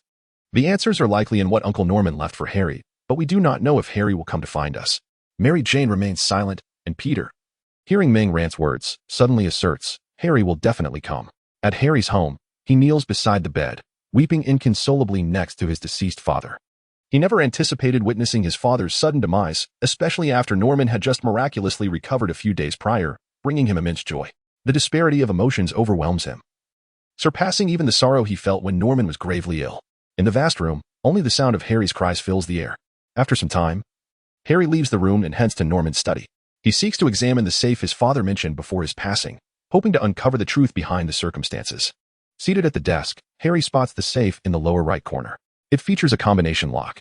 After a moment of contemplation, he tentatively inputs his birth date. With a sharp click, the safe springs open, responding to his efforts. Harry retrieved the box from within and placed it upon his desk. Inside the box lay a small metallic cube along with several letters. He opened the earliest letter and began to read. It was penned by Norman Osborn during his illness, intended for Harry to read after his demise. In the letter, Norman elucidated the nature of his grave affliction, a hereditary disease plaguing the Osborn lineage. He informed Harry that this ailment first manifested at the age of 18, typically claiming the lives of its victims in their 30s or 40s. This year, Harry had just turned 18, the very age at which the malady was likely to strike. Next, Harry opened the second and third letters, which resembled a diary chronicling Norman Osborn's research on the hereditary disease and, ultimately, his last will and testament. The metallic cube served as the central control for all operations within the Osborn Corporation, a key left to Harry to govern the company. After perusing these letters, he opened the final one, the most recent correspondence written after Norman's recovery. As he read, his eyes widened in disbelief. "Harry, the serum intended to cure the hereditary disease has encountered complications. It feels as though two entities reside within me, and I am at a loss on how to control the other self. He has killed IB and sealed the laboratory. I recognize that this serum remains incomplete, yet I am unable to govern my actions. I can only write this when he slumbers, so you may understand in the future. I have discerned the patterns of his emergence, and I am currently utilizing my lucid moments to finalize this serum. Forgive me, IB, my dear brother. I shall descend into hell to atone for my sins, hoping that you will aid me in completing this serum. Harry cannot be without it. Today, the serum has been completed, but it seems he has discovered my clandestine endeavors, and his dominion over my body grows increasingly lengthy. Harry, I have concealed the serum in the secret chamber behind the wall of the study, where I previously conducted my research. You need only to locate the third book in the fourth slot of the second row, withdraw it, and then return it, repeating the process twice to unlock the chamber." He remains unaware of my plan, yet my moments of clarity dwindle. "Harry, I love you." As Harry finished reading the final letter, a chill coursed through him. It became evident that his father had indeed succumbed to a dire fate. Although the serum had restored his body, it had fractured his mind, transforming him into a deranged fiend. This very devil had orchestrated a series of heinous crimes, including the death of Uncle IBE and the explosion at the Osborn Corporation. After reading the letters, Harry cast them into the fireplace, watching as the flames consumed them entirely. Subsequently, he approached the bookshelf and, following Norman's instructions, activated the secret chamber. With a rumble, the bookshelf receded, revealing a doorway that slid to the right, disclosing a passageway. The lights above illuminated one by one as Harry ventured inside. Arriving at the entrance of the secret chamber. Fingerprint authentication. Iris recognition. Identity confirmed. Harry Osborn. Laboratory access granted. Chapter 53. Norman's legacy. Harry passed through the door and entered an elevator, which descended automatically without his intervention. When the elevator doors opened, he encountered yet another door. After undergoing verification similar to before, Harry stepped into the laboratory. He was taken aback by the vastness of the hidden chamber, one that had remained unknown to him within his own home. Judging by the staircase he had just ascended, it was evident that this laboratory was constructed underground. The laboratory was expansive, replete with a variety of research facilities and tools, predominantly adorned in white. In addition to numerous workstations, several display cases lined the walls, showcasing suits of armor, gliders, and various other equipment. Upon seeing these items, Harry was reminded of the gear worn by his father's second personality, the Green Goblin. It appeared that the Goblin's equipment bore a striking resemblance to what was displayed here, both in style and design. As Harry continued to survey the laboratory, he noticed another section that housed a complete array of instruments and apparatus, alongside a circular glass chamber-like device. Approaching this area, he stepped inside, only to be scanned by a beam of green light that emanated from beneath his feet. An electronic voice then declared, "Identity confirmed. Harry Osborn."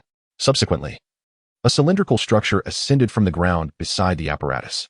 Atop the cylinder was a glass dome containing 2 vials filled with a pale green solution. Unlike the dark green serum previously utilized by Norman, which appeared somber and deep, these vials exuded a refreshing, lively hue that invigorated the spirit. Harry reached out toward the glass dome, but as his fingers neared, the dome swiftly retracted into the cylinder, allowing him to grasp the vials directly. Just as he secured both vials in his hands, a small circular opening appeared on the cylinder.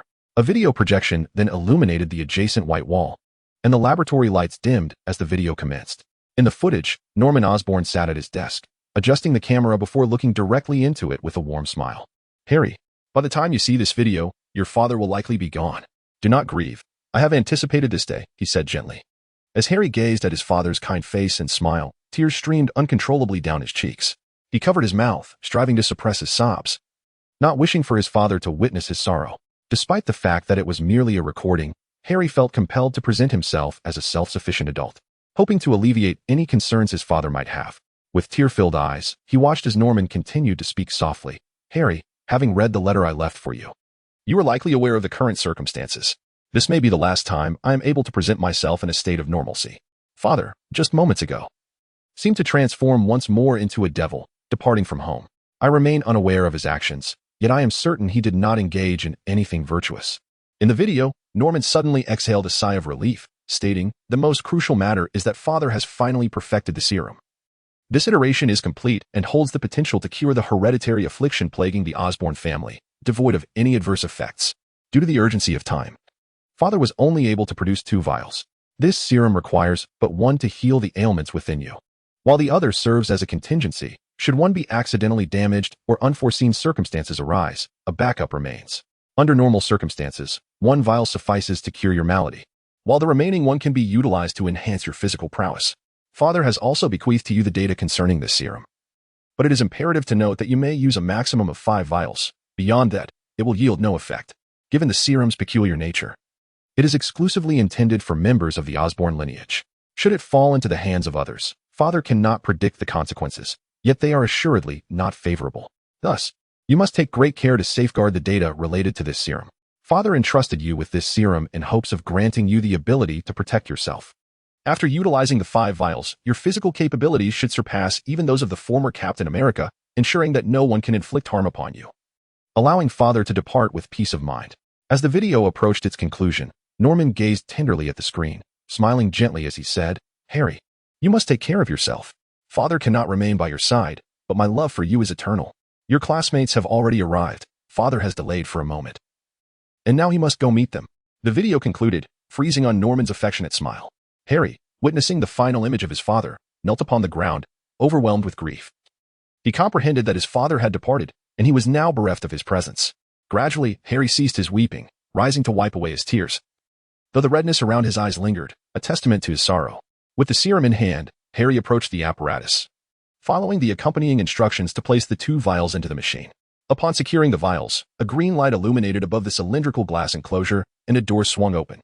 Observing the opening, Harry shed his clothing and stepped inside. As he entered the glass chamber, the door sealed behind him, ensuring absolute containment. Inside the enclosure, a twinge of anxiety enveloped Harry. Subsequently, several petite syringes extended from the side, injecting the liquid within into each of his limbs. Once the injections were complete, the syringes retracted, and a gentle mist of pale green vapor began to emanate from the top of the chamber, gradually engulfing Harry's form. Standing within the glass enclosure, he felt a surge of power coursing through him, accompanied by a gradually intensifying sensation of pain. Soon, the excruciating pain rendered Harry incapable of maintaining his stance. He trembled and collapsed onto the ground, arching his body like a shrimp. As time elapsed, the green mist within the glass dome gradually dissipated, ultimately being inhaled by Harry. Once the emerald haze vanished entirely, a slightly trembling Harry managed to rise to his feet. Although he felt a surge of power coursing through him, the intense agony he had just endured still lingered. He had never experienced such pain before. It was a profound suffering that penetrated to the marrow of his bones. A thorough torment from within. However, Harry understood that this agony was necessary to heal his ailments, and he anticipated that future applications of this serum would not inflict such torment. Drenched in sweat, Harry emerged from the glass apparatus and proceeded to the laboratory's bathroom, cleansing himself of the foul perspiration. After his shower, he gradually began to perceive the changes within himself, which the earlier pain had overshadowed. Harry had grown taller, and his muscles had become more defined and powerful, resembling a naked sculpture with a chiseled physique. Now, he comprehended the secret his father intended to reveal. And following his father's plan, he had utilized the serum to cure his hereditary affliction and enhance his physical capabilities. He wandered slowly through the laboratory, attempting to understand his father's life and work in this space. Although his father was no longer present, he had meticulously arranged everything for Harry, including the cure for his genetic disease and the management of the Osborn Corporation. It was imperative for Harry to strengthen himself and become self-reliant as swiftly as possible. Chapter 54. The Pentagram Alliance. In the subsequent period, Ming Ran and his companions had not seen Harry, yet news about him continued to proliferate in the newspapers. First came the announcement of Norman Osborn's death, followed by Harry organizing a funeral for his father. Shortly thereafter, Harry, armed with the central key and shares bequeathed by Norman, swiftly stabilized the situation at Osborn Corporation within mere days. Despite the corporation's stock price experiencing a decline due to recent events, the impact was not catastrophic, and the losses were manageable. Harry's years of study and practice finally bore fruit. Although he initially felt somewhat out of place, he soon became increasingly adept, managing the Osborn Corporation with remarkable efficiency. At the base of the Pentagram Alliance, Ming Ran and his companions engaged in combat training. With the annihilation of the Crocodile Gang, New York's crime rate had significantly decreased. Aside from the incidents involving Dr. Lizard and the Green Goblin, no major events had transpired. Consequently, the members of the Pentagram Alliance found themselves relatively unoccupied, seizing this opportunity to enhance their skills. In the training room, Gwen and Peter were sparring, attacking each other to refine their fighting techniques. Meanwhile, in an adjacent space, Ming Ran was instructing Mary Jane on combat skills, although Mary Jane was primarily a logistical technician. Possessing self-defense capabilities was always advantageous. As a few individuals were engaged in training, the voice of Xiaobai resonated through the broadcast. An unidentified flying object is approaching the base. Please prepare promptly. Upon hearing this, Mingran and the others immediately halted their activities and exited the training room, making their way to the entrance. The secret base was situated in a relatively secluded suburban area, outwardly resembling a two-story house that could accommodate residents. An elevator concealed behind a wardrobe provided direct access to the underground, where the true base lay. Emerging from the wardrobe elevator into the house, they reached the entrance, gazing expectantly outside. At this moment, it was evident that no one else could be approaching but Harry, for Mingran had left him a card when departing from Harry's home. This card served as a one-time guiding device that would self-destruct after its purpose was fulfilled. Mingran had intended it for Harry to find them later. As they peered outside, they beheld a dark green figure swiftly approaching the base, arriving at the house in the blink of an eye. Harry's current appearance diverged significantly from Norman's Green Goblin guise, which had seemed both bizarre and terrifying, enhanced by his neurotic demeanor that rendered him akin to a deranged fiend. Now, Harry donned a dark green, armor-like combat suit, accompanied by a specially designed mask featuring red goggles over his eyes, beneath which lay a grotesque, demonic mouth sculpted with menacing fangs. He stood upon an exceptionally agile and lightweight flying device that resembled a skateboard, yet exuded far more flair. This ensemble not only appeared remarkably stylish but also imbued him with a formidable presence due to the menacing mask and the powerful aura of his combat attire. Harry alighted on the lawn, whereupon the flying device split into two halves and began to fold, enveloping his feet and transforming into a pair of aesthetically pleasing, technologically advanced boots. He approached the door, and before he could knock, it swung open on its own, allowing him to stride confidently inside. Upon entering, he observed Ming-Ran and the others standing somewhat awkwardly in the living room, as though he were the master of the house, and they, the uneasy guests. The trio regarded Harry with a mixture of tension and anticipation, having not seen him for quite some time. Although they harbored concerns for him, they refrained from visiting, uncertain of his current feelings toward them and how their relationships might evolve. Harry gazed at them, removed his mask, and smiled, saying, "It has been quite a while. This period has felt interminable, and I appreciate your concern." Ming-Ran, along with Peter, stepped forward and embraced him tightly. Harry's smiling visage began to tremble, his eyes welling up uncontrollably with tears. He understood the apprehension and turmoil within his friends, yet he had already resolved his inner conflict upon discovering the truth. However, a multitude of events ensued, and he had yet to find the opportunity to seek out his friends until today. Ming-Ran and Peter embraced Harry tightly, their eyes glistening with tears, while Mary Jane and Gwen stood nearby, wiping their own tears. Such a situation was undoubtedly excruciating, both for them and for Harry. Once everyone had managed to calm their emotions, Ming-Ran and the others settled onto the sofa in the living room alongside Harry. Before Ming-Ran could utter a word, Harry took the initiative to speak. "I have come to understand the truth regarding my father. The origins of everything lie in the hereditary illness afflicting our Osborn family."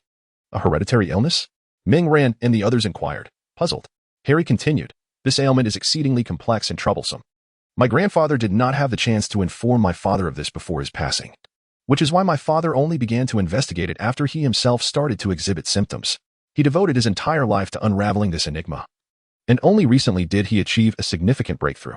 However, lacking any test subjects, my father was compelled to take risks on his own. The outcome was that the serum cured his physical afflictions but shattered his psyche, birthing a frenzied alter ego. This mad persona suppressed his normal mental state, leaving him with only brief intervals of clarity each day. Over time, those moments of normalcy diminished, and ultimately, he used those fleeting instances to refine the serum for me, enabling me to escape this hereditary curse." Following this, Harry recounted his transformations and the events that had transpired during this period. They listened intently as he described the origins of the Green Goblin and how he had engaged in a battle of wits against the Osborn group. To say the least, it was fortunate that the Green Goblin had eradicated many of his adversaries with a bomb. Otherwise, Harry would have found himself devoid of any maneuvering space, completely at their mercy. After absorbing Harry's narrative, Ming-Ran, noticing the battle armor he wore, inquired, "What about your current armor?" Hearing Ming-Ran's question, the others turned their attention to Harry, clearly eager to learn the answer. Upon hearing the inquiry, Harry's gaze grew resolute, and he proclaimed, "I have come to a firm conclusion. The mistakes my father made are irreparable, and now that he is gone, I shall bear this burden. Since I possess such formidable power, I will wield it to assist others. This is the least I can do in honor of my father. I have already done my utmost to make amends with those affected by the explosions and their families. Although I know this cannot heal their emotional scars, it is the only course of action available to me." After expressing this, Harry scanned their faces earnestly and declared, "I wish to join you." Ming-Ran and the others gazed at Harry intently, and upon realizing he was not jesting, Ming-Ran spoke. "Harry, have you truly considered this? We are not merely playing house or engaging in a game. We are genuinely confronting criminals and unknown dangers. Joining us signifies confronting peril and the specter of death. Whether from foes or ourselves, the threat of demise looms large.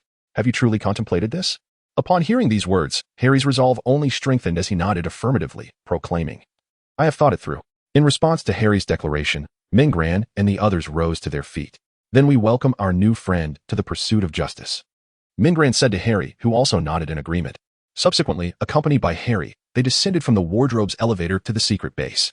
There, they registered Harry into the information database, granting him the freedom to enter and exit at will. Cheers. At the dining table within the underground hideout, Ming-Ran and the 5 others raised their drinks in celebration of Harry's inclusion. They all drank heartily, and then Ming-Ran proclaimed, "From this day forth, we have gained another member, the Green Goblin, Harry. Our quadrilateral alliance shall henceforth be known as the Pentagonal Alliance." One chimed in, "Perfect.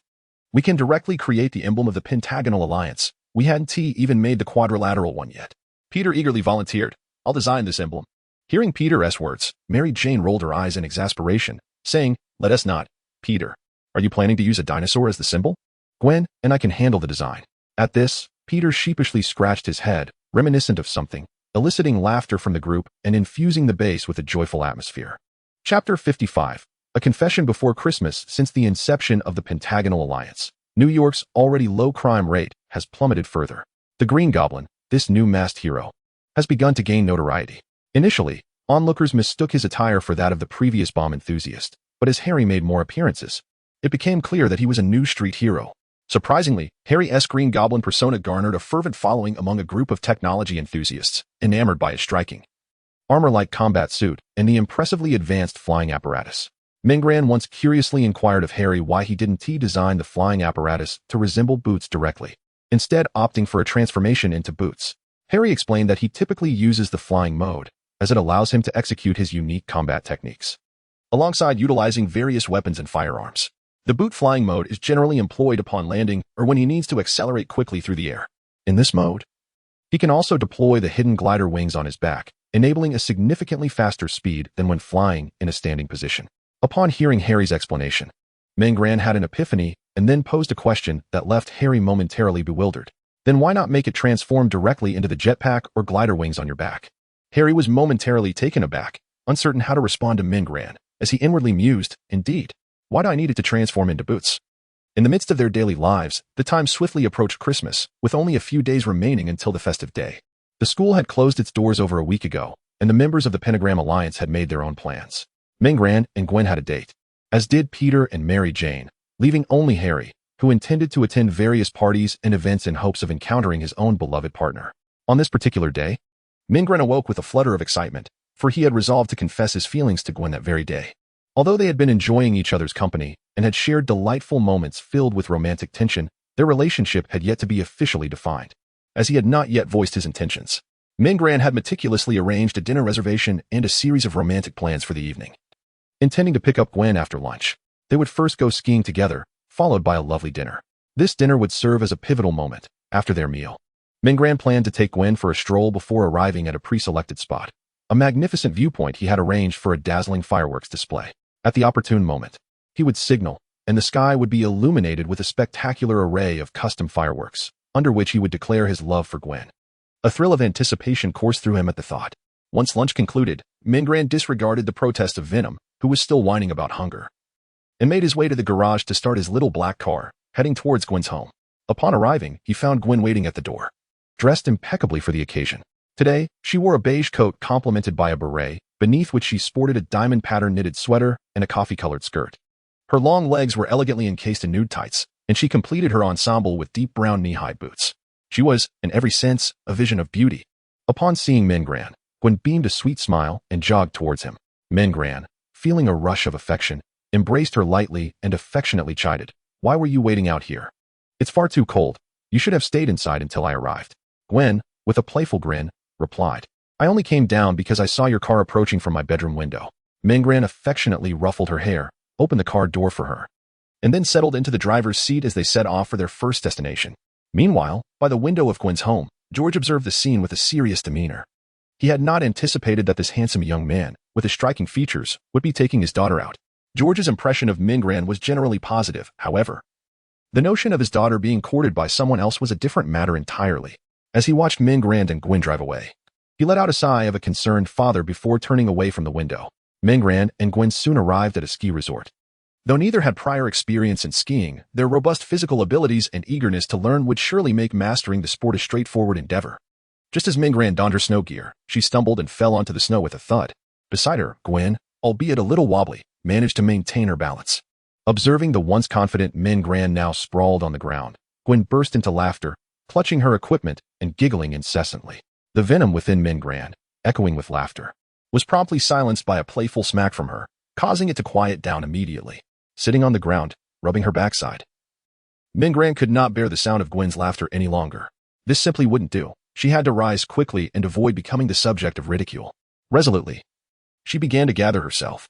At last, Mingran stood unsteadily, laughing heartily while proudly glancing at Gwen. However, at that moment, a passerby skiing behind her accidentally bumped into her back. In an instant, Mingran lost her balance. Her laughter abruptly stifled as she fell once more, landing face first in the snow. Gwen, bent over and unable to contain herself, laughed until tears streamed down her cheeks, while the venom could no longer hold back its amusement, erupting into laughter as well. Face buried in the snow, Mingran felt the cold enveloping her cheeks and heart. Gathering her composure, she stood up once more, and after 2 falls, she finally felt she had grasped the art of balance. With snow still clinging to her brows and hair, she sensed a newfound confidence. Mengran and Gwen glided forward, eventually reaching the small lift that led up the slope. Upon reaching the summit, Mengran took another tumble while descending. But this time she managed to master skiing. In comparison to Gwen, who had learned without a single fall, Minran's progress seemed rather slow, indeed a humbling experience for her. After several hours of skiing, they explored the surrounding areas before deciding it was time for dinner. Tonight's fare was French cuisine. Although Gwen had a penchant for Sichuan dishes, they couldn't indulge in it every time. It was essential to vary their palate. Mengran had reserved a window-side table in advance, and as they sat there enjoying delectable dishes, they admired the enchanting nightscape, interspersed with falling snowflakes that gradually blanketed the ground. Gwen leaned against the glass, captivated by the crystalline snowflakes that clung to the pane, counting their edges. Mengran gazed at Gwen's beautiful visage, her delicate features flushed with a soft hue from a sip of red wine, her azure eyes gazing out, resembling the purest spring water, captivating all who beheld her. The flickering lights cast a warm glow upon Gwen, enhancing the picturesque scene with an air of tenderness. After dinner, Mengran led Gwen to the riverside. "I have a gift for you." Mengran paused, smiling at Gwen. Gwen blinked, her expression a mix of anticipation and curiosity. "What is it?" she inquired. Mengran replied with a grin. "Close your eyes. It will be here shortly." Obediently, Gwen closed her eyes, awaiting the surprise. As Mengran observed the scene, he took out his phone and pressed a button. Gazing at Gwen, who had her eyes closed, he slowly leaned in, covering her rosy lips with his own. Startled by Mengran's sudden advance, Gwen opened her eyes with a hint of shyness and confusion. At that very moment, a multitude of fireworks erupted across the river, illuminating the dark night sky with their vibrant colors. As one wave of fireworks faded, another rose, forming a series of words, followed by wave after wave of fireworks, each crafting a phrase that read, "Gwen, be my girlfriend." Mesmerized by the dazzling display, Gwen watched the radiant fireworks, their brilliance reflecting in her cerulean eyes and igniting a warmth in her tender heart, momentarily forgetting to push Mengran away. As he released her lips, he beheld Gwen's flushed cheeks and, with a smile, asked, "Gwen, will you be my girlfriend?" Her eyes sparkled like autumn waters, and with a blush gracing her cheeks, she shyly nodded in agreement. Yet, before Mengran could fully relish his joy, Gwen took the initiative, standing on her tiptoes to embrace his neck and shyly invading his lips. The fireworks continued to illuminate the sky, and beneath their glow, the couple shared a kiss, becoming the most beautiful silhouette of winter. This time, it was Gwen who made the first move. Chapter 56. The Forgotten in the Filthy Streets. A boy with a dazed expression rummaged through a trash bin, searching for scraps to satiate his hunger. Clad in a gray long-sleeved shirt and trousers, the dirt obscured the numbers on his clothing. In the chill of winter, his tattered attire seemed inadequate, yet he appeared oblivious to the cold. The boy looked to be around 14 or 15, a blend of ethnicities with dark eyes and hair, yet his features bore a striking resemblance to those of Western descent, creating a handsome visage that exuded both charm and vigor. His face, marred by the grime of his wandering, was smudged with dirt and mud, yet beneath it all, his delicate skin was still discernible. At last, he discovered a half-eaten piece of expired bread within the rubbish. His previously vacant gaze brightened, and he carefully wrapped the bread in paper to avoid soiling it further. He quickly stuffed the bread into his mouth, swallowing it in a few hurried bites. The dry morsel caught in his throat, and he began to cough.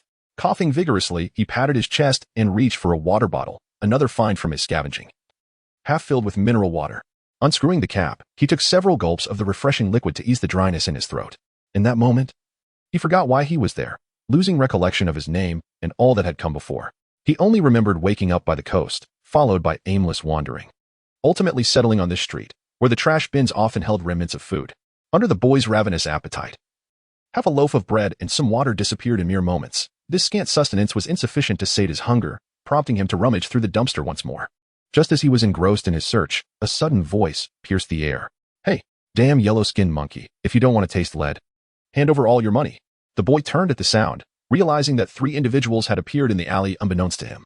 One of them brandished a gun, loudly threatening a middle-aged couple across from him. Both were Asian, their yellow skin betraying their heritage, and they bore expressions of naivety and simplicity. It seemed they had just concluded a day's work and were unexpectedly confronted by this robbery in the alley. The man, appearing quite affable, nervously shielded his wife behind him, trembling as he fumbled for his wallet. The woman, equally anxious, clutched his clothing tightly from behind. As the man retrieved the cash, he could only lament his ill fate. Encountering a robber was unfortunate, though such incidents were becoming increasingly rare due to the emergence of masked vigilantes known as the evil spirits. Despite a notable decline in crime rates, it was not entirely eradicated, as there remained individuals blinded by greed willing to take risks. The robber, observing the man's hesitation, grew impatient and shouted, "Damn it! Do you have Parkinson's? Why are you moving so slowly? I'll give you 10 more seconds. If you can't produce the money, you'll find out what a bullet feels like." The man, hearing this, became even more anxious. He and his beloved owned a Chinese restaurant, and they regularly saved their earnings. However, after a previous incident of lost money, he had sewn an inner pocket into his trousers to safeguard his cash. While this made it less likely to lose the money, it also made it difficult to retrieve, causing his movements to be increasingly clumsy. The robber, witnessing the man's continued fumbling, displayed a look of irritation. To him, this detestable Asian man was deliberately stalling for time, since the man was toying with him. The robber decided to teach him a lesson. With a menacing glare, he lowered his gun and fired a shot at the man's leg. The man collapsed, howling in agony on the ground, while the woman, horrified, wept uncontrollably as she clutched him. Finally, she managed to produce the money, which the robber snatched eagerly. "Ha ha ha, today's haul is quite impressive. It was worth the risk." The robber grinned grotesquely at the thick wad of cash in his hands. His face contorted in a hideous smile. The robber stuffed the money into his pockets and, brandishing a gun, addressed the man writhing on the ground and the weeping woman, "Seeing your sorrow, I shall bestow upon you a merciful end, after all. With so many of you yellow-skinned monkeys, the death of one or two matters little." With a grotesque grin, the robber aimed his weapon at the couple on the ground, preparing to pull the trigger. The fallen man, witnessing the robber's ominous intent, was engulfed by despair and regret, realizing that he should have fought back earlier, allowing his wife to escape. Initially, he had hoped that financial loss would suffice to avert disaster, fearing that direct resistance might endanger his beloved. Yet, he never anticipated that this deranged criminal would not only take their money, but also seek their lives.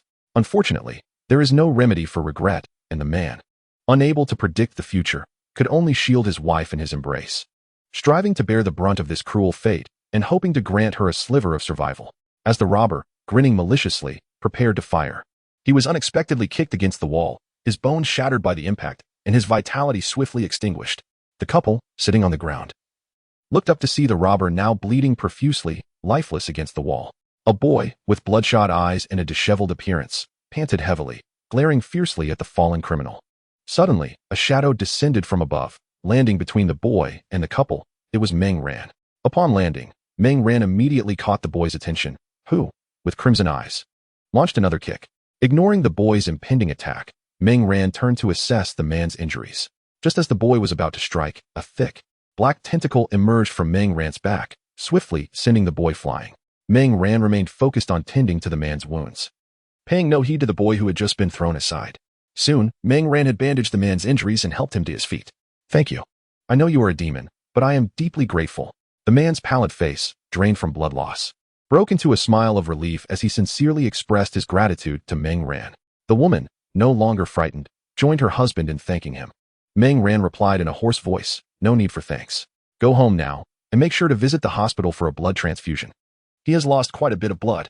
I will deal with the dead man and the boy. You need not concern yourselves." The couple nodded, supporting each other as they left the alley. After taking a few steps, the woman turned back to Meng Ran, her voice hesitant. "Though I know it may be rude, I still wish to ask you to spare that boy's life. I sense he meant to protect us. He harbors no ill toward you. He was merely impulsive. And I truly apologize for the trouble he caused you." After speaking, she bowed her head in apology. Meng Ran paused for a moment before responding, "I understand." The woman, upon hearing his words, assisted the man in leaving the alley. Meng Ran watched their retreating figures, silently reflecting, "It seems you did not rescue the wrong person, my impulsive friend."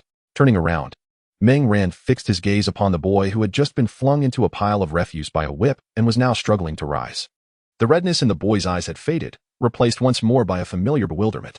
He regarded Meng Ran, who was disguised as a demon, as if pondering who this individual was, what he had just done, and why his face felt slightly sore. Observing the boy's confusion, Meng Ran felt a twinge of curiosity. Why did this lad appear so simple-minded? Suppressing his inner musings, Meng Ran inquired, "Child, who are you?" Chapter 57. Lu Xiu'er. Upon hearing Meng Ran's question, the boy scratched his head and awkwardly stammered, I don't remember." His speech was halting, as if he had not conversed with anyone in ages and had forgotten how to articulate his thoughts. Meng Ran, perplexed by the boy's response, thought to himself, "What is happening here?" Noticing the boy's struggle to recall, Meng Ran shifted his inquiry. "Can you tell me why you attacked that person just now?" He had observed the boy's earlier state, and rather than seeing it as an act of valor, Meng Ran perceived it as a frenzied reaction to a traumatic event. The boy stood there, dazed, momentarily lost in thought. After a brief pause, he clutched his head in distress and exclaimed, They want to kill my dad and mom. They should die. They should die. They should die. The boy's head throbbed with pain as he muttered to himself while shouting. His eyes began to redden once more, reminiscent of his earlier frenzy. Observing the boy's peculiar condition, Meng Ran's expression grew serious. If this little fellow lost control again, it would be imperative for him to restrain him immediately. Otherwise, given the strength he had just demonstrated, a full-blown episode in the streets could lead to chaos. Just as Meng Ran braced himself for the worst, the boy, who had been clutching his head and spiraling into a state of distress, suddenly collapsed onto the ground, seemingly unconscious. Seeing the boy faint, Meng Ran approached and knelt beside him. Gazing at the boy lying there, he felt a sense of helplessness and thought, "What should I do now?" Sighing, he resolved to take the child back for examination to ascertain what was amiss. With that thought in mind, he lifted the boy and swiftly departed from the scene. At the base of the Star Alliance, Meng Ran and his companions were poring over reports and data laid out on the table. "This little fellow's condition is rather peculiar," Harry remarked, holding a report and addressing the others nearby. "Look at the preliminary assessment of his overall physical capabilities as well as his health status and age. He appears to be between 12 and 13 years old, standing at 160 centimeters tall. I know today's children are quite tall, so let's not dwell on that height. The preliminary evaluation of his physical fitness significantly surpasses that of an ordinary person. Upon examining his health, it appears that he suffers no significant physical ailments. However, his mental state is severely compromised. Based on your earlier observations of his erratic behavior, I surmise that some external trigger has profoundly affected his psyche. How perplexing this young lad is." Meng Ran, having perused the report, finds himself equally at a loss regarding the origins of this child. At that moment, Peter's voice resonated from the medical room. "Come quickly. He has regained consciousness." Prompted by his words, Meng Ran and the others hastened into the medical room. Inside, the boy had been changed into clean garments, and thanks to Peter's diligent care, the grime that once marred his appearance had vanished, revealing a strikingly handsome visage. His short black hair, now meticulously washed, appeared somewhat tousled. His large eyes, filled with bewilderment, surveyed the unfamiliar surroundings and the faces around him.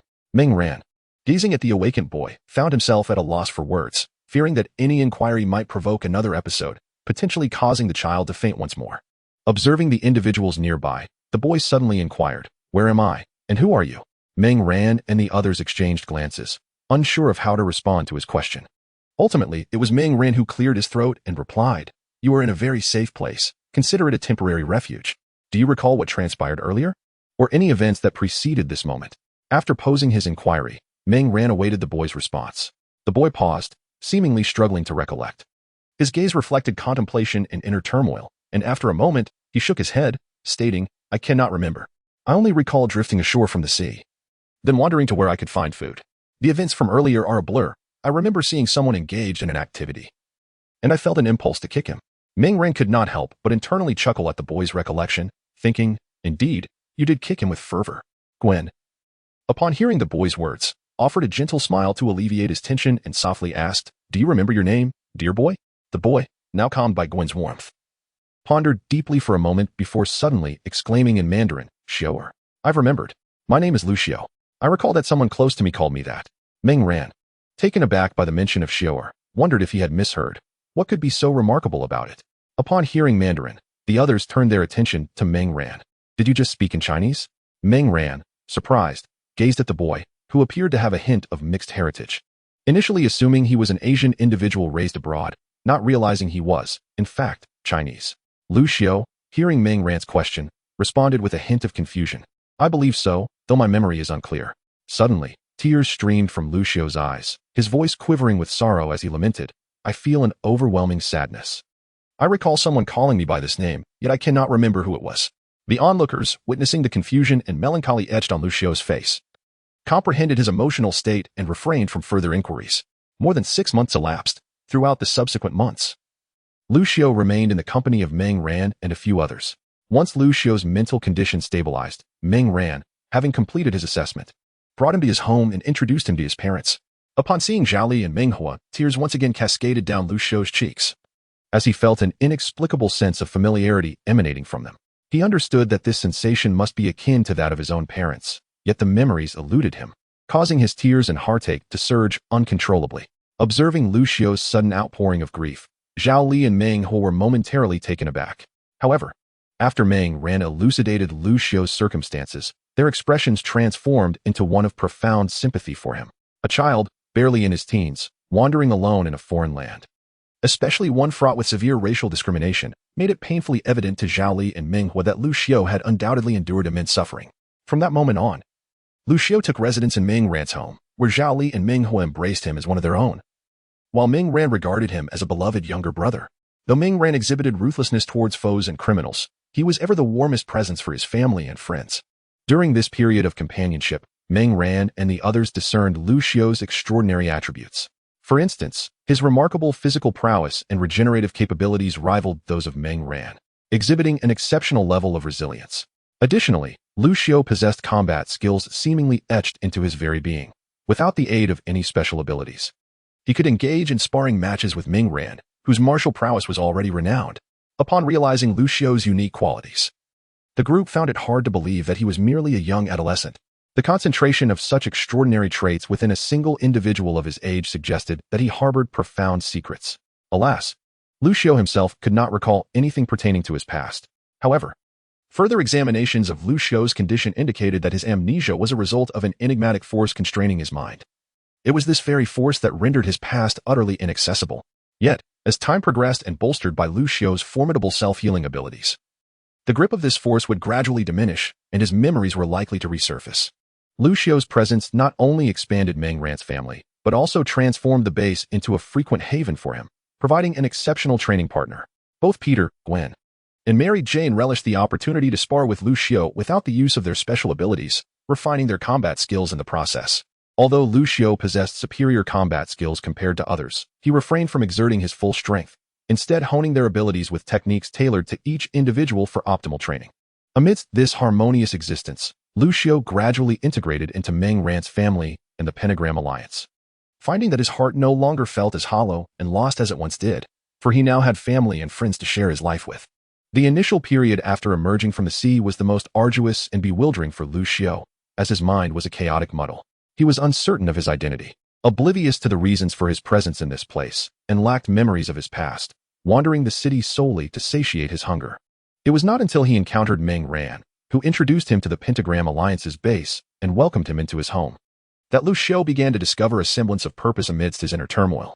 With his former memories faded and a new life beginning, Lu Xiao, though still in his teens, had already shed the innocence of childhood. Chapter 58. The Pancake Stand and Tony Stark. With the winter break concluded, another semester had passed, and Ming Ran was now embarking on his final summer vacation of high school. This summer, Ming Ran intended to keep busy. He planned to take Lu Xiao along to sell pancakes. The prospect of earning money was of little consequence, as he was not financially constrained. Rather, Ming Ran wished to provide Lu Xiao with a taste of life's experiences. Upon the onset of summer vacation, Ming Ran took Lu Xiao on various excursions, prepared a mobile food cart for their venture, and dedicated time to ensure all necessary arrangements were in place. Once everything was ready, Ming Ran and Lu Xiao drove to a location near the Osborne Group to commence their first day of operation. A mobile food cart was parked at the roadside, from which emerged two handsome young men, one tall and imposing at approximately 6 feet 3 inches, the other slightly shorter at around 5 feet 7. These were Ming Ran and Lu Xiao, both having grown considerably during this time. After setting up their table, they unfurled a banner adorned with the characters Xiao Air Pancakes alongside an English introduction. Once the outdoor table was arranged, Ming Ran began skillfully preparing pancakes with various fillings. His adept hands quickly produced 2 steaming pancakes, one a hearty grain pancake and the other a soft pancake roll. Ming Ran favored the grain pancake, while Lu Xiao preferred the delightful pancake roll, and the two brothers stood inside the cart, eagerly devouring their creations. The enticing aroma of pancakes swiftly permeated the air, soon capturing the attention of several onlookers. Intrigued after perusing the introduction, many began to reach for their wallets to purchase pancakes. "Hello, I would like to order a signature luxurious double crisp multi-grain pancake with beef," one individual remarked while scanning the menu. "Certainly, that will be 10 yuan. Additionally, I will treat you to a complimentary cup of cola," Lu Xiao said, collecting the payment while handing over a cup of cola. "Hello, I would like a basic pancake with an egg," another customer requested. "All right, that will be 4 yuan. Am I not eligible for a free cola? I apologize, but the cola is complimentary only with purchases exceeding 5 yuan. As time progressed towards mealtime, the number of patrons seeking pancakes increased, and soon a long queue formed in front of the food cart. Fortunately, Ming Ran's nimble hands worked swiftly. The entire pancake-making process flowed seamlessly, appearing smoother than silk. Meng Ran's deft maneuvers attracted a crowd, many of whom recorded videos, inadvertently providing him with considerable free publicity, which contributed to his burgeoning business in the days that followed. Each day, Meng Ran would set up his stall in various locations, preparing a sufficient quantity of ingredients. In the initial days, he and Lu Xiu could sell until the afternoon, but as time passed, they sold out by lunchtime, not needing to wait until later in the day. Today, Meng Ran and Lu Xiu positioned themselves beneath the start building, where foot traffic was abundant, likely ensuring they would sell out shortly after noon. As was his custom, Meng Ran prepared a pancake for himself and Lu Xiu to enjoy while awaiting customers. Just as Meng Ran took his last bite, a somewhat flamboyant voice interrupted from the side. "Hey, I hear your pancakes are quite famous. Is that true?" Meng Ran looked up to see a man wearing sunglasses and sporting a small mustache, standing outside the cart, curiously surveying it and its contents. Recognizing the impeccably dressed figure, Meng Ran immediately identified him as Tony Stark. He recalled the moment he first realized he was in the Marvel Universe, triggered by Tony Stark's tabloid headlines, which had left him quite astonished. Bringing his wandering thoughts back to the present, Meng Ran smiled at Tony Stark and replied, "Indeed, Mr. Stark. If you wish to indulge, I recommend the signature luxurious double-crisp multigrain pancake with beef. It is our best seller. However, you might need to wait in line, Mr. Stark." Tony was not surprised that Meng Ran recognized him. Given his immense fame, it would have been odd for someone not to know him. However, he was taken aback by the suggestion to queue. Wasn't he the first in line? Turning to glance beside him, he noticed 4 or 5 people had already formed a line. Sensing Tony's confusion, Meng Ran cheerfully explained, "You were standing at the pickup area? The ordering station is over there."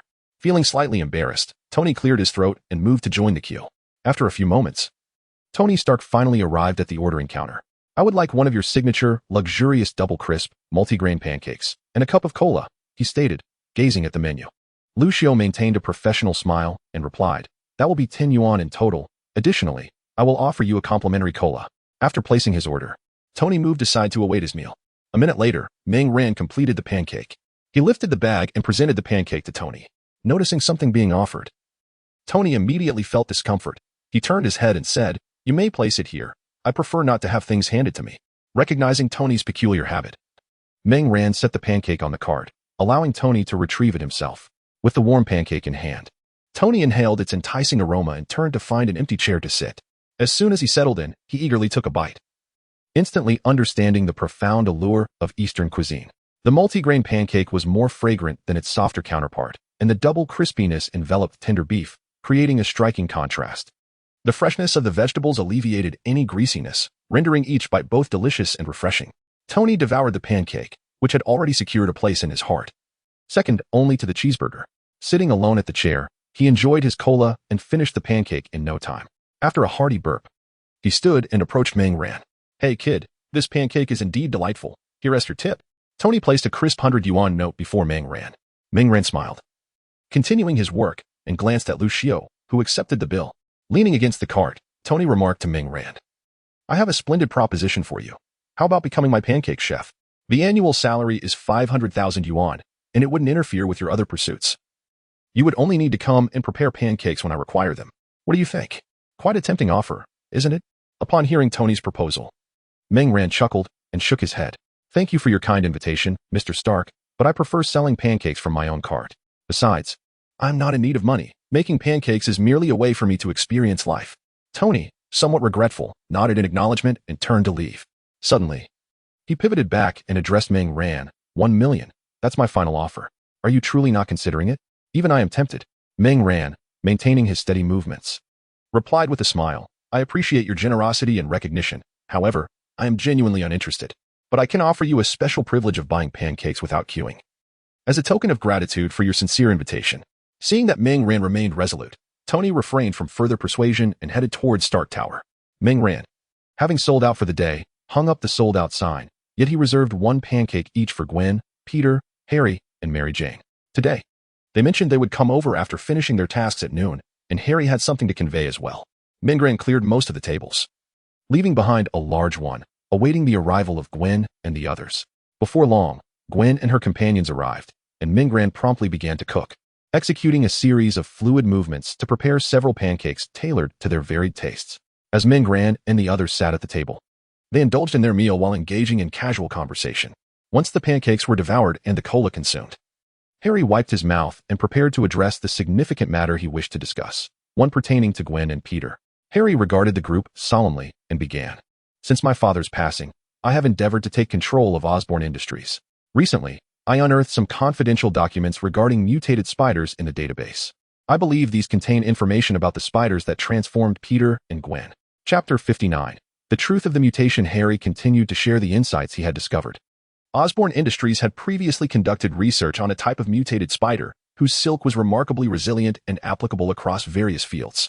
In his pursuit to address our family's hereditary ailments, my father sought methods and subsequently uncovered the unique properties of these mutated spiders. He resumed his research. This time not for the sake of wealth but to alleviate genetic diseases. After exploring numerous varieties, he ultimately developed the most exceptional spider, which is now the mutated spider associated with Osborn Industries. This spider possesses numerous distinct attributes compared to the first generation, yet it remains largely ineffective in addressing genetic disorders. Ultimately, once my father gathered sufficient data from the mutated spider project, he ceased further research, and this spider supplanted the original generation, being utilized to produce silk for various applications. Based on Peter's experience, I suspect it was this type of spider that bit him, as it is exhibited at the Science Museum. As Harry spoke, he glanced at Peter, who displayed a look of sudden realization. Continuing, Harry turned his attention to Gwen, stating, regarding Gwen's mutation, we must delve into a spider that emerged from a subsequent research mishap. 2 years ago, among the mutated spiders, a new specimen was born, which the researchers named Muse, for it was singular in existence and an accidental marvel of beauty. Unlike its predecessors, this spider exhibited slightly inferior metrics, yet it possessed several unique abilities. One day, it inexplicably vanished from the Osborn laboratory. The researchers assumed it had escaped and scoured the premises, only to later discover it was merely concealed in its original location. Subsequently, it frequently disappeared in a similar manner, remaining in situ while cleverly eluding detection. Approximately a year ago, it vanished once more. Due to its previous disappearances, the researchers presumed it had merely concealed itself again, until I recently reorganized Osborn Corporation, at which point they discovered it was indeed lost. It now appears that it must have mingled with the exhibition's mutated spiders and was subsequently taken to the Science Museum, where it eventually bit Gwen. Upon hearing this, everyone finally comprehended the cause of the mutations in Peter and Gwen. After reflecting on Harry's words, Mingran pondered and inquired, why is it that only Gwen and Peter underwent mutations? Is it because they had not bitten anyone else? To which Harry solemnly replied, it is because the other individuals they had bitten are all deceased. These mutated spiders, upon biting a person, perish as well. Previously, 2 researchers who tended to the spiders succumbed to their injuries due to inadequate protective gear. Hence, when these spiders were taken for exhibition, they were securely sealed to minimize contact with the outside world or the possibility of escape. Mary Jane, contemplating this, asked, how did the spider that bit Peter and Gwen manage to escape? Harry responded, I have thoroughly verified with the relevant personnel, and the only plausible explanation is that during transport, the mutated spider escaped alongside the Muse. It then bit Gwen and Peter at different times, resulting in their mutations. With this revelation, all questions were resolved. It seems both of you are indeed chosen ones, having mutated after being bitten by the spider without succumbing to death. There is a Chinese proverb, a blessing in disguise, which aptly describes your situation, Mingran remarked, smiling at Peter and Gwen. The others nodded in agreement. Gwen gently patted her chest and exhaled. It seems we were truly fortunate to have escaped unscathed. It's a bit frightening to consider. Had we met the same fate as those 2 researchers, it would have been devastating. Peter nodded in agreement, expressing, if I had died, what would Aunt May and Uncle Ben have done? Observing their melancholic demeanor, Mingran affectionately ruffled Gwen's hair and said softly, all right, that situation did not occur, so why dwell on it? You 2 are now renowned as the Ghost and Spider-Man. Peter, unabashedly, sought a hug from Mary Jane. These 2 confirmed their romantic relationship shortly after last Christmas, just a few days later than Mingran. Harry, observing the affectionate display of the 2 couples, felt a mix of resignation and a hint of envy. He turned to seek out Lucio, hoping to share a bond of camaraderie in their mutual plight. However, as he located Lucio, he discovered that Lou had inexplicably returned to the dining car and was tidying up. Moreover, a lovely young woman stood before Lou, blushing as she whispered something to him, and then produced her phone to share her contact information. Harry's expression darkened, a tempest of emotions surging within him. What kind of world was this?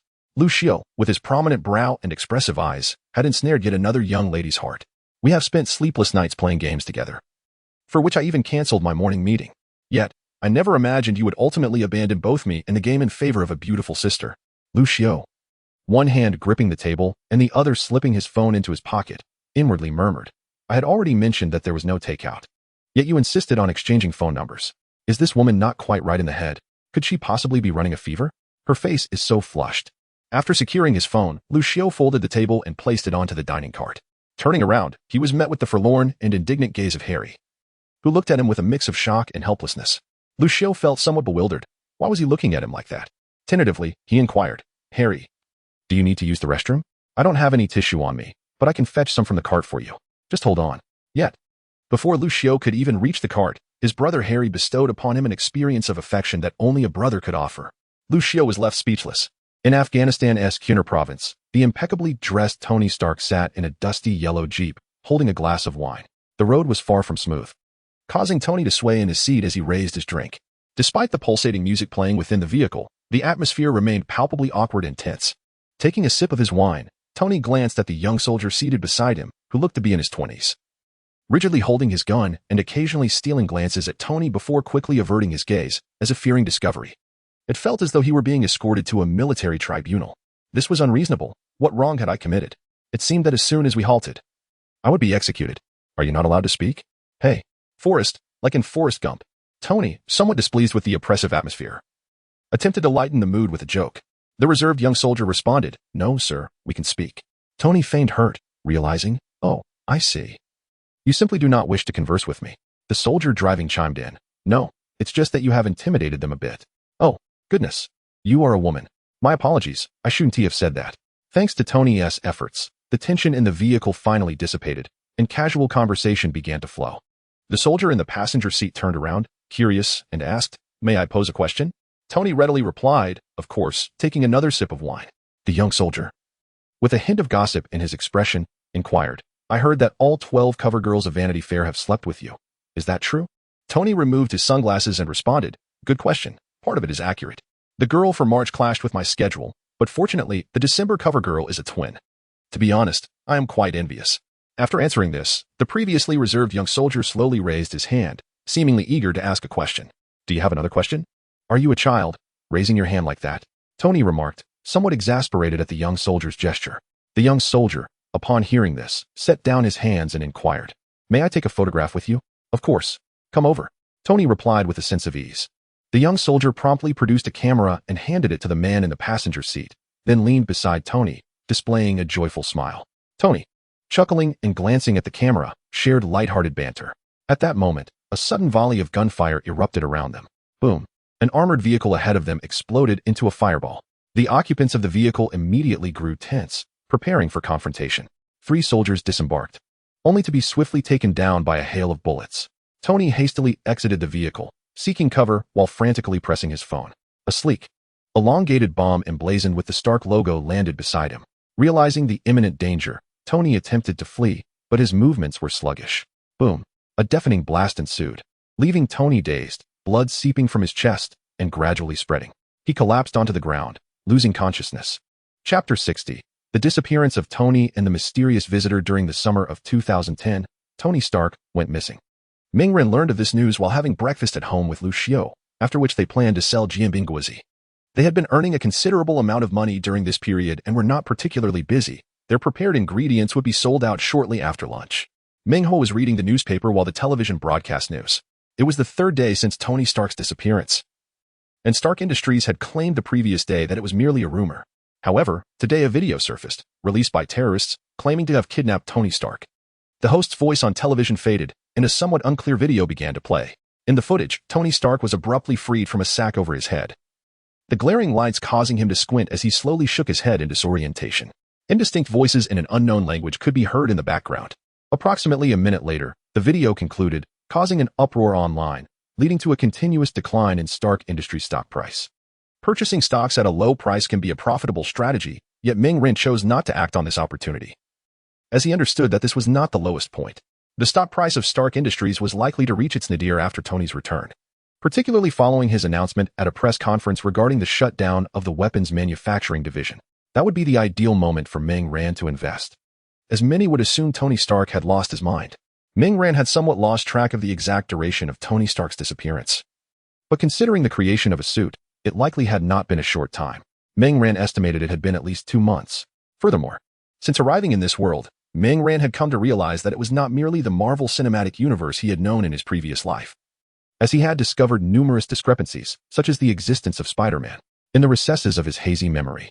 He recalls that the Spider-Man from the Marvel films bears little resemblance to the one he currently knows.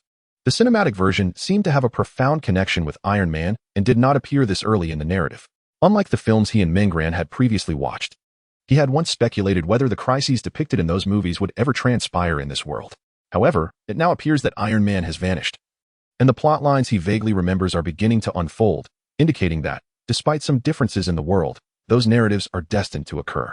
As Ming-Ran nibbled on a youtiao, he gazed at the television, his mind swirling with thoughts. After finishing breakfast, Ming-Ran and Lu Xiu took a brief respite before stepping out of their home. They needed to prepare their food cart and ingredients, setting off for their designated location to sell their fare that day. Once again, it was a day of business, and they arrived at the base of Stark Industries. They had fortuitously seen the news that morning, and the mention of Tony Stark naturally led them to Stark Industries, hence their presence there. With their table set and ingredients ready, it was nearing noon.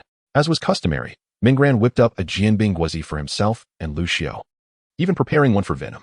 At first, Venom scoffed at the idea of eating jianbing guozi, claiming that such a small portion could hardly satisfy anyone, asserting that he could finish it in a single bite. He remarked that the meat was insufficient, favoring braised spare ribs instead, which were hearty and filling. Venom was oblivious to the fact that the diminutive size of the jianbing guozi was not the issue, but rather his own disproportionately large mouth. Ming-Ran chose not to engage further, realizing that Venom's refusal meant a potential increase in sales. Venom indeed held out for a few days. Yet each time he caught a whiff of the tantalizing aroma, saw the crispy exterior and tender meat, and heard the satisfying crunch with each bite, he could not help but salivate. The experience of merely watching without indulging was becoming increasingly torturous for him, provided he had any inclination towards such feelings. Ultimately, Venom succumbed to the allure of the jianbing guozi, or more accurately, the allure of the multigrain jianbing, as he declared that only the multigrain variant was worthy of his palate, dismissing the jianbing guozi as too soft for a true warrior. Ming-Ran found Venom's perspective hard to comprehend, while Lu Xiu deemed it exceedingly impolite. The two shared a mutual curiosity. Did Venom possess a gender? Venom paid them no mind. Engrossed in his meal, exclaiming how delicious it was, Ming-Ran swiftly prepared the jianbing, and the trio sat within the food cart, crunching on their delicacies. To savor more bites, Venom transformed into a small, round form, relishing each mouthful with squinted eyes. Soon, the jianbing was devoured, and the lunch hour arrived, with a long queue beginning to form in front of their cart. As Ming-Ran adeptly crafted jianbing, he pondered the generous Tony Stark, who had visited not long ago. Just before his disappearance, Tony Stark consistently bestowed an additional 100 yuan tip upon Ming-Ran, and during this period, he had sampled every flavor of jianbing available, ultimately declaring his favorite to be the colossal cheeseburger with double crispy layers, a luxurious choice indeed. This is a new design crafted exclusively for Tony, in light of his significant status as a valued client, which warrants a certain level of special consideration. Thus, over a month has elapsed, and Stark Industries stock has finally stabilized under various maneuvers, showing signs of a gradual recovery. Ming-Ran calculated the time. Nearly 2 months had passed since Tony Stark's disappearance, and it was likely that Tony had made substantial progress on his armor, perhaps even completing it if he had expedited the process. Bathed in the luminous glow of the moonlight, Ming-Ran stood atop a building, gazing down at the brightly lit streets and the bustling crowds below. New York, no longer the crime-ridden metropolis it once was, had seen its crime rate plummet to historic lows, thanks to the presence of the Pentagram Alliance, fostering a community with a renewed sense of virtue. Ming-Ran and the others meandered through different areas. Ming-Ran possessed the ability to teleport, while Harry utilized a flying apparatus. Gwen and Peter each operated their own bespoke modes of transportation, custom-crafted by Harry for them. Gwen's vehicle was a stunning motorcycle, reminiscent of her battle suit in its black and white color scheme, adorned with pink accents. This motorcycle not only traversed the ground but could also retract its wheels to transform into a jet-powered flying machine. Ming-Ran envied this impressive motorcycle, persistently pestering Harry for a matching couple's version. Though Harry found the constant requests bothersome, he ultimately acquiesced, albeit with the caveat that it would take considerable time, as Gwen's had taken quite a while to create. In contrast to Gwen's motorcycle, Peter Parker's mode of transport was a jetpack. Despite its name, it far surpassed the conventional jetpack in terms of style. When donned by Peter, it merely appeared as a slight bulge on his back. Harry had also equipped him with 8 spider legs, enhancing mobility and adding a degree of offensive capability. Ming-Ran found Peter's apparatus exceedingly cool. After all, no man could resist the allure of a jetpack. However, he refrained from asking Harry for one of his own, recognizing that with his combat suit and symbiote, An additional jetpack would be superfluous. Moreover, he deemed the spider legs less effective than the symbiote's tendrils, thus lacking any strong desire for them. Lucio currently remained at the base, collaborating with Mary Jane on logistical and informational tasks. Although he yearned to join Meng Ran and the others as a masked hero, his youth and the relatively light workload dictated that he remain at the base for now.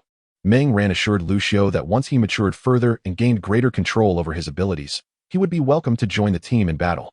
At that point, the Pentagram Alliance would evolve into the Hexagram Alliance, with him as its sixth member. Grateful for Meng Ran's reassurance, Lucio set aside his impatience, slowly beginning to explore the depths of his powers, sensing a new strength awakening within him. This revelation intrigued and surprised Meng Ran and the others, as they had not anticipated Lucio possessing additional extraordinary abilities. Meng Ran stood atop the building, gradually regaining his composure, when he sensed someone approaching from behind. "Since you have arrived, why not reveal yourself? It is rather impolite to linger in the shadows, sir," he remarked in a hoarse voice. A figure clad in a long black trench coat emerged slowly from behind him. To his surprise, the specter possessed such keen senses. "It seems you are no ordinary individual." The figure spoke in a deep tone. Meng Ran chuckled softly, turning to face the shadowy figure that blended seamlessly with the night. In a cold voice, he retorted, "Are you still unaware of my extraordinary nature? I believe you should know better than anyone." Nick Fury. Chapter 61. Negotiation with the Black Egg. Meng Ran gazed at the bald man, known as Black Egg, and continued with an icy rasp. "You should indeed be more aware of my uniqueness, should you not?" Nick Fury. Nick Fury squinted his single eye, maintaining an impassive demeanor, though his mind was tumultuous. The Spectre knew his identity, completely disrupting his previous assumptions. Damn it, how could he possibly know who I am? Fury cursed inwardly. In truth, after the emergence of the Spectre and other masked heroes, SHIELD had been monitoring and investigating them. However, due to the presence of individuals like Little White and Mary Jane, their inquiries yielded no results. All the information they possessed was what these individuals chose to reveal. Thus, Fury was entirely unaware of Meng Ran and his companions' identities and could never have anticipated that the Spectre was aware of his. Fury maintained his composure and addressed Meng Ran. "It appears Mr. Spectre is quite knowledgeable about me. This is unexpected. I suppose I can forego my introduction, can I? However, I am curious as to how you came by this knowledge. Might Mr. Spectre indulge my curiosity?" Although Fury's tone was one of inquiry, the aggressive undertone and the glint in his eye were unmistakably confrontational. Meng Ran's voice remained steady. "I believe I am under no obligation to disclose how I came by this knowledge. You only need to understand that I know far more than you can imagine." Fury replied with a smirk. "Oh, is that so?" Meng Ran did not respond, merely snorted disdainfully. His menacing jaw opened to reveal a multitude of sharp, jagged teeth, and his narrow, pale eyes glinted coldly. Suddenly, countless tendrils shot forth from his body, darting into the surrounding shadows. Simultaneously, Meng Ran drew his handgun, aiming one at Hawkeye perched on a nearby rooftop and the other at Nick Fury. The striking red-haired female agent who had appeared beside him had not yet made a move when the tendrils ensnared her tightly, with the razor-sharp tips glinting ominously against her fair, slender neck. Meng Ran scoffed. "Humph. What gives you the confidence to threaten me? Do you think these pitiful creatures can intimidate me?" Maintaining his stance, Meng Ran slowly retracted the remaining tendrils, revealing several black-clad agents who had been ensnared, struggling for breath. Nick Fury, his expression somewhat grim, remarked, "I have merely come to discuss a few matters. Must it be this way?" Meng Ran, observing Nick Fury's previously impassive demeanor now tinged with tension, replied coldly, "There is no need for such apprehension, Director. Have you not brought the entirety of SHIELD's resources with you? Allow me to count. 1, 2, 3, 4, 10 agents. And the illustrious Hawkeye and Black Widow as well. What a truly extravagant lineup, Director. It appears the matters you wish to discuss are rather weighty." Nick Fury shot a frosty glare at Meng Ran, realizing he had unwittingly placed himself at a disadvantage. He had not anticipated the demon's keen perception, nor the extent of his knowledge. Meng Ran continued, "I surmise that the large flying entity is hovering above us. Is it not?" In a low voice, Nick Fury replied, "Demon, we harbor no ill intentions." Meng Ran scoffed. "No ill intentions? Even if that were the case, sincerity seems equally lacking. If you had malevolent designs, none of you would leave here alive." With that, he swept aside the restrained agents with his tendrils and impatiently added, "Have those minor nuisances step back, Director. You ought to know that no one enjoys being scrutinized in such a manner. Rescind your agent's posturing. If there is a matter to be discussed, let us converse openly, devoid of any superfluous theatrics. My patience is finite." Nick Fury regarded the demon before issuing commands to those around him. "Everyone, stand down. Natasha, you and Barton remain here. I will speak with Mr. Demon." Black Widow. rubbing her sore arms where they had been restrained, and Hawkeye, just descending from the adjacent rooftop, took their positions at the entrance and high ground, prepared for any eventuality. Nick Fury then approached Ming Ran, asking, "Shall we engage in a proper discussion now, Mr. Demon?" Ming Ran responded, "Had we begun in this manner, it would have been preferable. Luckily for you, I possess a good temper. Had you encountered someone less amiable, you would have been left with nothing but ashes. Now, let us get to the matter at hand," he continued. Nick Fury listened to Ming Ran's remarks, his expression betraying his frustration, yet he chose not to respond. They approached the edge of the building, observing the incessant flow of vehicles below. Nick Fury began, "I trust you are aware of Tony Stark's disappearance." Ming Ran nodded in acknowledgement, gesturing for him to proceed. Nick Fury continued, "In the past 2 months, we have searched extensively for him, yet to no avail. I would like to request your assistance, along with your team, in locating him. After all, if we are unable to procure any useful information, I can only surmise that your technological resources are formidable." Ming Ran did not reply immediately, instead taking a moment to ponder. He was not particularly surprised that SHIELD was aware of his team's capabilities. Such information could be deduced by any diligent investigator. Moreover, Ming Ran harbored utmost confidence in the defense system meticulously constructed by Xiao Bai and Mary Jane. No matter how diligently SHIELD conducted their investigations, it would be impossible for them to uncover any trace regarding their identities. It was likely that Nick Fury recognized their exceptional capabilities in this regard, which prompted him to seek Ming Ran's assistance in locating Tony. After a moment of contemplation, Ming Ran, feigning ignorance, inquired, "As far as I know, Tony Stark is merely a wealthy playboy. I fail to comprehend what value he possesses that warrants such effort from you." Nick Fury replied, "His father, Howard, has connections with my department, and I share a certain rapport with him. You are well aware of his significance. Beyond his playboy persona, he is a genius. Is he not? The great United States of America cannot afford to lose such a brilliant mind in weaponry." At this juncture, a hint of amusement flickered across Fury's face. Ming Ran let out a rather ungraceful laugh, seemingly amused by Fury's words. "Then why should we assist you? Or rather, what benefits might we derive from this endeavor?" Ming Ran inquired, stifling his laughter. Seeing that they had finally broached the crux of the matter, Nick Fury adopted a serious demeanor. He regarded Ming Ran intently and asked, "What are your demands? We are open to discussion." Ming Ran contemplated silently. To be honest, he hadn't anticipated having any requests to make, especially since he had never expected SHIELD would seek him out. He was well aware that Tony was in no real danger and would eventually be found, leading to the emergence of Iron Man. However, he certainly would not disclose this to Fury, for it would be folly to pass up a fortuitous opportunity. Ming Ran was cognizant of information that Fury and his team were oblivious to. They genuinely wished to locate Tony and rescue him, which was precisely why they had approached Ming Ran. In a raspy voice, he stated, "I shall assist in this matter. I will locate Tony Stark and bring him back. As for compensation, let us keep a record of it." I trust that the esteemed director would not renege on his word. Nick Fury had been pondering what conditions Ming Ran might propose, and if they were excessive, further negotiation would be necessary. To his surprise, Ming Ran agreed outright, which was unexpected. As for the matter of remuneration, the value of favors far exceeded that of mere monetary compensation. This arrangement with the enigmatic individual certainly posed its challenges. Yet Fury was relieved that they had reached an accord. Regaining his focus, Nick Fury extended his hand to Ming Ran and, with a resonant voice, declared, "Then let us embark on this collaboration, Mr. Demonic Ghost. I accept your terms." Ming Ran reciprocated with a handshake, recognizing that this favor would yield greater significance than any sum of money or information he lacked.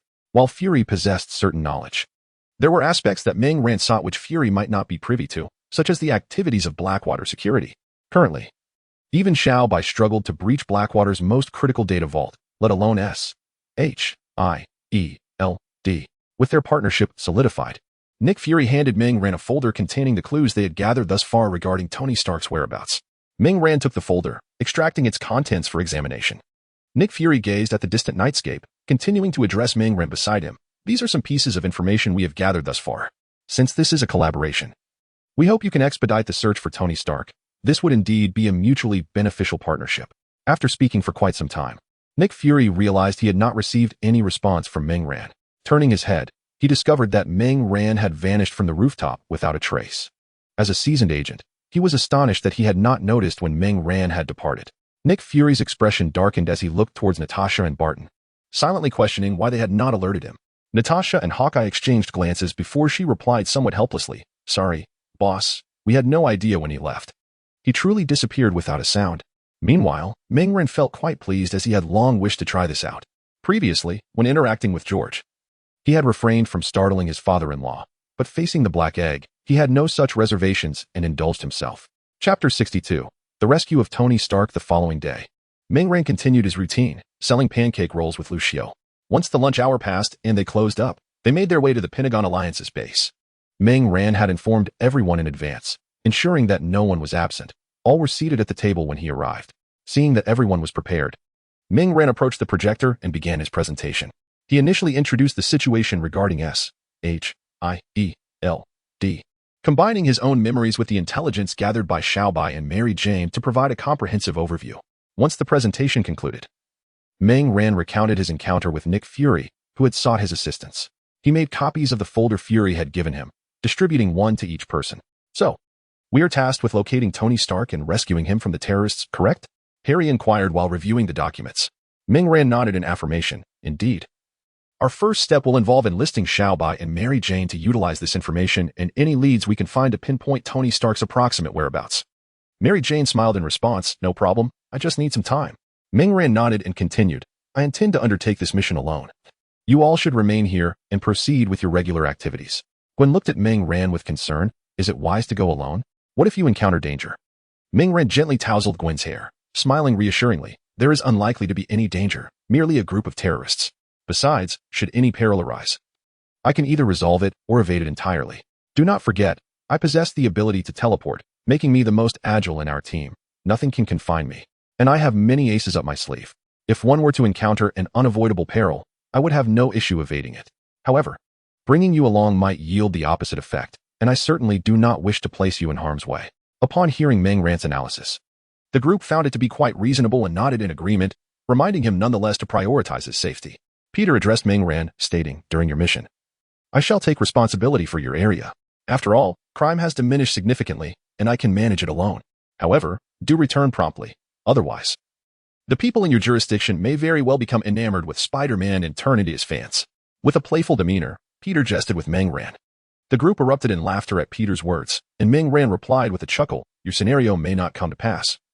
Perhaps I shall depart in the morning and return by nightfall, before you even have the chance to showcase your charm. Laughter filled the room as they enjoyed the moment. At this juncture, Lucio hesitated before speaking. Brother Ming Ren, may I accompany Brother Peter on the evening patrol? I wish to learn some techniques.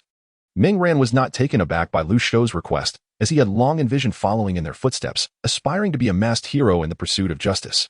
He nodded with a smile and cautioned, just remember to safeguard yourself and keep your identity concealed. Stay close to Peter and refrain from wandering off. Understood? Lucio excitedly nodded, thrilled at the prospect of joining her older siblings. Peter, observing Ming Ren, flexed his right arm and patted his bicep, declaring, rest assured, Ming, I will take good care of him on my Spider-Man honor. Ming Ren, amused by Peter's sudden exuberance, gave him a thumbs up. In response, Peter returned the gesture, flashing a broad smile. For days after concluding the meeting, Ming Ren prepared to embark on the mission to rescue Tony Stark.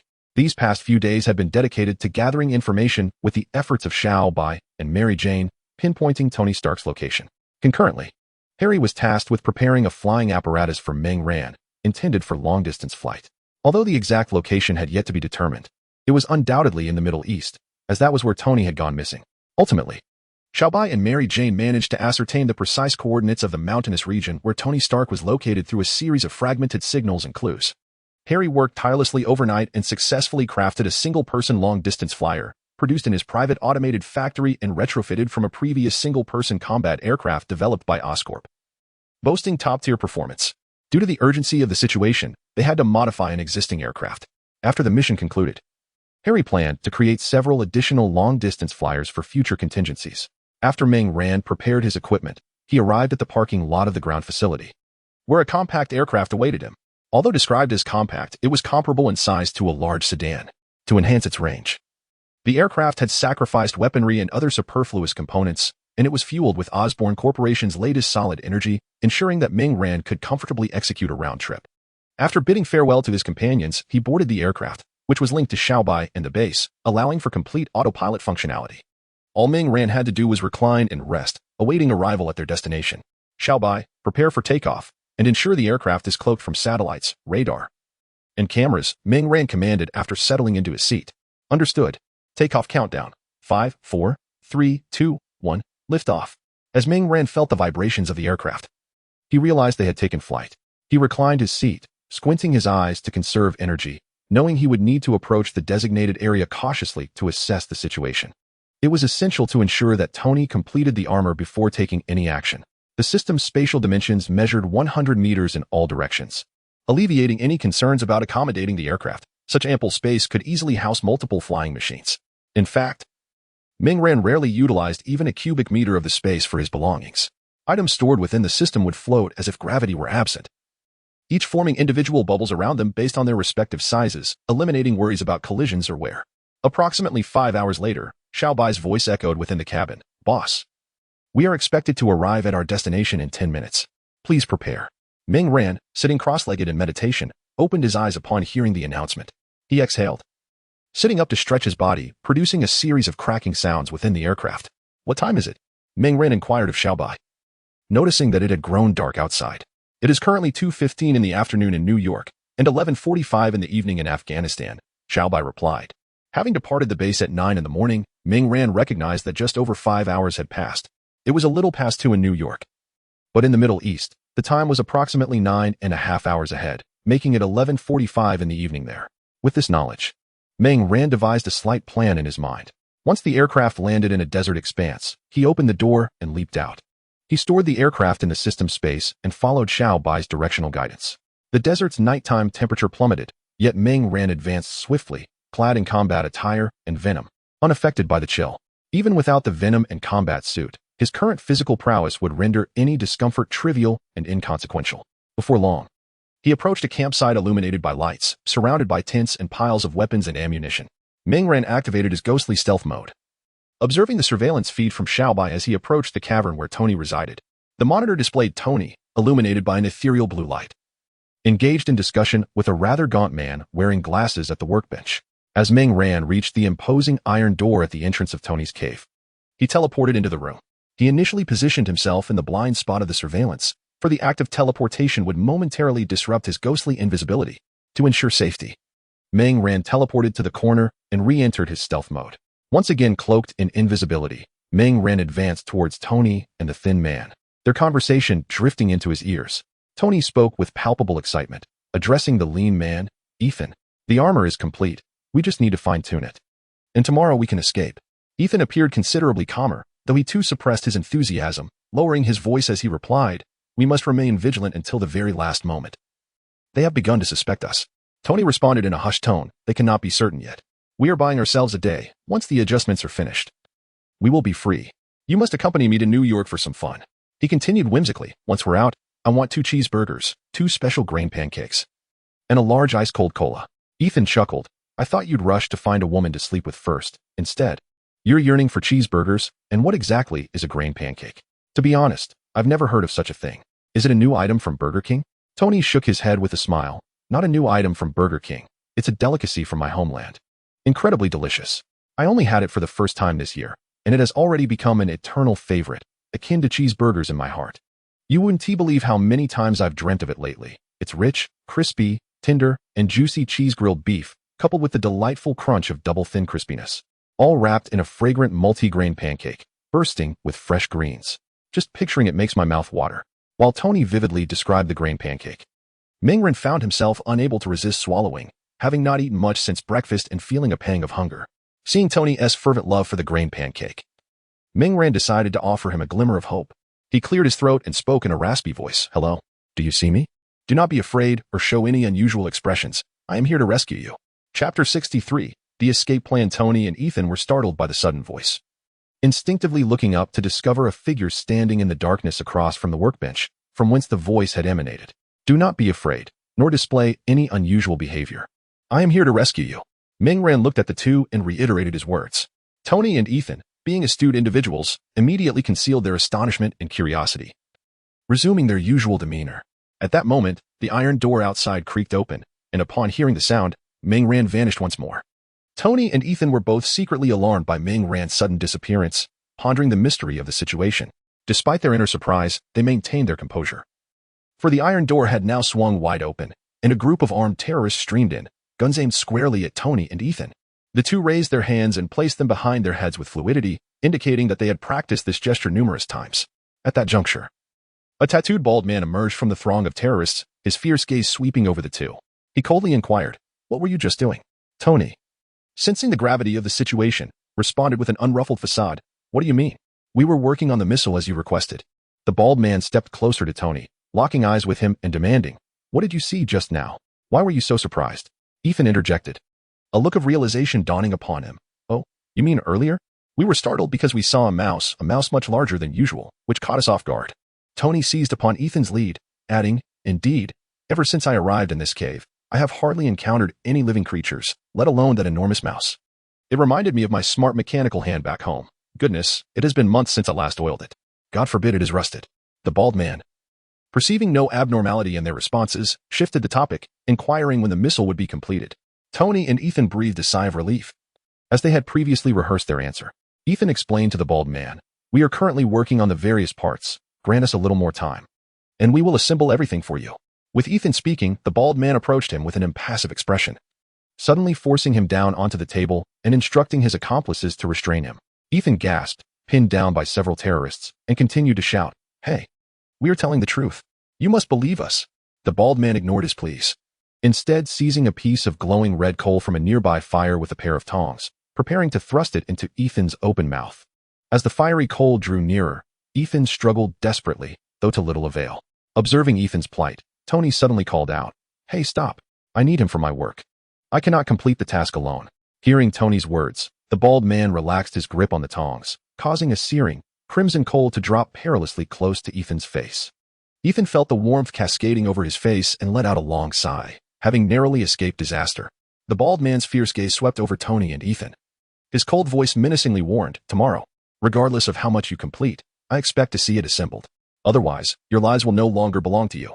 Remember, do not attempt any tricks." After delivering his threat, the bald man departed the cave with his subordinates, locking the heavy iron door behind him. Supporting Ethan, Tony whispered urgently, "We have no time. We must act swiftly." Ethan subtly nodded in agreement. "It seems you two possess a modicum of acting skill. Not bad," Mang Rant's voice echoed, as he emerged from the shadows. This time, Tony and Ethan refrained from turning to face him directly, maintaining their composure while discreetly observing Mang Ran out of the corner of their eyes. Tony took a seat at the workbench, feigning interest in the blueprint sprawled before him, and inquired, "Who are you? How did you appear here so suddenly? Also, what do you mean by saying you will save us? How should we proceed?" Ethan pretended to be engaged in other tasks, yet listened intently, equally curious. Mang Rant's voice, raspy yet tinged with a hint of exasperation, replied, "You have quite a few questions. Allow me to address them one by one." He continued, "To answer your first question, I am a demon. If you have caught a glimpse of the news while flirting, you should be aware of me. As for your second question, I am here to rescue you.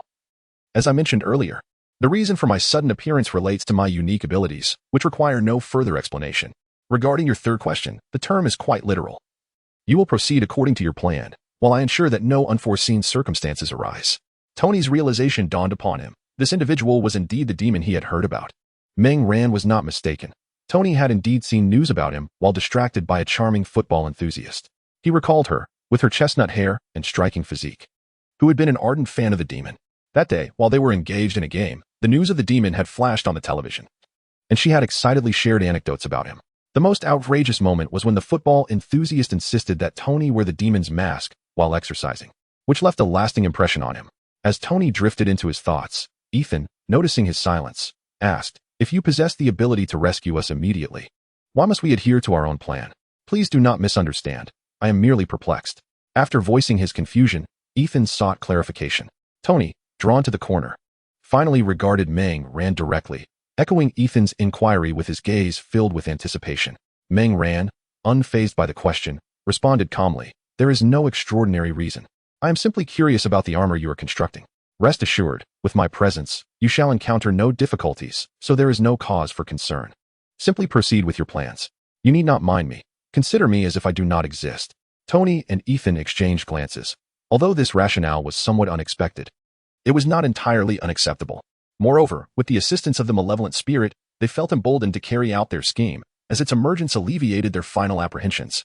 Thus, Tony and Ethan resumed their tasks, while Ethan occasionally inquired about the spirit, though he refrained from questioning Mang Ran directly, as he was aware of Tony's familiarity with the subject. observing the two engaged in their normal activities. Ming Ran seated himself cross-legged on the ground and then rendered himself invisible. "Xiaobai, play a movie for me," he commanded while retrieving a bag of chips. Tearing it open and indulging in the snack. The combination of film and chips was truly delightful. And how could he forget the cola? Ming Ran produced a bottle and drank heartily, letting out a satisfied burp after a generous gulp. Tony and Ethan, engrossed in their work, curiously twitched their ears, casting sidelong glances in Ming Ran's direction. The area remained shrouded in darkness, and the figure they had previously seen had vanished, while nothing was visible. Various sounds resonated in the stillness. The crisp tearing of the chip bag, the crunching of the chips, the pop of the cola bottle cap, and the sound of a burp. Tony listened intently to these familiar noises, and suddenly, he caught a whiff of the enticing aroma of chips, coupled with the sweet and refreshing scent of cola. His eyes widened in astonishment as he struggled to suppress his saliva, mentally exclaiming, "This malevolent spirit has brought chips and cola. Is he on holiday? No, this cannot stand. I must have some. I cannot endure this any longer." Tony's mind became consumed with thoughts of chips and cola as he glanced furtively toward Ming Ran, preparing to voice his desires. At that moment, Ming Ran's raspy voice drifted over. "Do not think too much. There is none for you. Focus on your work. Once we are out, there will be plenty to enjoy. Eating here may expose us." Upon hearing Ming Ran's words, Tony regained his composure, transforming his frustration into determination, which accelerated the progress of their plan. Ming Ran observed Tony, who was gritting his teeth in concentration, and nodded in approval. Indeed, human potential is boundless. Akin to the water within a sponge, a little pressure will yield results. Chapter 64, Mark 1 and the escape from peril. Thanks to Tony's diligent efforts the previous day, they completed the assembly of the somewhat rudimentary Mark 1 steel armor by early morning. Ethan was assisting Tony in donning the final segment of the armor while simultaneously operating the computer, meticulously calibrating the last steps as the progress bar steadily advanced. Outside, the terrorists, having noted that Tony and Ethan had been absent from the surveillance feed for several minutes, began to feel an unsettling premonition.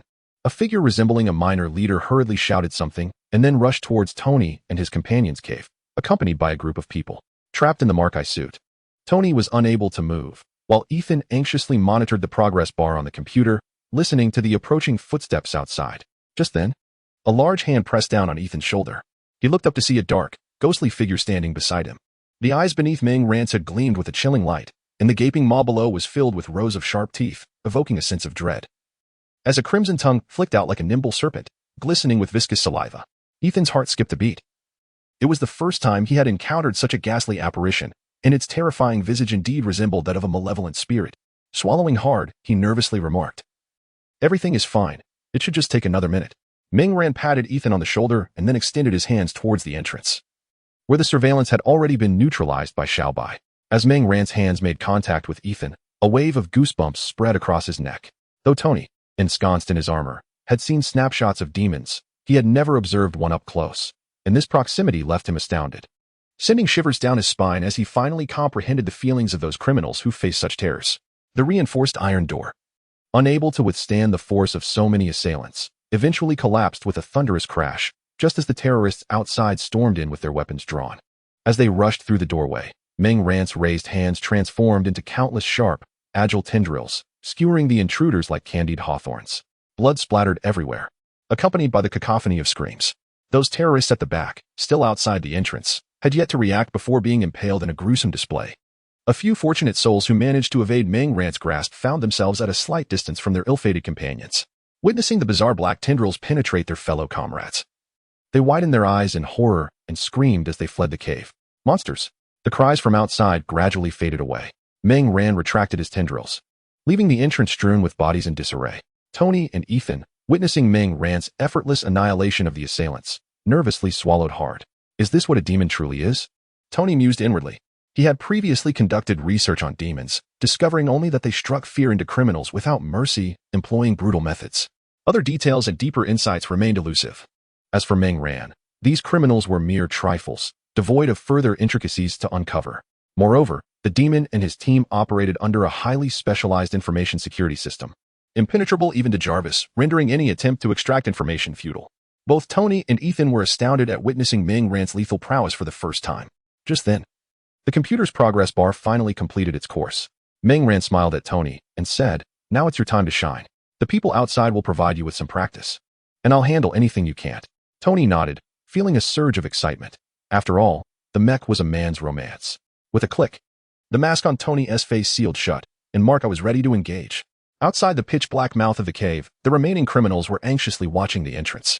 Heavily armed with machine guns and a plethora of firepower, eagerly anticipating the emergence of the monster within to greet it with their warmest welcome. The sound of heavy footsteps echoed from the cave's entrance, causing the outside men to grip their guns tighter. The weighty thuds felt like hammers striking their hearts, intensifying their anxiety. Finally, a colossal figure emerged from the cave's mouth. At a command, a barrage of bullets rained towards the entrance. In an instant, the air was filled with the cacophony of gunfire and the clanging of bullets striking steel. Inside Mark, Tony listened to the metallic symphony of bullets while feeling the overwhelming force transmitted through the countless projectiles striking his armor. Thankfully, the suit was robust and heavy. Otherwise, the sheer power of the assault would have sent him reeling backward. Tony maneuvered the armor to raise its arms, and with a swift motion, 2 rocket launchers fired from the suit's arm, obliterating the 2 machine gun bunkers across the way. After discharging the rockets, he ejected the cannon from his arm and then activated the flamethrower, unleashing a torrent of fire upon the surrounding foes. The flames incinerated the nearby terrorists and detonated several ammunition caches not far away, resulting in a devastating explosion that wiped out a large number of enemies. Haha. Tony cackled maniacally as he controlled the mech, reveling in the destruction. Those wretched terrorists had caused him much distress recently, and his initial feelings of nausea began to dissipate. However, the good times were short-lived. After a while, the flamethrower in Mark ran out of fuel, leaving the armor with only the ability to jet away. Now, without any weaponry, Tony found himself in a position of passive defense. Just then, several rockets suddenly soared toward him from a distance. Sensing the imminent danger, Tony quickly pulled a lever beside him, causing Mark to split open from the back, ejecting him back into the cave. The incoming rockets then struck the now vulnerable Mark, reducing it to mere fragments. As Tony landed back in the cave, he dusted himself off and stood up. Albeit somewhat disheveled, yet an unmistakable grin adorned his face. Ah, I'm truly a genius. Ethan, you must have seen that. Mark is simply magnificent. If only the conditions were better, I could have designed it to perfection. Tony exclaimed excitedly to Ethan, who nodded in agreement, having witnessed Mark's performance. Considering the heap of scrap metal could achieve such results, Ethan couldn't help but admire Tony's undeniable genius. Meng ran, observing the remaining enemies outside. Turned to Tony and Ethan, stating, "You two stay here and don't move. I will deal with the remaining foes outside." After speaking, Meng Ran vanished from sight and swiftly exited the cave. Tony and Ethan raised the steel plate from the ground as a shield, cautiously maneuvering to the cave's entrance to observe Meng Ran's battle through a narrow gap. They witnessed the enemies falling one by one, catching only fleeting glimpses of the sinister black figure of the demon, followed by the anguished cries of the defeated. Amidst the cacophony of screams, Meng Ran deftly dispatched the remaining terrorists with his dagger. In less than a minute, precisely 40 seconds later, Meng Ran reappeared beside Tony and Ethan, startling them so much that they dropped the steel plate they were holding. All enemies have been dealt with, and the steel plate is no longer needed, Meng Ran informed them. He then tossed a satellite phone to Tony and grasped both their shoulders, propelling them swiftly forward. Before long, they found themselves in a stretch of desert, a considerable distance from the cave.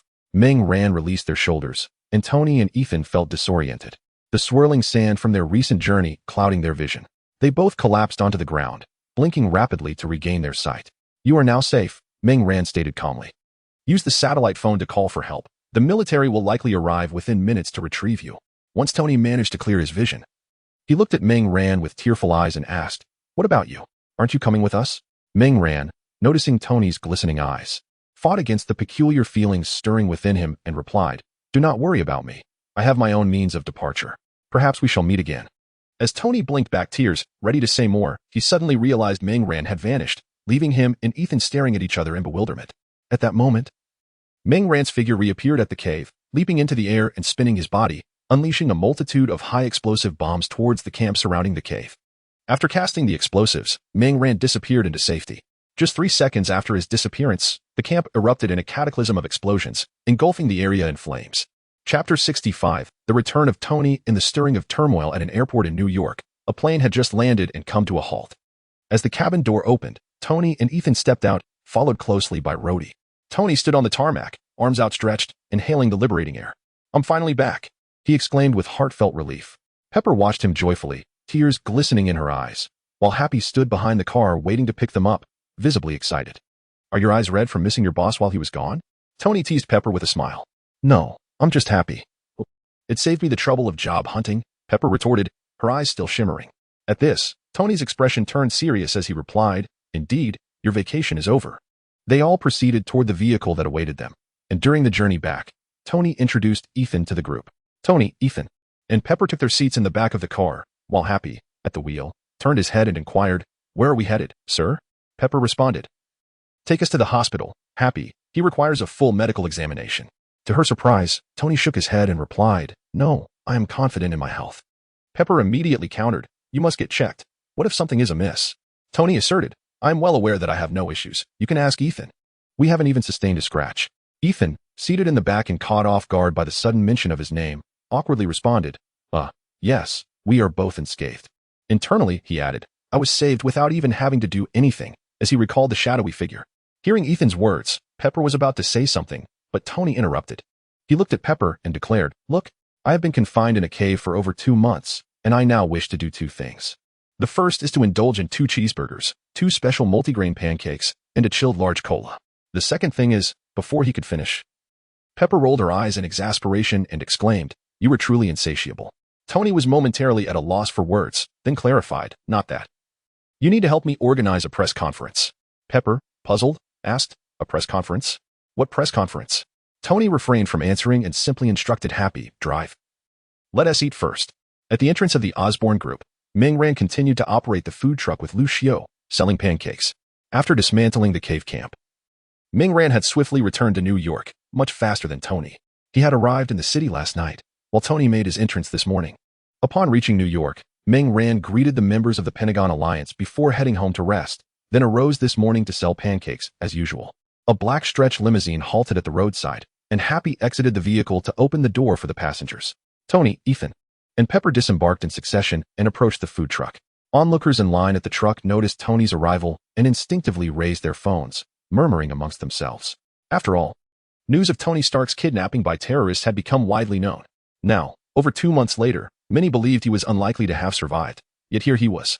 Disregarding the crowd, Tony strode directly to the food truck and ordered 2 special multigrain pancakes. After placing his order, he glanced back at Ethan and the others, adding, "And 3 of your signature deluxe beef double crisp multigrain pancakes, along with 4 large iced colas." Lucio nodded and quoted the total price to Tony. Turning to Pepper, she produced the money and handed it to Lucio. "And add 100 for the tip. That is my privilege renewal fee," Tony instructed Pepper.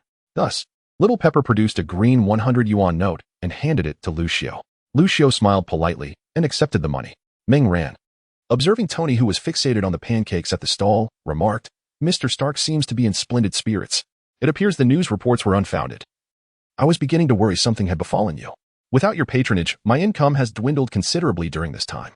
Inhaling the enticing aroma of the pancakes, Tony swallowed hard and jested, "Weren't you indifferent to money? I recall offering you $1 million to become a chef, and you turned me down."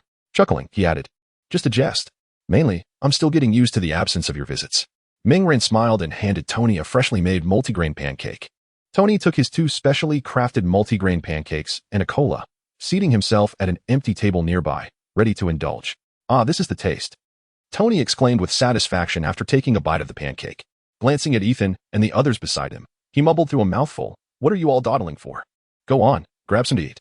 They snapped out of their stupor and approached Ming Ran to collect the remaining pancakes. They were simply astonished, having never witnessed Tony consume food with such abandon. Each of them took a pancake and sat down at the table, eagerly digging in. With just one bite, their eyes lit up in delight. "Delicious," little Pepper exclaimed after swallowing her bite. Initially reluctant to indulge due to her diet, she felt compelled to partake since the boss had ordered for her. However, one bite led to another, and before long, an entire pancake had vanished into her stomach. Ethan was equally captivated by the delectable multigrain pancake. After finishing one, he gulped down several sips of cola and let out a loud belch. Tony polished off his 2 pancakes and a large cup of cola, patting his belly contentedly before burping.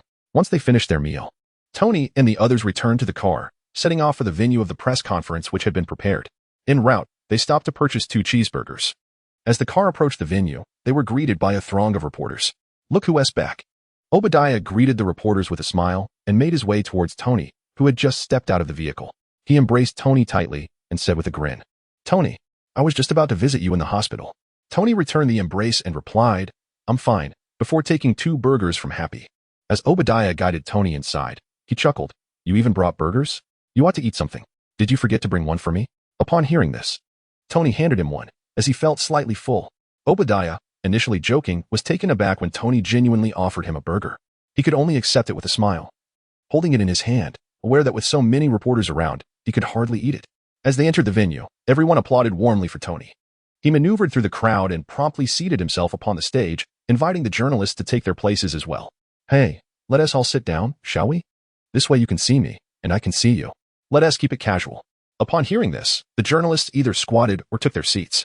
Obadiah, who had initially stood on the stage, attempted to interject, but seeing Tony and the journalists settled, he too crouched beside Tony. After settling down, Tony retrieved a hamburger, unwrapped it, and took a bite. The journalists fell silent, their attention now fixated on Tony, eagerly anticipating his words. After swallowing his bite, Tony turned to Obadiah and remarked, "It's good to see you." Obadiah, with a kind smile, replied, "Likewise, Tony. I didn't get a chance to see him one last time."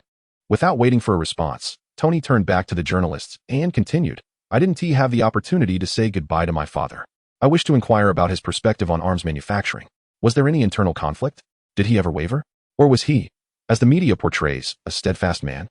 I have witnessed young soldiers fall victim to the very weapons intended to protect them. I find myself becoming a part of this irresponsible world." Restlessness stirred among the journalists, and one was singled out, eagerly asking, "Mr. Stark, what exactly transpired?" In response, Tony rose once more, declaring, "I have awakened.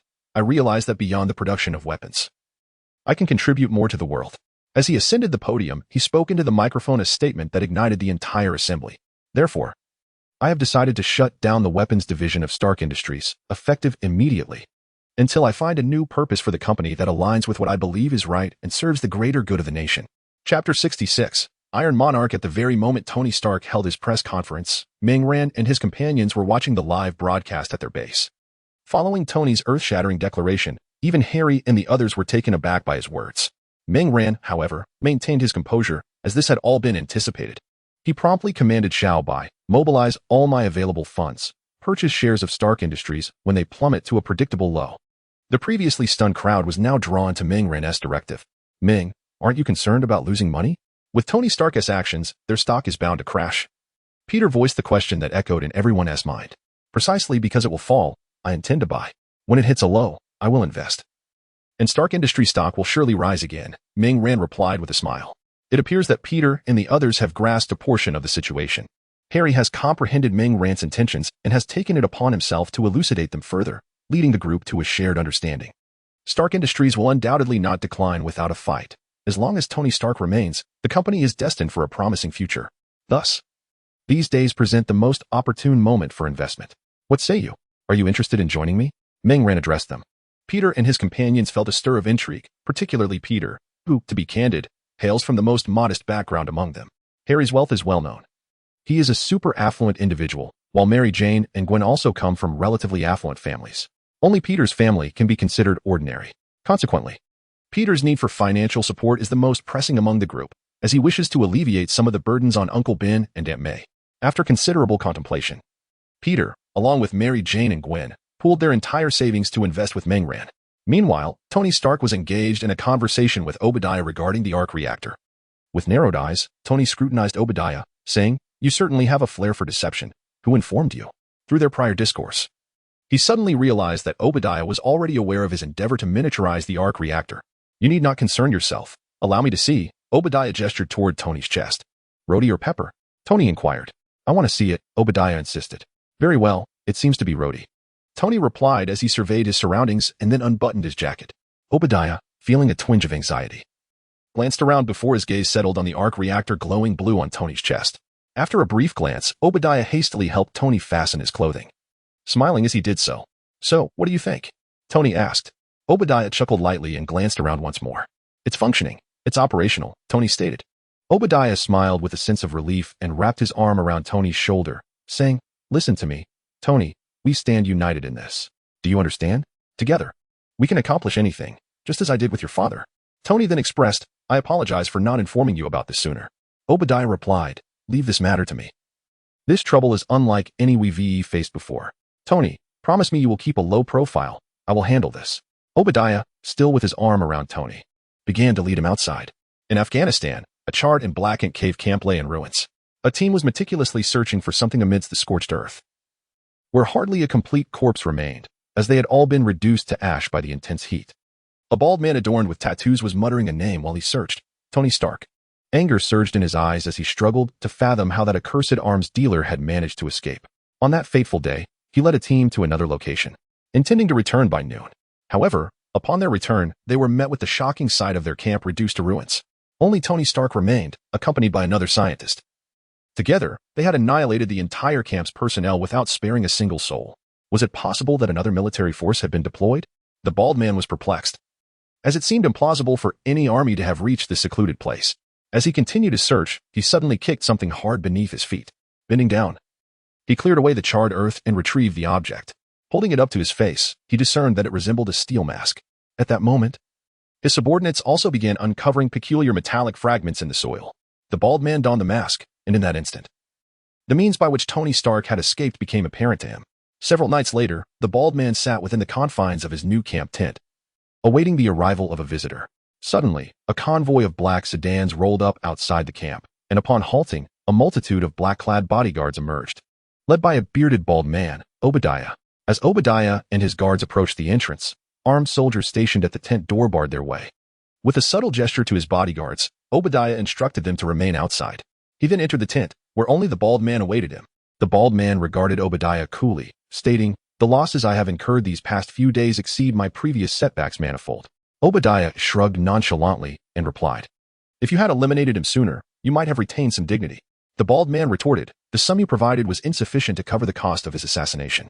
Disinterested in further banter, Obadiah stated plainly, "Show me the weapon."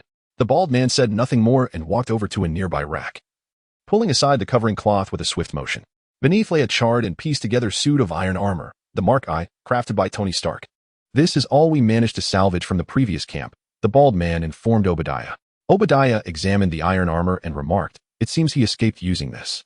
The bald man continued, "This is merely the prototype. Tony Stark has refined his designs and created a masterpiece of weaponry. If I could possess 20 such suits of armor, I could conquer Asia. You, too, could ascend to become the head of Stark Industries. He is our mutual adversary. Should you continue our business partnership, I will gift you the blueprints for this design." As he spoke, the bald man took a seat at the table and poured himself a cup of tea. Beside him, Obadiah meticulously scrutinized the armor, noticing that the hole in the chest plate bore an unsettling familiarity. The bald man poured a cup of tea and offered it to Obadiah, continuing to smile as he remarked, "In return, all I require is 20 of these steel soldiers." Obadiah, wearing a congenial smile, accepted the tea and patted the man's shoulder with his other hand. Suddenly, a low hum filled the air, and a small device materialized in Obadiah's hand, emitting the sound. The bald man's demeanor shifted, his eyes bulging, rendered motionless. "This is the sole gift I present to you," Obadiah said, still smiling at the immobilized man, before dismissively exiting the tent. Outside, the terrorists under the bald man's command had been subdued by Obadiah's bodyguards, who proceeded to pack up the remaining items. It was time to clear the area. As Obadiah walked toward his vehicle, he instructed his subordinates, and shortly thereafter, a barrage of gunfire erupted behind him. Once inside the car, he continued his call, stating, "Establish a Sector 16 beneath the arc reactor, conduct operations in secrecy, and enlist the finest engineers. Construct a prototype immediately." During these days of Tony Stark's return, significant events unfolded unnoticed. Tony had begun to perceive Obadiah's peculiarities, his initial trust gradually morphing into suspicion. Meng Ran recognized this as the inception of tumultuous times. He had witnessed Tony soaring through the skies in a new suit on several occasions. Yet, he refrained from taking any action while explaining the recent anomalies to the Pentagon Alliance. After rescuing Tony, Meng Ran returned to obliterate the encampment within the cavern, both to conceal his tracks and to destroy Mark I, preventing it from falling into the hands of terrorists. However, Meng Ran remained uncertain whether the bald man could forge a suit without the armor, as it seemed the arc reactor was the crux of the matter. Unbeknownst to him, his explosives had failed to annihilate Mark I, and even if it had been destroyed, Obadiah could still commission engineers to create another suit, provided he had the arc reactor. Initially conflicted upon his return, Meng Ran eventually came to terms with the situation. Ideally, Ironmonger would not emerge. If he did, Meng Ran would ensure that the damage was minimized. Moreover, Ironmonger's presence could serve as a trial for Tony Stark. Meng Ran's only concern was to ensure that their conflict did not affect innocents. That night, while the members of the Pentagon Alliance conducted their patrols in designated areas, Mary Jane suddenly transmitted a message to all. The Stark Industries arc reactor research facility had erupted in an explosion, revealing a colossal steel monstrosity. Chapter 67, The Fierce Battle Against the Iron Behemoth, Part 1. At the Stark Industries Arc Reactor Research Institute, a colossal steel monstrosity relentlessly pursued several black-clad agents and pepper pots. As the agents fled, they turned back to fire at the metallic beast. However, the bullets merely ricocheted off its armored exterior, leaving it unscathed. Pepper finally escaped the confines of the building, exhaling a sigh of relief. Earlier that day, she had been tasked by Tony to retrieve some incriminating evidence against Obadiah in his office. However, upon descending, she unexpectedly encountered Agent Coulson from the Department of Strategic Homeland Security. Consequently, Pepper brought Coulson and a few other agents in pursuit of Obadiah, intent on apprehending him. To her astonishment, Obadiah had constructed a massive steel creature that swiftly dispatched several agents, forcing the remaining ones and Pepper to flee in desperation. Once outside, Pepper steadied herself, clutching her ear as she answered Tony's call. "Tony, are you all right? Obadiah has gone mad. He has built a suit of armor." She hurriedly relayed the dire situation, her concern for Tony palpable. "Pepper, I'm fine. Listen, you need to get out of there. Run far away." Tony's voice echoed with urgency as he sought to reassure her while urging her to escape. He understood that Obadiah would not relent and that they had to flee at once. In the midst of their conversation, Pepper suddenly noticed the ground before her cracking open. As Tony's voice grew more frantic, an iron monstrosity emerged from the fissure in the earth, accompanied by the clanking of machinery and heavy footsteps. The mechanical behemoth advanced toward her. "Where do you think you can run to?" Obadiah's voice resonated from within the armor, his gleaming electronic eyes fixated on Pepper. The sheer size and metallic presence of the creature enveloped her in an overwhelming sense of dread, causing her to retreat instinctively. The steel behemoth raised its colossal arm, the muzzle of its machine gun whirring to life. In a heartbeat, a torrent of bullets was poised to rain down upon the woman before it, reducing her to mere fragments. "Farewell, Pepper. You have outlived your usefulness. You should never have followed Tony," Obadiah lamented as he gazed at her, preparing to unleash the weapon. Just then, a figure clad in hues of yellow and red plunged from the skies, delivering a powerful kick that sent the iron monstrosity sprawling. Obadiah lost his balance, the machine gun's aim veering skyward in a chaotic spray. "It's rather unseemly to poach from my territory right before my eyes, Stan." It was Tony, arriving just in time. He had descended with all his might, propelling the steel creature far away. Obadiah was thrust through the building, teetering on the brink of falling onto the street below. At that moment, a dark figure suddenly emerged from above the street. With a swift kick, he sent the iron monstrosity, which was on the verge of crashing onto the road, tumbling back. Phew, he thought to himself, relieved that he had arrived just in time to prevent it from crashing down. The members of the Five-Star Alliance had immediately begun to rush to the scene upon receiving the alert. However, Ming Ran was the fastest. He had arrived alone, while the others were still en route. Through his communication device, Ming Ran instructed the others, "I will take charge of this scene. You all maintain order nearby and ensure that no criminals exploit the chaos for their gain." "Understood." The others acknowledged before dispersing to uphold order in the vicinity. Just then, Obadiah, who had just been kicked by Ming Ran, barreled through the building once more, crashing into the boastful Tony. Ming Ran's kick had far more force than Tony's. Obadiah was sent reeling, blood spewing from his mouth due to the overwhelming power that penetrated his steel armor. Ming Ran had restrained some of his strength. Otherwise, while the armor might have remained intact, Obadiah would certainly have met his demise. Tony had just kicked Obadiah away and uttered a harsh remark when he was suddenly struck by the iron monstrosity that Ming Ran had sent back flying. Ming Ran swiftly appeared at the entrance of the Arc Reactor Research Center, addressing the ironclad Tony with an icy tone. "Are you a fool? Do you have any idea how many innocent lives you endanger by kicking him onto the road? Has your clever mind short-circuited in situations like this?" Finally managing to crawl out from beneath the iron creature, Tony listened to Ming Ran's frosty reprimand, gradually realizing the gravity of his earlier actions. "I'm sorry," he replied with sincere regret. At that moment, Obadiah, now controlling his mech once more, had finally recovered from the previous blow that had left him momentarily incapacitated. He glared at Tony and Ming Ran, coldly declaring, "The proud Tony Stark actually apologizes to a ridiculous clown in odd attire. You've truly disgraced your father, Tony. Kid, if he is your ally, then come at me together. I will show you the true power of my iron armor, which far surpasses your flimsy contraption." The cold gaze of Obadiah's armor swept back and forth between Tony and Ming Ran. With the iron suit, his arrogance had ballooned to an unprecedented level. Ming Ran, observing Obadiah's clownish demeanor, remained silent, merely casting a disdainful glance in his direction. He then turned back to Tony, speaking coldly, "This trouble is of your making, and it is your responsibility to resolve it. I have no desire to interfere in your matters. However, should your actions endanger the innocent outside, this will no longer be just your affair. At that point, I will ensure you understand the meaning of ruthlessness. Do you comprehend?" Tony nodded in response, not out of cowardice, but because he truly recognized the impropriety of his previous actions, realizing that he had placed others in a perilous situation. On the other hand, He had witnessed the formidable power of the demon himself, and he understood that if the demon were to become serious, both he and Obadiah would be no match for a mere swipe of its hand. Observing Tony's decisive capitulation, Obadiah realized that the situation was more complex than it initially appeared. Consequently, he chose to disregard Meng Ran, who had just asserted that he would not intervene. Obadiah raised his arm, unleashing a barrage of gunfire from the mounted machine gun at Tony. Tony endured several rounds, and suddenly flames erupted from beneath him, propelling him into the air. He deftly maneuvered his body mid-flight, landing behind Obadiah's armored suit. In contrast to Obadiah's cumbersome yet powerful iron behemoth, Tony's armor boasted unparalleled speed and agility. He adeptly exploited this advantage, leaving Obadiah in a state of disarray. Perched on Obadiah's suit, Tony pounded furiously with his iron fists. However, both were composed of steel, and the blows merely echoed with a metallic clang, yielding no substantial effect. After a few futile strikes, Tony recognized this shortcoming and swiftly altered his strategy. He reached into the crevices of the armored suit, seizing the wires and joints, tearing them with all his might. This tactic proved effective, as he soon pried open the turtle shell atop Obadiah's head, exposing the bald, bearded visage of his opponent. In an instant, Obadiah was consumed by rage. He commanded the suit to extend its arm and seized Tony, forcefully slamming him to the ground. Caught off guard, Tony found himself disoriented from the unexpected fall. Seizing the opportunity, Obadiah brought down the massive iron foot of the suit, trampling Tony mercilessly. Beep. Warning. Armor damage at 40. Remaining energy at 20. After enduring several punishing blows from the armored suit, Jarvis urgently alerted Tony to the condition of his armor. Realizing the armor's deteriorating state and dwindling energy, Tony understood he could no longer afford to prolong the confrontation with Obadiah. He extended his left hand, releasing energy, and just managed to evade the impending strike of Obadiah's iron foot.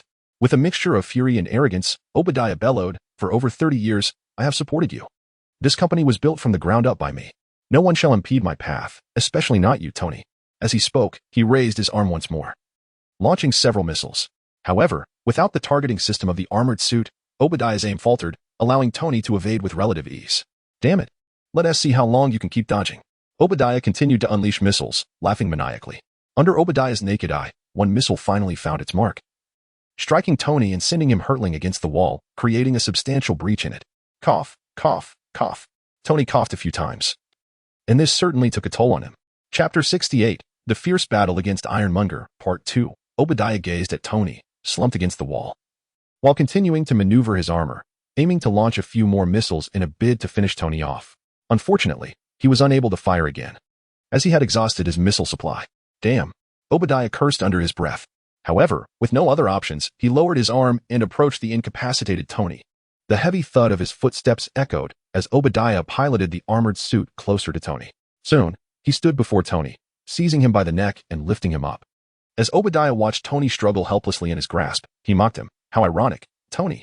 You profess to want to cease weapon production, yet you have created the most formidable weapon in existence. Ha ha ha. Is this not the epitome of irony?" Obadiah laughed heartily, tightening his grip, causing the armor around Tony's neck to warp slightly. "I have never been fond of such things. Yet, I must admit, I have a profound admiration for this suit. This is power. Your father would be proud of you, Tony." With that, Obadiah prepared to snap Tony's neck. Just then, a brilliant light erupted before his eyes, prompting him to squint instinctively. "In light of your flattering words, I shall grant you one final gift. Die, Obadiah. Go to hell and repent for your sins." Tony finally spoke, unleashing a roar that released the pin-up fury within him. The arc reactor in his chest radiated a dazzling glow, and a beam shot forth, aimed directly at Obadiah. Obadiah, having just been stripped of his protective armor, now exposed and vulnerable, was struck by the brilliant light from Tony's chest, which melted away his entire upper body. The tide of battle shifted abruptly. The once triumphant Obadiah, who had been laughing as a victor, lost his life in an instant. With the last remnants of energy from his suit, Tony sent Obadiah on his final journey, a descent into hell. As Obadiah perished, his massive armored suit fell into disarray. Its lights extinguished. Tony forcefully freed himself from Obadiah's grip, collapsing onto the ground. He removed his helmet and inhaled the fresh air deeply. Although the duration of the battle was relatively brief, the intensity was overwhelming. Tony could hardly recall how many thoughts had raced through his mind during that fleeting moment, constantly strategizing on how to utilize his armor to obliterate Obadiah and his metallic monstrosity. It was only after Tony soared onto the back of the iron monster and dismantled Obadiah's turtle shell that he found clarity in his thoughts. Subsequently, throughout the ensuing battle, Tony pondered how to maintain a fixed stance that would align his chest with Obadiah's upper body. Ultimately, perseverance paid off. Obadiah's arrogance and hubris provided Tony with the opening he needed. If not for the fact that Obadiah was left with merely his lower half, Tony would surely have awarded him a trophy, perhaps the one he had won while gambling in Las Vegas, which Obadiah had claimed on his behalf. Leaning against the wall to steady his breath, Tony observed Ming Ran, who was watching the spectacle and swallowing a piece of orange, spitting out a few seeds. "Hey, catch this orange," Ming Ran said, tossing another orange to Tony. Hearing the call, Tony turned his head, but his weakened state caused a delayed reaction.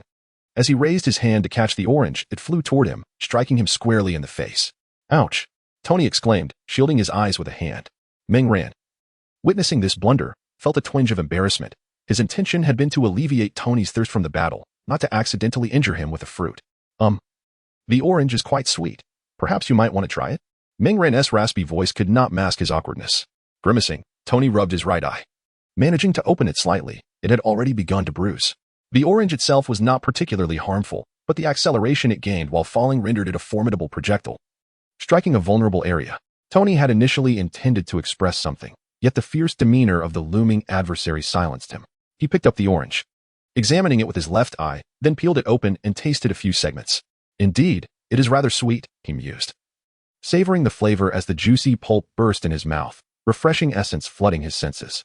He squinted with pleasure, feeling the pain in his eye diminish and the fatigue from the recent battle ease somewhat, perhaps a psychological effect. As Tony indulged in the orange, Pepper Potts hurried over and crouched beside him. When Tony landed, he had urged her to find a safe place, and she had complied, waiting until the tumult of battle subsided before emerging to assess the situation. Crouching beside Tony, she asked with concern, "Are you all right, Tony? What happened to your eye?" "Let me call someone. We need to get you to the hospital." As for Obadiah, the agent from the Department of Homeland Strategic Defense and Logistics had assured her that they would handle him. Initially, the name is this long, but it will eventually become S-H-I-D-L-D. Tony leaned against the wall, tilting his head back while savoring the orange in his mouth. Choosing not to respond to Pepper's inquiry, he stuffed the remaining orange into her mouth and then, with a hint of fatigue, remarked, "There's no need to go to the hospital. Aside from my eyes, I should be fine. Let's head home and take a good rest. I'm utterly exhausted. And there's a mountain of mess awaiting our attention." Pepper nodded, her cheeks bulging with the excess orange segments she had yet to swallow. After Tony spoke, he suddenly seemed to recall something and glanced in the direction where Ming Ran had just been. To his surprise, the malevolent presence had vanished. Under the moonlight, only a gentle breeze danced, stirring the dust from the ground. Ming Ran had left after discarding the orange and concluding his words. It was certainly not out of embarrassment. He merely sought to locate his teammates to assess the situation. On his way, Ming Ran communicated with the other members of the Star Alliance and soon returned to the base. Everyone had already gathered there, seated in their usual meeting spots. "How did it go?" Gwen inquired as she noticed Ming Ran's return. "Not much to report, fortunately. I arrived in time to prevent the flames of conflict from spreading to the streets. Aside from some damage to the ground outside the Stark Arc Reactor Research Center, there were no other losses. Moreover, Tony Stark is a billionaire. He certainly wouldn't be bothered by a trivial amount of money." Ming Ran explained the situation. After sharing his updates, Ming Ran turned to them and asked, "What about you? There were no issues on the periphery, I hope?" The group exchanged glances, as if there was something they found difficult to articulate. Eventually, Gwen spoke up, looking at Ming Ran. "Initially, there was nothing amiss, but later, due to Lu Xiao's newfound ability, some unforeseen changes occurred. However, it wasn't a significant problem. We managed to resolve it in the end." Curious about Gwen's words, Ming Ran turned his gaze towards Lu Xiao, who bashfully scratched his head and lowered his gaze, seemingly embarrassed by the earlier events. With a hint of surprise, Ming Ran asked, "Lu Xiao, you've awakened a new ability?" Chapter 69, Lu Xiao's New Ability and the Hexagon Alliance, Part 1. Upon hearing Ming Ran's question, the others nodded in affirmation. Ming Ran looked at the downcast Lu Xiao, gently patting his shoulder as he joyfully asked, "What ability did you awaken? Do share with me." Lu Xiao lifted his head slightly and replied softly, "It seems to be gravity manipulation. I'm not entirely sure, but it appears to be along those lines." "Gravity manipulation? That's a formidable ability," Ming Ran remarked, ruffling Lu Xiao's hair. This young man had quietly awakened such a powerful skill. "I'm not yet fully accustomed to it, but I will familiarize myself with it as soon as possible," Lu Xiao responded, a hint of bashfulness evident in his tone.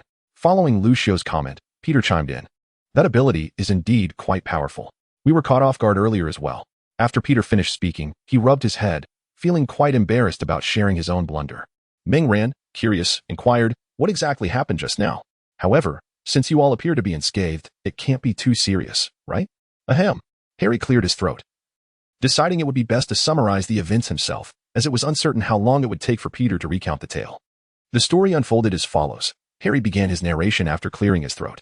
Just moments ago, Meng Ran had gone to the site of the battle between Stark and the Iron Monster to manage the situation, while the others were tasked with maintaining order within New York City.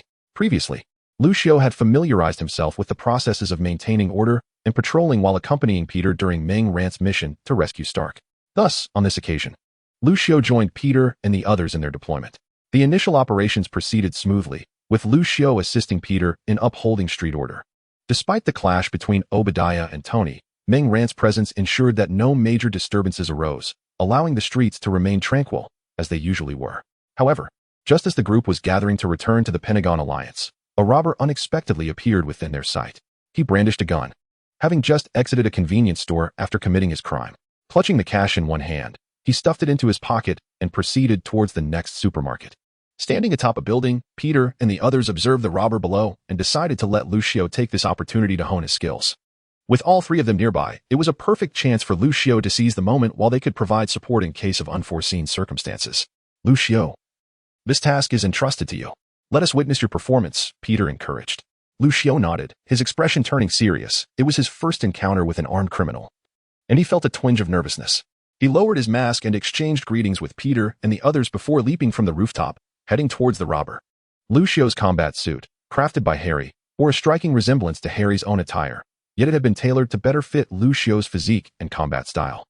The suit, resembling armor, conformed to Lucio's body, exuding a cold and striking allure. The ensemble was predominantly black, with subtle dark gold accents along the edges, enhancing its aesthetic appeal. A matching helmet adorned his head, featuring a full face mask with a metallic black finish, imparting an expressionless and imposing presence. As Lucio descended from the building, he spread his arms, gliding towards the robber. A black membrane extended from his sides, allowing him to soar through the air. Just as the armed robber was about to reach his next target, a shadowy figure descended from above, delivering a powerful kick that sent him sprawling into a nearby alley. The shadowy figure before us is Lucio, who has now mastered the art of controlling his strength, ensuring that he will not again find himself in a situation where a single kick could lead to death. The robber, having been knocked to the ground, rolled several times before finally coming to a stop. Dazed, he managed to rise, raising his firearm and turning to face his assailant. As he focused his gaze, he beheld a peculiar figure clad in dark attire, donning a black metallic mask, who stood unwaveringly before him. The robber stared intently at Lucio, feeling an undeniable pressure emanating from this imposing presence. With a flick of his greasy golden curls, the robber shouted defiantly, "Do not attempt to play tricks before me. Just because you are draped in black, do you think you are a demon? Even if a true demon stood before me, I would not flinch. Step aside at once, or I shall shoot you dead." After delivering his threat, the robber brandished his handgun, signaling that Lucio should heed his warning. Yet Lucio remained silent, methodically advancing towards the robber with deliberate steps. As Lucio approached, the robber's composure began to falter. In a panic, he raised his firearm and fired 2 shots directly at Lucio's figure. However, Lucio merely shifted his body slightly, effortlessly evading the bullets aimed at him. Undeterred, he continued his brisk approach, causing the robber to feel increasingly cornered as he retreated. After a few hurried steps backward, the panicked robber turned and fled deeper into the alley. Lucio observed the fleeing figure, making no grand gestures, but quickening his pace. Though his strides appeared unchanged, he moved with an uncanny swiftness, closing the distance rapidly. Soon, the robber halted, finding himself beside a desolate junkyard. It was not that he lacked the will to escape, nor was he out of breath. Rather, Lucio had somehow appeared before him without warning. Trembling, the robber took a few steps back, utterly bewildered by the situation. How could Lucio, whom he had just managed to distance himself from, now stand before him, silent and exuding an aura of menace? Desperate to dispel his fear, the robber shouted while wildly firing his weapon at Lucio. The deafening gunfire echoed, yet Lucio continued to evade the bullets with apparent ease. However, as he tracked the trajectory of the first 2 bullets, an unexpected sensation of dread gripped him, akin to having his heart unexpectedly squeezed. This sudden feeling momentarily distracted Lucio, causing him to misjudge the remaining 2 bullets, which struck him squarely. Fortunately, his combat suit absorbed the impact, rendering him unharmed. Though the bullets clattered to the ground with a metallic clang, the robber felt a glimmer of hope upon seeing that Lucio had not evaded the bullets. However, this flicker of optimism quickly dissipated when he observed that those bullets, which had struck Lucio, had inflicted no harm whatsoever. A wave of despair and fear surged within him. Lucio, clutching his chest, knelt on one knee, gasping for breath. The rhythm of his heart intensified, accompanied by a sharp pain that grew increasingly unbearable. Not far away, Peter, Harry, and Gwen sensed that something was amiss and immediately rushed toward Lucio. Just as they reached his side, an invisible force descended upon them from the sky, crashing down with tremendous weight. This sudden onslaught pinned them to the ground, rendering them immobile. The robber, too, was crushed into a pulp by this inexplicable power.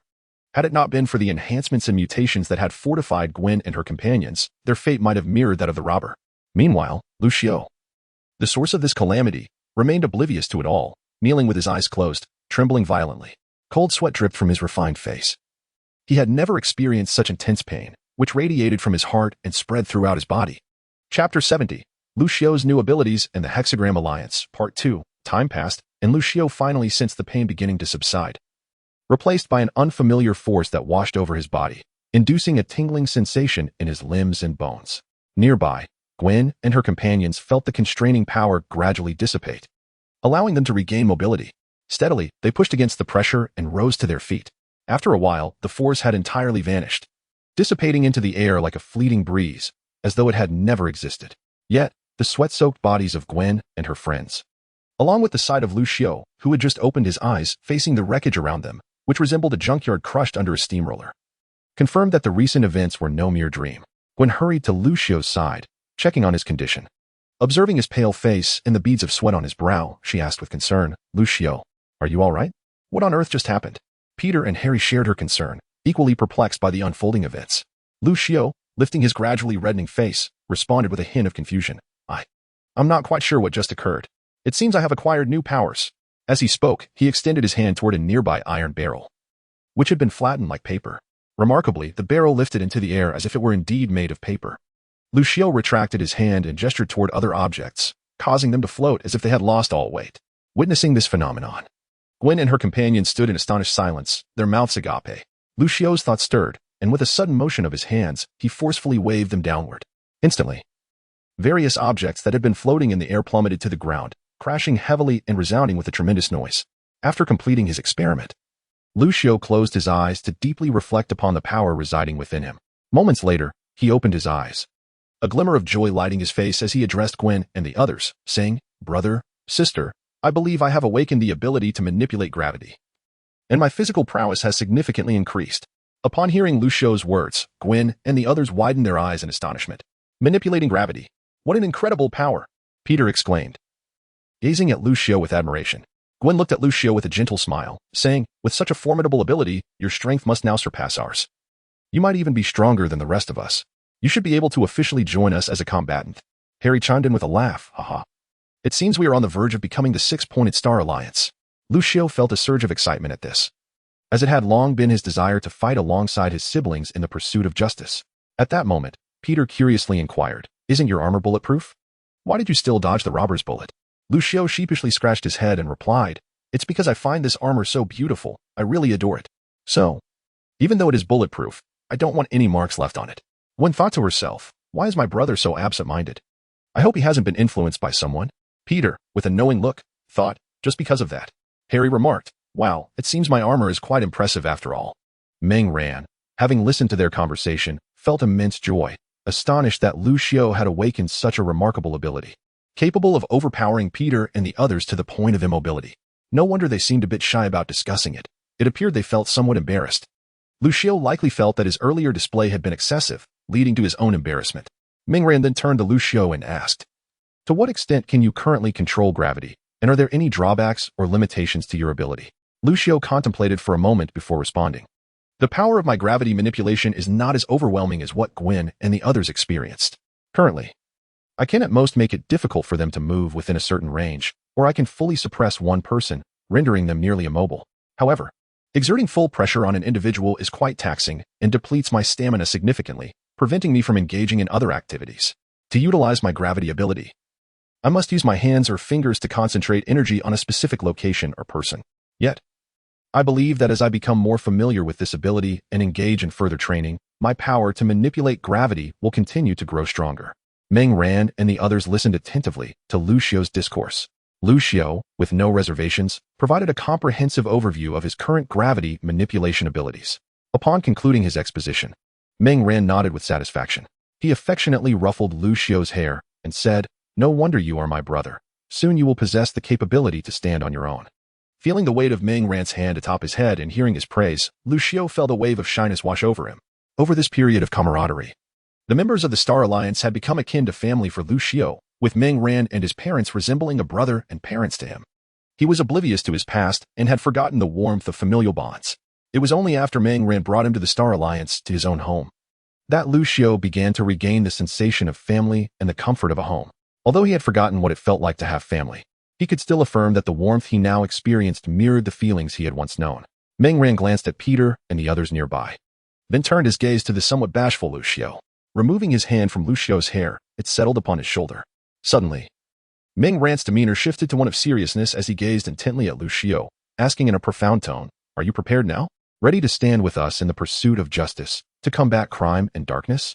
Are you ready to face the injuries and fatalities that may befall both others and ourselves? Are you prepared to forge the sharpest of weapons with your resolute spirit to pierce through the shadows and eradicate evil?" Lu Xiao, stirred by Ming Ran's inquiries, was on the verge of responding, having long anticipated this day. However, Ming Ran, observing Lu Xiao's eagerness, interrupted his impending answer and continued with a grave caution. "Do not act impulsively or blindly. Ponder carefully before you respond." Heeding Ming Ran's words, Lu Xiao swallowed back his excited reply and adopted a serious demeanor as he contemplated the weight of the questions posed to him. After a moment, Lu Xiao looked steadfastly at Ming Ran, then at Gwen, Peter, Harry, and Mary Jane, affirming his resolve with unwavering conviction. Finally, he declared in a clear, resounding voice, "I am ready. I will pursue justice alongside my brothers and sisters. I will eradicate darkness and eliminate evil." Ming Ran and the others, upon hearing Lu Xiao's resolute declaration, smiled with appreciation. Ming Ran then extended his hand towards Lu Xiao, smiling as he said, "Welcome to our team, as we seek justice together. Though we are already family, I must reiterate, welcome to our big family." Lu Xiao, exhilarated by the words, reached out to firmly grasp Ming Ran's hand. Gwen and the others also placed a hand on Lu Xiao's shoulder, smiling as they welcomed him into their family. Feeling the warmth of each hand, Lu Xiao nodded, suppressing his trembling voice as he replied, "I am equally honored. Now, let us choose a name for ourselves." Ming Ran addressed Lu Xiao, who contemplated for a moment before raising his head and proclaiming, "My title is Black Armor." Ming Ran and the others nodded in acknowledgement of Lu Xiao's designation. Subsequently, Ming Ran declared in a resonant voice, "We shall now officially form the Hexagram Alliance. You will be our final sixth member, and henceforth, our team's name shall remain unchanged." No sooner had Ming Ran's words echoed than the pentagram on the large screen within the base instantaneously transformed into a hexagram. Following this, the electronic voice of Xiao Bai resonated throughout the base, welcoming the newest member. "Welcome aboard, Mr. Black Armor." Chapter 71. The Iron Man Declaration and the embodiment of Tony. Following Lu Xiao's induction, Ming Ran and his team officially rebranded themselves as the Hexagram Alliance, a name that would henceforth be fixed. The next morning arrived, with television broadcasts inundated with news about the Iron Behemoth and Iron Man. Although Ming Ran had been present to ensure their skirmish did not spill into the streets, they were still within the urban district, teeming with onlookers. When the initial explosion erupted, accompanied by a resounding roar, many had already diverted their attention to the chaos. The New York police had promptly responded, cordoning off the area. Had it not been for the intervention of SHIELD agents negotiating with the police, officers would likely have rushed in during the fray. The media frenzy had sparked rampant speculation regarding the identity of the colossal iron creature and the red and yellow armored figure, as well as the events that had transpired the previous night. This morning's broadcast featured Colonel Rhodes providing an official explanation regarding the incidents from the day prior, and soon, Tony Stark himself would take the stage to clarify the events that unfolded at the Stark Industries Arc Reactor Laboratory. As Ming Ran's family enjoyed breakfast, they watched the news, with Zhao Li and Ming Hui engaging in discussions about Stark Industries. Reports indicated that Stark Industries stocks, after a period of decline, had begun to rise again. Ming Ran and Lu Xiao exchanged glances, both acutely aware of the news being reported about Iron Man, and they suspected that Tony was preparing his statement regarding the previous evening's occurrences. Ming Ran sipped his tofu pudding, pondering inwardly whether Tony would directly acknowledge his identity as Iron Man, as he remembered from his past.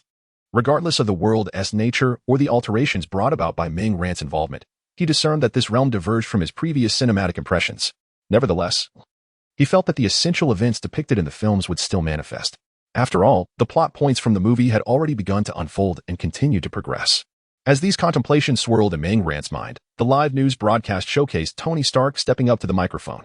"It has been a while since I last addressed everyone. I suppose it is best to stick to the script this time," Tony began, eliciting laughter from the assembled media with his characteristic humor.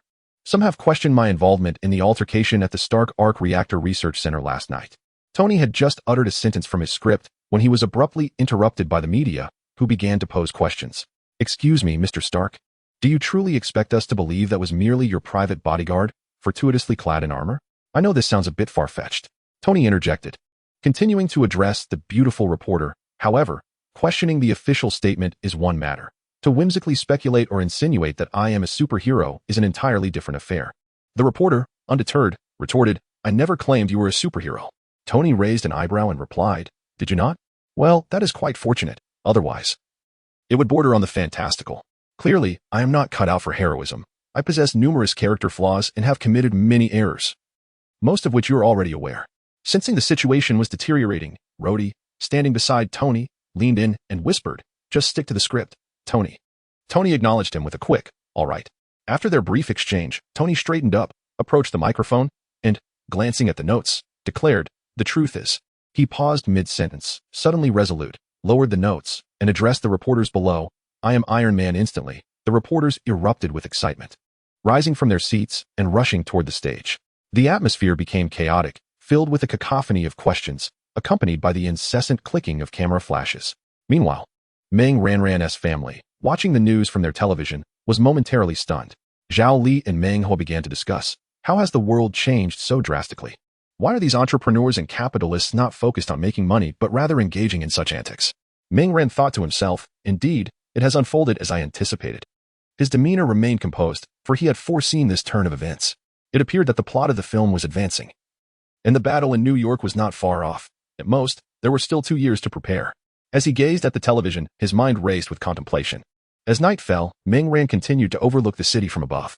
In the blink of an eye, his figure flickered and sped into the distance. This evening, Meng Ran resolved to seek out Tony Stark, primarily to merge with Venom and explore the potential abilities he could acquire. Since Meng Ran began to merge with Venom, his physical prowess had been consistently enhanced, and Venom had evolved alongside him. Presently, Venom had lost interest in ordinary humans, and Meng Ran could no longer derive substantial enhancement from them. Their shared objective was now directed toward extraordinary individuals, whether endowed with remarkable intellect or superhuman abilities. As for why he refrained from merging with Lu Xiao at this moment, it was primarily because Meng Ran perceived that Lu Xiao's abilities were merely in their nascent stages, with ample room for growth. If Meng Ran were to possess Lu Xiao at this moment, he would merely inherit the current capabilities of Lu Xiao, which would be somewhat counterproductive for him. Meng Ran estimates that the extraordinary intellect he could attain from Tony Stark would be far more beneficial. To be candid, after acquiring the Venom symbiote, Meng Ran experienced a significant enhancement in intelligence only after possessing Peter Parker. The benefits gained from embodying others have proven to be minimal, yielding only slight improvements. Meng Ran has pondered this matter extensively and has concluded that, within the vast Marvel Cinematic Universe, aside from a select few intellectual titans, he is unlikely to derive substantial cognitive enhancements from other individuals. The only characters that currently occupy his thoughts are Iron Man Tony Stark, the Hulk Bruce Banner, Spider-Man Peter Parker, Doctor Strange Stephen Strange, and the original Ant-Man Hank Pym. These individuals are the ones he has identified as possessing exceptionally high IQs from his cinematic memories. There is also one more person whom Meng Ran believes has a remarkably high intellect, the Ancient One, but her enigmatic nature leads Meng Ran to deem it unnecessary to include her in his considerations. As he traversed the waves with his teleportation, Meng Ran swiftly arrived at the exterior of Tony Stark's villa. To avoid detection by J.A.R.V.I.S., he activated his ghostly stealth and teleported into Tony's abode. Upon reaching the bedside of Tony Stark, it was evident that his experiences in Afghanistan had transformed him significantly. The Iron Man now slept alone. Meng Ran extended his hand, hovering it over the slumbering Tony's head, and allowed a liquid form of the symbiote to flow from his fingertips, permeating Tony's body. Before long, the symbiote successfully established its bond, and the evolved Venom's possession speed had accelerated, particularly when the host's complexity was minimal. Since Tony possessed no extraordinary abilities aside from his remarkable intellect, the process was notably swift. Congratulations, host. New ability acquired. Extraordinary intellect. Significant enhancement to host's intelligence and mental acuity. Upon hearing the electronic voice of the system in his mind, Meng Ran silently affirmed, as anticipated. After embodying Tony Stark, he indeed gained a substantial increase in intelligence. Just then, Meng Ran sensed the presence of others entering the villa. Chapter 72, Conversation. Meng Ran reactivated his stealth mode and made his way to the living room, where he beheld a dark figure clad in a long trench coat. standing before the floor-to-ceiling windows. The figure alternated between gazing out the windows and sitting on the sofa with his back to the staircase, seemingly searching for a comfortable position. Once he settled into an appropriate stance, he created a disturbance that caught J.A.R.V.I.'s attention. Upon noticing the figure, J.A.R.V.I.s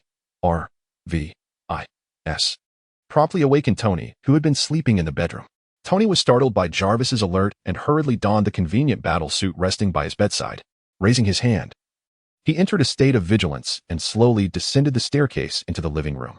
There, the hazy moonlight illuminated the space, casting a pale azure glow over the dimly lit area. A tall figure stood before the large floor-to-ceiling window, facing away from Tony. Sensing Tony's approach, Nick Fury spoke loudly. "I am Iron Man. Do you think you are the only superhero in the world?" As Fury turned to face Tony, who was poised in his armor, he continued, "Mr. Stark, there are many others like you. You simply remain unaware. Or perhaps, you do not know enough." Tony, aiming his hand cannon at Nick Fury, queried with a hint of confusion, "Who are you?" Fury stepped closer, revealing his shiny, dark forehead, and declared, "Nick Fury, Director of S.H.I.E.L.D. I wish to discuss the establishment of the Avengers Initiative with you." Tony, still puzzled, responded, "The Avengers Initiative? What is that?" Meanwhile, Ming Ran, concealed in the shadows, grasped the situation instantly. It appeared Nick Fury was beginning to assemble his team. Contemplating this, Ming Ran also thought of Banner. Given the current pace, Banner would likely return to New York soon, presenting an opportune moment for Ming Ran to take over his form. He had a premonition that once he embodied the Hulk, he would officially become the strongest man on Earth.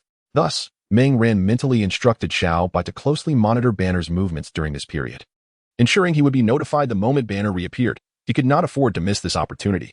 As Ming Ran plotted his takeover of Banner, Nick Fury concluded his proposal to Tony regarding the Avengers Initiative. Upon hearing Fury's plan, Tony shrugged dismissively, indicating his complete lack of interest. "I have no desire to join your peculiar league. If you do not leave, I shall have no choice but to kick your black backside and teach you the consequences of trespassing." Pouring himself a glass of wine, Tony took a sip while regarding Nick Fury. Fury's expression darkened further upon hearing Iron Man's words. Suddenly, a raspy and eerie laughter echoed through the dim room. A shadowy figure emerged from the darkness. Ming Ran, amused by Tony's words, couldn't help but laugh. Indeed, dealing with the dark figure required Iron Man's intervention. Both Tony and Nick Fury were taken aback by the unexpected appearance of the Spectre, uncertain of when it had arrived. Nick Fury turned to Ming Ran, inquiring, "What are you doing here?" Ming Ran replied nonchalantly, "Is S.H.I.E.L.D. really that intrusive? I merely stepped out to bask in the moonlight." Bask in the moonlight? Tony and Nick Fury exchanged incredulous glances, pondering the absurdity of such an excuse. Upon hearing Ming Ran's dismissive remarks, Nick Fury switched to another question. "So when did you arrive here?" Ming Ran appeared to recall something suddenly, chuckling as he replied, "Perhaps it was when you were trying to find a suitable posture to greet Mr. Stark. Ahaha."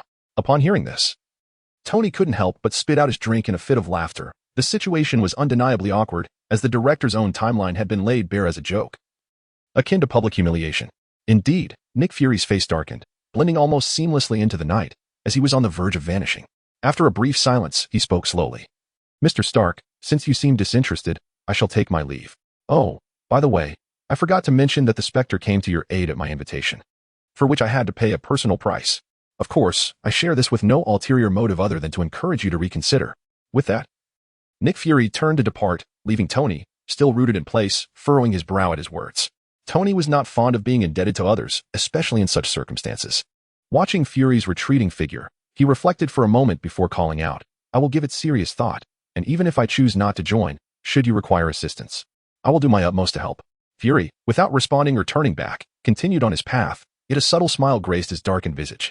Observing this scene, Ming Ran internally mused, TSK, TSK, TSK, Tony has truly been ensnared by this enigmatic figure. After Nick Fury left, Tony turned back to Ming Ran and inquired, "So, what brings you, Mr. Spectre, to my abode?" Ming Ran offered no reply, merely settling onto the sofa and gazing at Tony before him. Tony, growing increasingly troubled by Ming Ran's silence, found himself perplexed. This Spectre was indeed elusive and shrouded in mystery, leaving him with no substantial information and unable to fathom his thoughts. The atmosphere grew subtly tense in the silence, as the two men sat in the dimly lit living room, each lost in their own contemplations. Just as Tony was about to speak and shatter the awkwardness, the Spectre broke the silence. "Mr. Stark, why do you choose to reveal your identity as Iron Man? Are you not aware of the dangers that such exposure entails?" Upon hearing the Spectre's question, Tony fell into deep thought. After a moment, he responded, "In truth, I had prepared the perfect excuse today, as S.H.I.E.L.D. is indeed experienced and adept at managing such matters seamlessly. However, as I stood there to speak, an epiphany struck me. This was not what I wished to convey. I felt compelled to be honest, to acknowledge my identity and earnestly embrace my responsibilities. I aspire to uphold world peace through my very existence." Ming Ran listened to Tony's words in silence. The notion of single-handedly maintaining world peace seemed both absurd and fantastical. However, when these words escaped Tony's lips, they seemed to imbue a hint of possibility. The distinction between the members of the Star of David Alliance and Tony lies in their inability to instill the same level of intimidation as Iron Man. The individuals of the Star of David Alliance are all mutated beings, each possessing their own unique abilities, in contrast to Tony's iron armor, which can be mass-produced and wielded as a weapon of deterrence and equilibrium. Mingran gazed at Tony and spoke in a grave tone. "The future will be arduous. The strength of one individual is still too slender. I advise you to earnestly contemplate Nick Fury's suggestions." Despite the discomfort evoked by Fury's overly agent-like demeanor, his advice was indeed sound. Upon hearing Mingran's words, Tony nodded and pondered deeply. He took another sip of his drink, poured a glass for Mingran, and inquired, "So, Mr. Demon, will you be joining the team known as the Avengers?" Mingran accepted Tony's drink, took a sip, and replied, "I shall not join." "Why?" Tony asked. Mingran explained, "Because I already have my own team, which you should be aware of. We call ourselves the Star of David Alliance. We are companions united in the pursuit of justice. You too must seek out your allies." At this point, Mingran seemed to recall something, paused briefly, and continued, "Moreover, perhaps one day we shall stand side by side in battle. As long as it is for the pursuit of justice, we are comrades, are we not?" Tony nodded in agreement. He too was in search of his own path. He glanced toward the sofa, intending to say something further to Mingran, only to find it empty. Just then, a hoarse voice echoed from behind him. "Iron Man, steadfastly uphold your convictions. The path lies beneath your feet." Tony swiftly turned. But the living room was devoid of the demon's presence. Chapter 73. The traces of Banner beneath a forest waterfall. A gentleman, exuding an air of elegance and amiability, slowly opened his eyes in a state of confusion, clad only in a pair of oversized, tattered shorts. He gradually propped himself up, swaying slightly as he stood, his gaze becoming clearer. This seemingly cultured man was none other than Bruce Banner. Following the tumultuous events and his confrontation with the military, he had sought refuge in Brazil. Endeavoring to master control over his emotions, he stood upright, clutching his shorts tightly to avoid the embarrassment of being fully exposed. Banner could only recall fragments of his memories prior to losing control. The recollections during his frenzy were but scattered pieces. He remembered the previous night, when he encountered the military's pursuit on the streets of Rio de Janeiro. In a state of panic, Banner fled to the beverage factory where he worked, only to unwittingly cross paths with the same ruffians who had troubled him earlier that day. At that moment, 3 ruffians surrounded him, rendering escape impossible. Meanwhile, the vigilant American military was closely monitoring his every move. Ultimately, under the relentless humiliation from the 3 miscreants, Banner's heart rate surged beyond 200, unleashing the inner green giant, Hulk. Although Banner could not recall the memories of his transformation into Hulk, based on previous experiences, he anticipated that he would once again unleash a torrent of fury upon his adversaries, wreaking havoc and subsequently retreating into the depths of the forest. With both hands gripping his trousers tightly, he shivered as he searched for a possible path through the woods, feeling quite cold in his trousers that he had worn for a day. Persistence bore fruit, and after wandering through the forest for a considerable time, Banner finally discovered a road that might allow for vehicular passage. Standing by the roadside, he clutched his trousers, cautiously advancing while keeping an eye out for any approaching vehicles. Eventually, after walking for a while, a small truck appeared from behind. Banner quickly waved for the vehicle to stop and hurried to the passenger side window, inquiring in a hesitant tone about his whereabouts. "Where am I?" Observing Banner's trembling form, the driver responded with enthusiasm, "You are in Guatemala. I am heading to the next town." Upon hearing this, Banner looked at the driver with a pleading expression and asked, "Could you assist me?" Understanding his intent, the driver readily replied, "Get in. Here, wrap this around yourself." After saying this, the driver opened the door for Banner, offering him a towel to drape over his shoulders. The driver, noticing Banner's pitiful appearance, felt a pang of compassion and readily agreed to take him to the next town. After a while, as Banner accompanied the driver to the next town, he sat despondently on the street, clutching his trousers, uncertain of what to do next. Just as he sat there lost in thought, a child ran past and pressed a few coins into his hand. Startled, Banner looked up to see the child shyly smile before darting away. "What a delightful angel," he murmured, watching the child vanish into the distance. Regaining his focus, Banner examined the coins in his palm, recalling the words of the enigmatic Blue Doctor from his time in Brazil. Those words offered him hope for complete recovery. After a moment of contemplation, he resolved to return to America. He must locate that information and collaborate with the Blue Doctor to resolve the Hulk dilemma. The Hulk loomed over Banner like an insurmountable curse, tormenting him for far too long, rendering him nearly inconsolable. Betty Banner seemed to reminisce about something, murmuring softly.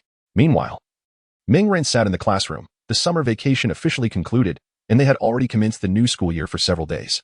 Now in the latter half of their senior year, Ming-Ren had celebrated his 18th birthday during the summer, marking his transition into adulthood. Over these past few months of vacation, a multitude of events had transpired. For instance, the disappearance and subsequent return of Tony Stark. The initial face-to-face interaction between Ming-Ren and Nick Fury, followed by the emergence of Iron Man and his battle against the Ironmonger, as well as Lu Xiao's discovery of newfound abilities. Each of these events filled Ming-Ren's summer to the brim. Furthermore, the entrepreneurial venture of setting up a pancake stall, coupled with investments in Stark Industries, significantly augmented Ming-Ren's wealth. Ultimately, due to the overwhelming success of the pancake stall, the family deliberated transforming it into a chain of stores. The chain would retain the name Showa Pancakes. Yet Ming-Ren and Lu Xiao would no longer personally prepare the pancakes, as their academic pursuits demanded their attention. Thus, the task of manning the stall would be entrusted to hired chefs, carefully selected by Chef Ming-Hua from his own restaurant, who would each oversee the management and operations of the various chain locations. In terms of funding for the chain's launch, Ms. Zhao Li also contributed. Although Ming-Ren was quite affluent and could have opened the stores without his mother's investment, he found himself unable to explain the origins of his wealth. Even if he had made some money through stock trading in the pancake stall, it would not account for such a substantial sum. It simply did not add up. Consequently, Ming-Ren decided to involve his mother, Zhao Li, in the investment, allowing his father, Ming-Hua, to manage the operations. This arrangement bore the advantage of freeing Lu Xiao and him from the burdens of the chain's affairs, allowing them to focus on their studies while reaping considerable annual profits. As Ming-Ren sat at his desk, lost in thought, he heard the alert from Xiaobai.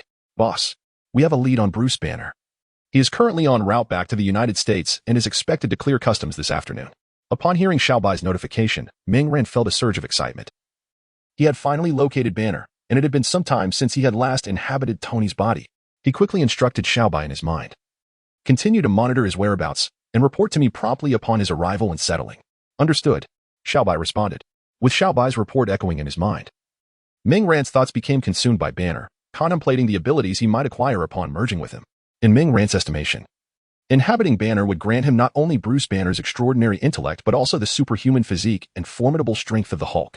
As Ming-Ren indulged in these delightful imaginings, afternoon arrived, and he began to share with the other members of the Star Alliance, abbreviated as the Six-Pointed Star Alliance, the details concerning Banner and the Hulk.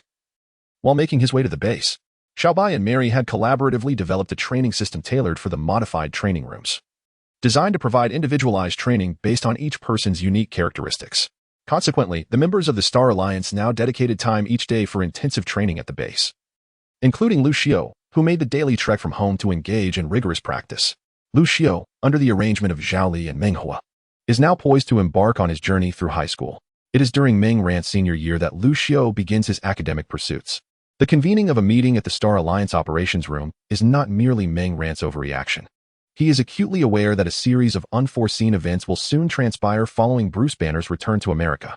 In his recollections, Ming-Ren remembers that the military has long been monitoring Banner and, shortly after his return, dispatched operatives to hunt him down, ultimately giving rise to the monstrous Abomination through a chain of calamities. The Green Giant and Abomination engaged in a fierce battle, after which Banner fled the United States, seeking refuge in obscurity. After Ming-Ren elucidated the connection between Banner, the Hulk, and the military, Xiaobai once again broadcasted Banner's real-time whereabouts. Bruce Banner has arrived at Culver University in Virginia, based on his network of connections. It is anticipated that his destination is a restaurant named Stanley's Pizza. Upon hearing Xiaobai's announcement, Ming-Ren turned to Harry and inquired, Harry, our combat aircraft should be operational by now, correct? Should any unusual circumstances arise, we must reach that location with utmost urgency. Harry nodded in response, affirming, indeed. Based on the aircraft's speed calculations, we will arrive at Bruce Banner's location in just 5 minutes. Therefore, regardless of the unfolding events, we should be able to reach him promptly. Furthermore, Xiaobai's ability to analyze the situation on-site will provide us with advance warnings. With the military's capacity for delay factored in, we should be able to arrive within 2 minutes of any incident, thereby minimizing potential losses. After hearing Harry's report, Ming-Ren nodded appreciatively. With such thorough preparations in place, he felt a sense of reassurance. The next step is to wait for Banner to reach his destination, after which Ming Ren plans to assume control that evening. He has long coveted the powers of both Banner and the Hulk. Chapter 74. Possession of Banner. Once Ming Ren confirmed that Banner was at Stanley's Pizza, he swiftly piloted his single-person aircraft to Virginia. As he gazed upon the restaurant before him, he focused his thoughts and rendered himself invisible, entering a state of ghostly stealth. He stealthily made his way to the room where Banner resided. Inside, although Banner had already cleaned up and lay in bed, he had yet to drift into slumber. His eyes were fixed on the ceiling, lost in contemplation. Observing that Banner had not yet succumbed to sleep, Ming Ren chose not to rush. Instead, he settled into a chair, waiting patiently for Banner to doze off, mindful that any hasty movements might provoke the emergence of the Green Giant. After a considerable duration, it became evident that Banner was still restless, tossing and turning as he grappled with his thoughts. Determined not to wait any longer, Ming Ren resolved to assist Banner in achieving a swift slumber. With a flick of his wrist, he produced a small vial containing a sleep-inducing liquid, capable of being mixed with water for ingestion or dispersed into the air for inhalation. Ming Ren found himself unable to compel Banner to consume him, so he quietly sprinkled the sleeping agent around Banner's bed, patiently awaiting its effect. As anticipated, the substance proved effective. Within mere minutes, Banner succumbed to a deep slumber. Observing that Banner had finally drifted into sleep, Ming Ren felt a sense of relief wash over him. Without inducing Banner's slumber, he dared not act recklessly. The prospect of inadvertently unleashing the Hulk was too perilous. The devastation wrought by the Hulk was unparalleled, ensuring that the city would be thoroughly dismantled by dawn. Stealthily, Ming Ren approached the edge of Banner's bed, hovering his hand above his head before, akin to that day when he possessed Tony, allowing the symbiote to infiltrate Banner's being. Perhaps due to Banner's unique condition, this time the bonding process took slightly longer than usual. After a while, the symbiote finally completed its integration and returned to Ming Ren's body. Upon re-entering Ming Ren, the symbiote lamented the complexity of Banner's physiology, remarking that had it not undergone significant evolution, it might have struggled to manage him. After expressing its grievances, the symbiote chuckled and said to Ming Ren, "Given my considerable efforts, it would hardly be unreasonable to expect a feast of ribs and pancakes." Ming Ren, well aware of the symbiote's nature, did not acquiesce. Instead, he replied coolly, "That depends on your performance. Let me first assess the outcome." With that, he instantly teleported out of the room and found himself outside the pizza shop. He perched atop a nearby building, immersing himself in contemplation as he awaited the results. The familiar electronic voice of the system echoed in Ming Ren's mind. "Congratulations, host. You have acquired a new ability. Extraordinary intellect gained, significantly enhancing your mental acuity and spiritual fortitude." "Ah, splendid," Ming Ren nodded, listening intently. However, after the announcement of his newfound extraordinary intellect, the system fell silent. "Is that it? What is going on?" Ming Ren felt bewildered, grappling with the unexpected circumstances. Where were the enhancements to his physique? The strength? The Hulk's immense power? Was it all gone? "System, come forth and elucidate this. Translate this situation for me." Ming Ren felt a surge of frustration. This was not in line with his expectations. Why was it that after possessing Banner, he had only gained intellect? What had happened to the Hulk's abilities? Strength? Physique? Had the symbiote consumed them? Spit it out. Lost in a whirlwind of thoughts regarding the reasons for this predicament, Ming Ren's gaze fell upon the symbiote. The symbiote, sensing Ming Ren's displeasure, felt a pang of anxiety. Well, as the saying goes, the most important thing for a person is to be happy. One must learn to be content, it stammered, attempting to soothe Ming Ren. "Seeing you so distressed, how about I forego the pancakes? I would be satisfied with just the ribs."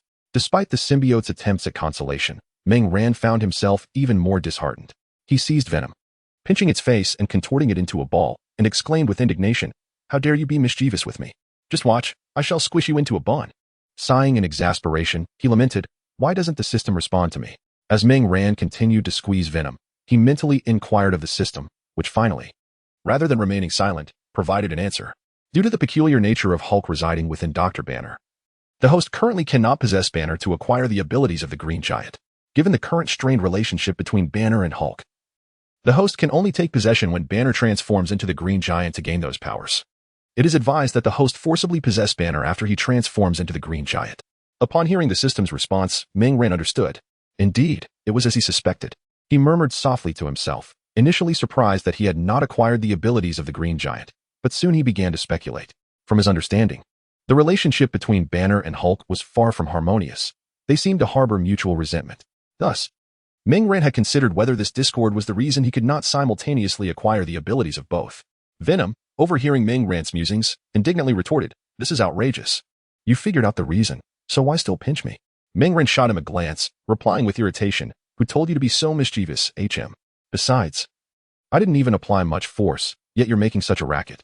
It would be unjust not to award you an Oscar for Best Actor." Realizing he had been seen through, Venom ceased its antics and awkwardly chuckled with a hoarse voice. "What about the ribs?" "Forget it. Your ribs are gone." Ming Ren interjected decisively before Venom could finish. Crack. Venom felt as though struck by lightning, immediately wilting in despair. Observing Venom's despondent reaction, Ming Ren ceased to tease and gently laughed. All right, I was just joking. Though it may not be plentiful, there are indeed ribs."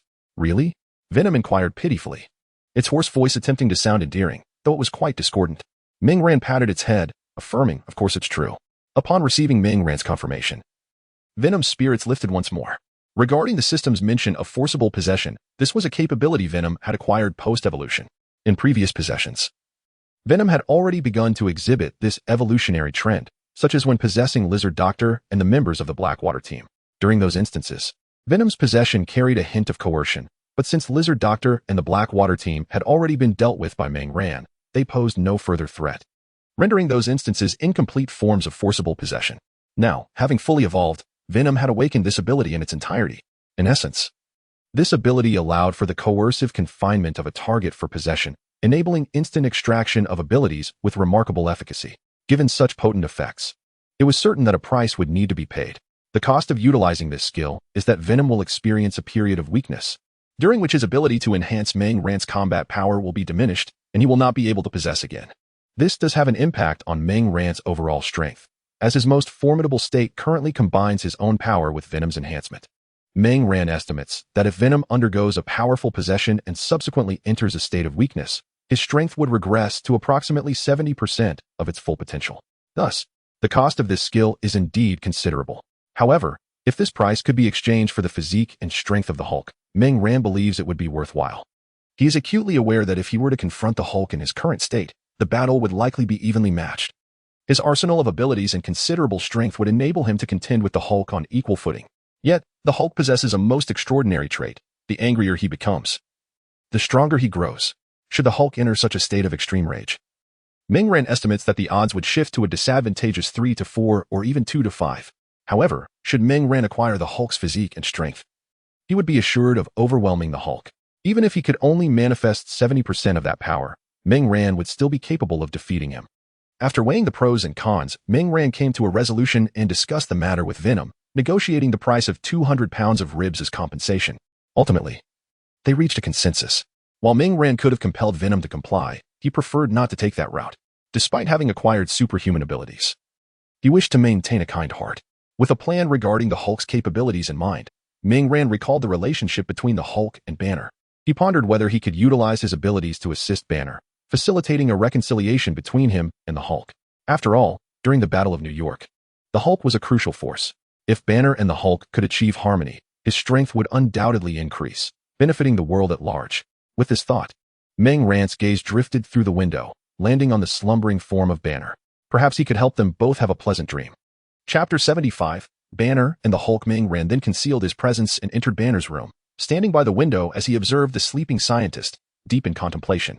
After a moment of resolve, he once again merged with Venom, this time also intertwining a portion of his own consciousness. Together with Venom, Ming Ren delved into Banner's mental realm. Within this realm, he encountered countless memories, each resembling multifaceted crystals radiating a purplish-red glow, each facet depicting scenes and fragments from Banner's past life. As Ming Ren floated past these crystalline memories, he observed some depicting Banner in his identity as a scientist. At that time, Banner was exceedingly joyful, blessed with a loving girlfriend, a lucrative salary, engaging research projects, and boundless dreams of a beautiful future. Everything appeared so splendid.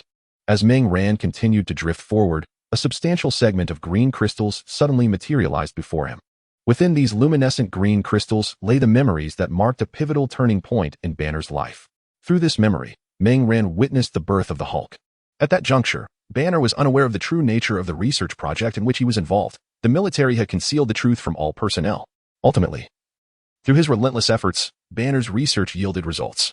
Firmly convinced of the validity of his findings, he chose himself as the subject for human experimentation. At that moment, he was still brimming with confidence and happiness, playfully winking at his girlfriend just before entering the apparatus. Once all preparations were complete, the experiment commenced. followed by a flash of green light, after which Banner lost consciousness. When he awoke again, he was met with countless accusations and the sight of his beloved injured.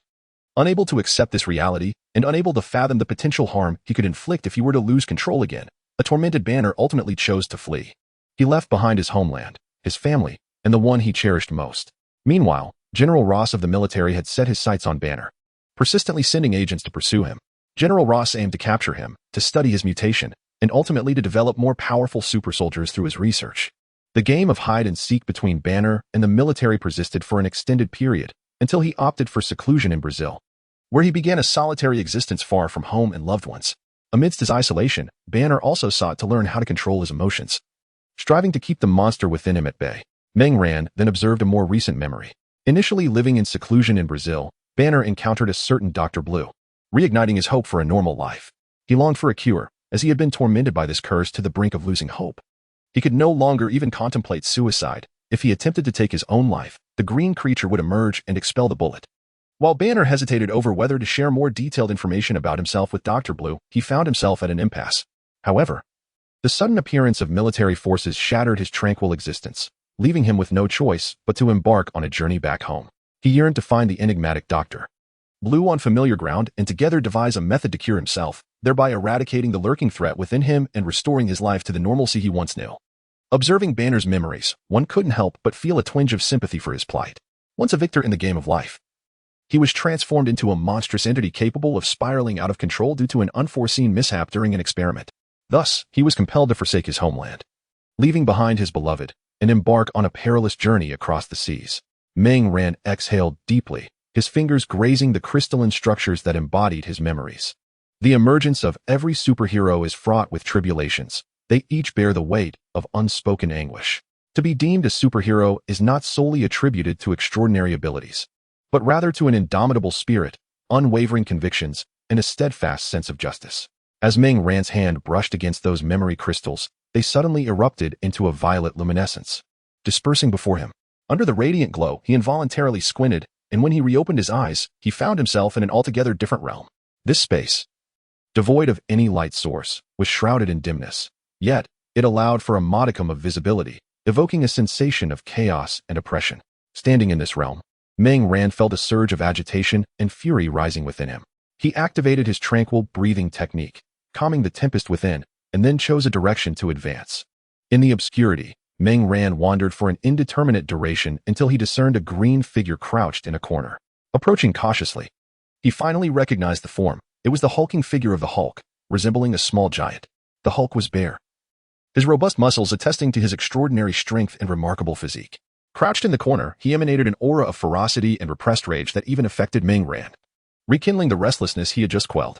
Despite the Hulk's tumultuous and unstable emotions, he remained motionless, silent in his solitude. Observing the Hulk as contradictory state of anger and tranquility, Meng Ran suddenly grasped the truth. In such a chaotic void, no matter how one raged or screamed, there would be no response.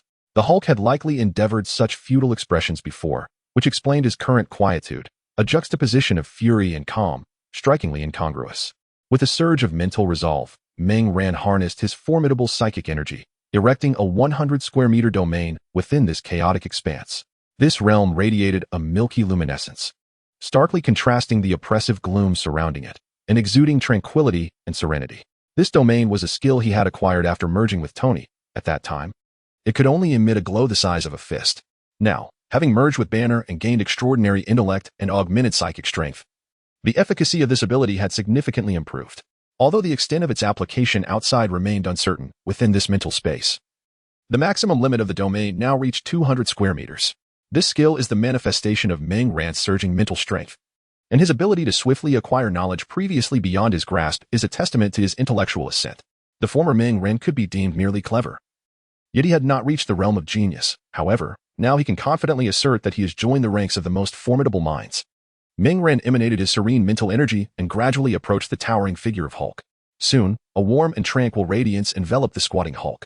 Hulk, somewhat bewildered, lifted his gaze to meet Meng Ran's and instinctively began to roar, showcasing his wildness. He could not comprehend the presence of another individual in this space. His bellowing was a primal response, a release of his pent-up anger and frustration.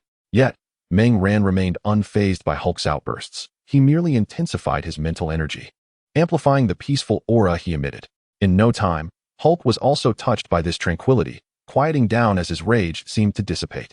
Observing the now subdued giant, Ming Ran's thoughts wandered. Banner regarded Hulk as a curse, fundamentally denying his existence.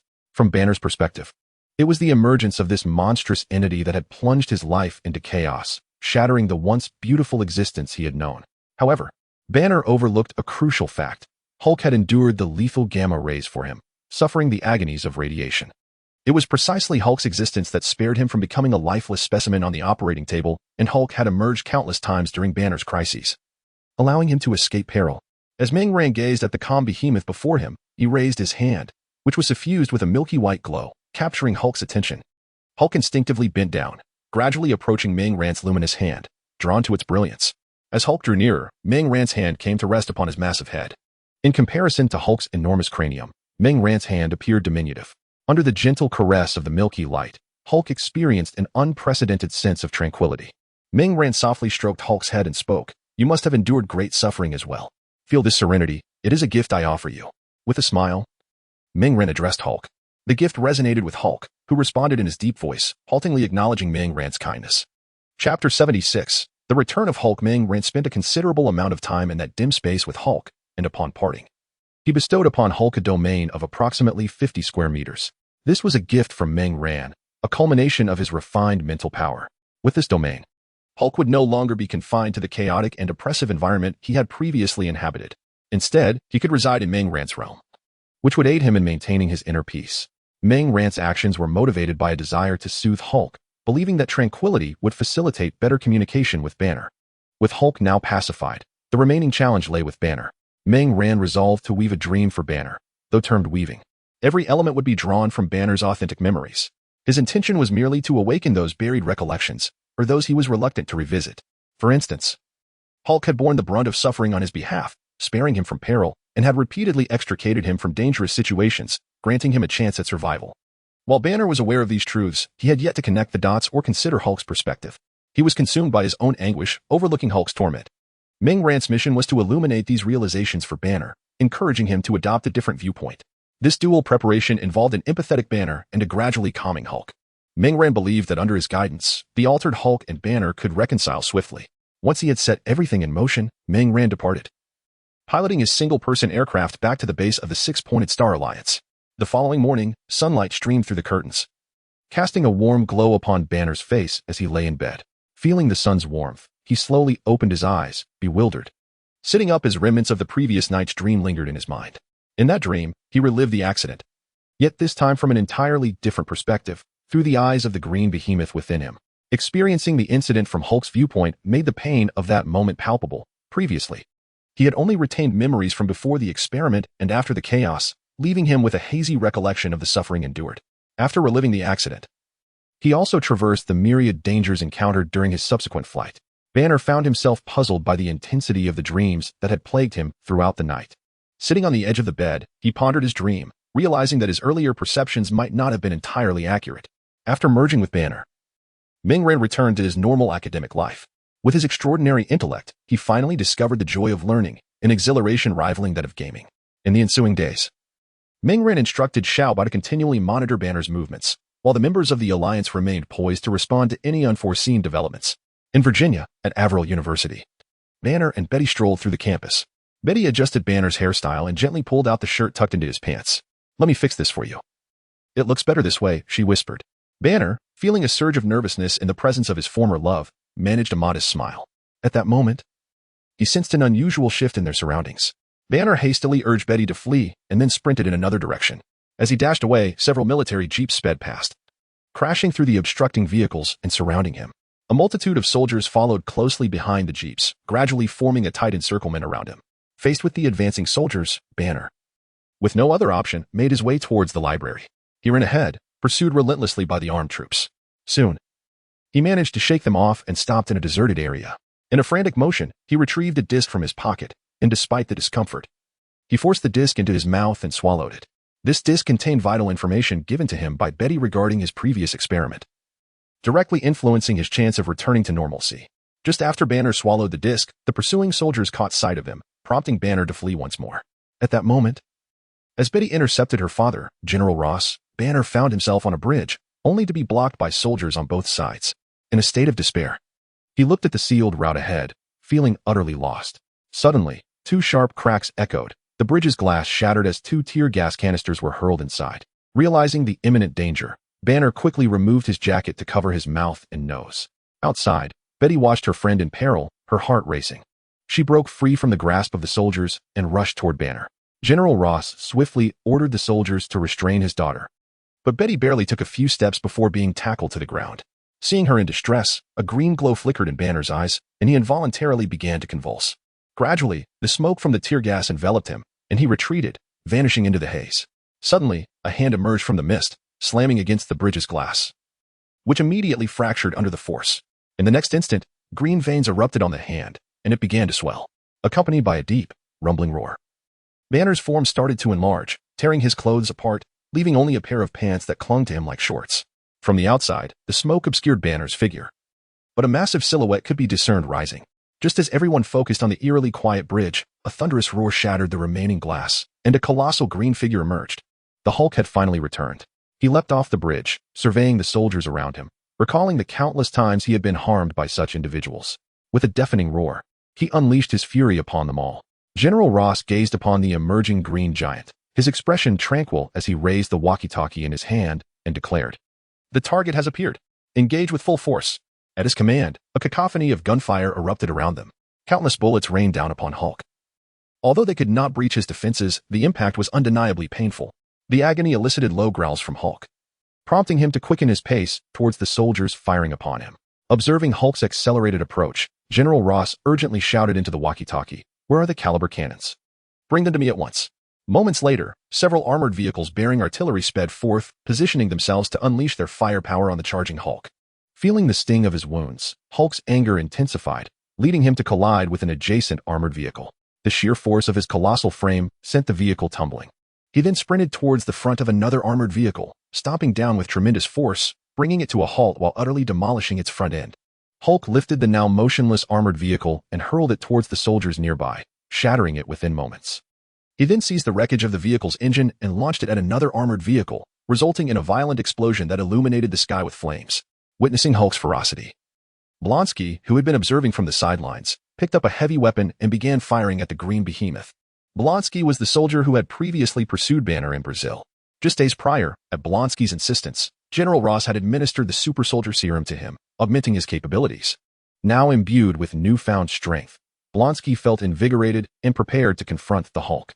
The combat in Brazil had revealed to him Hulk's immense power, and as a true warrior, he found himself captivated by such might.